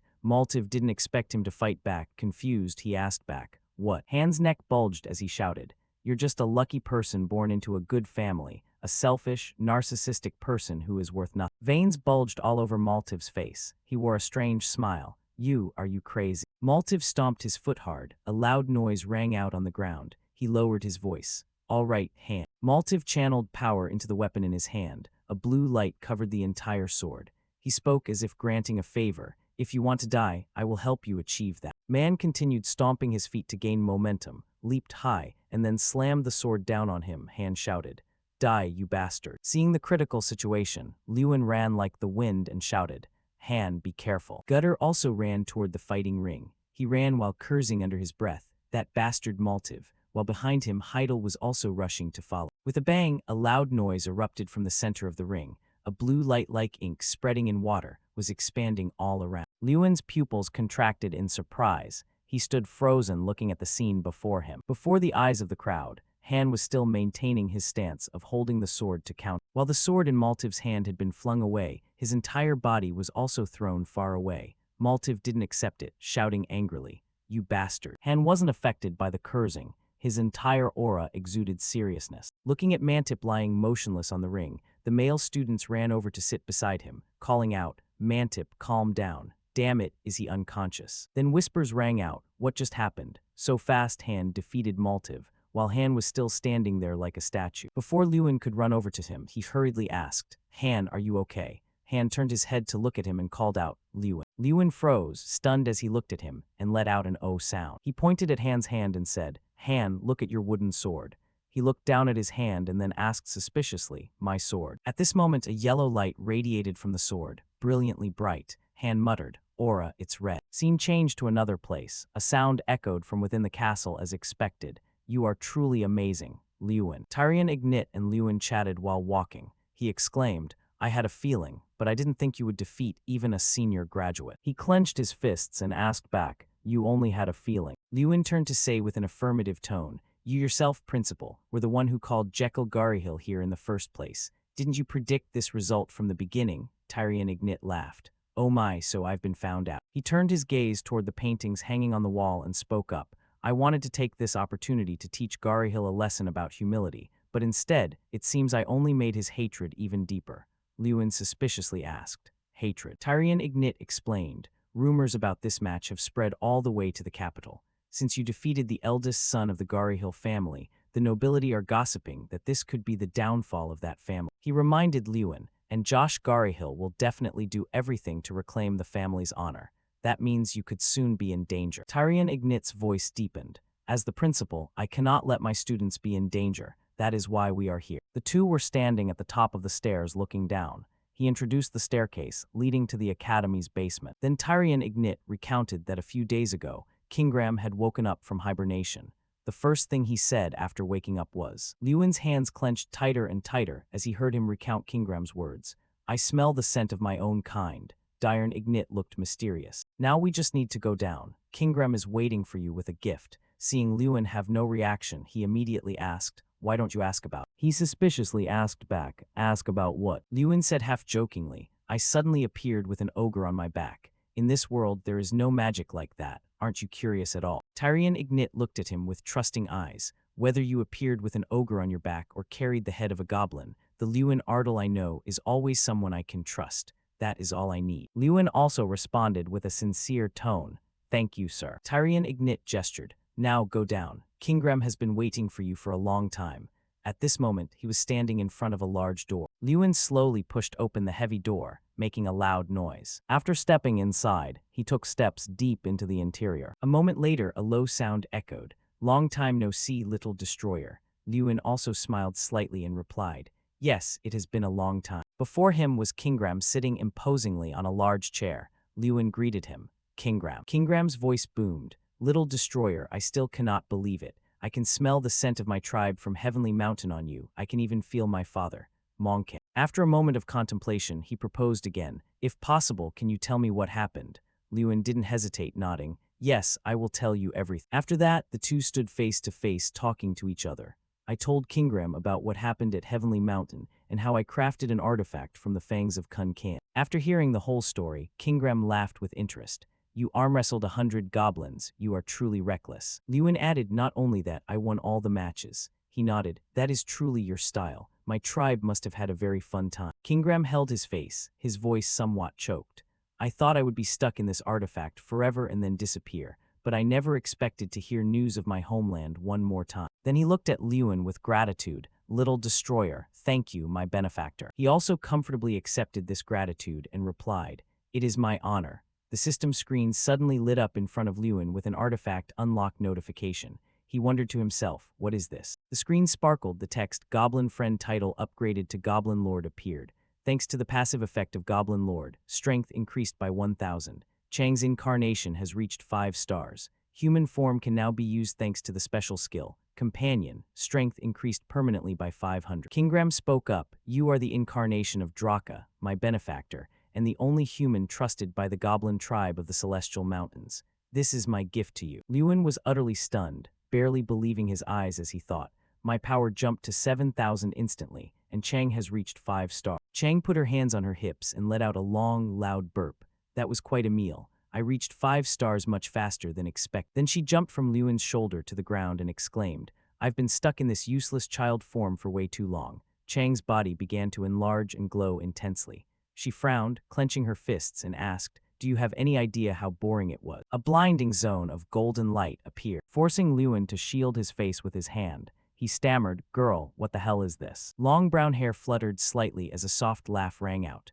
Well, a girl appeared, but the voice was incredibly familiar as she asked, amazing, isn't it, Lewin? She tossed her hair back and spoke with an air of triumph. This is what I've been longing for, Chang's human form. A while later, Lewin returned to the top of the stairs. From my reunion with Kingram, I received 2 more gifts. The authority of a leader allows me to command the goblins as a goblin summoner lord. Next is the second gift, a special privilege to summon Kingram, who is bound to the academy for life to my location just once. Lewin recalled that before parting, he had told me, only summon me if your life is truly in danger. With laughter echoing in his ears, he thought with a bit of irritation, let's just move past that. Trang Chang jumped up in pure joy. That's right, turning into human form is the best. Meanwhile, Tyrion Ignit asked suspiciously, Lewin, who is that young lady? He realized that the moment Chang transformed, others could see her. At that time, even Lewin had to ask for confirmation. Wait, you're actually a girl, Chang snapped back angrily, hands on her hips. How many times do I have to tell you?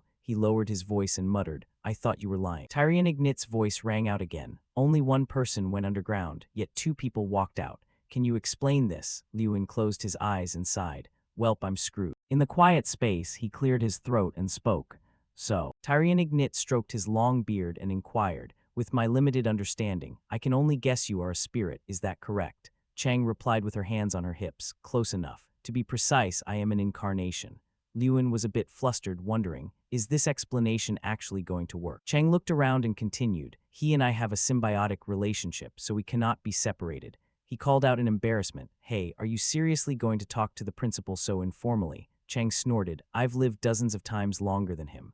Lewin lost the argument, that might be true, but Tyrion Ignit's voice cut him off. Since you came here through Kingram, Lewin's noble incarnation, I will arrange for you to stay at the academy. Chang asked with interest, oh, do you have a plan? He gave a slight nod of confirmation. Of course. The scene shifts elsewhere, where a voice of disbelief rang out from inside the academy. Wait, what is this? Everyone stared at Chang in stunned silence and asked hesitantly, so are you saying, Lewin, that you, a male student shouted in surprise, you have a cousin like this, and she just enrolled today. Chang laughed loudly with her hands on her hips and introduced herself. I am Chang Ardle. Lewin added sheepishly, yeah, she's in the same class as us. Jason clutched his pounding chest and asked, the graduating class? You just said she was younger than us. Lewin explained, she skipped grades, she's a genius. He raised his voice and yelled, a genius. Jason extended his hand politely. A pleasure to meet you, my lady. Dropping to one knee, Jason introduced himself. I am Jason Damon, Lewin's best friend. Would you like a tour of the academy? I can show you around if you haven't seen it yet. Chang asked coolly, who are you? While Lewin, not understanding what was happening, wondered, what the hell is he doing? Jason suggested, would you like to go to the cafeteria? The baguettes there are delicious. Chang flatly refused, I don't like bread, buzz off. He tried another angle, do you like the sea? It's wonderful. Suddenly, someone walked over and called Lewin's name. Seeing the newcomer, Lewin greeted him. Hans. That's right, today is the day you leave, isn't it? Hans smiled and replied, yes, I came to say goodbye. Lewin remarked, it's a shame we have to part again. I'll visit you in Foldrin someday. He replied, I look forward to it. You are always welcome. After a moment of hesitation, Hans asked, and Lewin, after I graduate from the training center, can I come to Ardle? Lewin replied heartily, Ardle, of course, come whenever you like. He said with determination, no, I don't just want to visit. I want to become a knight of Ardle. Hearing these words, he asked back in total shock, are you serious? Hans nodded firmly. Yeah, I want to do something meaningful like protecting Ardle, the place you will lead, so please give me a chance. Lewin greeted him with a smile. Of course, thank you, Hans. Suddenly, a voice interrupted. Are you two planning to keep this to yourself? Jason jumped onto Lewin's back and cried out, I want to go to Ardle too. I'll help with the dishes and cleaning, as long as I get to stay with Lady Chang. He poured cold water on the idea, replying, I never said you were allowed. Jason, disappointed, gripped Lewin's neck and yelled angrily, Hey, that's too much, and I know you're joking. Lewin thought happily, my friend's moving to Ardal after graduation. That really is a great idea. The scene shifts to the capital of the Duchy of Ladian, Radian. A man shouted in rage, It's over, everything has collapsed. Do you know how much money I invested in this? Sir Vengra's, yet an apprentice knight defeated Maltiv. He grew angrier as he spoke. The same thing happened to the Garryhill family. Even Hazen Garryhill, their eldest son, was defeated by Lewin Ardal. The era of Garryhill is over. Historically, the Garryhill family maintained their reputation as a magical clan, and Vengra's Jegan was honored as the strongest knight in the kingdom because they had the backing of the nobility. That was always the case. But what if that support vanishes? He shouted at the top of his lungs, Currently, you may still be the strongest, but when our children become the pillars of the nation, your descendants won't stand a chance. Another person added, The solution is obvious, we should switch sides. The voices grew louder and more decisive. We must switch sides to Ardal immediately. Then someone spoke up hesitantly, but the head of Ardal doesn't take bribes. Another laughed mockingly, Good grief, who in this world doesn't like money? Just look at Garryhill. Suddenly, someone walked toward the crowd and spoke up, Are you talking about? Everyone's jaws dropped as they cried out, Commissioner Josh Garryhill. He growled, You all seem to be having a pleasant conversation. Whose side are you planning to take exactly? A man gave a forced smile, searching for an excuse. That was a slip of the tongue. I didn't know you were listening. Josh didn't give him an inch. Slip of the tongue. If I weren't here, you'd be talking this nonsense all night. His voice dropped low. Listen closely, all of you. Since the Duchy of Ladian was founded, Garryhill has always held power. History never lies, so your fears will never come true. One man replied with an awkward smile, Yes, we will keep that in mind. Josh gritted his teeth and cursed silently, Lewin Ardal. I plan to use him as a stepping stone to raise Jekyll and Mickle's reputations, but he completely trampled on our honor. Veins popped on Josh's face from anger, and a murderous glint appeared in his eyes. I will kill him at any cost. Another important class in the second semester is a visit to the capital. Inside the train carriage, the chatter was nonstop. We're going into the Mage Tower, the Royal Mages. That sounds amazing. Lewin watched everyone while thinking, a great class, visiting the Mage Tower and the Royal Palace directly, where we can observe and learn from current mages. He was a bit troubled, but once again, the problem was that while the class purpose was great, Chang suddenly asked, Josh Garryhill, does this mean we finally get to see his face? Lewin didn't deny it. Probably. He knew very well that the head of the Garryhill family must be overflowing with resentment toward him. Going to the capital meant stepping into enemy territory, a place where he can easily manipulate the royal mages. In that situation, there are countless opportunities for him to target me. Chang asked, Is Josh Garryhill strong? Lewin quickly replied, According to rumors, he is a 7th-tier mage, just like the principal. She gasped at the news, 7th tier. If I were still in my old state, I could easily take him down with one finger. He thought curiously, I'm not sure how strong Chang was back then, but a 7th-tier mage is not to be underestimated. Lewin looked toward Tyrian Ignit ahead. His system board only displayed, Information cannot be viewed at this time.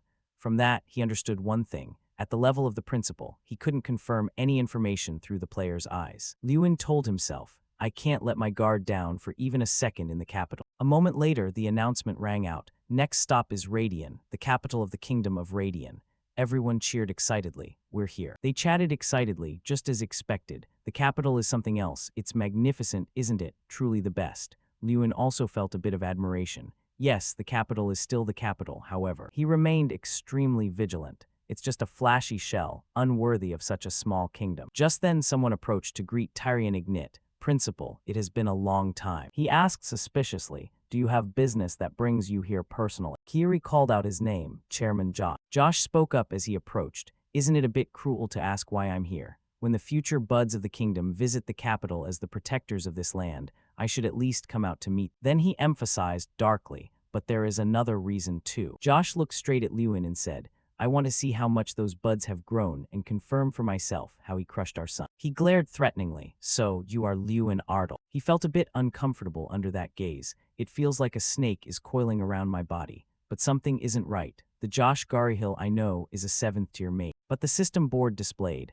Josh Garryhill, 6th-tier mage. Lewin was incredibly confused. The player's eyes were telling him he was only 6th tier. How could he deceive everyone? He suddenly had a realization. Could it be? Lewin looked at Josh's hands, which were covered in gold bracelets and rings, and deduced, All of those are sacred relics. He curled his lip mockingly, like father, like son. Seeing this, Josh asked irritably, is something funny? Lewin turned around and replied, no, it's nothing, I'm leaving. Josh immediately grabbed his arm. Where do you think you're going? I'm not finished talking to you. He glared and questioned, I asked you what you were laughing at. Tyrion Ignit quickly stepped in to mediate. Chairman Josh, he is still just a student. Please stop. Chang was visibly angry. This crazy lunatic. Josh snapped, be quiet. He then threatened the principal. You may be the principal in the academy, but once the students set foot in the capital, managing them is my responsibility. Tyrion Ignit shot back immediately. If that authority is used as a tool to threaten an innocent student, I will never accept it.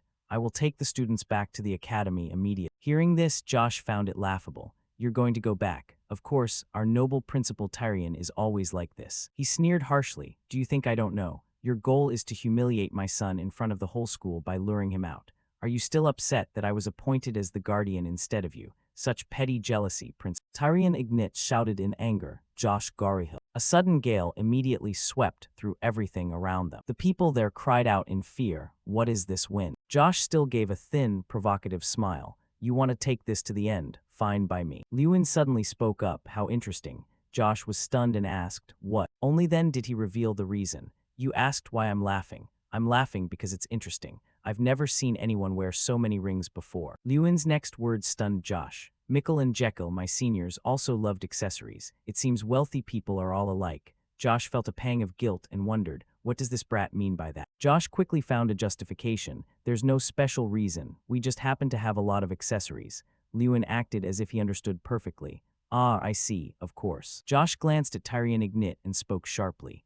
Anyway, Principal Tyrion, step aside so I can lead the tour. From today, I will personally direct all classes under my authority. He listened in silence, his thoughts unknown. Josh turned away and remarked, I'm leaving now. The tour of the capital turned out to be nothing like a tour at all. Lewin recounted that Josh Garryhill, who claimed he would participate in the entire schedule, vanished without a trace as soon as we reached the royal palace. Instead, an old mage guided us. He nodded in thought. Although the tour content was nothing special, the atmosphere wasn't too bad.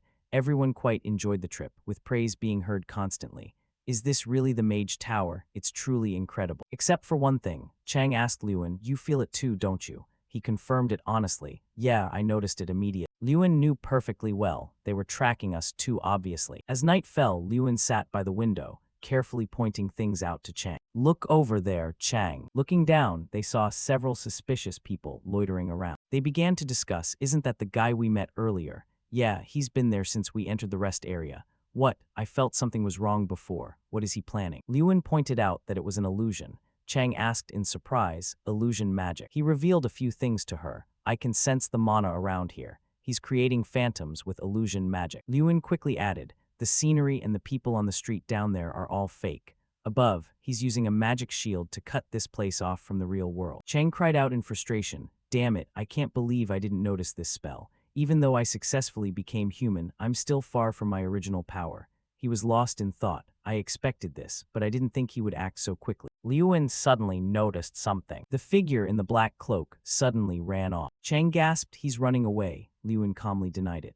No, he's trying to lure us out. If we fight in a cramped space like the rest area, I'll have the advantage. But he knows I can't let the other students get hurt, so I have no choice but to fight outside. Lewin recalled the system board display. Hazen Garryhill, 6th-tier mage. He then deduced that a 6th-tier mage is someone a person can handle, but the scale of this illusion magic couldn't be performed by a 6th-tier mage alone. Lewin analyzed meticulously. There are 2, maybe 3 enemies, perhaps even more. If they are all 6th-tier mages, my chances of winning are slim. Josh's face flashed in his mind, and if Josh Garryhill himself joins the fight, Lewin thought to himself, maybe I can use that. Seeing him turn around, Chang asked, are you going right now? Lewin nodded. Yeah, I have to go down. He walked forward and remarked, tonight is probably going to be a very long night. A few hours earlier, Josh angrily slammed his hand on the table and barked, is this all the people there are? He shouted in extreme dissatisfaction, I personally called this meeting, and yet this is everyone who showed up. Someone reported timidly, yes, everyone seems to be deliberately avoiding this meeting. Josh growled in annoyance. Lewin Ardle is as good as finished today, yet they still fear Ardle so much they don't dare show up. He ranted furiously. Normally this place would be packed, with people standing for lack of seats, but today only 4 people appeared. Josh gritted his teeth, cursing Lewin in his head. Damn it, that bastard ruined everything. Finally, he let out a sigh. Fine, they'll regret it sooner or later. Has the matter I entrusted to you been handled properly? The other quickly replied, yes, the night guard force in the capital is now entirely our people, so no matter what happens, there will be no problems. Josh turned to ask Vengras, and the mission I gave the captain. He replied indifferently, last night we received confirmation that the assassins have reached Ardal. Vengras continued discussing the plan. After midnight, they will slip into the mansion and take Lewin Ardal's head. Josh was delighted to hear this and remarked, at least he and his father won't be alone in death since they'll die on the same night. He added, not just them. Lewin Ardal also has a young daughter. Vengras emphasized, and Bolvar Petten must also disappear. He believed that there should only be one sun in the sky. At this time, Bolvar was taking a walk and thought to himself, everything is eerily quiet. He pondered the situation. Recently, the young master's victory over the Gari Hill heir had caused many nobles to notice Ardal. But the Gari Hill I know is not the type to give up so easily. Bolvar remembered Lord Ardal's words, if you notice anything suspicious, report it immediately. He nodded in agreement. It seems the Lord shares my thoughts. We must be cautious. Bolvar suddenly saw a man carrying a wooden crate. He asked him kindly, finished for the day. The worker smiled happily and replied, Sir Bolvar, yes, I've just finished cleaning up and am heading home. Bolvar continued to inquire. I wanted to ask, has anyone suspicious visited today? He thought deeply, suspicious people. The worker quickly remembered. There were 5 merchants, but I've never seen them sell anything and I didn't see them leave. Bolvar finally reached a conclusion. Assassins often disguise themselves as merchants. Now they've completely disappeared after entering the territory. The worker suddenly exclaimed, and they were carrying swords too, you should be careful. Sir Bolvar prepared for the worst. He suddenly ran as fast as he could in the opposite direction. Seeing this, the man felt somewhat relieved. Perhaps there was no need to worry much. The mansion was strangely silent. The assassins were searching inside, whispering to each other as they moved. That Lord Ardal, has he noticed something? He still hasn't returned to the mansion. You saw the atmosphere in town. No one noticed anything. He'll be back soon. We just need to wait for the right moment. He nodded. Yeah, there's still time. An assassin suddenly collapsed to the ground. They cried out in terror when they saw the person before them. What the is that Bolvar? He glared and barked, how dare you? Do you know where you've just stepped? The assassins asked each other in confusion. Wait, how did he know we were here? Just as expected from a 7th-tier knight. Stealth tactics don't work on him. He immediately drew his weapon and said, but this is actually good for us. We were going to kill him anyway. They gave a shout, everyone charge. They were assassins hired by Vengras. These intruders hiding in Ardal were all at least 6th-tier masters. Bolvar only murmured softly, fine then. He, a 7th-tier knight, had long ago set aside his spear for a fishing rod. Because of this, the people in the territory thought his skills were no longer what they used to be. However, that was a grave mistake. Bolvar raised his spear and shouted, all of you, come at me at once. The tip of the spear slashed gracefully through the assassin, and in no time he had defeated them. They were sent flying through the air. The heavy body of an assassin slammed into the wall. One man asked in terror, 7th tier. He's 7th tier. He doesn't look like it at all. We've taken down more than 10 7th-tier knights of the Empire. He then heard Bolvar speak slowly. Do you know why I stopped practicing spear techniques? The assassin gasped in horror. It can't be. He cursed silently. This bastard, don't tell me. The assassin didn't dare say it out loud. He was an 8th tier, Bolvar revealed to him. No matter how much I polished my spear techniques, I reached the limit of what pure technique could teach me. One man took a risk and jumped, trying to sneak attack him. Die, you monster. A cold, sharp spear tip pierced through him, and the assassin was left hanging in midair by Bolvar. The remaining one backed up in fear against the wall. This guy is insane. He screamed in terror. Vengras, that bastard, this is ridiculous. He dared to lie about the target's strength. Even if he paid us 5 times the original fee, we would never have taken this mission. The assassin stammered a curse. Only then did Bolvar find out who was behind it. Vengras, so it was him. He grabbed him by the neck and said, go back and tell Vengras Jegan this. Bolvar emphasized every word. Never set foot in Ardal ever again. Meanwhile, where Lewin was, it was incredibly still. He and Hazen faced each other, and the man exclaimed with amusement, so, you've come to find me yourself. Hazen continued his mockery. Lewin, it seems you didn't come alone. Did you bring a companion on your journey to the underworld? How funny. Lewin quickly retorted, don't worry, we have no intention of dying here. Hearing this, he was quite surprised. No intention of dying. Hazen spoke with disdain. If everything in this world went according to human wishes, how wonderful that would be. But reality doesn't work that way.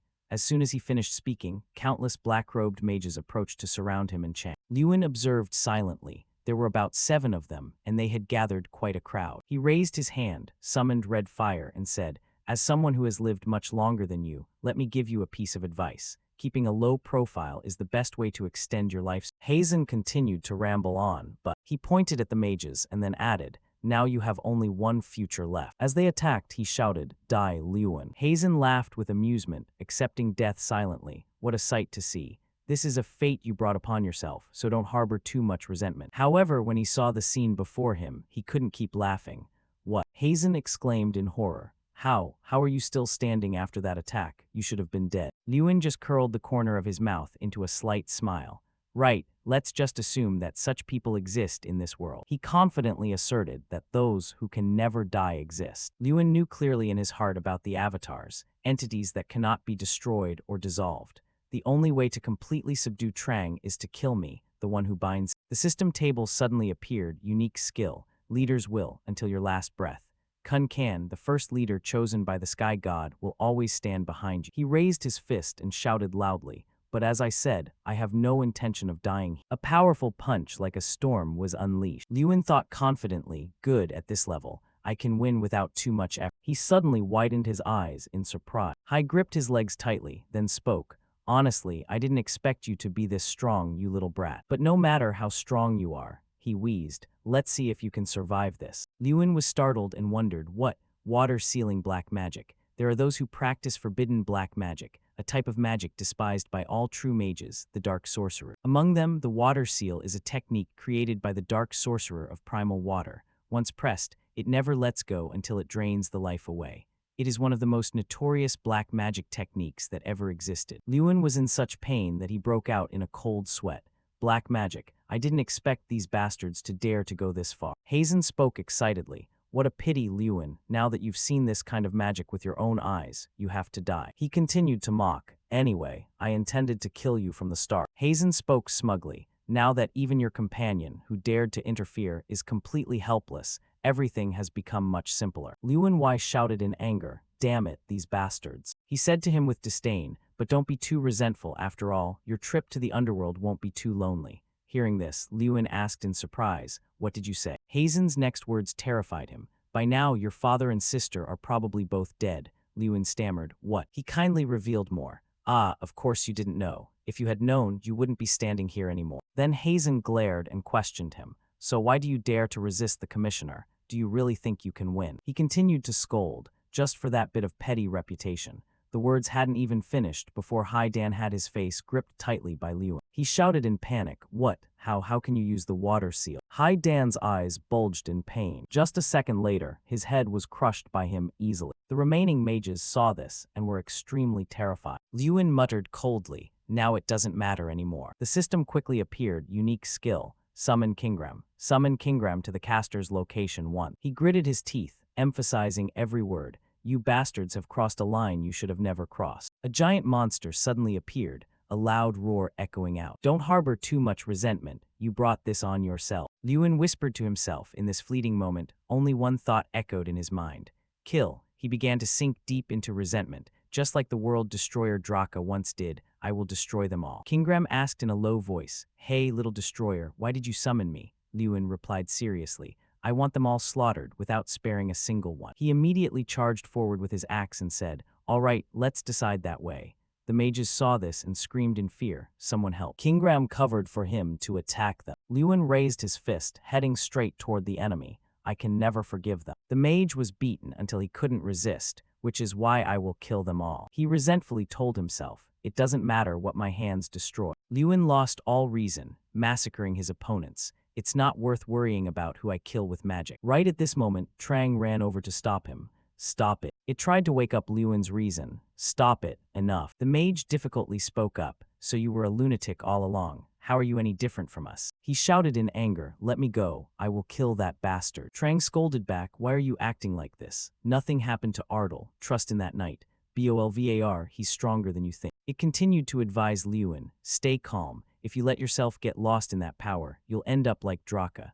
Don't you remember Draka's final days?" Chang reminded him, "Why do you think Draka was called the World Destroyer? He went insane with infinite power and eventually destroyed the entire world." It gripped Lewin's shoulder and said, but you are not Draka if you also end up like him. He finally calmed down. All right, sorry for making you worry, Chang. Lewin stood before the surviving mage, then interrogated. You there, tell me everything you know, what is happening in Ardal. He difficultly spoke, you will regret it when you hear it.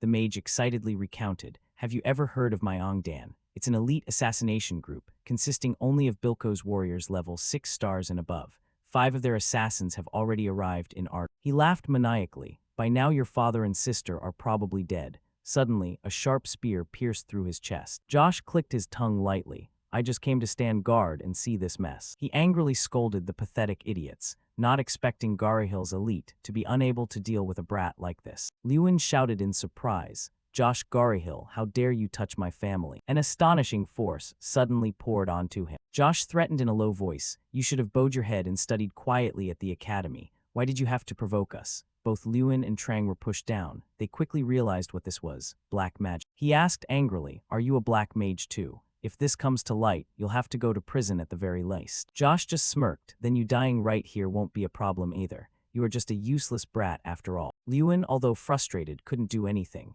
Damn it, I can't move at all. The summoning time for Kingram has run out and he has disappeared. He heard him speak up, now let's end this, then summoned countless spears from the magic circle. Josh launched the spears toward Lewin and shouted, time to die, Lewin. Seeing this, he could only think fearfully, no, I can't let everything end so hopelessly like this. A large explosion occurred as predicted. However, nothing happened. He looked stunned at the person blocking in front of him. Principal. Josh also exclaimed in surprise, Tyrion X, why is the principal here? Tyrion Ignit angrily interrupted him. Josh Garihill. His astonishing power terrified him. No way, illusion field. This simulated world was created by level 6 mages under Josh Garihill's field, ensuring no one outside could be aware of what was happening inside. However, that only applies to ordinary people. A mage of Tyrion X9's caliber could quickly detect the presence of abnormal mana. Furthermore, the fatal weakness of this magic is that if a higher level spell is cast by someone stronger than the illusion creator, that illusion will easily be broken and destroyed. Just like that, Josh's illusion field gradually shattered. He was not satisfied and threatened Tyrion Ignit back. Tyrion Ignit, do you intend to destroy the entire capital just to take me down? He immediately denied it. No, the only one getting hurt here is you. Tyrion Ignit then revealed, I have established a barrier to prevent any damage to the capital. You not only got your hands dirty with disgusting black magic, but also dared to harm my student. He lunged forward with extreme anger. For that crime, Tyrion Ignit released a massive amount of magic power toward Josh and shouted, I will carry out the punishment myself. He gritted his teeth, no. Josh then shouted in rage, Tyrion Ignit. Chang commented flatly, just as expected, because of the level difference, the difference between the two is too clear, so the match ended overwhelmingly. Lewin quite agreed with it. Yeah, I think so too. He acknowledged that the difference was at another level. Lewin secretly evaluated, Principal. A level 7 mage is a level I don't even dare to reach. I thought I was quite strong, but I still have a long way to go. Ignit asked him with concern, Lewin, are you okay? Lewin stammered, ah yes, thanks to the principal. Everyone in the house was awakened by the noise outside. They dragged each other out to gossip.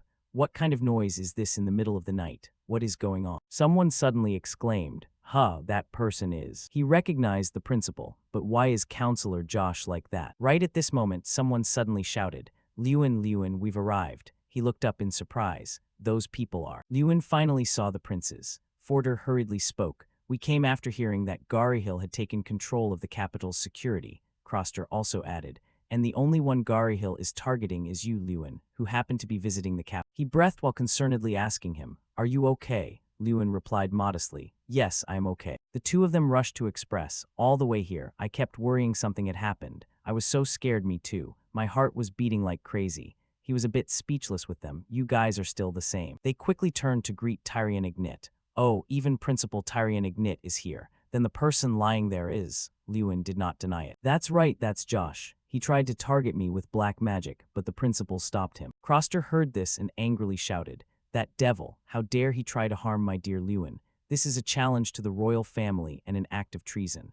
I will immediately go see father and have Garihill arrested for treason. Forder also spoke up. It's rare for us to agree, brother. That's right, this is treason. And since we've confirmed he learned forbidden black magic, we must arrest the entire Garihill family on this land. Lewin suddenly spoke up. Before that, I have a request. Both princes immediately asked, What is it? We will grant whatever you request. He hurriedly spoke out. In Ardle, I need to check on the situation of my father and sister. Lewin waited anxiously. To get information from Ardel as quickly as possible from the capital, we had to request information from the nearest commercial city.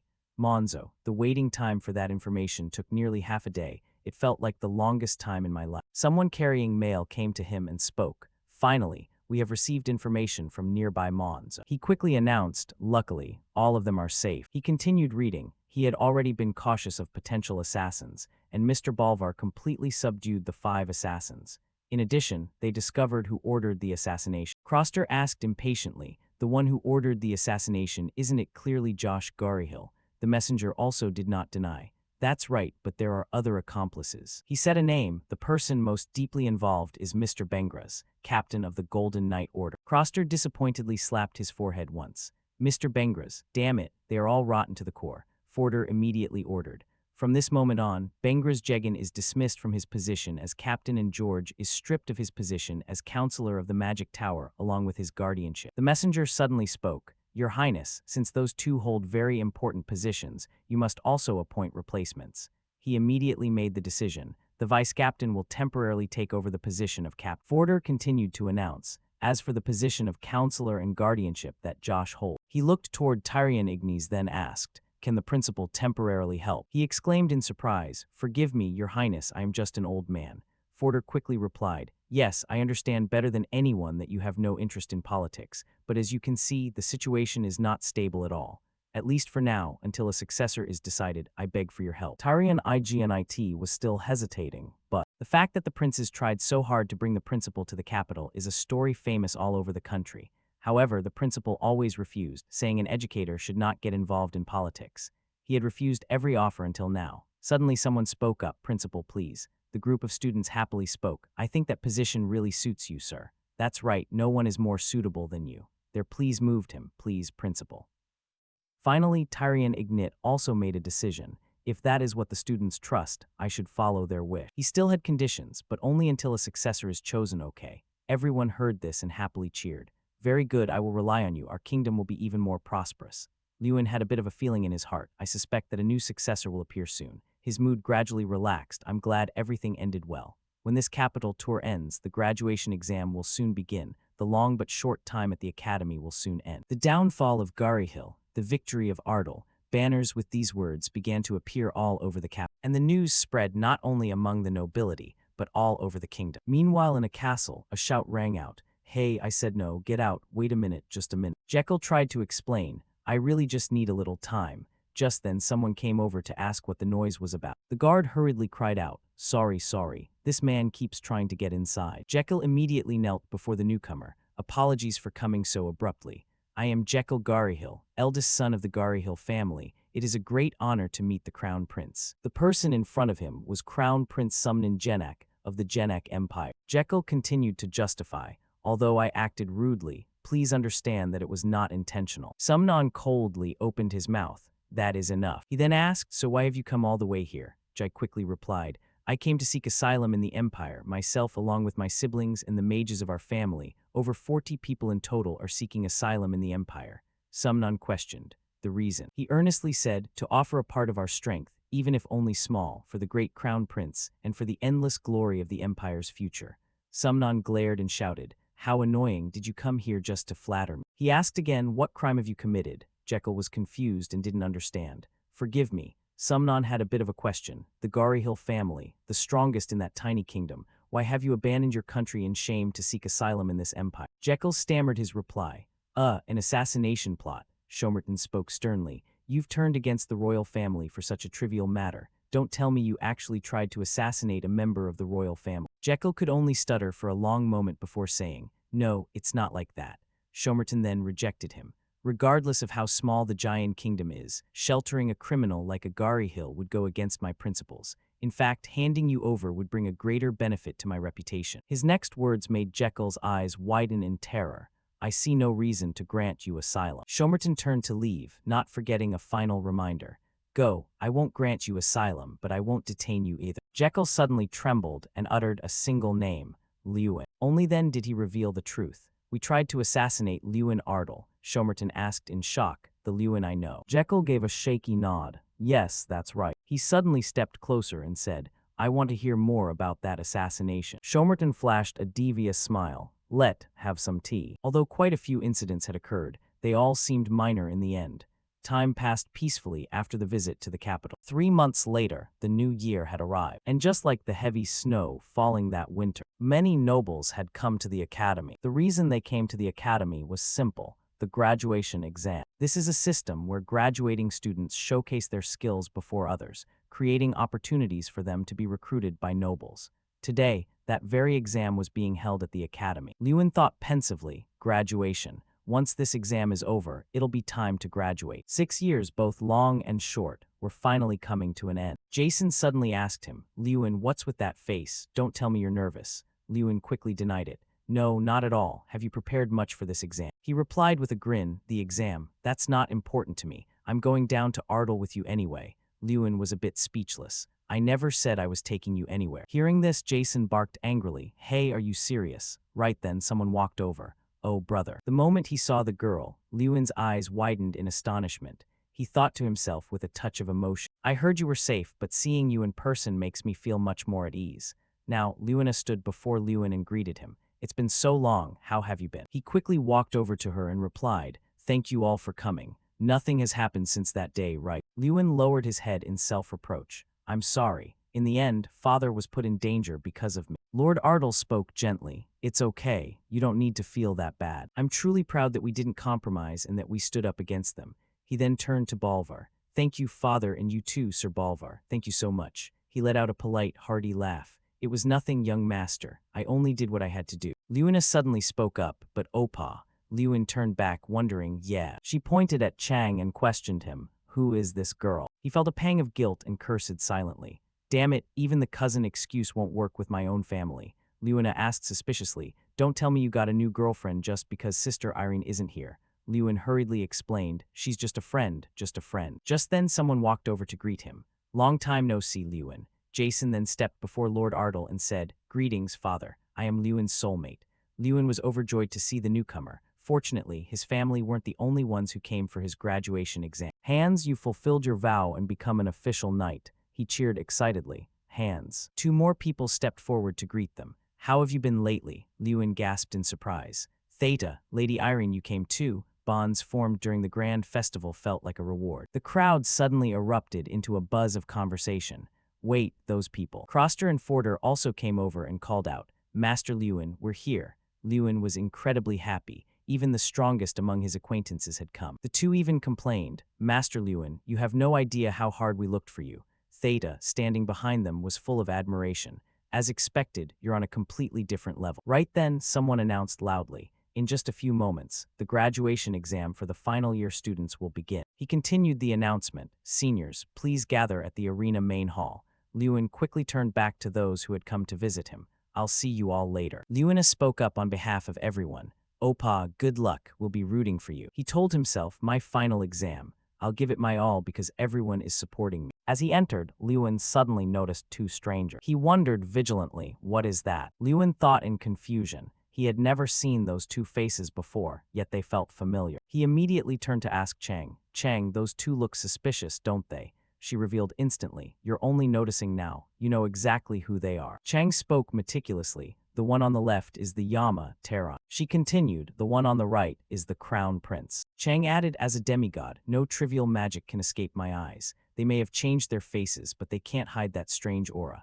Lewin was incredibly bewildered. Why would the Yama and the Crown Prince come all the way here in person? Even if they wanted to visit, they could have appeared openly. He had countless questions. Don't tell me. It's just for me. Are they trying to check how strong I've become through this exam without worrying about being discovered? With that thought, Lewin instinctively smirked. They're quite thorough. He told himself that if they made the same offer as before, he would still reject it, just as he did back then. Lewin gave a devious smile. But since they went to all this trouble to come here, I should at least give them a show worth watching. He stared at them as if sending a message. So watch closely. See just how much I've grown. The graduation exam consists of the following parts: isolation, glacial expanse, and destruction. It is a timed exam where you must quickly overcome all 3 challenges. The first challenge, isolation, requires escaping a room locked tight with a padlock. There are many different ways to escape the room. Jason stood before the lock, deep in thought. You can neutralize the lock with an unlock spell or use a mana crystal key to open the door. There are truly many ways. It doesn't matter which method you use, because regardless of the method, the important thing is escaping the room. After a while, a massive cheer erupted. 7 mages from Group 6 had escaped the room almost at the same time. Then someone lamented, "What a shame. Another person was just blocked by a monster."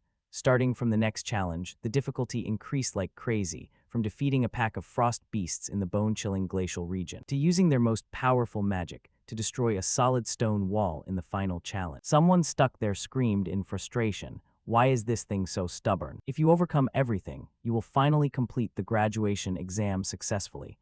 Jason shouted excitedly, "I'm first." The announcement gradually rang out. Jason Damon, 3 minutes 55 seconds. He is the first to complete the challenge for Group 6.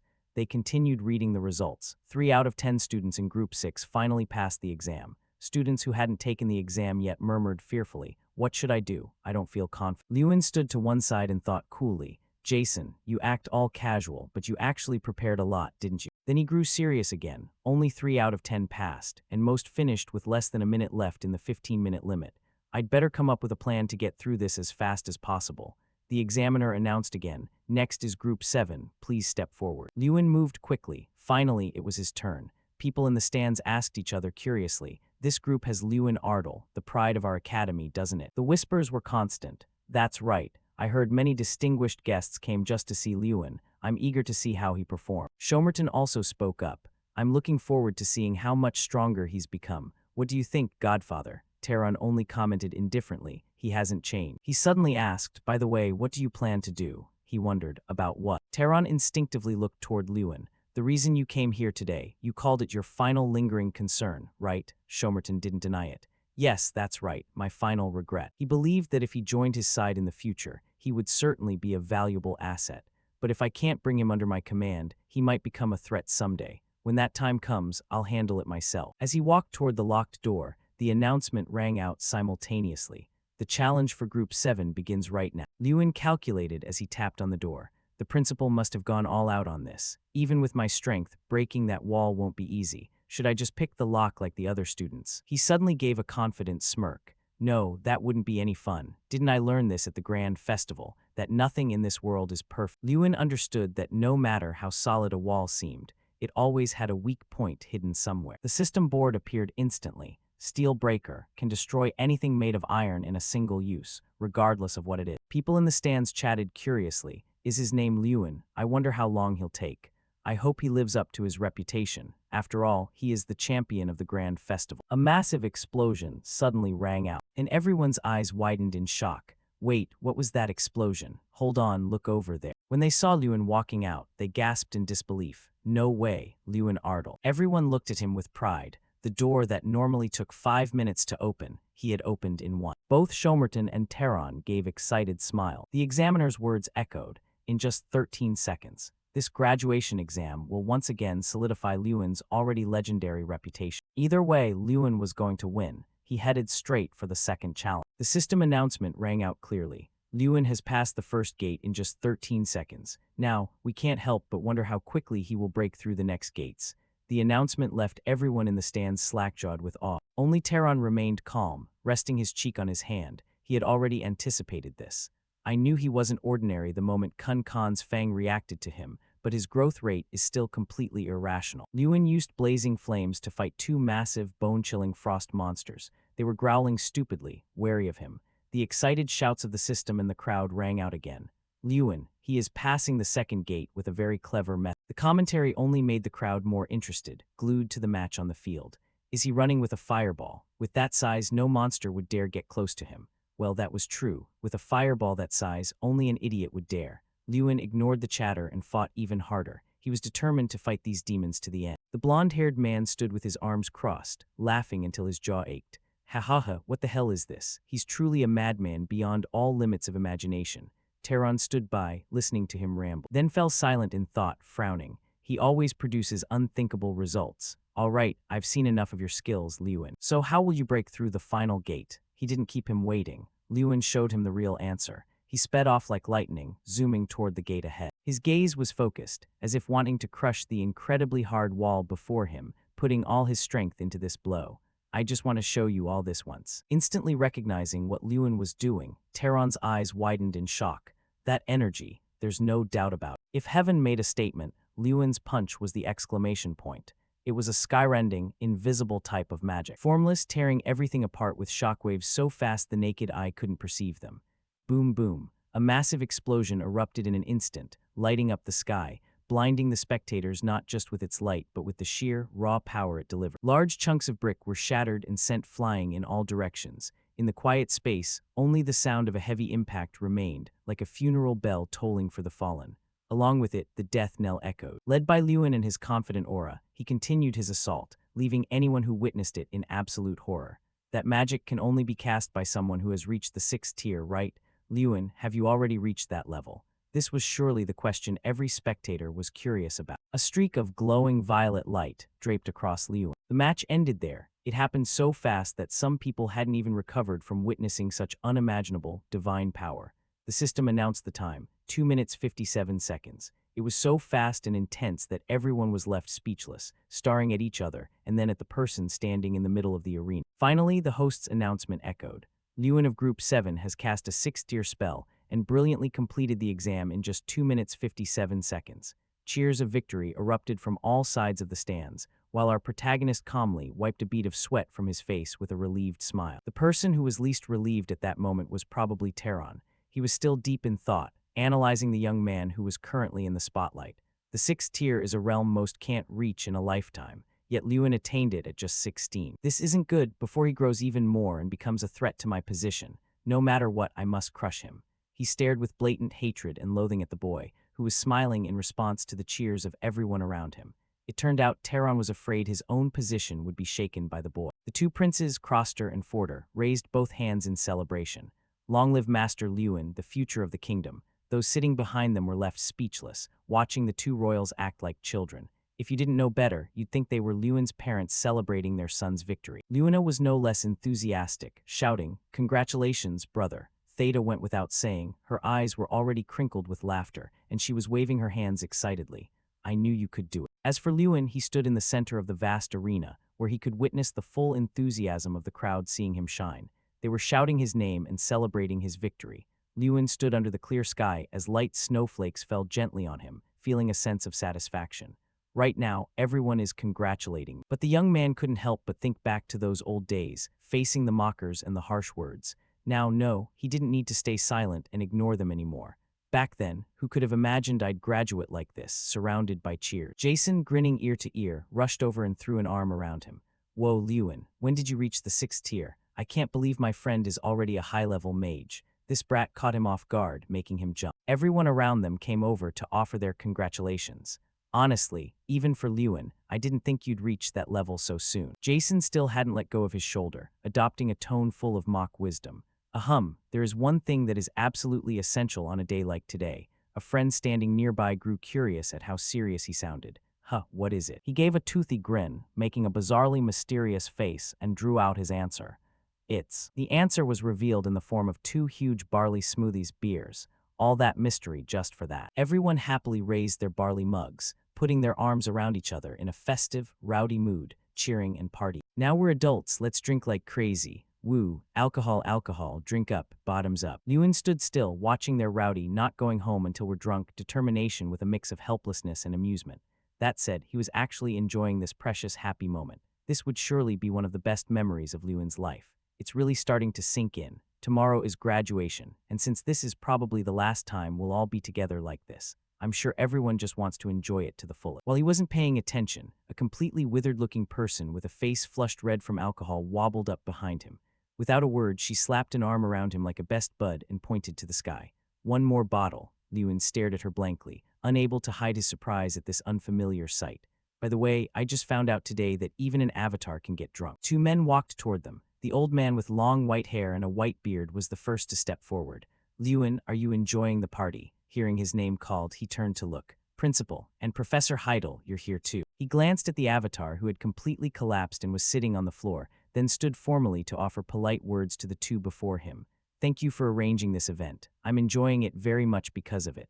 The principal laughed heartily. Haha, you're about to graduate. You should enjoy yourself to the fullest, shouldn't you? Lewin bowed his head slightly to express his feelings. Since tomorrow will be very busy with the ceremony, let me say this now. Thank you for everything, Principal. And you too, Professor. Hearing this, both of them gave warm, gentle smiles. A word of thanks. I'm quite touched. Before long, even if we wanted to, we won't be able to see you anymore. The principal joked enthusiastically after speaking.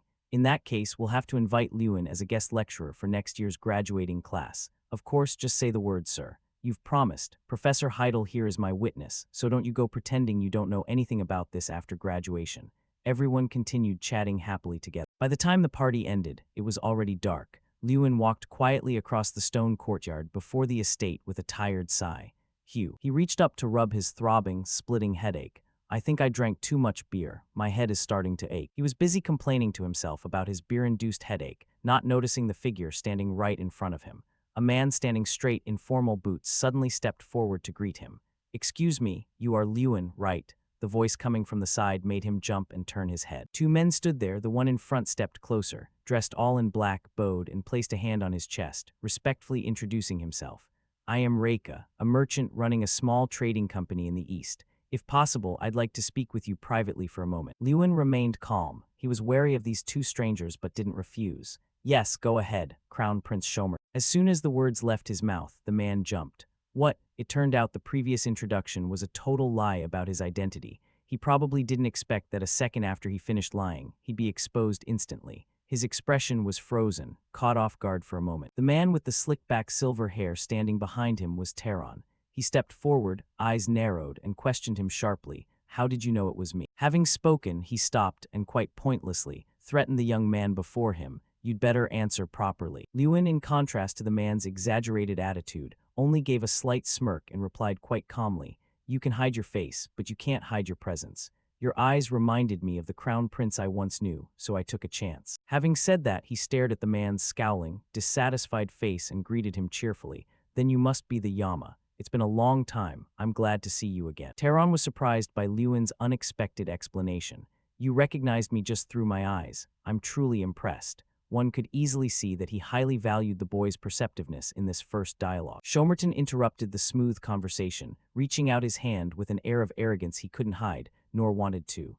Now, this is my final offer. There won't be a second time. Come to the Empire with me. He widened his eyes, scowling fiercely to threaten Lewin with brief but meaningful words. A refusal will not be accepted. Oh, how scary, but Lewin had never known the meaning of the word fear. He only let out a dry chuckle from the bottom of his heart and replied with three simple words, I refuse, sir. The three of them stood in a standoff amidst the cold winter snow. Shomerton grew increasingly frustrated with the boy's rock-hard attitude but tried to persuade him further.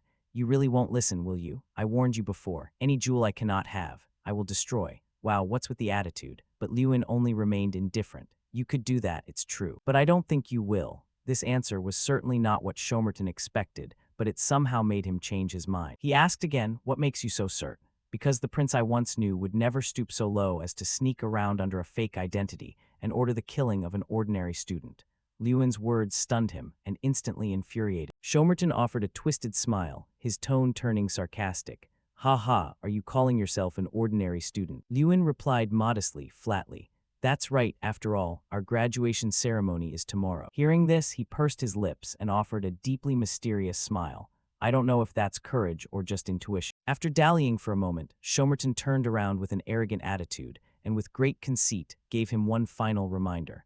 I'll withdraw for today, but look forward to our next meeting. Because next time we'll meet as enemies. Faced with his words, Lewin remained silent and didn't respond. With that, the two men, radiating an imposing aura, quietly walked away in opposite directions. Not long after they left, Lewin turned to see Jason stumbling toward him. Jason hadn't stopped partying, his face flushed red from heavy drinking. Once he started, he couldn't stop rambling. Lewin, what are you doing? Not drinking anymore. You have to be at the party. Without you, it's meaningless. Seeing him keep pestering, Lewin happily complied. Yeah, I'm coming. But what you would never expect at that moment was that I didn't know that, because of this drinking party, a disaster far beyond anything I could imagine was about to befall me. The next day, when the sunlight just peeked through, illuminating all living things, white snow still clung to the treetops and the red roof. In a corner of the magnificent, massive castle, empty wine bottles lay scattered, rolling all over the table, and someone's voice moaned in exhaustion. After the battle with alcohol just ended. It was Lewin, who had just woken up from a passionate drunken stupor with his group last night. His head, which was already aching, was now pounding 10 times harder. He clutched his dizzy head. Ah, my head. Waking up with an empty head, Lewin didn't even notice his surroundings until a gentle voice approached him and whispered, "Are you awake?" He suddenly lifted his eyes in surprise. Miss Irene, she ignored his curious look that seemed to ask why she was there, and instead asked with concern, "Do you feel any better now?" Lewin glanced around at the kids who were dead drunk, lying scattered about, not forgetting to have booze under the table, and replied awkwardly, "Ah, yes, I should have drank in moderation, but it seems I had one too many." Seeing the people lying on the floor, she raised her voice with a laugh. "Even so, it seems you're doing better than them. What a relief." Saying that, she covered her mouth with her hand and laughed until her eyes crinkled. "Hee, do you not remember anything?" Lewin showed an astonished look full of question marks. Less than a second later, he was terrified, breaking out in goosebumps, eyes wide as he shouted, That was Dragon's Kiss." Irene sat right on the table, shook the blue wine bottle in her hand, and leisurely explained, "Jason snuck that type of wine into the beer you were about to drink." Lewin. Then he suddenly stood up and shouted that the whole group would go to Ardle together. Just hearing her recount it, he remembered the embarrassing scene. Yesterday, Lewin, Theta, and Jason had their arms around each other's shoulders acting like idiots in the tavern for everyone to see. "Oh, I'm really blushing just thinking about that bastard Jason." Irene didn't let Lewin stay silent and embarrassed for long. She spoke up. "Then should I go down there too?" He seemed to have just woken up, so his brain hadn't kept up with this speed yet, stupidly asking, Go where?" She gently brushed her hair, her face full of smiles she couldn't hide. "To Ardle, I've been there before, and it's a very wonderful place." She desperately wanted to win against him once. Irene seriously declared, "As I said before, I must get stronger fast so I can defeat you." Lewin, who was being challenged, was still half awake, stunned, eyes wide, unable to say a word. A few seconds later, he smiled gently, very positively regarding that declaration of war. "That would be an honor for me. Miss Irene, you are always welcome." Perhaps more than anything, he really praised her spirit and determination. Lewin's gaze gradually softened, his cheeks flushed red, affectionately looking at her. Outwardly, they spoke like that, but anyone with a brain could realize it. Irene didn't say anything more, only responding to him with a bright, fairy-like smile, her entire being immersed in the morning sunlight. The reason Miss Irene wanted to go down to Ardle was clearly not just for that. And a few hours later, in a large room surrounded by lights, the sound of low murmurs rose. The voice coming from the person on the podium drowned out all the noise around. "Graduates of the Ignite Magic Academy, surely you have all been through quite a few hardships. I hope all those experiences have meaning, and I look forward to seeing all of you become great mages in the future." The principal was standing on the podium speaking to all the students, because today was the graduation day for the entire final year class, including Lewin. A moment later, it reached the end. "My speech ends here, and now the student representative will come up to share graduation reflections." Straight legs wearing shiny, polished shoes slowly stepped up. It was none other than him, the excellent student known throughout the school. Following the ritual, the principal introduced him to everyone, representing all students and the valedictorian of this class. Lewin stepped toward the podium with a calm demeanor. The principal stepped back, yielding the podium to him, and while passing by, didn't forget to pat his shoulder in encouragement. "Lewin, don't be nervous, just speak comfortably." But he didn't seem to look worried at all. Lewin still replied kindly, "Yes, don't worry, Prince." People often have a saying, "Don't judge a book by its cover." Lewin's current situation was exactly like that. Don't look at his calm exterior. Actually, his heart was already beating wildly, almost falling out. "I say that, but I'm actually very worried. Just thinking about being the center of attention in front of all these people. I was so nervous that I forgot everything I had prepared." Because in front of Lewin now were thousands of students sitting there, intently watching and listening to him speak. Lewin stood in place, taking a deep breath to steady himself. "But it's okay, even if I forget the words I've written, I still remember clearly what I want to say." Under the expectant gaze of everyone, including Irene and Han who were listening intently, he began his speech. "As you all know, I won the competition tournament. An achievement I reached in just 1 year, but the journey there was not smooth at all. I had to suffer from a condition called mana release disorder for 5 years. Lewin recalled his days, his voice sinking as he continued. For a mage like me, not being able to release mana was truly a heavy blow. But worse than that was how people looked at me. Many wondered why I still stayed at the academy, why I still refused to give up until the very last moment. Speaking up to this point, he didn't seem to blame or resent their words from the past, just gently smiling. But I didn't want to give up because magic is everything to me, and it is the only way I can protect myself, my family, and the people I care about. That is why I persevered until the end. Winners and losers, let's just see how fate turns out, shall we? The speech hadn't reached the end yet, but one could easily see the boiling response, excitement, and enthusiastic cheers from everyone. Above all, it struck a great chord of empathy in them. Lewin continued, and if there is anyone here struggling because they haven't seen results despite trying, today I definitely have to tell you this. Just keep moving forward. He stood there, valiantly declaring, encouraging everyone to step forward. Lewin's gaze swept over each person sitting in the stands who was listening. Even if you fall, stand up. Even if right now you feel no one is paying attention to you, out there, surely someone will notice. As long as you don't give up, miracles will happen. Everyone, thank you for your efforts over the past 6 years. Here, the eloquent speech officially ended, also closing today's graduation ceremony. The applause, mixed with many levels of emotion from everyone at the ceremony, rang out like thunder that never seemed to stop. Scene changed to the end of the session. Pure white snowflakes had soon covered the trees, the roads, and the sound of horse hooves clattered evenly on the cold, snowy ground. Different carriages followed each other as they left the academy. From inside the luxurious black ebony carriage, there was the sound of people chirping in conversation. That speech was great, brother. Everyone seemed to like it too. You're always awesome.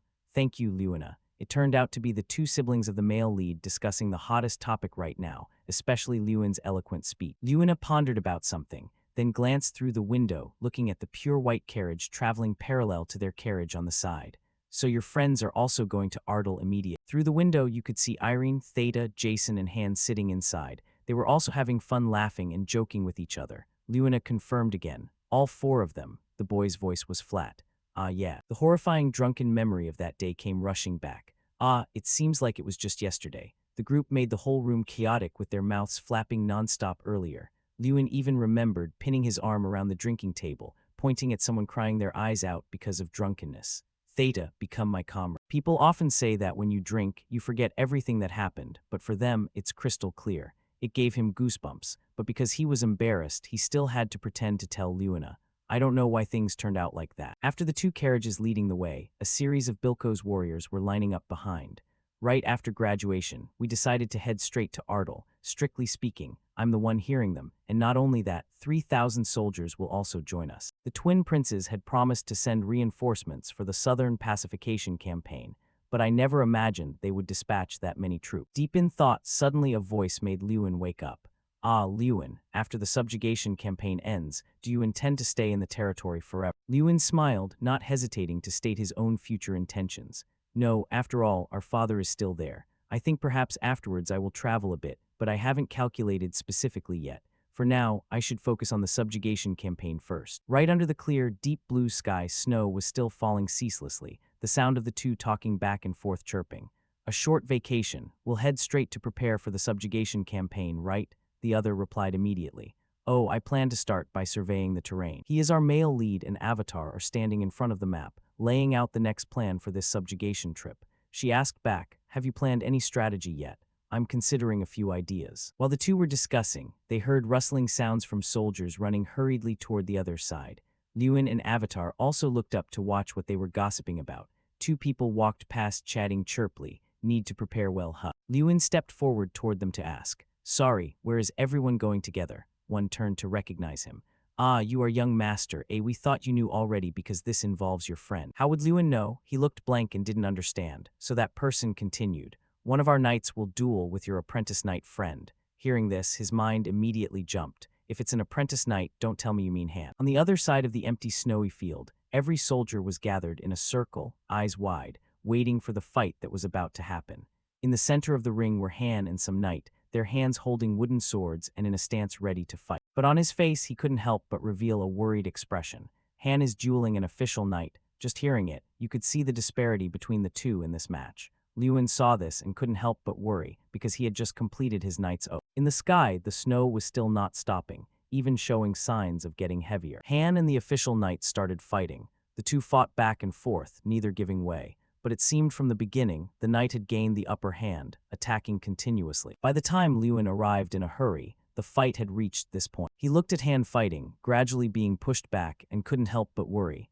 Ah, it started. He stood outside the circle with the knights, watching the 2 of them. Suddenly, the person standing next to him shouted loudly, calling to the person in the middle of the ring.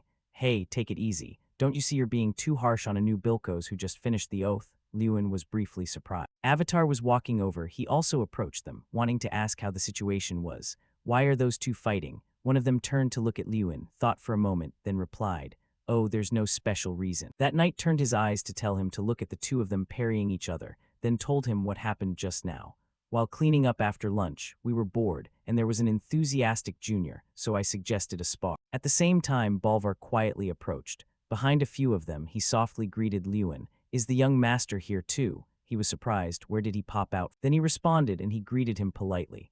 "Mr. Bolvar, are you here too?" He stood with his arms crossed behind his back, smiling, somewhat enjoying it as he replied, "Naturally, how could I miss such an interesting scene?" Lewin heard this and just glanced at the main topic being discussed, secretly laughing to himself. Interesting, huh? He glanced at the knights standing there. If the knights here realized Mr. Bolvar, their reaction would be just as interesting. Thinking that, Lewin continued to follow the increasingly heated match between those two. Suddenly, he turned to ask him, "What do you think of this match, Mr. Bolvar?" He didn't think much, immediately giving his own assessment. "Neither is bad." His attention fell on the young man with pale purple hair, his face lacking no resilience, not shy as his age should be. Bolvar didn't know who he was, so he asked the young man next to him, "And is that young knight a friend of the young master?" Lewin saw him ask that and laughed, also very proudly introducing his close friend. "Yes, his name is Han." Bolvar lowered his voice, somewhat more serious than before, slowly analyzing from his perspective. Clearly he is being pushed back a bit, but just holding out to this level against a gold knight is already admirable. What he said made Lewin wonder too. Gold knight. He knew he was wondering, so he spoke up to explain what he had just accidentally found out.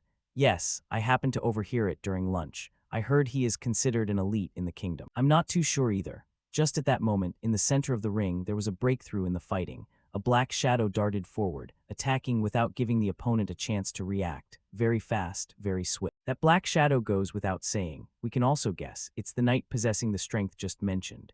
He only swung his sword once. Han's sword in front sprang up, flew far behind him, making him startled and let out a sound.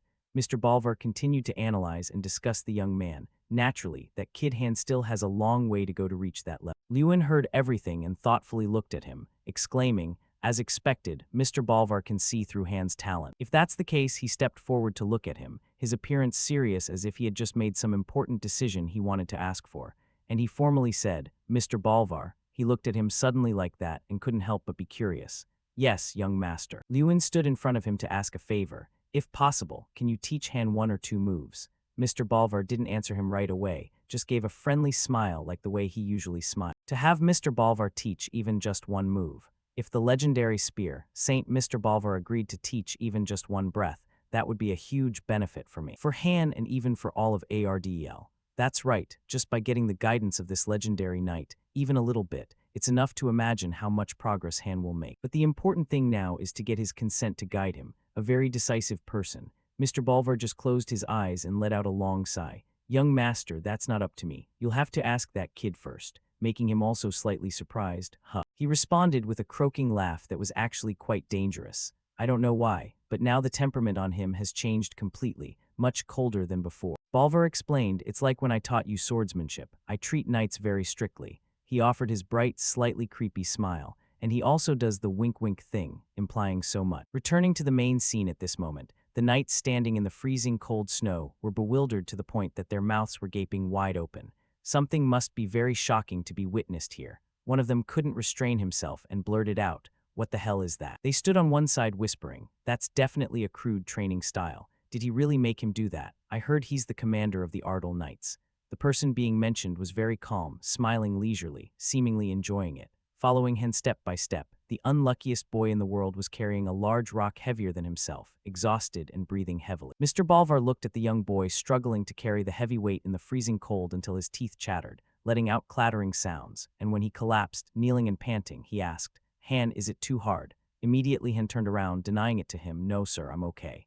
He was just waiting for him to say this sentence to pick on him, so he immediately retorted, "Then don't be so slow. I've made it clear to be prepared." The knights standing there were fed up and couldn't say anything about this situation, watching the two performing like a puppet show. Lewin looked at his close friend and found it pitiful, but also ignored it. He just sighed, as if to encourage his friend, then secretly pitied the fate of the miserable porter here. He said he would be strict, but I didn't think it would be to this extent. I'm starting to feel sorry for Han. I pity him, but what can I do? Thinking back just a few minutes ago when Lewin just gave Han the invitation, he was like a happy puppy, excited and never-ending. He was just short of needing a tail to wag, immediately agreed without hesitation. Really, Mr. Balvar is training you, he warned. I heard it's extremely difficult. Maybe you should. I'm confident. I will definitely succeed. There, he decided that way. Lewin also couldn't say anything else. I already gave him the right to choose. Miern Man was helpless with his friend. He was startled by a voice calling from behind. It was the knights from earlier. They walked toward here, toward Mr. Balvarva with caution. Oh, it seems they have discovered something. The person leading the way spoke softly first. Sir, may I ask for your name? Mr. Balvar remained silent, eyes closed shut, not knowing what he was thinking but didn't answer. I guess he's racking his brain thinking about them. If he didn't discover it from the beginning, why discover it now? Seeing this, the knights hurriedly looked at each other anxiously because of his motionless attitude. Why didn't he answer? There's a rumor that he once single-handedly destroyed 5 assassins. Maybe I should ask about that. The other replied, hey, that's probably just a rumor. How could he single-handedly destroy 5 assassins? Right at this moment, life is impermanent. The more you don't want something, the more it comes. Little Foolhen quickly ran over, shouting loudly, calling, Mr. Balvar. He was panting as if someone was fighting to breathe his air, exhausted, standing in the center of the gossip, reporting, the 10 spears have all been moved. Exhausted, just lifting his head after regaining his breath, the answer wasn't spoken by the person waiting. Another question mark from the knight standing there. What did you just say? Han didn't understand anything, dumbfounded by reflex. Huh. Both sides glared at each other, one side full of question marks looking dumb, the other side with eyes wide, unable to believe their own eyesight. So much so that they had to verify. Did I hear that right? You just said who this person is. While Lewin and Balvar standing in the middle were definitely the calmest. A while later, the group of people and knights began to set off again. Carriages and a line of people traveled evenly through the white blizzard. The white carriage led the way, while the 2 Ardal siblings were sitting comfortably in the second black carriage. Lewin and Luna sat in the same row. She turned her head to look far away, her voice extremely curious, asking the person sitting next to her, Brother, is Mr. Balvar really admired by knights that much? He glanced in the direction his sister was looking and also replied, It seems so. Inside the carriage, the 2 chatted chirpily, completely opposite to the outside weather now. The heavy, breathless panting of the knights kept sounding evenly. Huff, huff. Because as a result that anyone could imagine, Han and the knights were favored by Mr. Balvar to train together. Each of them struggled, sweaty, walking behind the carriage, stepping evenly while carrying on their backs bundles heavier than the sacks themselves. One among them loudly complained, Don't overdo it like that. This is a training method personally recommended by Mr. Balvar. Don't ask much, just do it.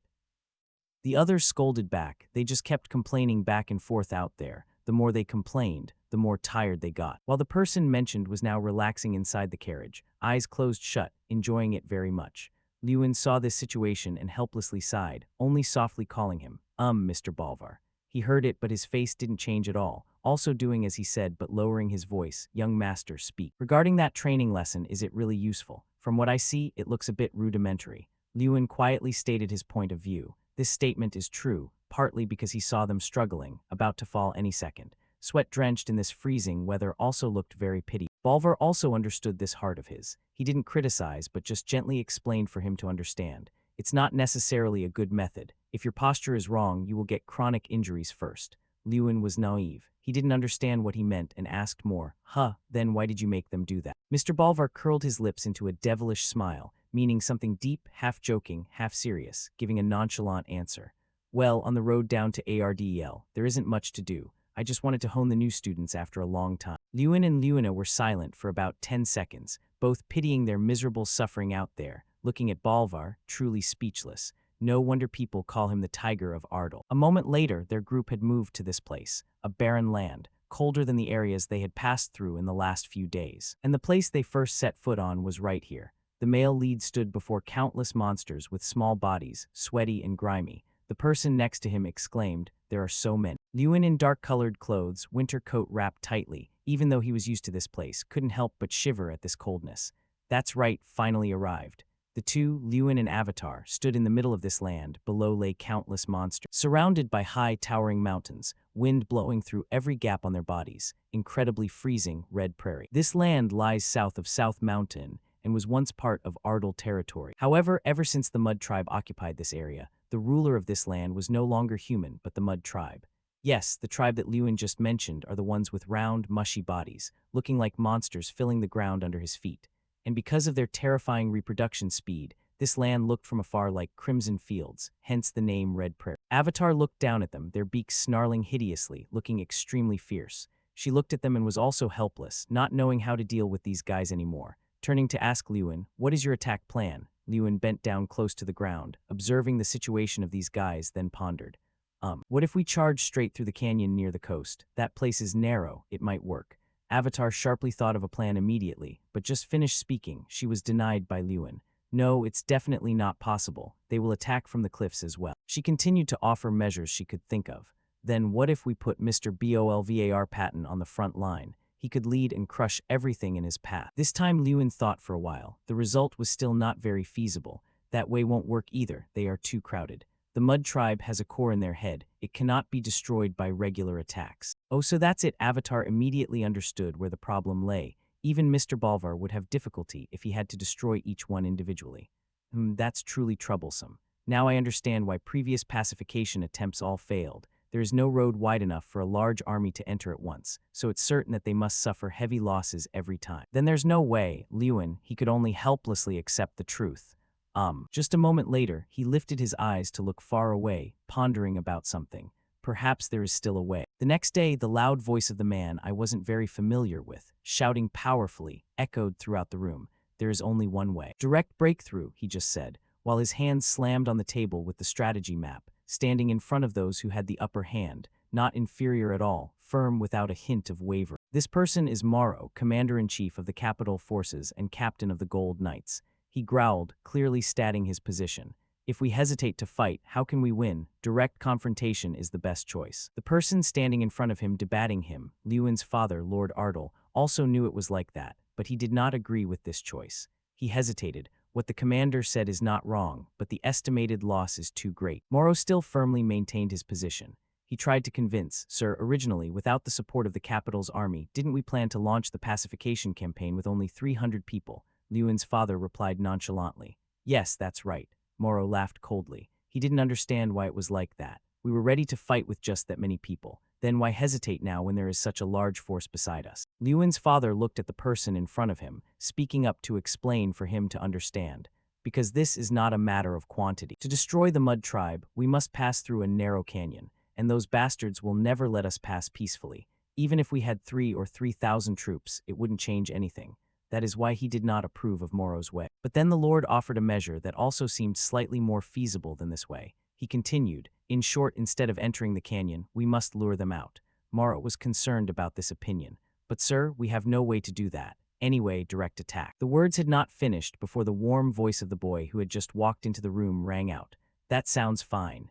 It was Lewin. He agreed with his father's solution. At the same time, his appearance surprised everyone before he could take precaution. But quickly, Morrow reacted immediately. "Fine, young master, what do you mean?" He raised his voice to question. "Don't understand what these people are thinking." Lewin smiled slightly and answered him. "Father just said the right answer, didn't he? That instead of us going in, we should lure them out." He, following what he had just surveyed earlier, set up an operational plan he wanted to discuss with everyone.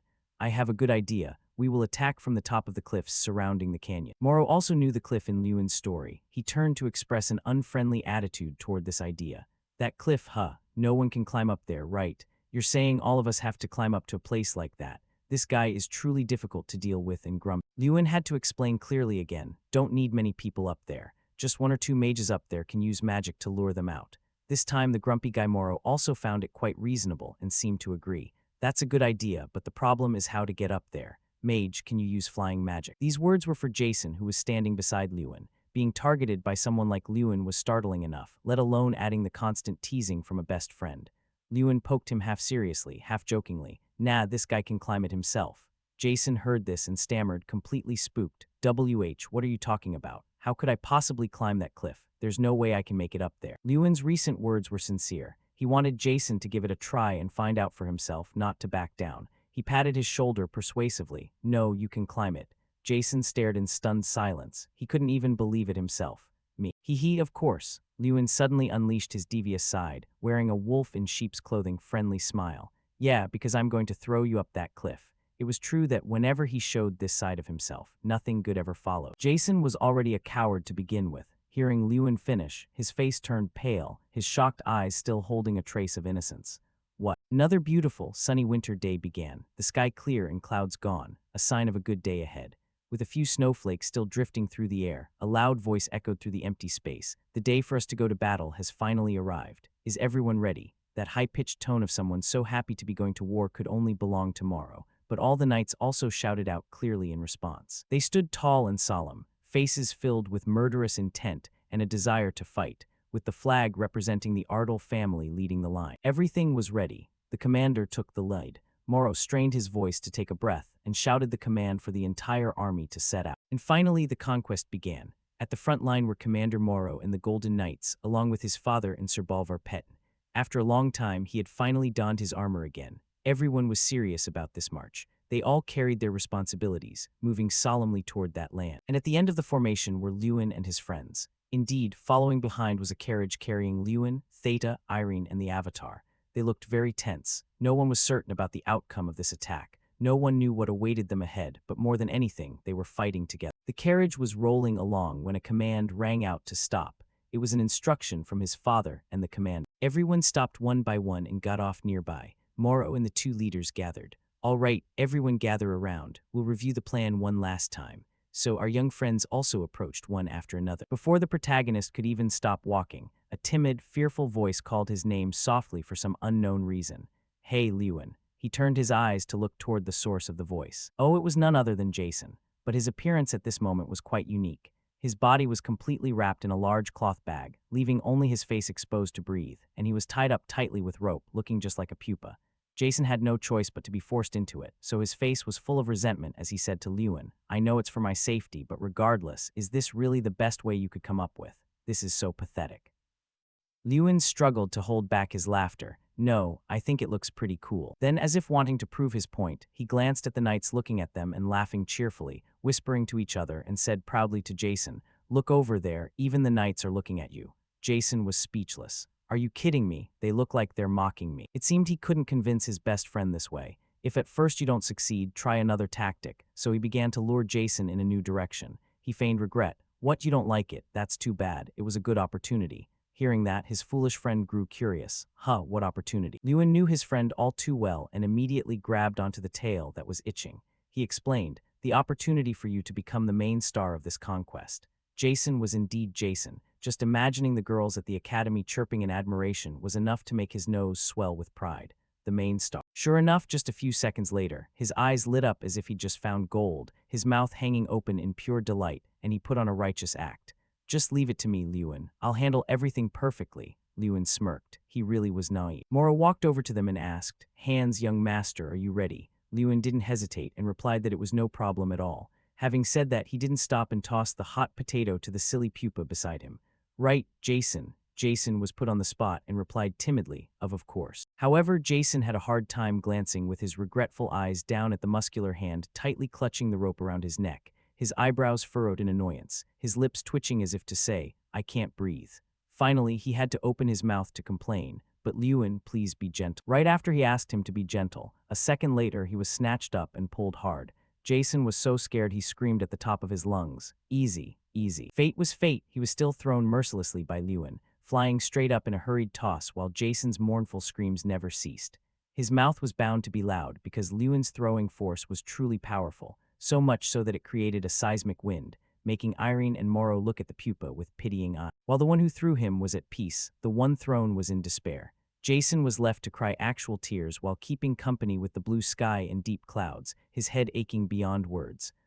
It feels like my heart is going to stop and I'm going to die right here. Before his soul could even return, he had to face the cruel reality. At this point, he was already at the top of the mountain, and more specifically was being held up by some strange magical vines. He let out a long, confused, wait, that's a surprise. I guess it's not that scary. Are you kidding me? Jason somehow escaped his chubby pupa state and flopped onto the ground, glaring at the people below who were praising each other.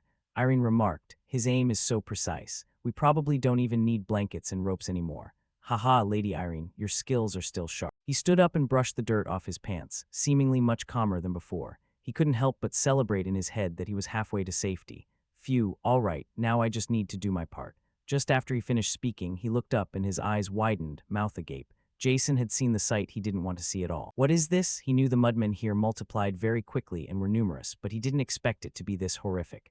Thousands, no, tens of thousands. Just looking at them, he couldn't even count how many. You want me to lure out that many mudmen? Just thinking about it made him break into a cold sweat. This is hard, really hard. Jason was utterly bewildered by the conquest ahead. It seemed far too difficult for him.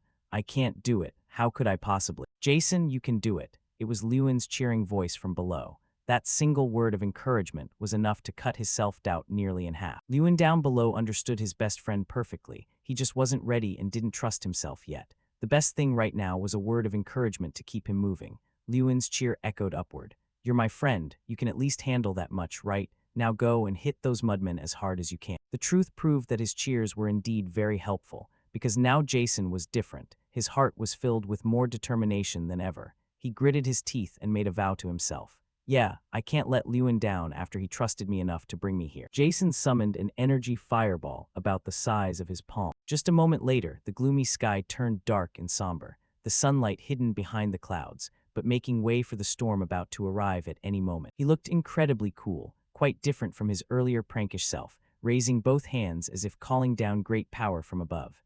Fire clusters like meteors wove through the clouds and drifting snowflakes, suddenly plunging straight down onto the mudmen below. Lewin had been watching Jason fight valiantly the whole time. He truly was someone worthy of his trust. The protagonist smiled with pure satisfaction and pride. All right, Jason, you're doing a great job. Those fire clusters falling from the sky like small meteors with burning power that Jason cast. It was called Fire Rain, also known as a third-tier magic. Jason's level wasn't very high yet, so the clouds weren't that big. Only now did we realize that those dark, somber clouds covering the clear sky were summoned by him. However, it still hadn't reached its peak level. In the current battle situation, the mudmen had already been mercilessly attacked by Fire Rain. Everything was aimed at them, making them scream in agonizing pain. Grrr, grrr, because while they were enjoying a lazy afternoon nap, that explosion was enough to startle them awake. Lewin tightened his gloves, ready to turn his head and give orders tomorrow. Captain, now is the time. Like I said before, I'm leaving the rest to you. He obeyed solemnly. Understood, young master. Irene, who was walking ahead, looked at him and urged, Lewin, let's go too. He replied, yeah, let's go. The monsters rushed out all at once. He was happy because everything was going exactly as planned. Great, the mudmen are converging on a single point to avoid Jason's attacks. They were running as fast as their short legs could carry them toward the ocean exit over there.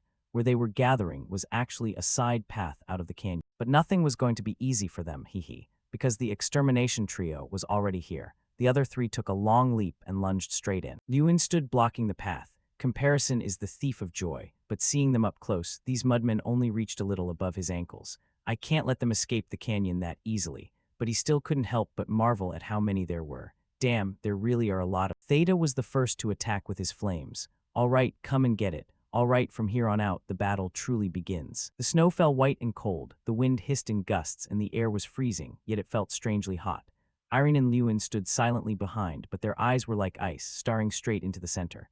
Theta stood there, his face burning with spirit, his hands summoning a fierce flame, his voice full of contempt. Welcome, you filthy mudworm. He stood from a distance and unleashed flames full of murderous intent to consume the mudworms in a firestorm, his voice incredibly arrogant. I'll burn every last one of you to a crisp. Vibrant orange flames erupted across the frame, swirling like a firestorm devouring the mudworms. Amidst the sea of fire, their faces were clearly shown to be full of rage, mouths wide open as they roared in pain. After landing the hit, Theta felt purely satisfied, his face glowing with a triumphant smile. Haha, Lewin, well, how are my skills? I've improved a lot, haven't I? Lewin still had that calm look as he replied coolly, yeah, it was even better than I expected. Lewin paused for just a moment, but a second later he expressed himself bluntly, but I think it's still too early to be proud. That one gentle and simple sentence made the person in front of him freeze in place. Hearing that, Theta broke into a cold sweat, anxiety clearly showing on his face as he reflexively gasped. Because it seemed these mudworms were a bit too resilient. Their mouths were always wide open, waiting to snap and scream loudly like a flock of ducks. And now they were trying to crawl up the high cliff to attack. Suddenly, Jason's desperate scream rang out from above. What? They're climbing the cliff, so they were climbing up to attack him. Quite clever. Between choosing to attack one person or two, they seemed to choose the weak one. Jason was overwhelmed by this stubborn vitality. They're really like leeches. At this moment, the mudworms were trying to climb even faster, their faces full of resentment as they stared at him, wanting revenge. He sat on the cliff, trying to back away, terrified and reaching out behind him, not forgetting to scream for help. Whoa, save me. Lewin heard the commotion up there clearly. He was worried and confused, not knowing how to handle this situation. He let out a low hiss, cursing, Jason, damn it. Irene was just as worried, but an idea suddenly flashed in her mind. A solution had just appeared. She wasn't sure if it was safe, but saving lives came first, so she proposed firmly without fear, Lewin, please throw me up there too. He glanced over at Irene, truly surprised by this, but still bewildered. The decision was a bit dangerous, so he asked again, what? Irene smiled with determination, her eyes remaining firm and full of confident certainty. Lewin bit his lip. He seemed to hesitate for a moment. In this situation, anything was dangerous, but since life and safety came first, he made his decision. Also at that moment, the mudworms had quickly climbed the cliff with their two short legs. They let out a low growl. Grrrr. Jason was still in terror but could only sit there. Regardless of whether they understood human language or not, he kept telling them to back off. Back off. In this hair-raising situation, Jason thought he was really about to give his life to the mudworms and could only mutter, damn it. He was terrified to the core, eyes wide and becoming even more scared, and was even on the verge of crying. Teeth gritted, I can't die here. At this point, Jason was still feeling regret for his passionate school years. I've never even been in a relationship before. Oh, so it was the regret of a young man who's never had a girlfriend. Jason screamed in utter despair. I haven't even had a girlfriend yet.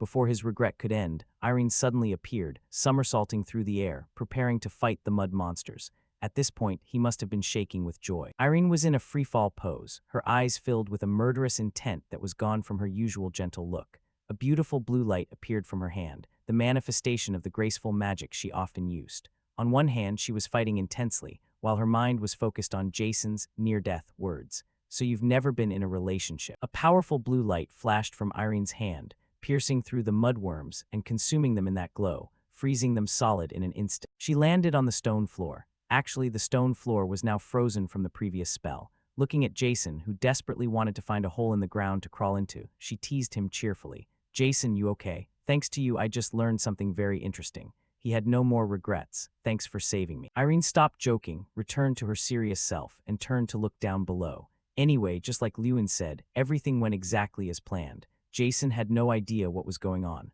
She watched intently as the mudmen crawled along down there, explaining it to him with a sigh. The mudmen, they can't escape through the side path or climb the cliff, so now they're retreating toward the beach. Jason finally thought of something and suddenly realized, his face hesitating as if he had only just understood everything. That means, yeah, exactly. From now on, it's time for the capital's army to take action. At that moment, our brave knights were also ready to advance and begin their move, led by the Lord and Sir Balv. Despite being cleared and led by talented individuals, the knights couldn't help but worry about this battle. Their hands were fully equipped with weapons, but their hearts were in turmoil. The air around them was tense. They're coming. And just moments later, the mudmen slowly emerged from behind the ice floes and then swarmed in herds like a flood. The situation was increasingly getting out of control because too many were swarming in at once, their faces looking much angrier than usual. Surely they were outraged after being handled so well by Lewin's group. A man standing in the knightly ranks screamed a warning of danger. The mudmen are coming. He was terrified by the overwhelming numbers of the mudmen. Hick, there's so many. This is impossible. Morrow, truly a captain of the capital's knights, still held onto that iron spirit, speaking loudly to try to calm the anxiety of everyone on the team. You bastards, don't retreat. Are you trying to disgrace the reputation of the Kingdom of Radiant? After speaking, he persuaded them once more, giving them the absolute trust they needed most right now to feel at ease. There will definitely be support from the mages behind us. Our job is to hold out here as long as possible. With that certain trust, the knights no longer hesitated. They took up their bows and swords one after another. The command was given for the troops to begin the attack under the king's sword, heading toward a glorious victory. While the leaders had already rushed forward, the knights were ready, but they still stood waiting. The knights were surprised by the leader's unwavering decisiveness. They weren't like him. They didn't have that ideal of fighting with all their heart. All the knights here felt nothing but fear and caution. The man who had just been complaining because the mudmen's numbers had discouraged him gritted his teeth. He felt he had to be just like that. He couldn't lose to them either. He immediately attacked, and so did all the knights. They moved forward with the greatest bravery at that moment. Together they faced thousands of horrific mud monsters under the king's sword, heading toward a glorious victory. On the other side, Theta and Lewin were also intensely fighting those creatures together, relying on each other for safety. They knew the army on the other side had also started. Theta whispered behind his back, I hear the sound of fighting. It seems the capital's army and the mudmen are in battle. Lewin's jaw was set tight. He was racking his brain to think of the next move. That means the number of mudmen on this side has decreased. It also means the rest have been pushed toward the beach. Assessing the situation and seeing that the mudmen army on this side was no longer a major threat, while the other side was in a more intense struggle, he made a decision that surprised his friend. Theta, I'm leaving everything here to you. I think I should go and lend a hand. He couldn't let everyone be in danger. Theta only gave a slight smirk. He knew Lewin's trust in him and completely believed in his own abilities. Yeah, I was waiting for you to say that. Leave it to me and go. I'll handle this whole lot. Just waiting for him to say that, Lewin vanished instantly, not forgetting to leave a message.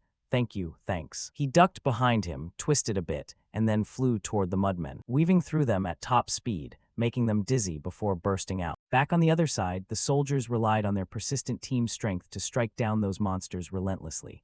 Each sharp point pierced through, never retreating, never fearing. Surely the ones who should be afraid now were them. They were heavily damaged under the sharp blades, their bodies being torn apart with a bizarre smell. Sir Balver and Captain Morrow looked much more relaxed than the knights. They were still on horseback, each sword stroke flying gracefully through the air, aimed straight at the enemy. It looked gentle, but the damage was incredibly sharp, truly the mark of a powerful person. The knights heard the commotion and couldn't help but look at the two of them with admiration. It was truly cool. So skillful and wonderful that it dazzled their eyes, to the point their eyes couldn't believe it, and one person couldn't help but exclaim, "Whoa, are they even human?" Suddenly, the bearded knight's eyes widened in shock. He had been shaken quite hard. The others also reacted one after another. Hearing a loud noise from behind, they couldn't help but turn their heads in horror. What? Where did that explosion come from? Could it be him? They were confused and didn't know what was happening anymore, unable to help but wonder in their hearts. I don't know exactly what's going on out there, but one thing, for sure, someone is wiping out the mudmen. And of course, there was no need to say who it was. It was Lewin. He appeared like a savior, helping everyone out of a dangerous situation with burning fireballs, continuously striking the mudmen, making them writhe and melt in an instant. Both humans and mudmen alike stared in stunned silence at Lewin's sudden, unannounced appearance. The bearded knight and his companion were stunned, their hands still frozen on their blades. It took them a few seconds to regain their thoughts. He slowly recovered, his voice choking with both joy and gritted teeth as he trembled. Master Lewin is here. It's mage support, the knight screamed happily to inform everyone around. Lewin, the one everyone had been waiting for, quickly flew up and threw a powerful fire punch through a mudman's body, shattering it into pieces. Sir Balver had also seen it. He smiled and turned to watch him fight, his heart full of undeniable pride. Captain Morrow, a master who didn't waste a single second of opportunity, raised his sword high and gave the order. Now is our chance. Everyone advance. The whole army rushed forward to destroy every single mudman. Under the constant help of Lewin's legendary magic, the tide of the battle turned significantly. Every group was wiped out, whether big or small. Only when they began to thin out did Lewin finally have a chance to relax. At that moment, he couldn't help but remember the past, the horrific devastation this land had suffered when harassed by these mudmen. These beasts acting on instinct might not remember anything, but I remember every detail. Ardal was destroyed by them 10 years ago. Houses, streets, even the large trees didn't escape being consumed by the fierce fires everywhere. Plumes of smoke rose like a vivid manifestation of the tragic fate of this place. My people were attacked by those monsters. They chased and pounced on the people here, regardless of who they were or what they screamed. The innocent people had to run in misery, getting injured. But more than anything, they faced death and devastation. And my mother, you lost your life because of them. A woman with a kind face and shimmering chestnut-brown hair who lost her life to them all. The more he remembered those painful memories, the more his heart burned with unending hatred. His eyes were firm with determination. He had to make them pay a price dearer than anything they had ever done. Having said that, he exploded with murderous intent, unleashing violent fire punches on the remaining mud monsters.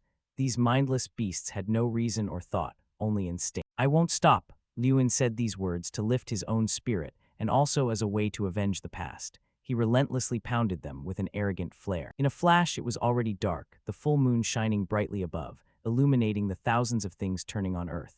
In a quiet, tree-shaded space, a man's whispering voice rang out. So the next thing I did was, "These evil mudmen, I, Jason Damon the Mage, will destroy you all right here and now."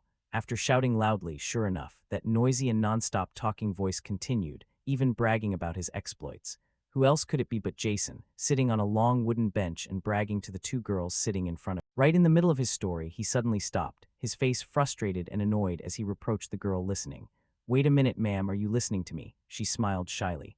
Sorry, I must have dozed off." Well, that makes sense. She had tried her best just to listen that far. At the same time, Lewin and Theta were strolling leisurely toward them to eavesdrop. As soon as they approached, they heard the reproachful tone from some naive fool. Please listen carefully this time. This will be the last time I tell it. These evil mudmen. Lewin heard his best friend telling the story and chuckled, secretly feeling sorry for the two girls listening. Indeed, at this moment he was very relaxed and content. The conquest of the plains was over. More than 1,500 people were injured, but there was not a single fatality. After more than 2 hours of prolonged fighting, it ended in our complete victory.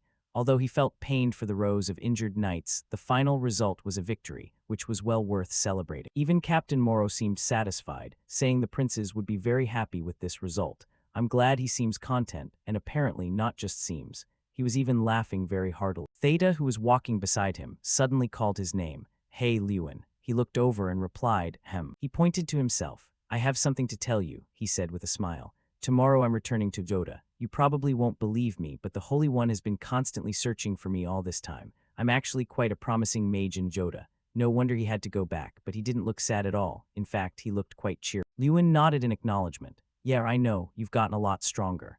These were sincere words of praise, as he had witnessed every bit of Theta's progress since they first started fighting together.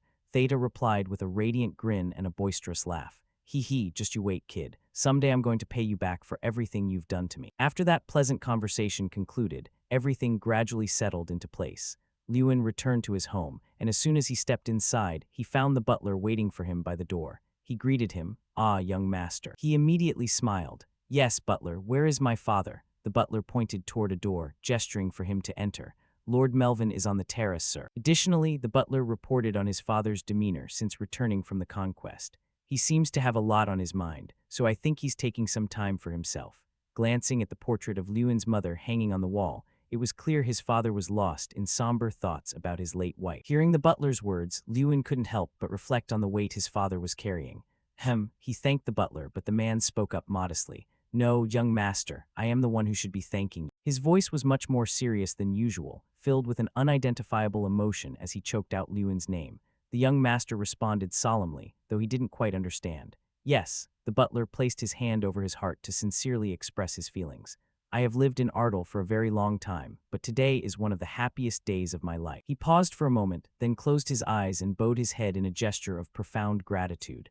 Thank you once again. Young master, no one in this territory, myself included, will ever forget what you accomplished today. Lewin was moved to the point of tearing up. Oh, butler. Fearing the master might grow lonely waiting, the butler urged him forward. You should go in, he is likely expecting you. He replied politely, Yes, I understand. Lewin's hands tightened around the door handle, feeling both hesitant and emotional. Today's victory was indeed something worth celebrating. But not everyone was able to smile, especially his aging father, who carried a heart deeply scarred by a dull blade that would never truly heal. Lewin stepped slowly through the doorway. Never before had he walked onto the balcony with such a heavy, suppressed emotional state. As he looked up, he saw the man. The years of hardship had covered him in a layer of dust, yet standing before the wine table, he hadn't lost an ounce of his dignity. However, he was shrouded in a heavy melancholy, lost in thought as he gazed up at the distant moon in the high sky. Lewin stopped, unable to stop his own thoughts. Just as the memory of losing his mother remained vivid to him, his father was surely remembering that day too. Lord Melvin Ardell was undoubtedly flashing back to that day 10 years ago amidst the joy of today's victory. In the middle of the territory's celebration, he chose the most sorrowful way to recall that dusty, horrific memory, grieving for the beloved wife who was no longer by his side. While he was lost in those emotions, his father suddenly called out softly, Lewin. He was slightly startled, not expecting to be noticed. Ah, you knew I was here, father. He could only rub his hair sheepishly, not knowing how to explain himself. I'm sorry, I didn't mean to disturb you. His father's voice was as gentle as a breeze, but filled with gravity as he called Lewin over. Come here, son. The father and son stood before the wine table where 2 glasses had been placed, as if planned in advance. Melvin picked up a bottle of wine and offered, Would you like to taste the wine I've poured? Yes, he agreed immediately. He gently tilted the bottle into Lewin's glass, introducing it calmly. This wine has been aging for 17 years. It is called Selvok, but Maria and I used to call it by another name. Lewin froze for a moment, his heart skipping a beat at the sound of that name, Maria, his mother. This was the first time in a very, very long time that his father had mentioned her name aloud from his memories. His father continued, holding his own glass in one hand and extending the other toward Lewin. We used to call this wine Amaro's Lewin. It means lovely Lewin. The name is just as meaningful and sweet as you are. Melvin then shared the rest of the story, which Lewin was hearing for the first time. On the day you were born, I made this wine and promised myself that you and I would drink it together on a day even happier than that one.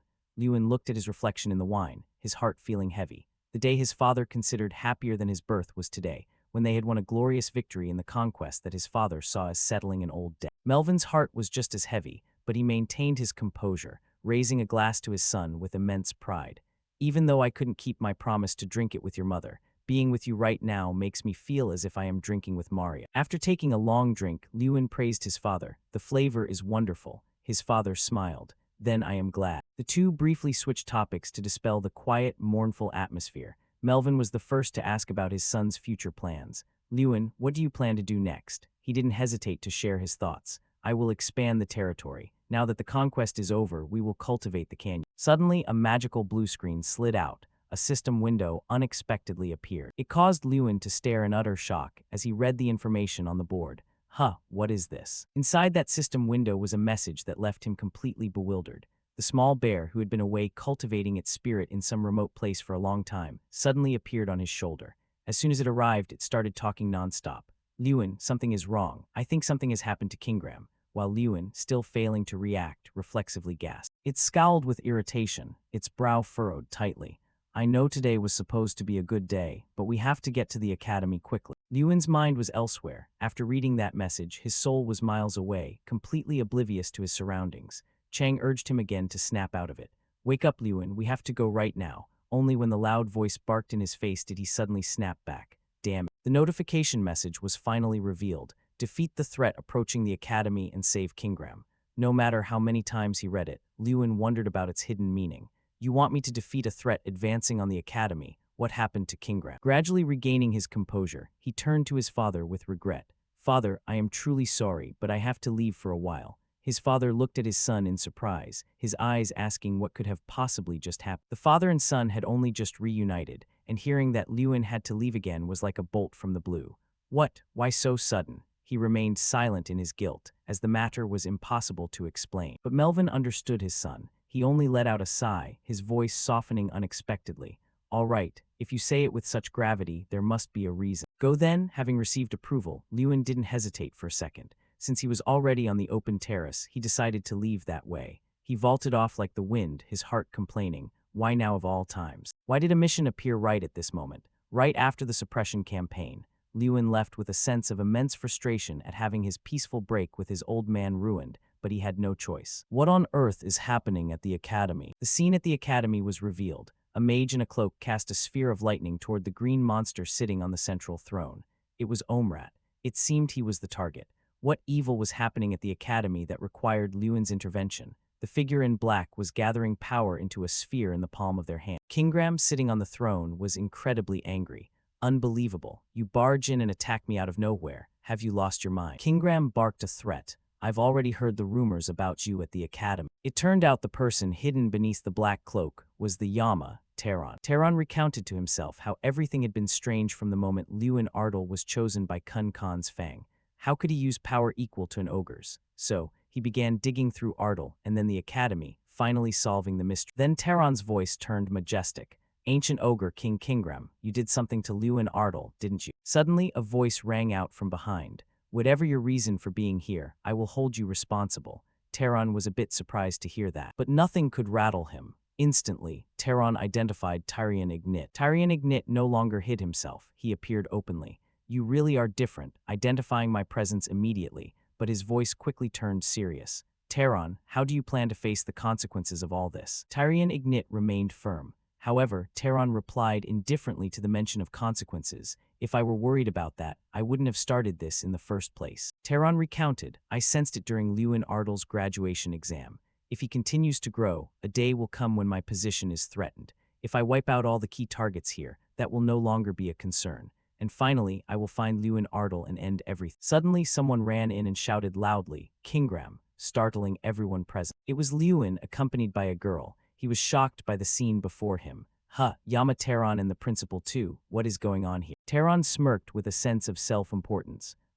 Thanks to you. I don't have to go looking for you myself. Tehran suddenly interrogated him. Lewin Ardle, what is going on? He rushed toward Lewin with a hint of rage. How did you realize it and crawl all the way here? Not that it matters if you answer today, because you're going to die either way. Tyrion Ignit stepped forward to advise Lewin. Lewin, leave this place quickly. However, Lewin hesitated.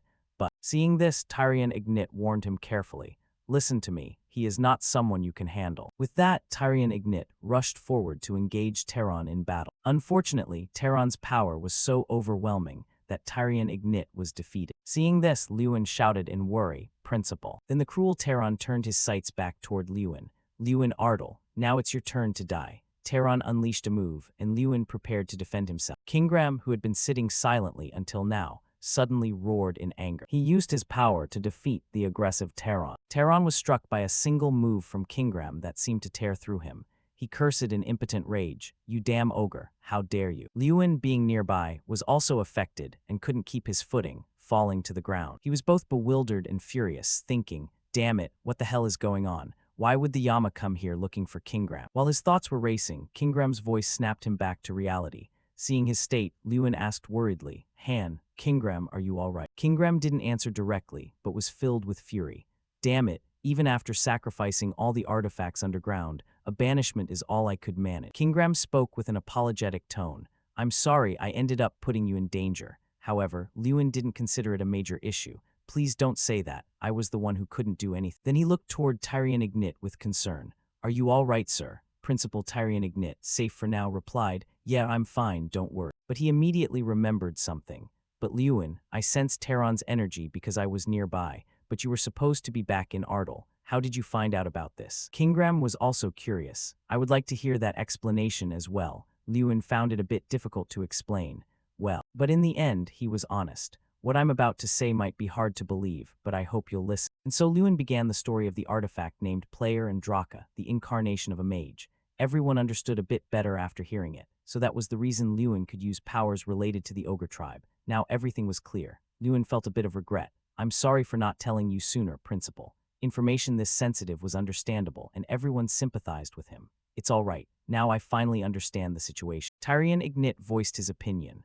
There's no way Yama Teron could have known all that, but given your growth rate and his personality, there's no way he would leave you alone. He must have thought that one day you would become a threat to his position. Hearing this, Lewin felt a bit of anger and thought with a scowl, it seems the Yama really is targeting me. The truth is, I'm still a long way from being able to defeat. Suddenly, the system informed Lewin that the mission was complete. Mission reward, you can break Kingram's contract. If the contract is broken, it could lead to gaining even greater power. Lewin was stunned by this news. What? According to the description, Kingram's contract was made hundreds of years ago.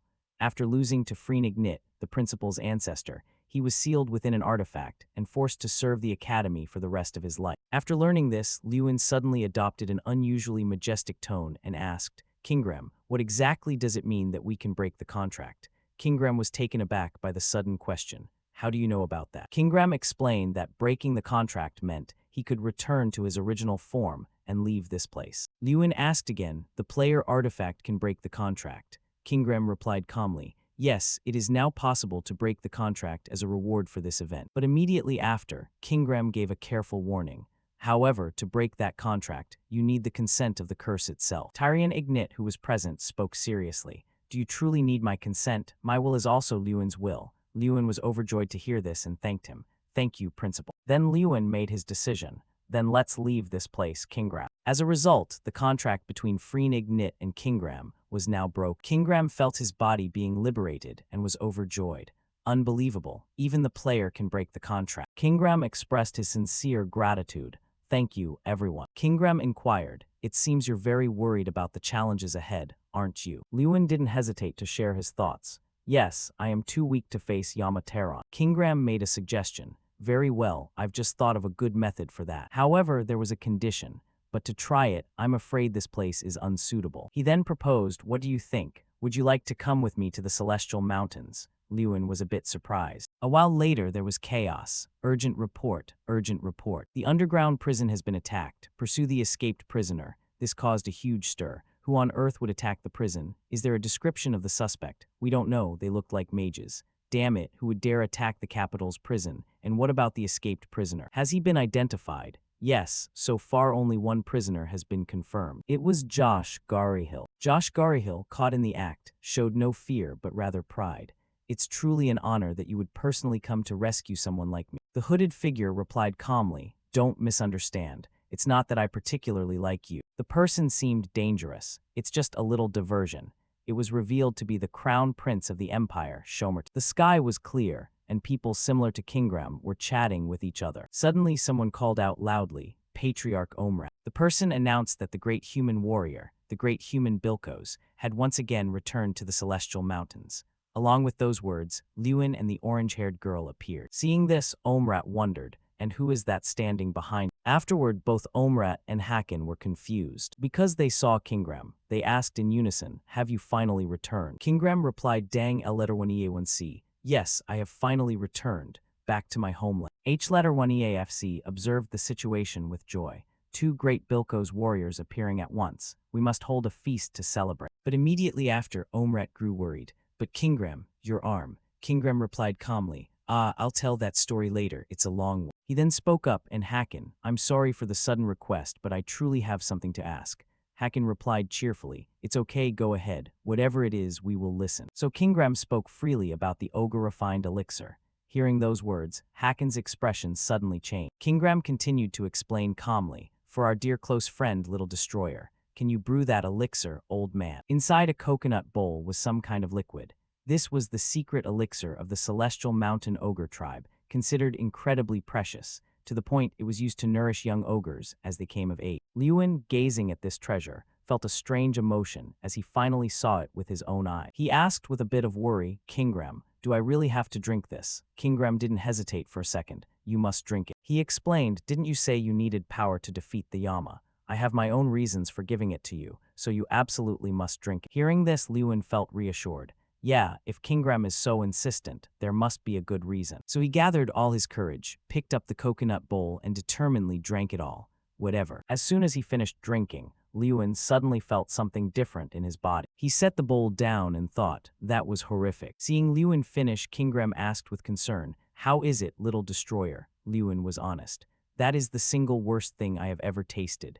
But that wasn't what Kingram was asking about. Don't you feel anything different? At this, Lewin was startled. Huh, what do you mean? Then Lewin understood, but it left him in disbelief. What is this? Lewin wondered. My power increased by 100. This was no lie, as the system also recorded it. You have consumed an elixir specially refined by ogres. Power increased by 100. Lewin was again confused, just from one bowl of elixir. This left him utterly stunned. Kingram, is this even possible? Do the ogres here just get stronger like this? Kingram explained, no, it's not like that. For an ogre, you drink it once and that's it. It has no effect after that. Lewin had only one question. What about me? If I keep drinking it, will my power keep increasing? However, contrary to his expectations, Kingram didn't give an answer but steered the conversation elsewhere. Why do you think Draka stayed on the Celestial Mountains for 100 years? It was all for this elixir. Then Lewin proposed, don't tell me. Is there none left? I'll drink as much as I can, as long as you have it. Kingram grew serious. The bowl of elixir just now was the last one in storage. To make more, we need more ingredients. Hearing this, Lewin let out a sigh. But immediately after, Kingram reassured him, but you don't need to worry about ingredients anymore. Lewin was a bit surprised to hear that. He suddenly saw a group of people bringing ingredients back. Kingram explained calmly, when I said we should help you. Everyone did their part to gather what they could. Heart tree fruit, tendon-strengthening grass, shale, and many other things. They all wanted to personally bring the ingredients back for you, Little Destroyer. Lewin was delighted to learn this. Everyone did all this for me. But Kingram immediately mentioned a difficulty. There is still one final ingredient they couldn't find. Ogre tendons were incredibly hard to find, so it was understandable. Lewin wanted to help too. Then what should we do now? Kingram comforted him. Don't worry. Ironically, that damn Yama has already prepared it for us. With that, Kingram placed his other hand on it. However, Lewin still didn't understand. What do you mean? Kingram explained, here, use this. Just my arm alone is enough to refine dozens of doses of elixir. Hearing this, Lewin disagreed. But Kingram remained calm. Don't refuse. Just accept it. Consider it my gratitude for freeing me from my oath all those years ago. Lewin was incredibly grateful. Thank you, Kingram. Kingram also suggested that drinking too much elixir continuously would put heavy pressure on the body. Even Draka took 100 years, so it's hard to say how long it will take. Lewin grew worried. Then what should I do? Yama Teron is pursuing me. I have to face him. Kingram still showed a majestic, clear presence. There's no need to worry about that. He revealed his secret. I've already thought of a plan. He then shared, we just banished the Yama. Do you remember when we used the artifact's power? Kingram explained, among the artifact's abilities, there is a magic related to time, and the right to use that magic is still in effect. Finally, Kingram concluded, in short, we will use that magic. Kingram was practicing this type of magic. It created fire. Kingram immediately gave an example. To slow down time inside that cave. From now on, time inside the cave will flow countless times slower than outside. He then asked, Little Destroyer, are you ready? You will have to go through an incredibly harsh period of time. Lewin affirmed firmly, yes, I'm ready. I've mentally prepared for this. With that, he stepped forward. Then I'm heading off. Once Lewin had left, the orange-haired girl asked, Kingram, are you sure about this? It will take quite a long time even for Lewin. Kingram didn't deny it. Yeah, it will be very harsh. 1 hour outside will be equal to 10 years in the cave. The orange-haired girl was still uneasy. Even if he doesn't age inside, it's still a horrific trial, isn't it? We are incarnations, so it's fine, but Lewin is only a human. But Kingram had faith. Little Destroyer will surely overcome this without any problems. So let's head back. We have things to arrange. Someone was curious. Kingram, where are you going? Everyone turned toward the voice. It was Lewin. Everyone was shocked that he could come out so quickly. Hey, Little Destroyer. Kingram wondered, did you really drink all of it? Exactly how much time has passed in there? Lewin recounted tiredly. I'm not sure either. I counted about a week and then I stopped. Then Lewin spoke with a majestic presence. Regardless, I've achieved what I wanted. Kingram was confused. What do you mean? What was it that you wanted to do? Inside, Lewin had drunk a huge amount of elixir, the shells lying scattered about. And then he stood up on his own. Lewin recounted, every day in there, I promised myself that if I could get out of here, this damn cave. Then he suddenly gathered his strength. I swore I would destroy it. As a result, that cave was destroyed by Lewin. Everyone there witnessed this glorious event, and Kingram only remarked, Phew, you've improved now. After completing the mission, Lewin proposed, well then, shall we head out? At this point, according to the system, Lewin's power had reached a threshold of 20,000. Lewin also felt more confident. Yamateron, I will destroy that bastard. The magnificent castle rose beneath a sunset blazing orange and purple, and a voice suddenly rang out. I thank the prince once more. Raynek sat regally on the throne. As he spoke to Josh Garyhill bowing below, Raynek lounged on the throne and replied in a calm, deep voice to the respectfully bowing Josh Garyhill. I've said it before, no thanks are necessary. I only need someone to keep an eye on Ruin Ardell for me. Josh Garyhill looked up directly at Raynek and asked, Where is Enhan Heen Ho of Yuong? Isn't he always by your side? Raynek frowned and answered, I'm not sure. He's been wandering around without saying a word. His eyes fixed on Terron's departing back, Raynek frowned in thought. Even if he's my foster father, wandering off like that is unacceptable. I'll make him answer for this. Then he looked at Josh Garyhill before him and continued, You said you'd deal with Ruin Ardell, right? Any plan? Josh Garyhill bowed his head and replied, yes, of course. He bowed and asked, The qualifying rounds of the sword tournament are being held in the Empire, right? Hearing this, Raynek immediately answered, yes, it's on a scale comparable to the grand contest. Josh Garyhill continued to bow, frowning as he responded, That's right, it's a tournament on a scale not inferior to the grand contest. I heard Ruin Ardell's sister will participate as the Ardell family's representative. In his mind, he pictured Lewina holding a sword with a serious face. Josh Garyhill added, and that guy dotes on his sister, so he'll surely come watch the tournament. Raynek propped his chin listening as he explained, At that time the necromancers and I will ambush and eliminate him. If Tyrion Ygritte hadn't interfered last time, we would have killed him. This time we'll succeed. After Josh Garyhill finished, Raynek mused, Fine, this time I'll trust you. He frowned again, and from above spoke coldly, Please, don't disappoint me. The sword tournament. If the grand contest exists to honor mages, then the knights have their own sword tournament. And this sword tournament, like the grand contest, is held for young knights from across the continent to compete. The qualifiers select knights to represent each region in the sword tournament. Lewina entered the arena to roaring cheers. Lewina had been chosen to represent the Ardell family. Surrounded by non-stop cheers, she exhaled, sweat running down her cheek, so nervous. She remembered what Antro had said earlier. Something seems to have happened to Ruin, so I don't think he'll be able to come to the tournament with us. Lena kept thinking, if only Opa could be here too. She thought continuously, he promised he'd come cheer for me. An arm rested on the stone railing and a voice shouted encouragement, making Lena turn in surprise. Lena, you can do it. Irene shouted encouragement loudly, Sis and everyone are cheering for you. You have to win. Behind her stood Antro and Pato watching. She listened quietly as the crowd around her murmured and gossiped. Is that Irene Prouse? Wow, her connections are something else. She smiled happily. Thank you, everyone. Lena gripped her sword tightly and stared straight ahead. I'm going to win. She faced her opponent and adopted a fighting stance. The referee raised his arm and loudly called, then, both of you prepare. The referee quickly lowered his arm and shouted, the match begins. At the shout, Lena immediately rushed at her opponent. She swung a sword strike. Her opponent immediately returned the blow, and their clashing forces created a dazzling flash. Neither gave up, repeatedly charging at each other. The swords in their hands struck the other's blade in a dizzying rapidity. Raynek and Josh Gurryhill stood high above watching the match. Raynek held a glass of wine and asked, What's going on here, Lord Jorge? He turned to Josh Gurryhill. Didn't you say this plan would lure him out?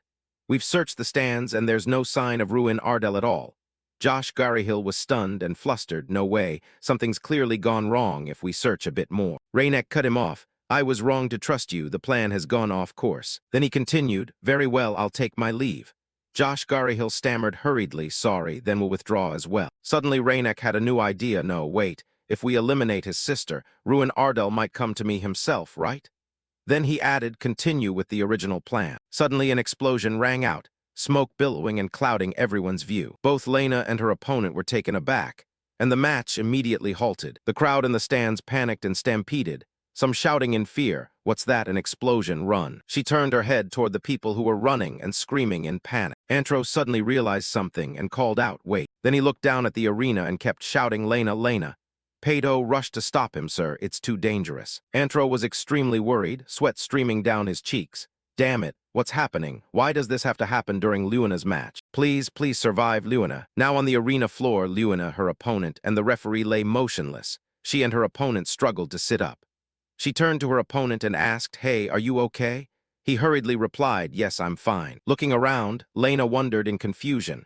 Why was there an explosion? Was it an accident? A footstep approaching made her and her opponent start in turn. The person said, There you are. A group dressed in black appeared. A leader spoke, Well, if only Ruin were here, it'd be perfect. Another said, No, wait, brother. Eliminating the sister and leaving him in utter anguish would be even better. With Ruin's temper, he'll blame himself for not protecting his sister. The other man cheerfully agreed, Right, you're such a brother. Lena, not understanding, raised her sword and asked, Who are you? Why are you talking about killing me?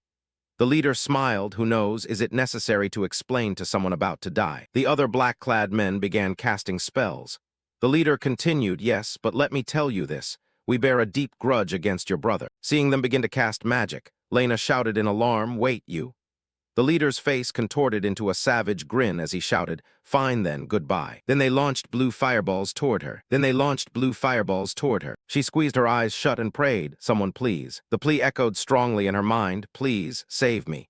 And the next moment a huge explosion occurred. Irene, Antro, and Pato looked at the scene before them speechless. Raynek looked at the scene and laughed loudly. What a spectacle, wonderful. Josh Gurryhill jerked, drenched in sweat. Then he laughed heartily. A grin ear to ear, good, at least the prince's mood has improved. Well done, my children. Suddenly he froze, eyes wide, wait a minute. Irene, Antro, and Pato also realized something. Ruin had somehow appeared standing between Lena and the attackers. He spoke, surprising Luina. Sorry I'm late, Opa's running fashionably behind Luina. At his voice, her eyes filled with tears. Lena looked at him, sobbing, Why did Opa only arrive now? Lewin smiled, I'm sorry, too much happened. Then he frowned, well, anyway. He glanced at the black-clad group and said, I've heard the Fire King showed up looking for someone, but I didn't expect something like this to happen. The black leader sneered, perfect timing, just wait, our father will wipe you out. He was cut off, our fathers. Then he punched the man before he could react and said, So that bastard was behind this. Lewin's punch landed square on his face, sending him crashing to the ground. The man beside him screamed in panic, help. Suddenly his eyes widened at Lewin's words, Hey, Mikkel, who gave you the right to touch someone else's sister? He shook his bloodied fist and continued, And if you don't want to share the same fate, you'd better answer now. Ruin turned his head, eyes blazing with threat. Jorge Gurryhill, where is that bastard right now? His threatening glare made Raynek and Josh Gurryhill shudder. On the cold ground, a Mayangdan member lay motionless at Lewin's feet. At the same time a voice rang out, Lewin Ardell, drawing his attention. Josh Gurryhill suddenly leapt down, How dare you? His face full of rage. A crimson power swirled around his hand as he charged down. He shouted, How dare someone like you kill my son? Josh Garihill's hand unleashed a massive force slamming into the ground, chunks of earth spraying everywhere. Lewin barely dodged and crouched on the ground at the sight. Then he flashed a taunting smile. "Oh, you came here on your own? Good. Saves me the trouble of hunting you down." Hearing this, Josh Garihill frowned in fury, eyes bulging as if about to explode.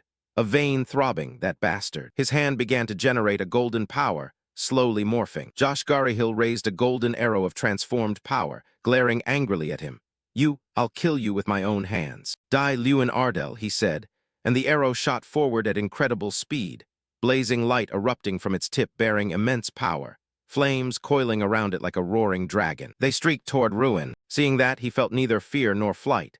Instead, Lewin wore a contemptuous smile, ridiculous, who said I'd die. With that, he began to ready his stance. His foot drew back for momentum. "The one who'll die isn't me." He slowly launched his kick. "You're the one," he declared boldly at Josh Garihill and the blazing red arrow he fired. He kicked up and struck the missile back, to Josh Garihill's shot. He hurriedly formed a barrier to withstand the power he'd summoned moments ago. It seemed his barrier wasn't strong enough. Cracks appeared, making him even more anxious. Lewin then lunged at Josh Garihill with terrifying speed. He stammered, unable to believe what he saw. "Damn it, what's happening? Back in the capital, I almost cornered him by myself. And yet in just a few months, the gap has become this huge." But not giving Josh Garihill time to think, Lewin lunged down like a meteor, his eyes full of killing intent. Josh Garihill could only stammer a few words, frozen in place, merely furrowing his brow. Lewin stomped straight into Josh Garihill's face, pouring all the power of his legs into a lethal kick, a burst of golden flame erupting with the strike. Over there, Melvin Antro, Irene, and Bolvar Payton were all stunned by the sight. The Mayondan crowd gaped in speechless shock. Lewin kept attacking Josh Garihill, unleashing a storm of continuous kicks on the unconscious man. Josh Garihill's weak hand trembled. Lewin said with a smirk, "Just one question, Josh Jerryhill. How did you escape the underground prison in the capital? With the Jerryhill name reduced to ruin, that should have been impossible." Lewin coldly stared at Josh Garihill on the ground and placed a hand on his chest. Josh Garihill weakly stammered, "I'll confess everything. Spare my life, please." "Don't forget it." Lewin cut him off. "It must be the Fire King or the Prince, after all. It has to be one of the two." And with that, he delivered an elbow strike. On this side, looking at the cold, soulless corpse of Josh Garihill lying on the ground, Mikkel called out tremblingly, "Father." Then he looked up at Lewin with resentment. "You bastard, first him and now my father too." Mikkel's eyes were filled with hatred as he looked at Lewin. "I will kill you. I will definitely kill you." Then he shouted, "Everyone charge. Surround and kill him. He won't get away. If we don't kill him right now, Garihill will be destroyed." With that, the Mayondan prepared to attack, creating tremendous power in their hands as they glared at Lewin. They began to charge, shouting simultaneously, "Lewin Ardell," then lunged straight at him. "Die already, you bastard." Lewin still stood there, not yet understanding what was happening. The Mayondan simultaneously rushed at him with the power in their hands. Seeing this, Lewin also prepared power to counter them, waving his burning, fiery hand and saying coldly, "Scum like you are no longer worthy of being my opponents." The sphere of light glowed brightly, enough to dazzle anyone just by looking at it. Mikkel's group, seeing this, stood stunned, the scorching fire burning, pushing everything nearby back. Before them now was the image of a massive, terrifying source of power, the golden light burning as if to incinerate the entire space. This was Eighth Circle magic. It was truly impressive that Lewin controlled it with just one hand. Watching this was truly lit. He looked at them and said coldly, "Goodbye, Garihill." With that, he controlled the flames and rushed toward the Mayondan. A massive torrent of power, like a giant fiery typhoon, surged forward, piercing through everything in its path. It shattered the glass in front of Rainak above. After that move, Lewin was surrounded by the remaining flames, making him look truly badass. The people above were all watching what was happening below. Rainak was also very surprised and wore a sinister smile. "He's crazy. He's actually crazy." He looked down with a crazed expression and a distorted smile. "Lewin Ardell, you are truly the strongest." Tehran suddenly pushed the door open. "Shomerton!" Rainak heard the noise and turned to look. The old man looked at him frantically. "Son, what the hell are you doing?" Rainak saw this and just said coldly, "Godfather, why did you come so suddenly?" "Godfather." He looked at Rainak reproachfully. "You ask why. Do you think I don't know about the chaos happening in the Empire? How could you act so recklessly like this?" Below, the flames were still roaring, creating a somewhat chaotic scene. He looked at his son with a helpless gaze. "Disappearing without a word, and now you dare to raise your voice. What did you just say?" You saw the magic earlier and you still say that. Raynak looked at his father and replied, "Yes, it was impressive, but in the end, what kind of spell was that to make you make such a big deal out of it?" "Meteor, it's eighth circle magic," Terran replied. Hearing this, he widened his eyes in surprise. "The eighth circle is a realm that only the top archmages can touch. In other words, Lewin Ardell currently equaled, or perhaps even surpassed, the Fire King, Terran." Then Terran glared at him. "Is this truly the outcome the prince desires? Sending a bunch of trash from a collapsing nation to provoke him?" Watching the chaotic scene below, Raynak remained calm, glass of wine in hand. "Why are you so angry, father? Please calm down and listen to me." Terran stood there watching him being so indifferent. "You just saw it. He cast eighth circle magic." Raynak smiled. "Yes, I saw it very clearly. He has reached the eighth circle." Seeing him still so calm and indifferent, Terran shouted angrily, "Shomerton!" making him jump. The fire of anger flared up even more within Terran. The prince has made a serious mistake. Never underestimate him. He is very cunning, and he likely guessed that you were the one behind helping Garihill. Hearing this, Raynak just wore a sinister smile. "Godfather." He looked at Terran with a ridiculous gaze. "Do you really think I tried to hide that from him?" This made him grimace, unable to speak. Seeing this, Raynak continued, "Why do you have to worry about him? You are the master of the magic tower with power across the continent, and I am the prince who will inherit and rule this powerful empire, while he is just an interesting toy from a small nation next door." Raynak replied indifferently. He continued, "Or are you afraid?" Terran remained silent. Then he looked at him gently. "Your Highness, you've always done as you pleased from the very beginning," then continued. Terran turned and left. Raynak looked at his godfather's back in confusion. "Father, what does that mean?" He replied coldly, "It means I have nothing more to discuss with you, Your Highness. I will personally go to see His Majesty, the Emperor." Terran just replied like that, leaving Raynak still standing there stubbornly, watching him. Scene change. This time the palace buzzed with rumors. "I heard there's an 8th class mage in a small kingdom, and apparently he's only 17. Actually, the reason for their reaction was quite simple. Lewin Ardell of the Ardell family had reached the 8th class at such a young age, meaning his rate of enlightenment even surpassed that of the Fire King. That is why Lewin, who is proving himself superior to Terran, might be eyeing the throne he holds. In short, public opinion increasingly fueled the prediction that the master of the magic tower should be changed. And naturally, those rumors reached the Emperor's ears. Titan let out a majestic sound. "What do you all think? A mage from a small kingdom is threatening Terran's position. I want to hear your thoughts on this matter." An opinion immediately rang out, "Your Majesty.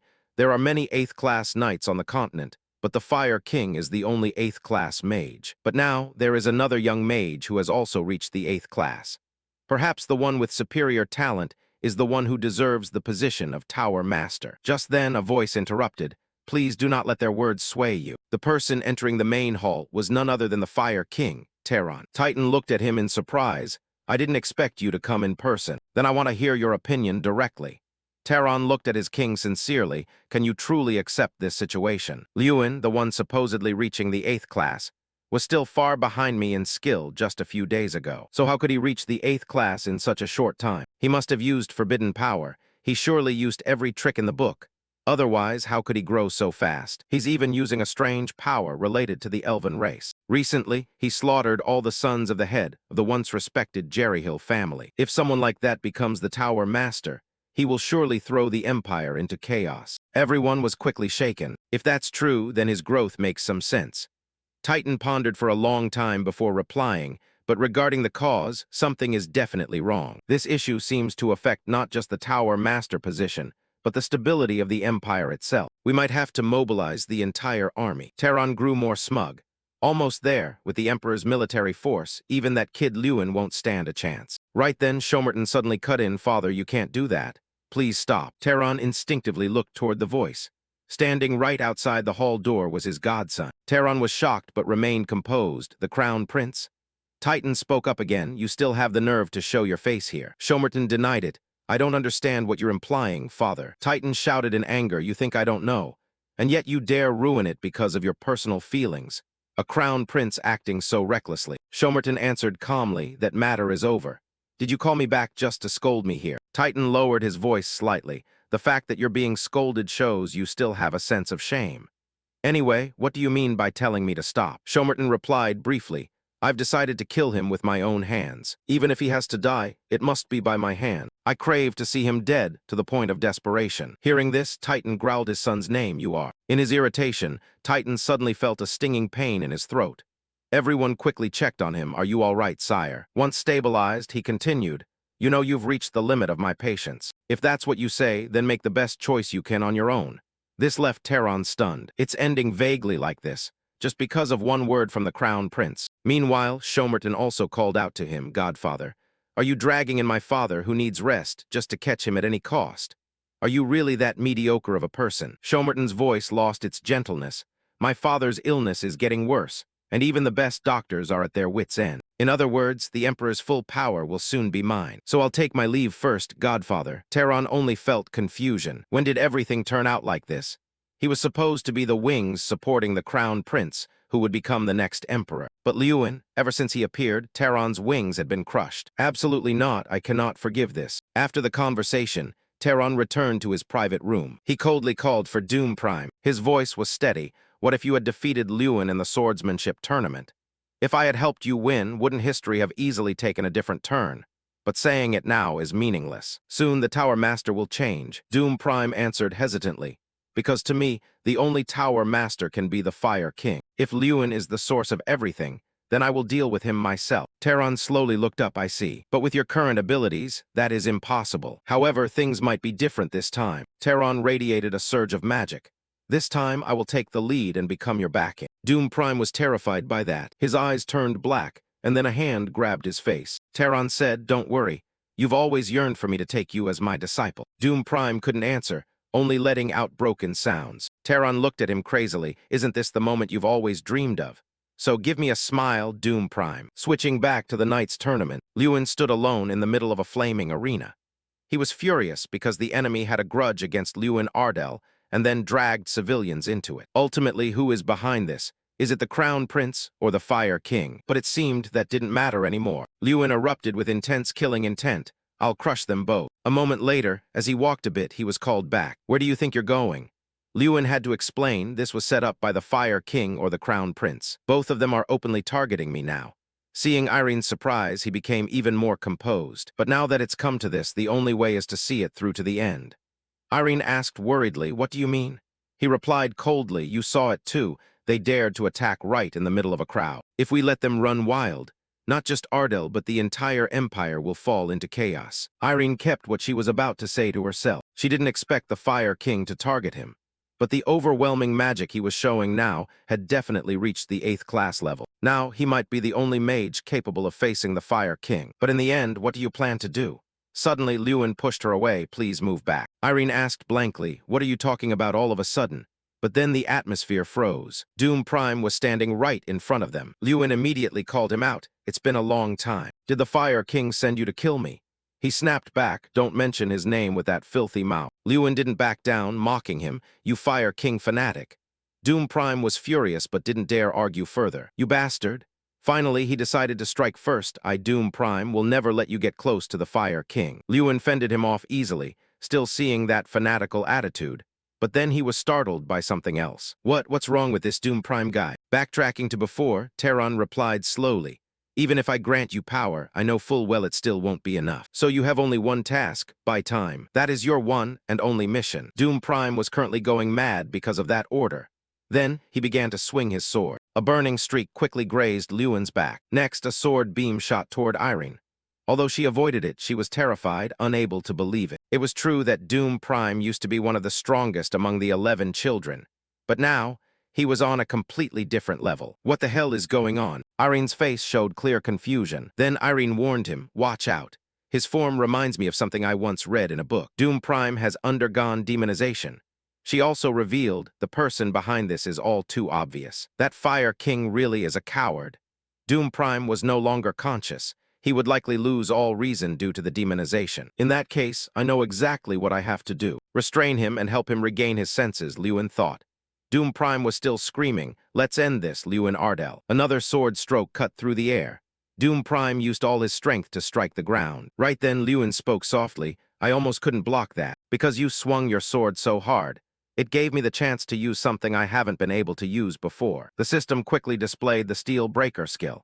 Anything made of steel can be unconditionally destroyed once. He slyly raised his elbow higher, along with a mischievous declaration, now it's over.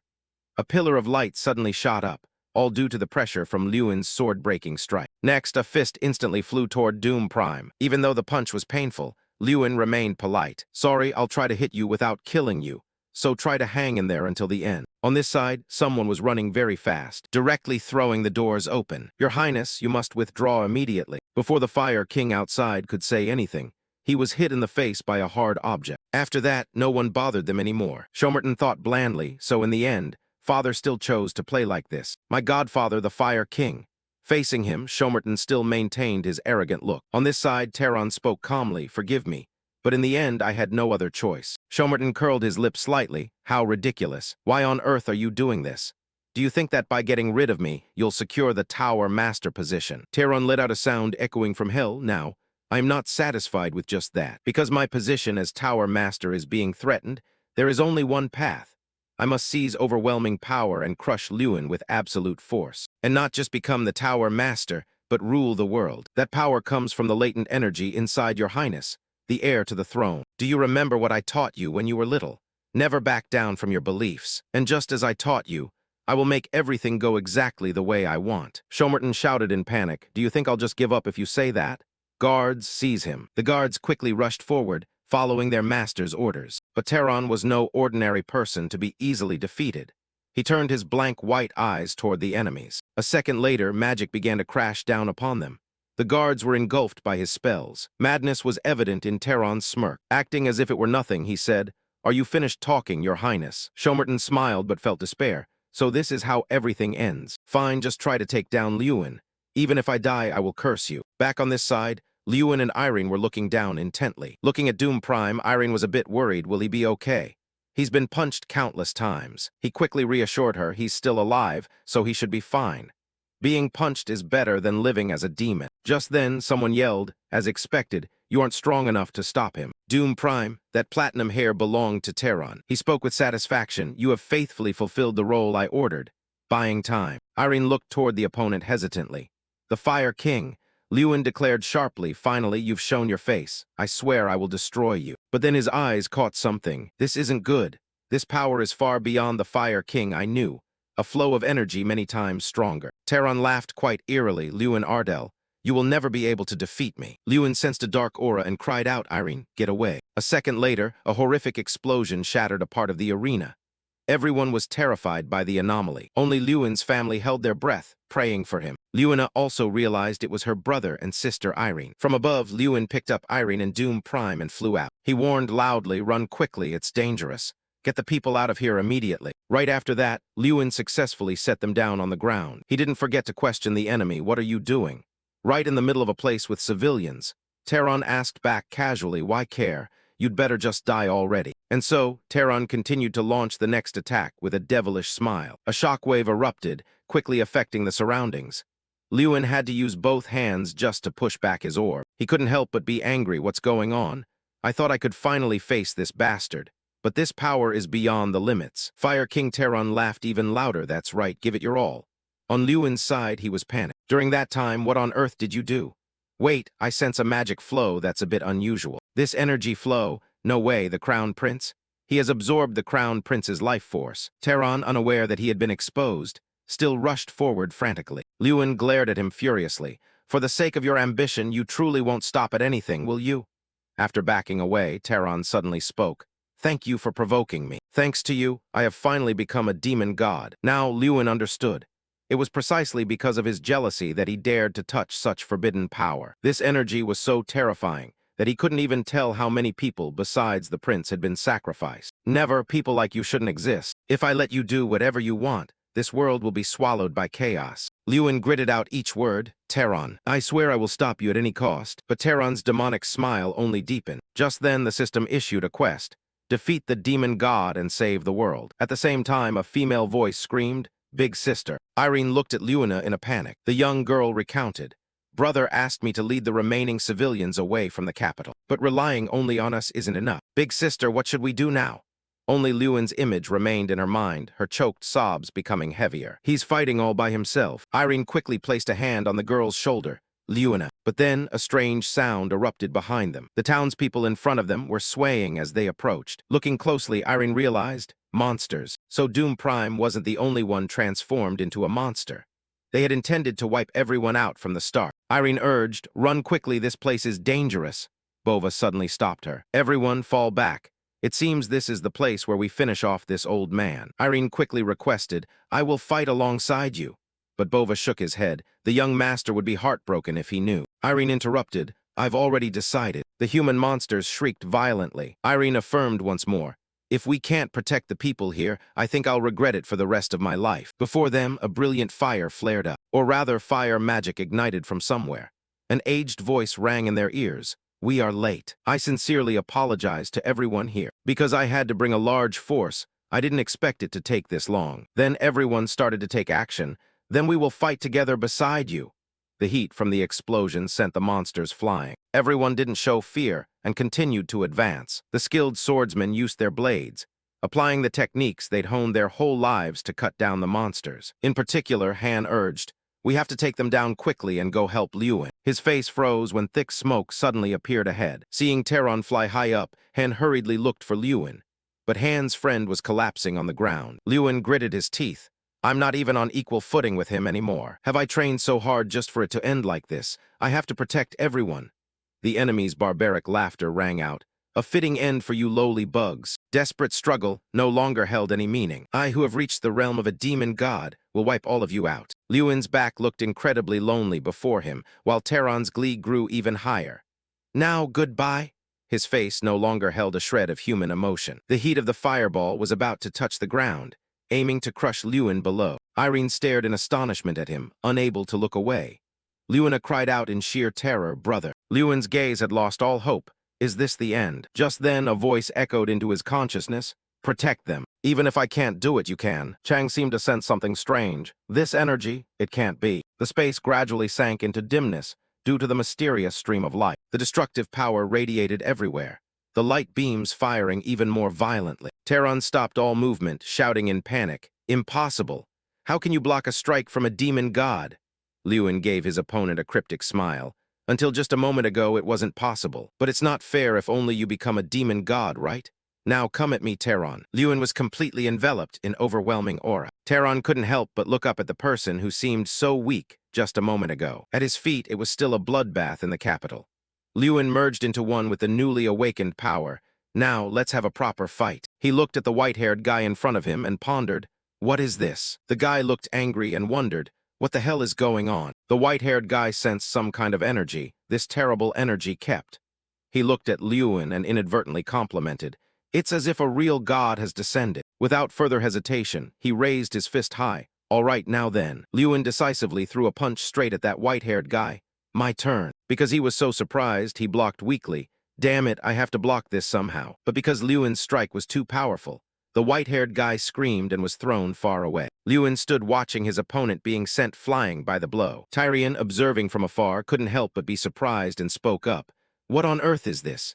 Is that really Lewin's power?" The brown-haired girl was also startled and asked herself, "That is the manifestation of Draka.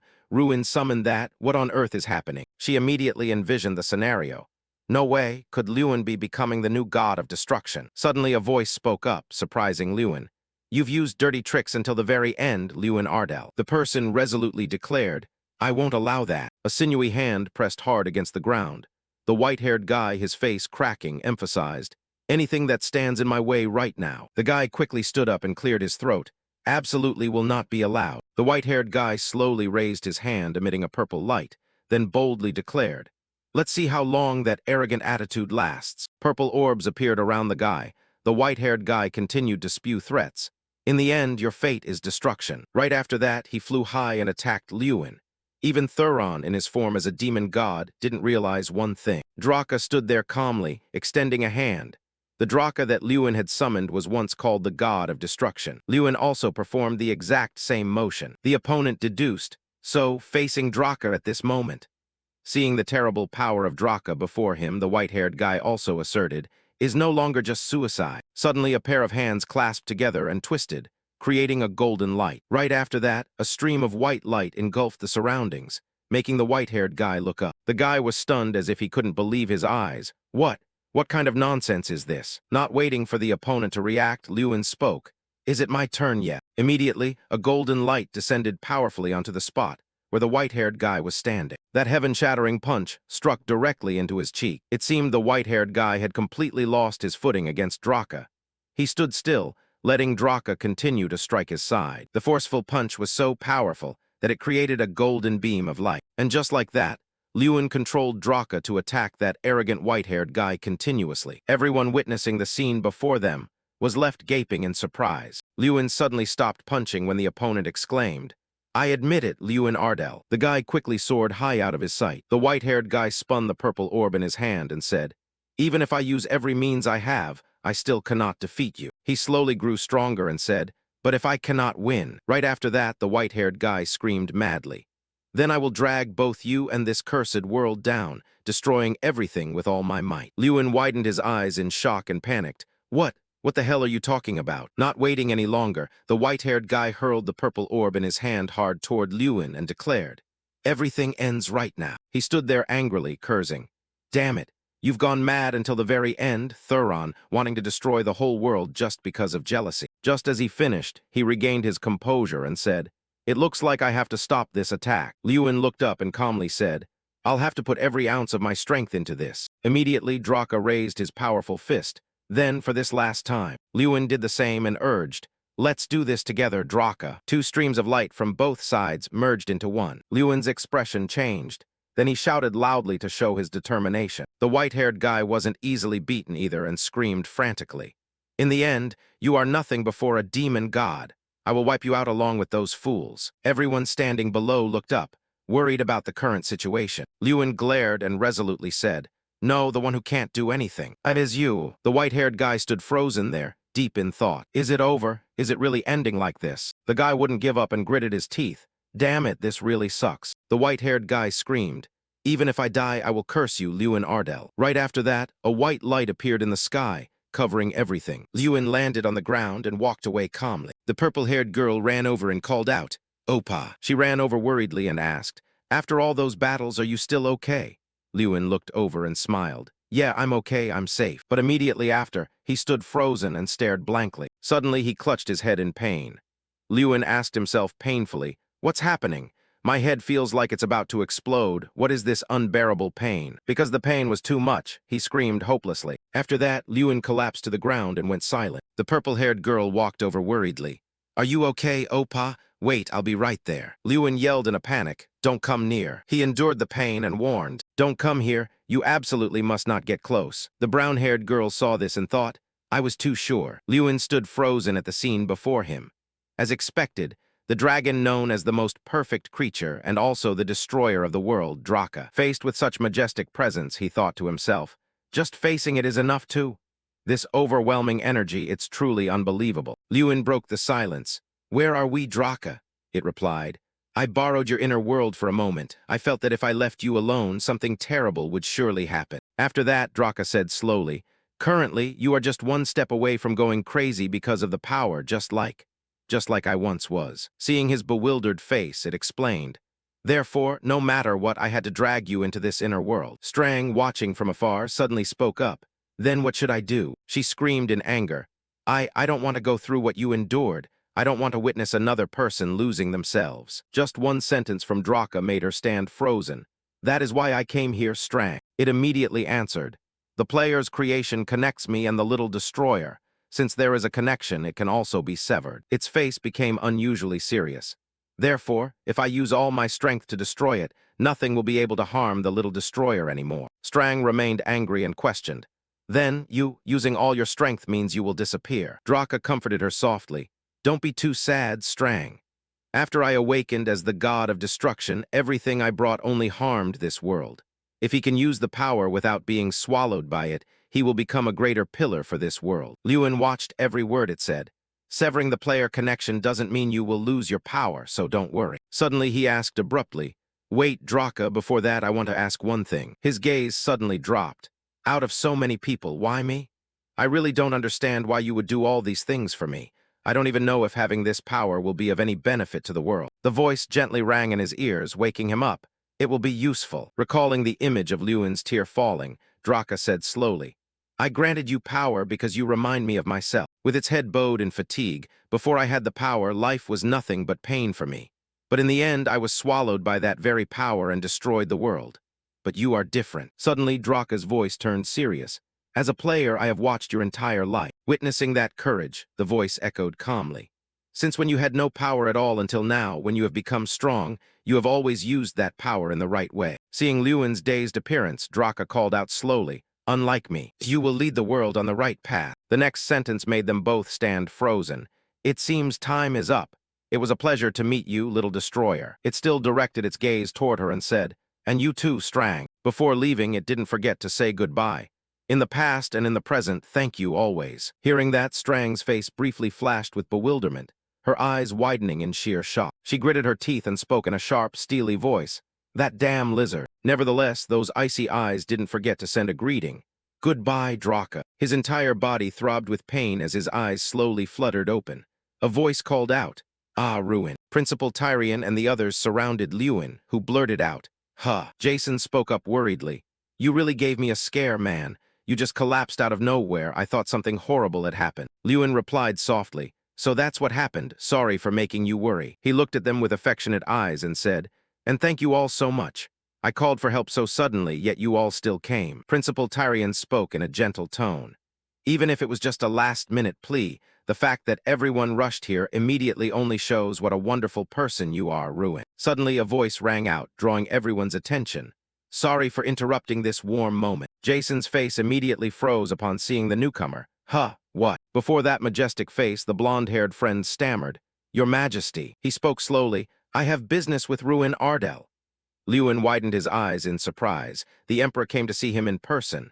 Meanwhile, Jason stood nearby, stuttering, unable to believe the Emperor was right in front of him. His face showed disbelief as he thought, Is he here to prosecute me for defeating his close confidant, the Fire King?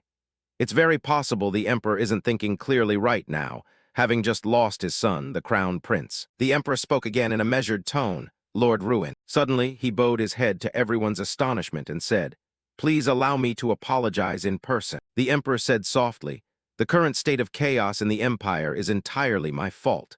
I failed to see Thuron's cruel nature, even granting him more power, and also, there was a sense of remorse in his voice. My greatest mistake was failing to control my own son. Recalling what had just occurred, he continued, And just now, I witnessed the battle between you and Thuron with my own eyes. His eyes turned stunned for a moment, and at that very instant I was completely convinced. Lewin's wild aura had surprised the Emperor. If that man fought for the world, then this world would surely take a turn for the better. His eyes remained steady as he made a proposal. So I want to ask you personally, Ruin Ardell. It was a proposal that left him dazed. Would you agree to become the Tower Master of our Empire's magic tower? A few days later, at a small house late at night, Jason laughed. Ha, you really are on a different level, Ruin. Jason burst out laughing and teased. I always knew you were special, but being offered the position of Tower Master at your age. Lewin's gaze suddenly dropped as he replied, Yeah, I never even dared to dream of it, being asked to succeed Fire King Thuron. He told himself inwardly, Becoming the Tower Master means becoming the person everyone looks up to. The image of the white-bearded old man flashed in his mind. He had defeated the former Tower Master and traitor, Fire King Thuron. The Emperor's silhouette appeared next. The Emperor had personally recommended him. If he agreed, the position could be his immediately. Lewin thought for a long time. With Thuron Artemis's rebellion and the death of the Crown Prince, the world was in chaos. As the new Tower Master, there would be so much to do. He had only recently graduated from the academy. Could he really shoulder all of this? Suddenly, a voice as sweet as honey whispered in his ear, Lord Ruin. Only then did Lewin turn his gaze toward the girl beside him. Ah, Lady Irene? She asked. What are you thinking about so deeply? You don't look very well. Faced with her concern, he replied gently, to be suddenly given such a massive responsibility. Honestly, I feel a bit overwhelmed. It's an incredible opportunity, but I can't help but worry. Irene's eyes suddenly sparkled with a smile. Then how about going on a trip, somewhere you can relax without a care in the world?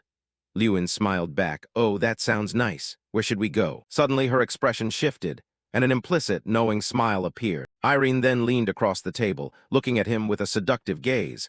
How about coming to my place? The sound of thunder seemed to crash in his ears. along with the sheer disbelief at what he had just heard. In that small house under the moonlight in the dead of night, a faint huh echoed out. The sky was clear and sunny. Strang sat on Lewin's shoulder, laughing half-jokingly. Hee, Lewin, you've never even been on a date, yet you're rushing into things this fast. Are you really planning to go to that girl's house all by yourself? Lewin didn't answer, obediently following Irene. Strang continued to laugh and said, Your friends are quite helpful, aren't they? They backed off just enough so the two of you could go on this trip alone. That Jason guy even had some funny ideas about it. Only then did Lewin speak up and ask her, But why won't you withdraw, Strang? Strang glanced at him and reminded, Hey, did you forget? I am your one and only manifestation. Remember. Suddenly Irene turned back to look at him, wondering, Lewin, what are you mumbling to yourself? Caught off guard, he quickly replied, Oh, it's nothing. Looking at Irene's beautiful face, Lewin thought to himself, In any case, I ended up going on a trip with Lady Irene, just the two of us. Their destination this time was Prius. All he knew was that it was Irene's hometown, but he didn't expect it to be so mountainous. Thinking this, he slowly followed behind Irene. Finished with his thoughts, he looked around, observing the surroundings, and assessed. Even so, there's absolutely nothing out here. Suddenly, a dark shadow darted past. Lewin was slightly taken aback by this sudden ambush. When the man lunged at him with a kick, Lewin nimbly dodged it, thinking to himself, An ambush. The man landed firmly on the ground and didn't hesitate to praise him. Not bad. You dodged my kick. Lewin's face turned serious as he asked calmly, Who the hell are you? Why did you just jump out and attack me? The man didn't bother answering. Instead, he twisted the question back. Who am I? You brat, do you have a death wish? Then who the hell are you? Lewin, confused and dazed, blurted out, What? The man ignored him again, questioning, Who am I? Kid, you're looking for trouble, so who are you supposed to be?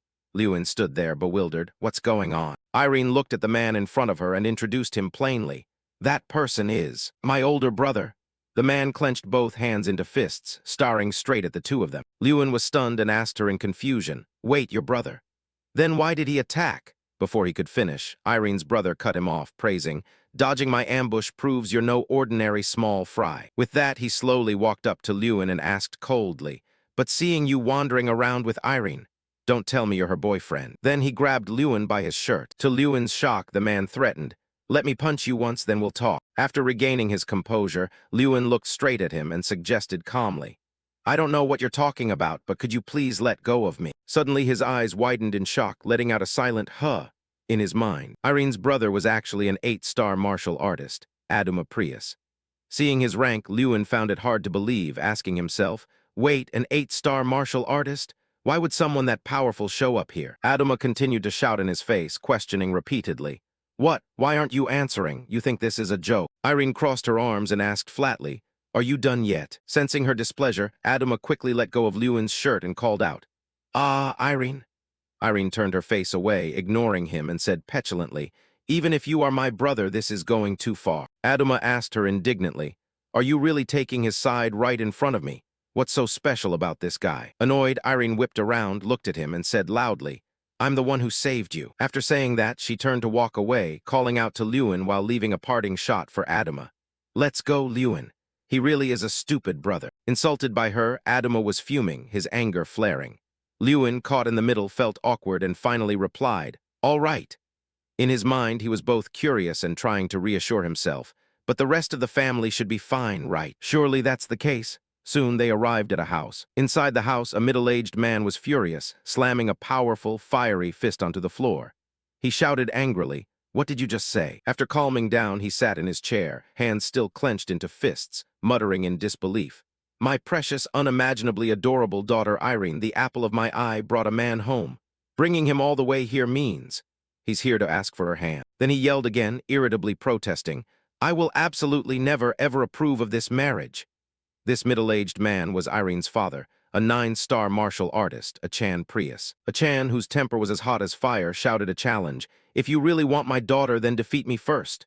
Aduma, standing nearby, chimed in loudly, That's right. That's the spirit, father. Irene hadn't expected this situation. She helplessly tapped her forehead and sighed. Even father is like this, honestly. Lewin was quite terrified by this family. He froze up, thinking to himself, I shouldn't have come here. I want to go home. Suddenly, a middle-aged woman stepped forward and spoke up to stop them. Stop it, everyone.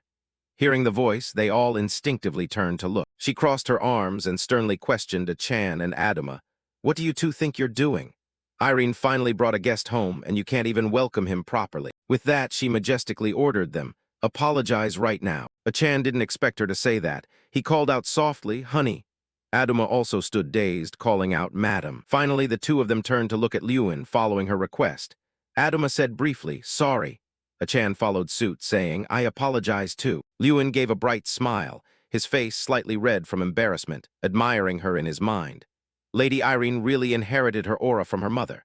How can someone be so gentle yet so noble at the same time? Looking at Irene's mother, he saw that she was an 8-star martial artist, Seda Prius. At that moment, the smile on his face froze as he lamented internally. What kind of family is this anyway? The prestigious Prius clan once owned vast territories and basked in glorious light. Back then, their mansion was the center of attention, standing tall among the simple houses. However, that fame vanished when they fell from grace. A few descendants wandered everywhere before finally settling in this remote area. Now, following those events, they had built this house here.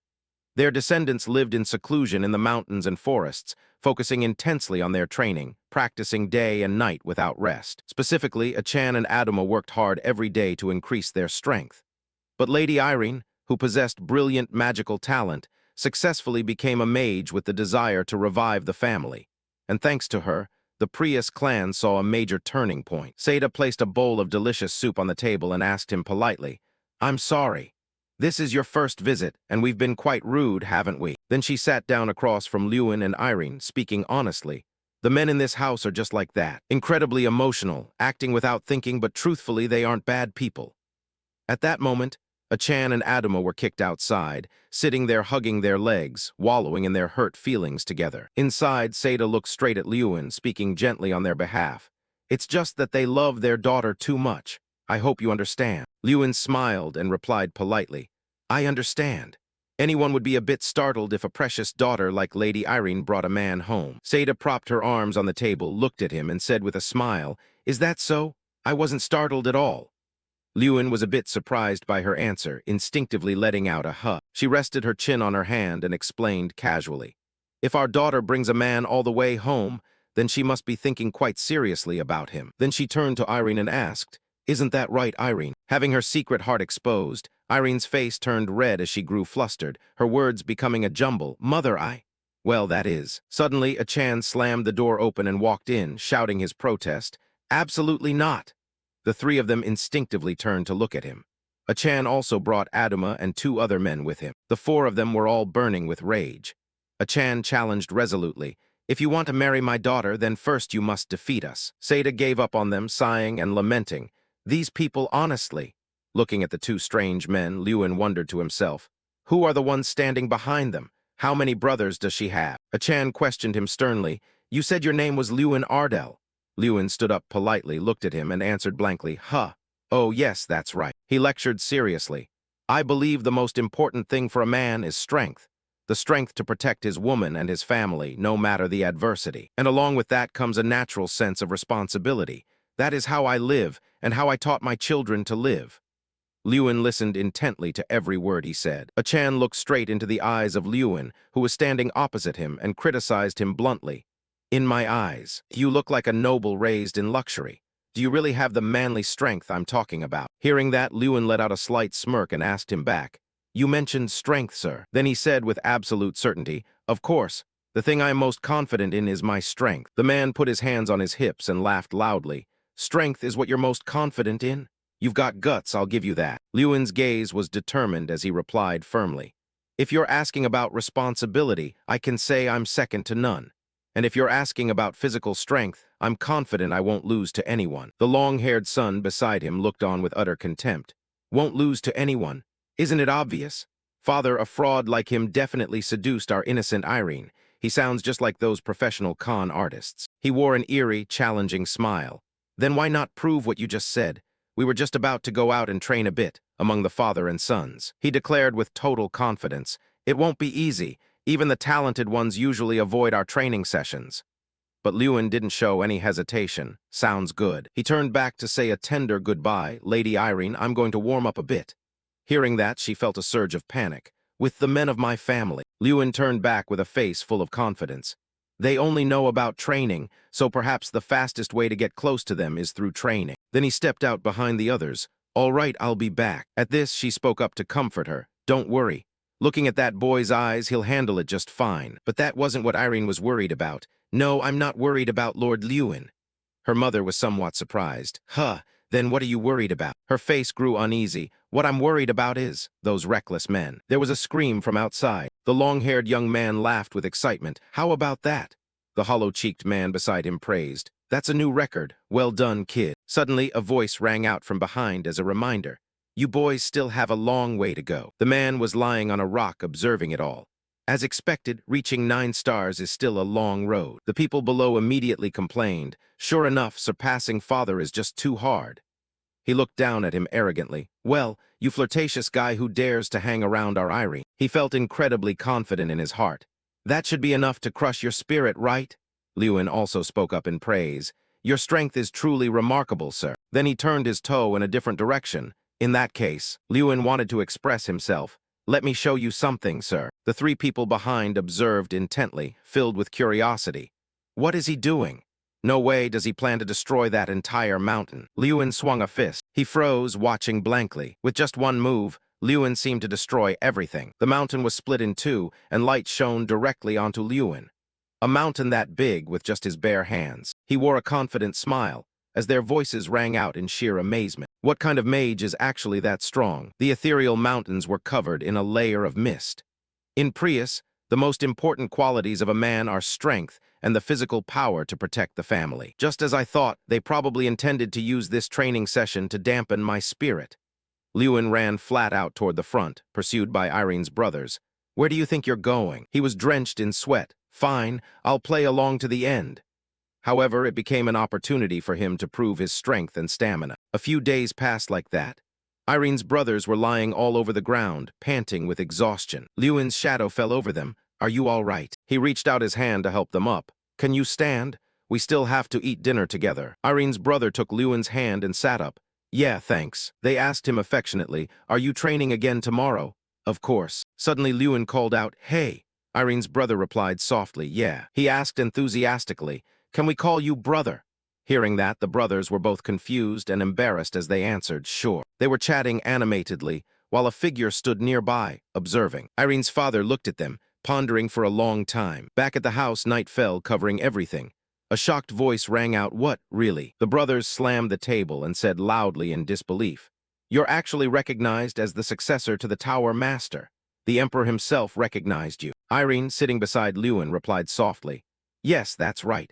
He is the mage who stopped Fire King Thuron's rebellion, so it's only natural he was chosen. With his new status, Lewin seemed to radiate an aura. Such a formidable figure came to visit our house. We're actually meeting the successor Tower Master in real life. Only then did Irene's father speak up. Why are you just telling us this now? His expression was complicated. If you had said something sooner, we might have treated you differently from the start. I don't care about other titles. His words surprised him. What? Lewin smiled and explained. I want to be recognized by Lady Irene's family, and in the process, I didn't think the title of Tower Master was that important. Hearing this, he gaped in thought. Irene's mother rested her chin in her hand and joked.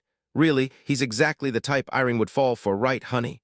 Irene blushed. Mom. He wore a contemplative expression, deep in thought. It seems that's true indeed. Inside the small room, each had their own bed. Suddenly, a voice called Lewin to wake up. Hey. It was Irene's father. He startled awake. Huh, father. While he was still dazed, he added, follow me. He turned around and said seriously, we need to talk. In the quiet of the night, the full moon shone down. Lewin followed him, feeling anxious. He said he wanted to talk to me. I wonder what he wants to say. Suddenly he called out, Lewin, and he softly replied, yes, father. His voice rang out steadily. As I've said many times, Irene is a very precious daughter to me. The 2 men faced each other under the moonlight. Can you take responsibility for a girl like that? Although still a bit confused, Lewin answered decisively, yes, I can. Irene's father closed his eyes and smiled slightly. Very well, your skills, effort, and character. Even though we treated you quite rudely, your attitude toward our whole family is beyond reproach. He opened his eyes, his gaze sharp and firm. But if there comes a day you make my daughter shed tears, I won't let it slide. Then he entrusted Irene to him. Take good care of my daughter, Lewin Ardell. And hearing that, he smiled happily. Thank you, father. Lewin and Irene stood before the whole family. Are you really leaving already? How sad. Lewin smiled nonchalantly. Me too, I'll visit again another time. Irene's brother waved his hand. Oh my God, no need for that, we'll come visit you ourselves. His words made both of them blush like tomatoes. We plan to organize an official meeting in Ardell, so just keep dadding until then. Irene, too embarrassed to even be angry, kicked her brother. What are you saying, you silly brother? Then she turned and left first. Lewin, let's go. He waved goodbye to everyone and followed her. Oh yeah, take care. On the way, Irene hesitated, but Lewin? Yeah. She bowed her head slightly, her hair covering half her face. Now that both families have approved, there's no one to hinder us anymore. Irene looked straight into his face. So then, what are we to each other? Lewin heard this and instantly turned beet red. His eyes widened. He smiled shyly and called out, Lady Irene. In the gentle breeze, Lewin stood facing Irene and began, Let's date seriously. Irene smiled happily upon hearing the words she had longed for. She smiled with her eyes crinkling as she replied, Please take good care of me, Master Lewin. 5 years later at the skyscraper tower with a black and pink theme, just thinking seriously about that time is crazy. You confessed, Lewin. That's the magic tower. Inside the tower, Strang lay on the chair, rambling, and I remember every word clearly. Lady Irene, let's date seriously. Then she giggled. Lewin stood to the side, organizing books as he said, You talk too much. How many years has it been and you're still bringing that up? He glanced at Strang, reminding her, If you're helping me, focus on your work. Stop lazily reminiscing about the past. Thanks to the Emperor's recommendation, he had finally become the Tower Master. Strang lazily stood up. Yeah, Tower Master Lewin. He ignored her and continued shelving books. Ever since becoming Tower Master, he had lived a busy life. Strang took on the role of assistant to help him handle the workload. Under the blue sky, the peaceful little town appeared. Ardell had gone through many changes. Thanks to continuous development, Ardell had become a solid, stable city, followed by the cool appearance of Hansen and Jason. This was thanks to Hansen, who had become a knight of Ardell, and the great help of Jason, who was in charge of administration. Next was the presence of a middle-aged man with a kind face. Of course, the person who did the most was still his father. At this moment, someone suddenly walked in and called out to Lewin, Opa. Lewin beamed, warmly welcoming the person. Oh, look who it is. He teased, Isn't that our swordsmanship competition champion? Ruina stood there, laughing in reply. Come on, Opa, with my skills, that was obvious. The image of Ruina always by the Emperor's side while riding a horse appeared. By the way, Ruina continued to pursue her dream of becoming a knight, and a few years later, she participated in the competition again and won. Now, she was by the side of the Emperor, who had recovered his health. Lewin approached Ruina and asked, So, what are you here for today? She put her hands on her hips, joking, I came to check if our Tower Master is actually working properly. Pausing for a moment, Ruina continued, and to see how well you've prepared. He suddenly looked confused hearing this, prepared. Ruina frowned, suspiciously probing. Don't tell me you don't know what I'm talking about. But Lewin smiled and replied, Of course I do. He hugged the books to his chest, reassuring her. Don't worry, everything has been perfectly prepared. No one will be able to complain about anything. Time passed quickly. A few days later in the Ardell territory, the whole town suddenly became much more lively. Hansen and Sita stood amidst the crowd. All right, everyone, don't push, please walk slowly. Hey, I said don't push. Just then someone suddenly called out, making them instinctively look over. Hansen, Sita. Lewin walked leisurely amidst the chatter of the villagers. Oh, Lewin, one of today's stars has arrived. Is that the Tower Master? That's Master Lewin. He stood before Hansen and Sita and said, Thanks for helping out so much. Sita laughed in reply, Between friends, what's a little thing like this? Lewin heard this and turned his attention to Sita. Especially you, Sita. Long time no see, how have you been? Heard you became the head senator of Yoda. Sita smiled brightly with pride. Ha, news travels fast, huh? Yeah, that's right. But he suddenly asked, So how does it feel to be getting married? I thought with your talent you'd go first, but didn't expect it to be this fast. Lewin could only give a wry smile. Suddenly, a frantic scream rang out from another side. Some men from the bride's side hugged each other and sobbed. Irene is getting married? Isn't this too early? Only Irene's mother sighed in annoyance. Come on, everyone's watching. Stop crying, you guys. Sita saw this and couldn't help but exclaim, Your future brothers-in-law haven't changed a bit. While they were talking, the ground beneath their feet suddenly shook. It's about to start, so I'm going to prepare. It seems everyone has arrived except for one more person. Who? Everyone present froze in this sudden tremor. Two men gasped in horror. What? Don't tell me it's an earthquake. At that moment, Lewin calmly reassured them. Please, everyone, stay calm. The ogres with their tall, muscular bodies then appeared. It was just the ogres who had been invited. The ogre leader smiled and spoke in a booming voice. The wedding of the little destroyer. How could we be absent? Next, someone walked up the steps, footsteps ringing out steadily. Before the crowd, Jason stood properly behind the podium. He suddenly spoke. Can everyone hear me clearly? Jason smiled and introduced himself. First of all, I am a mage from the Magic Tower, and today I will take on the role of Master of Ceremonies. My name is Jason Damon. His red eyes became gentle. Jason continued. The wedding will begin soon, so I invite all guests to take their seats. Under the clear blue sky, rays of sunlight shone down as if offering blessings.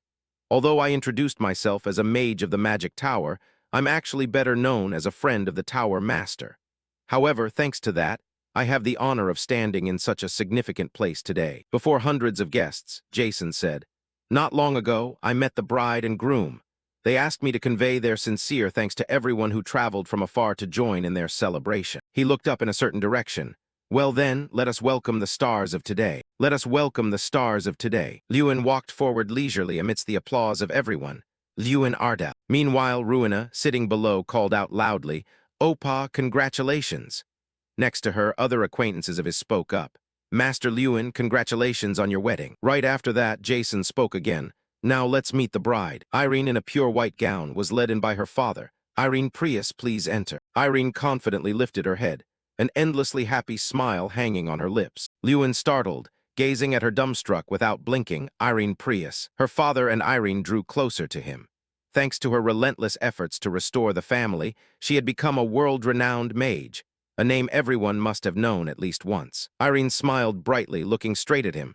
And now, she was about to become his wife. Irene left her father's arm and stepped forward to take Lewin's hand. He smiled gently and promised, I will be a good husband.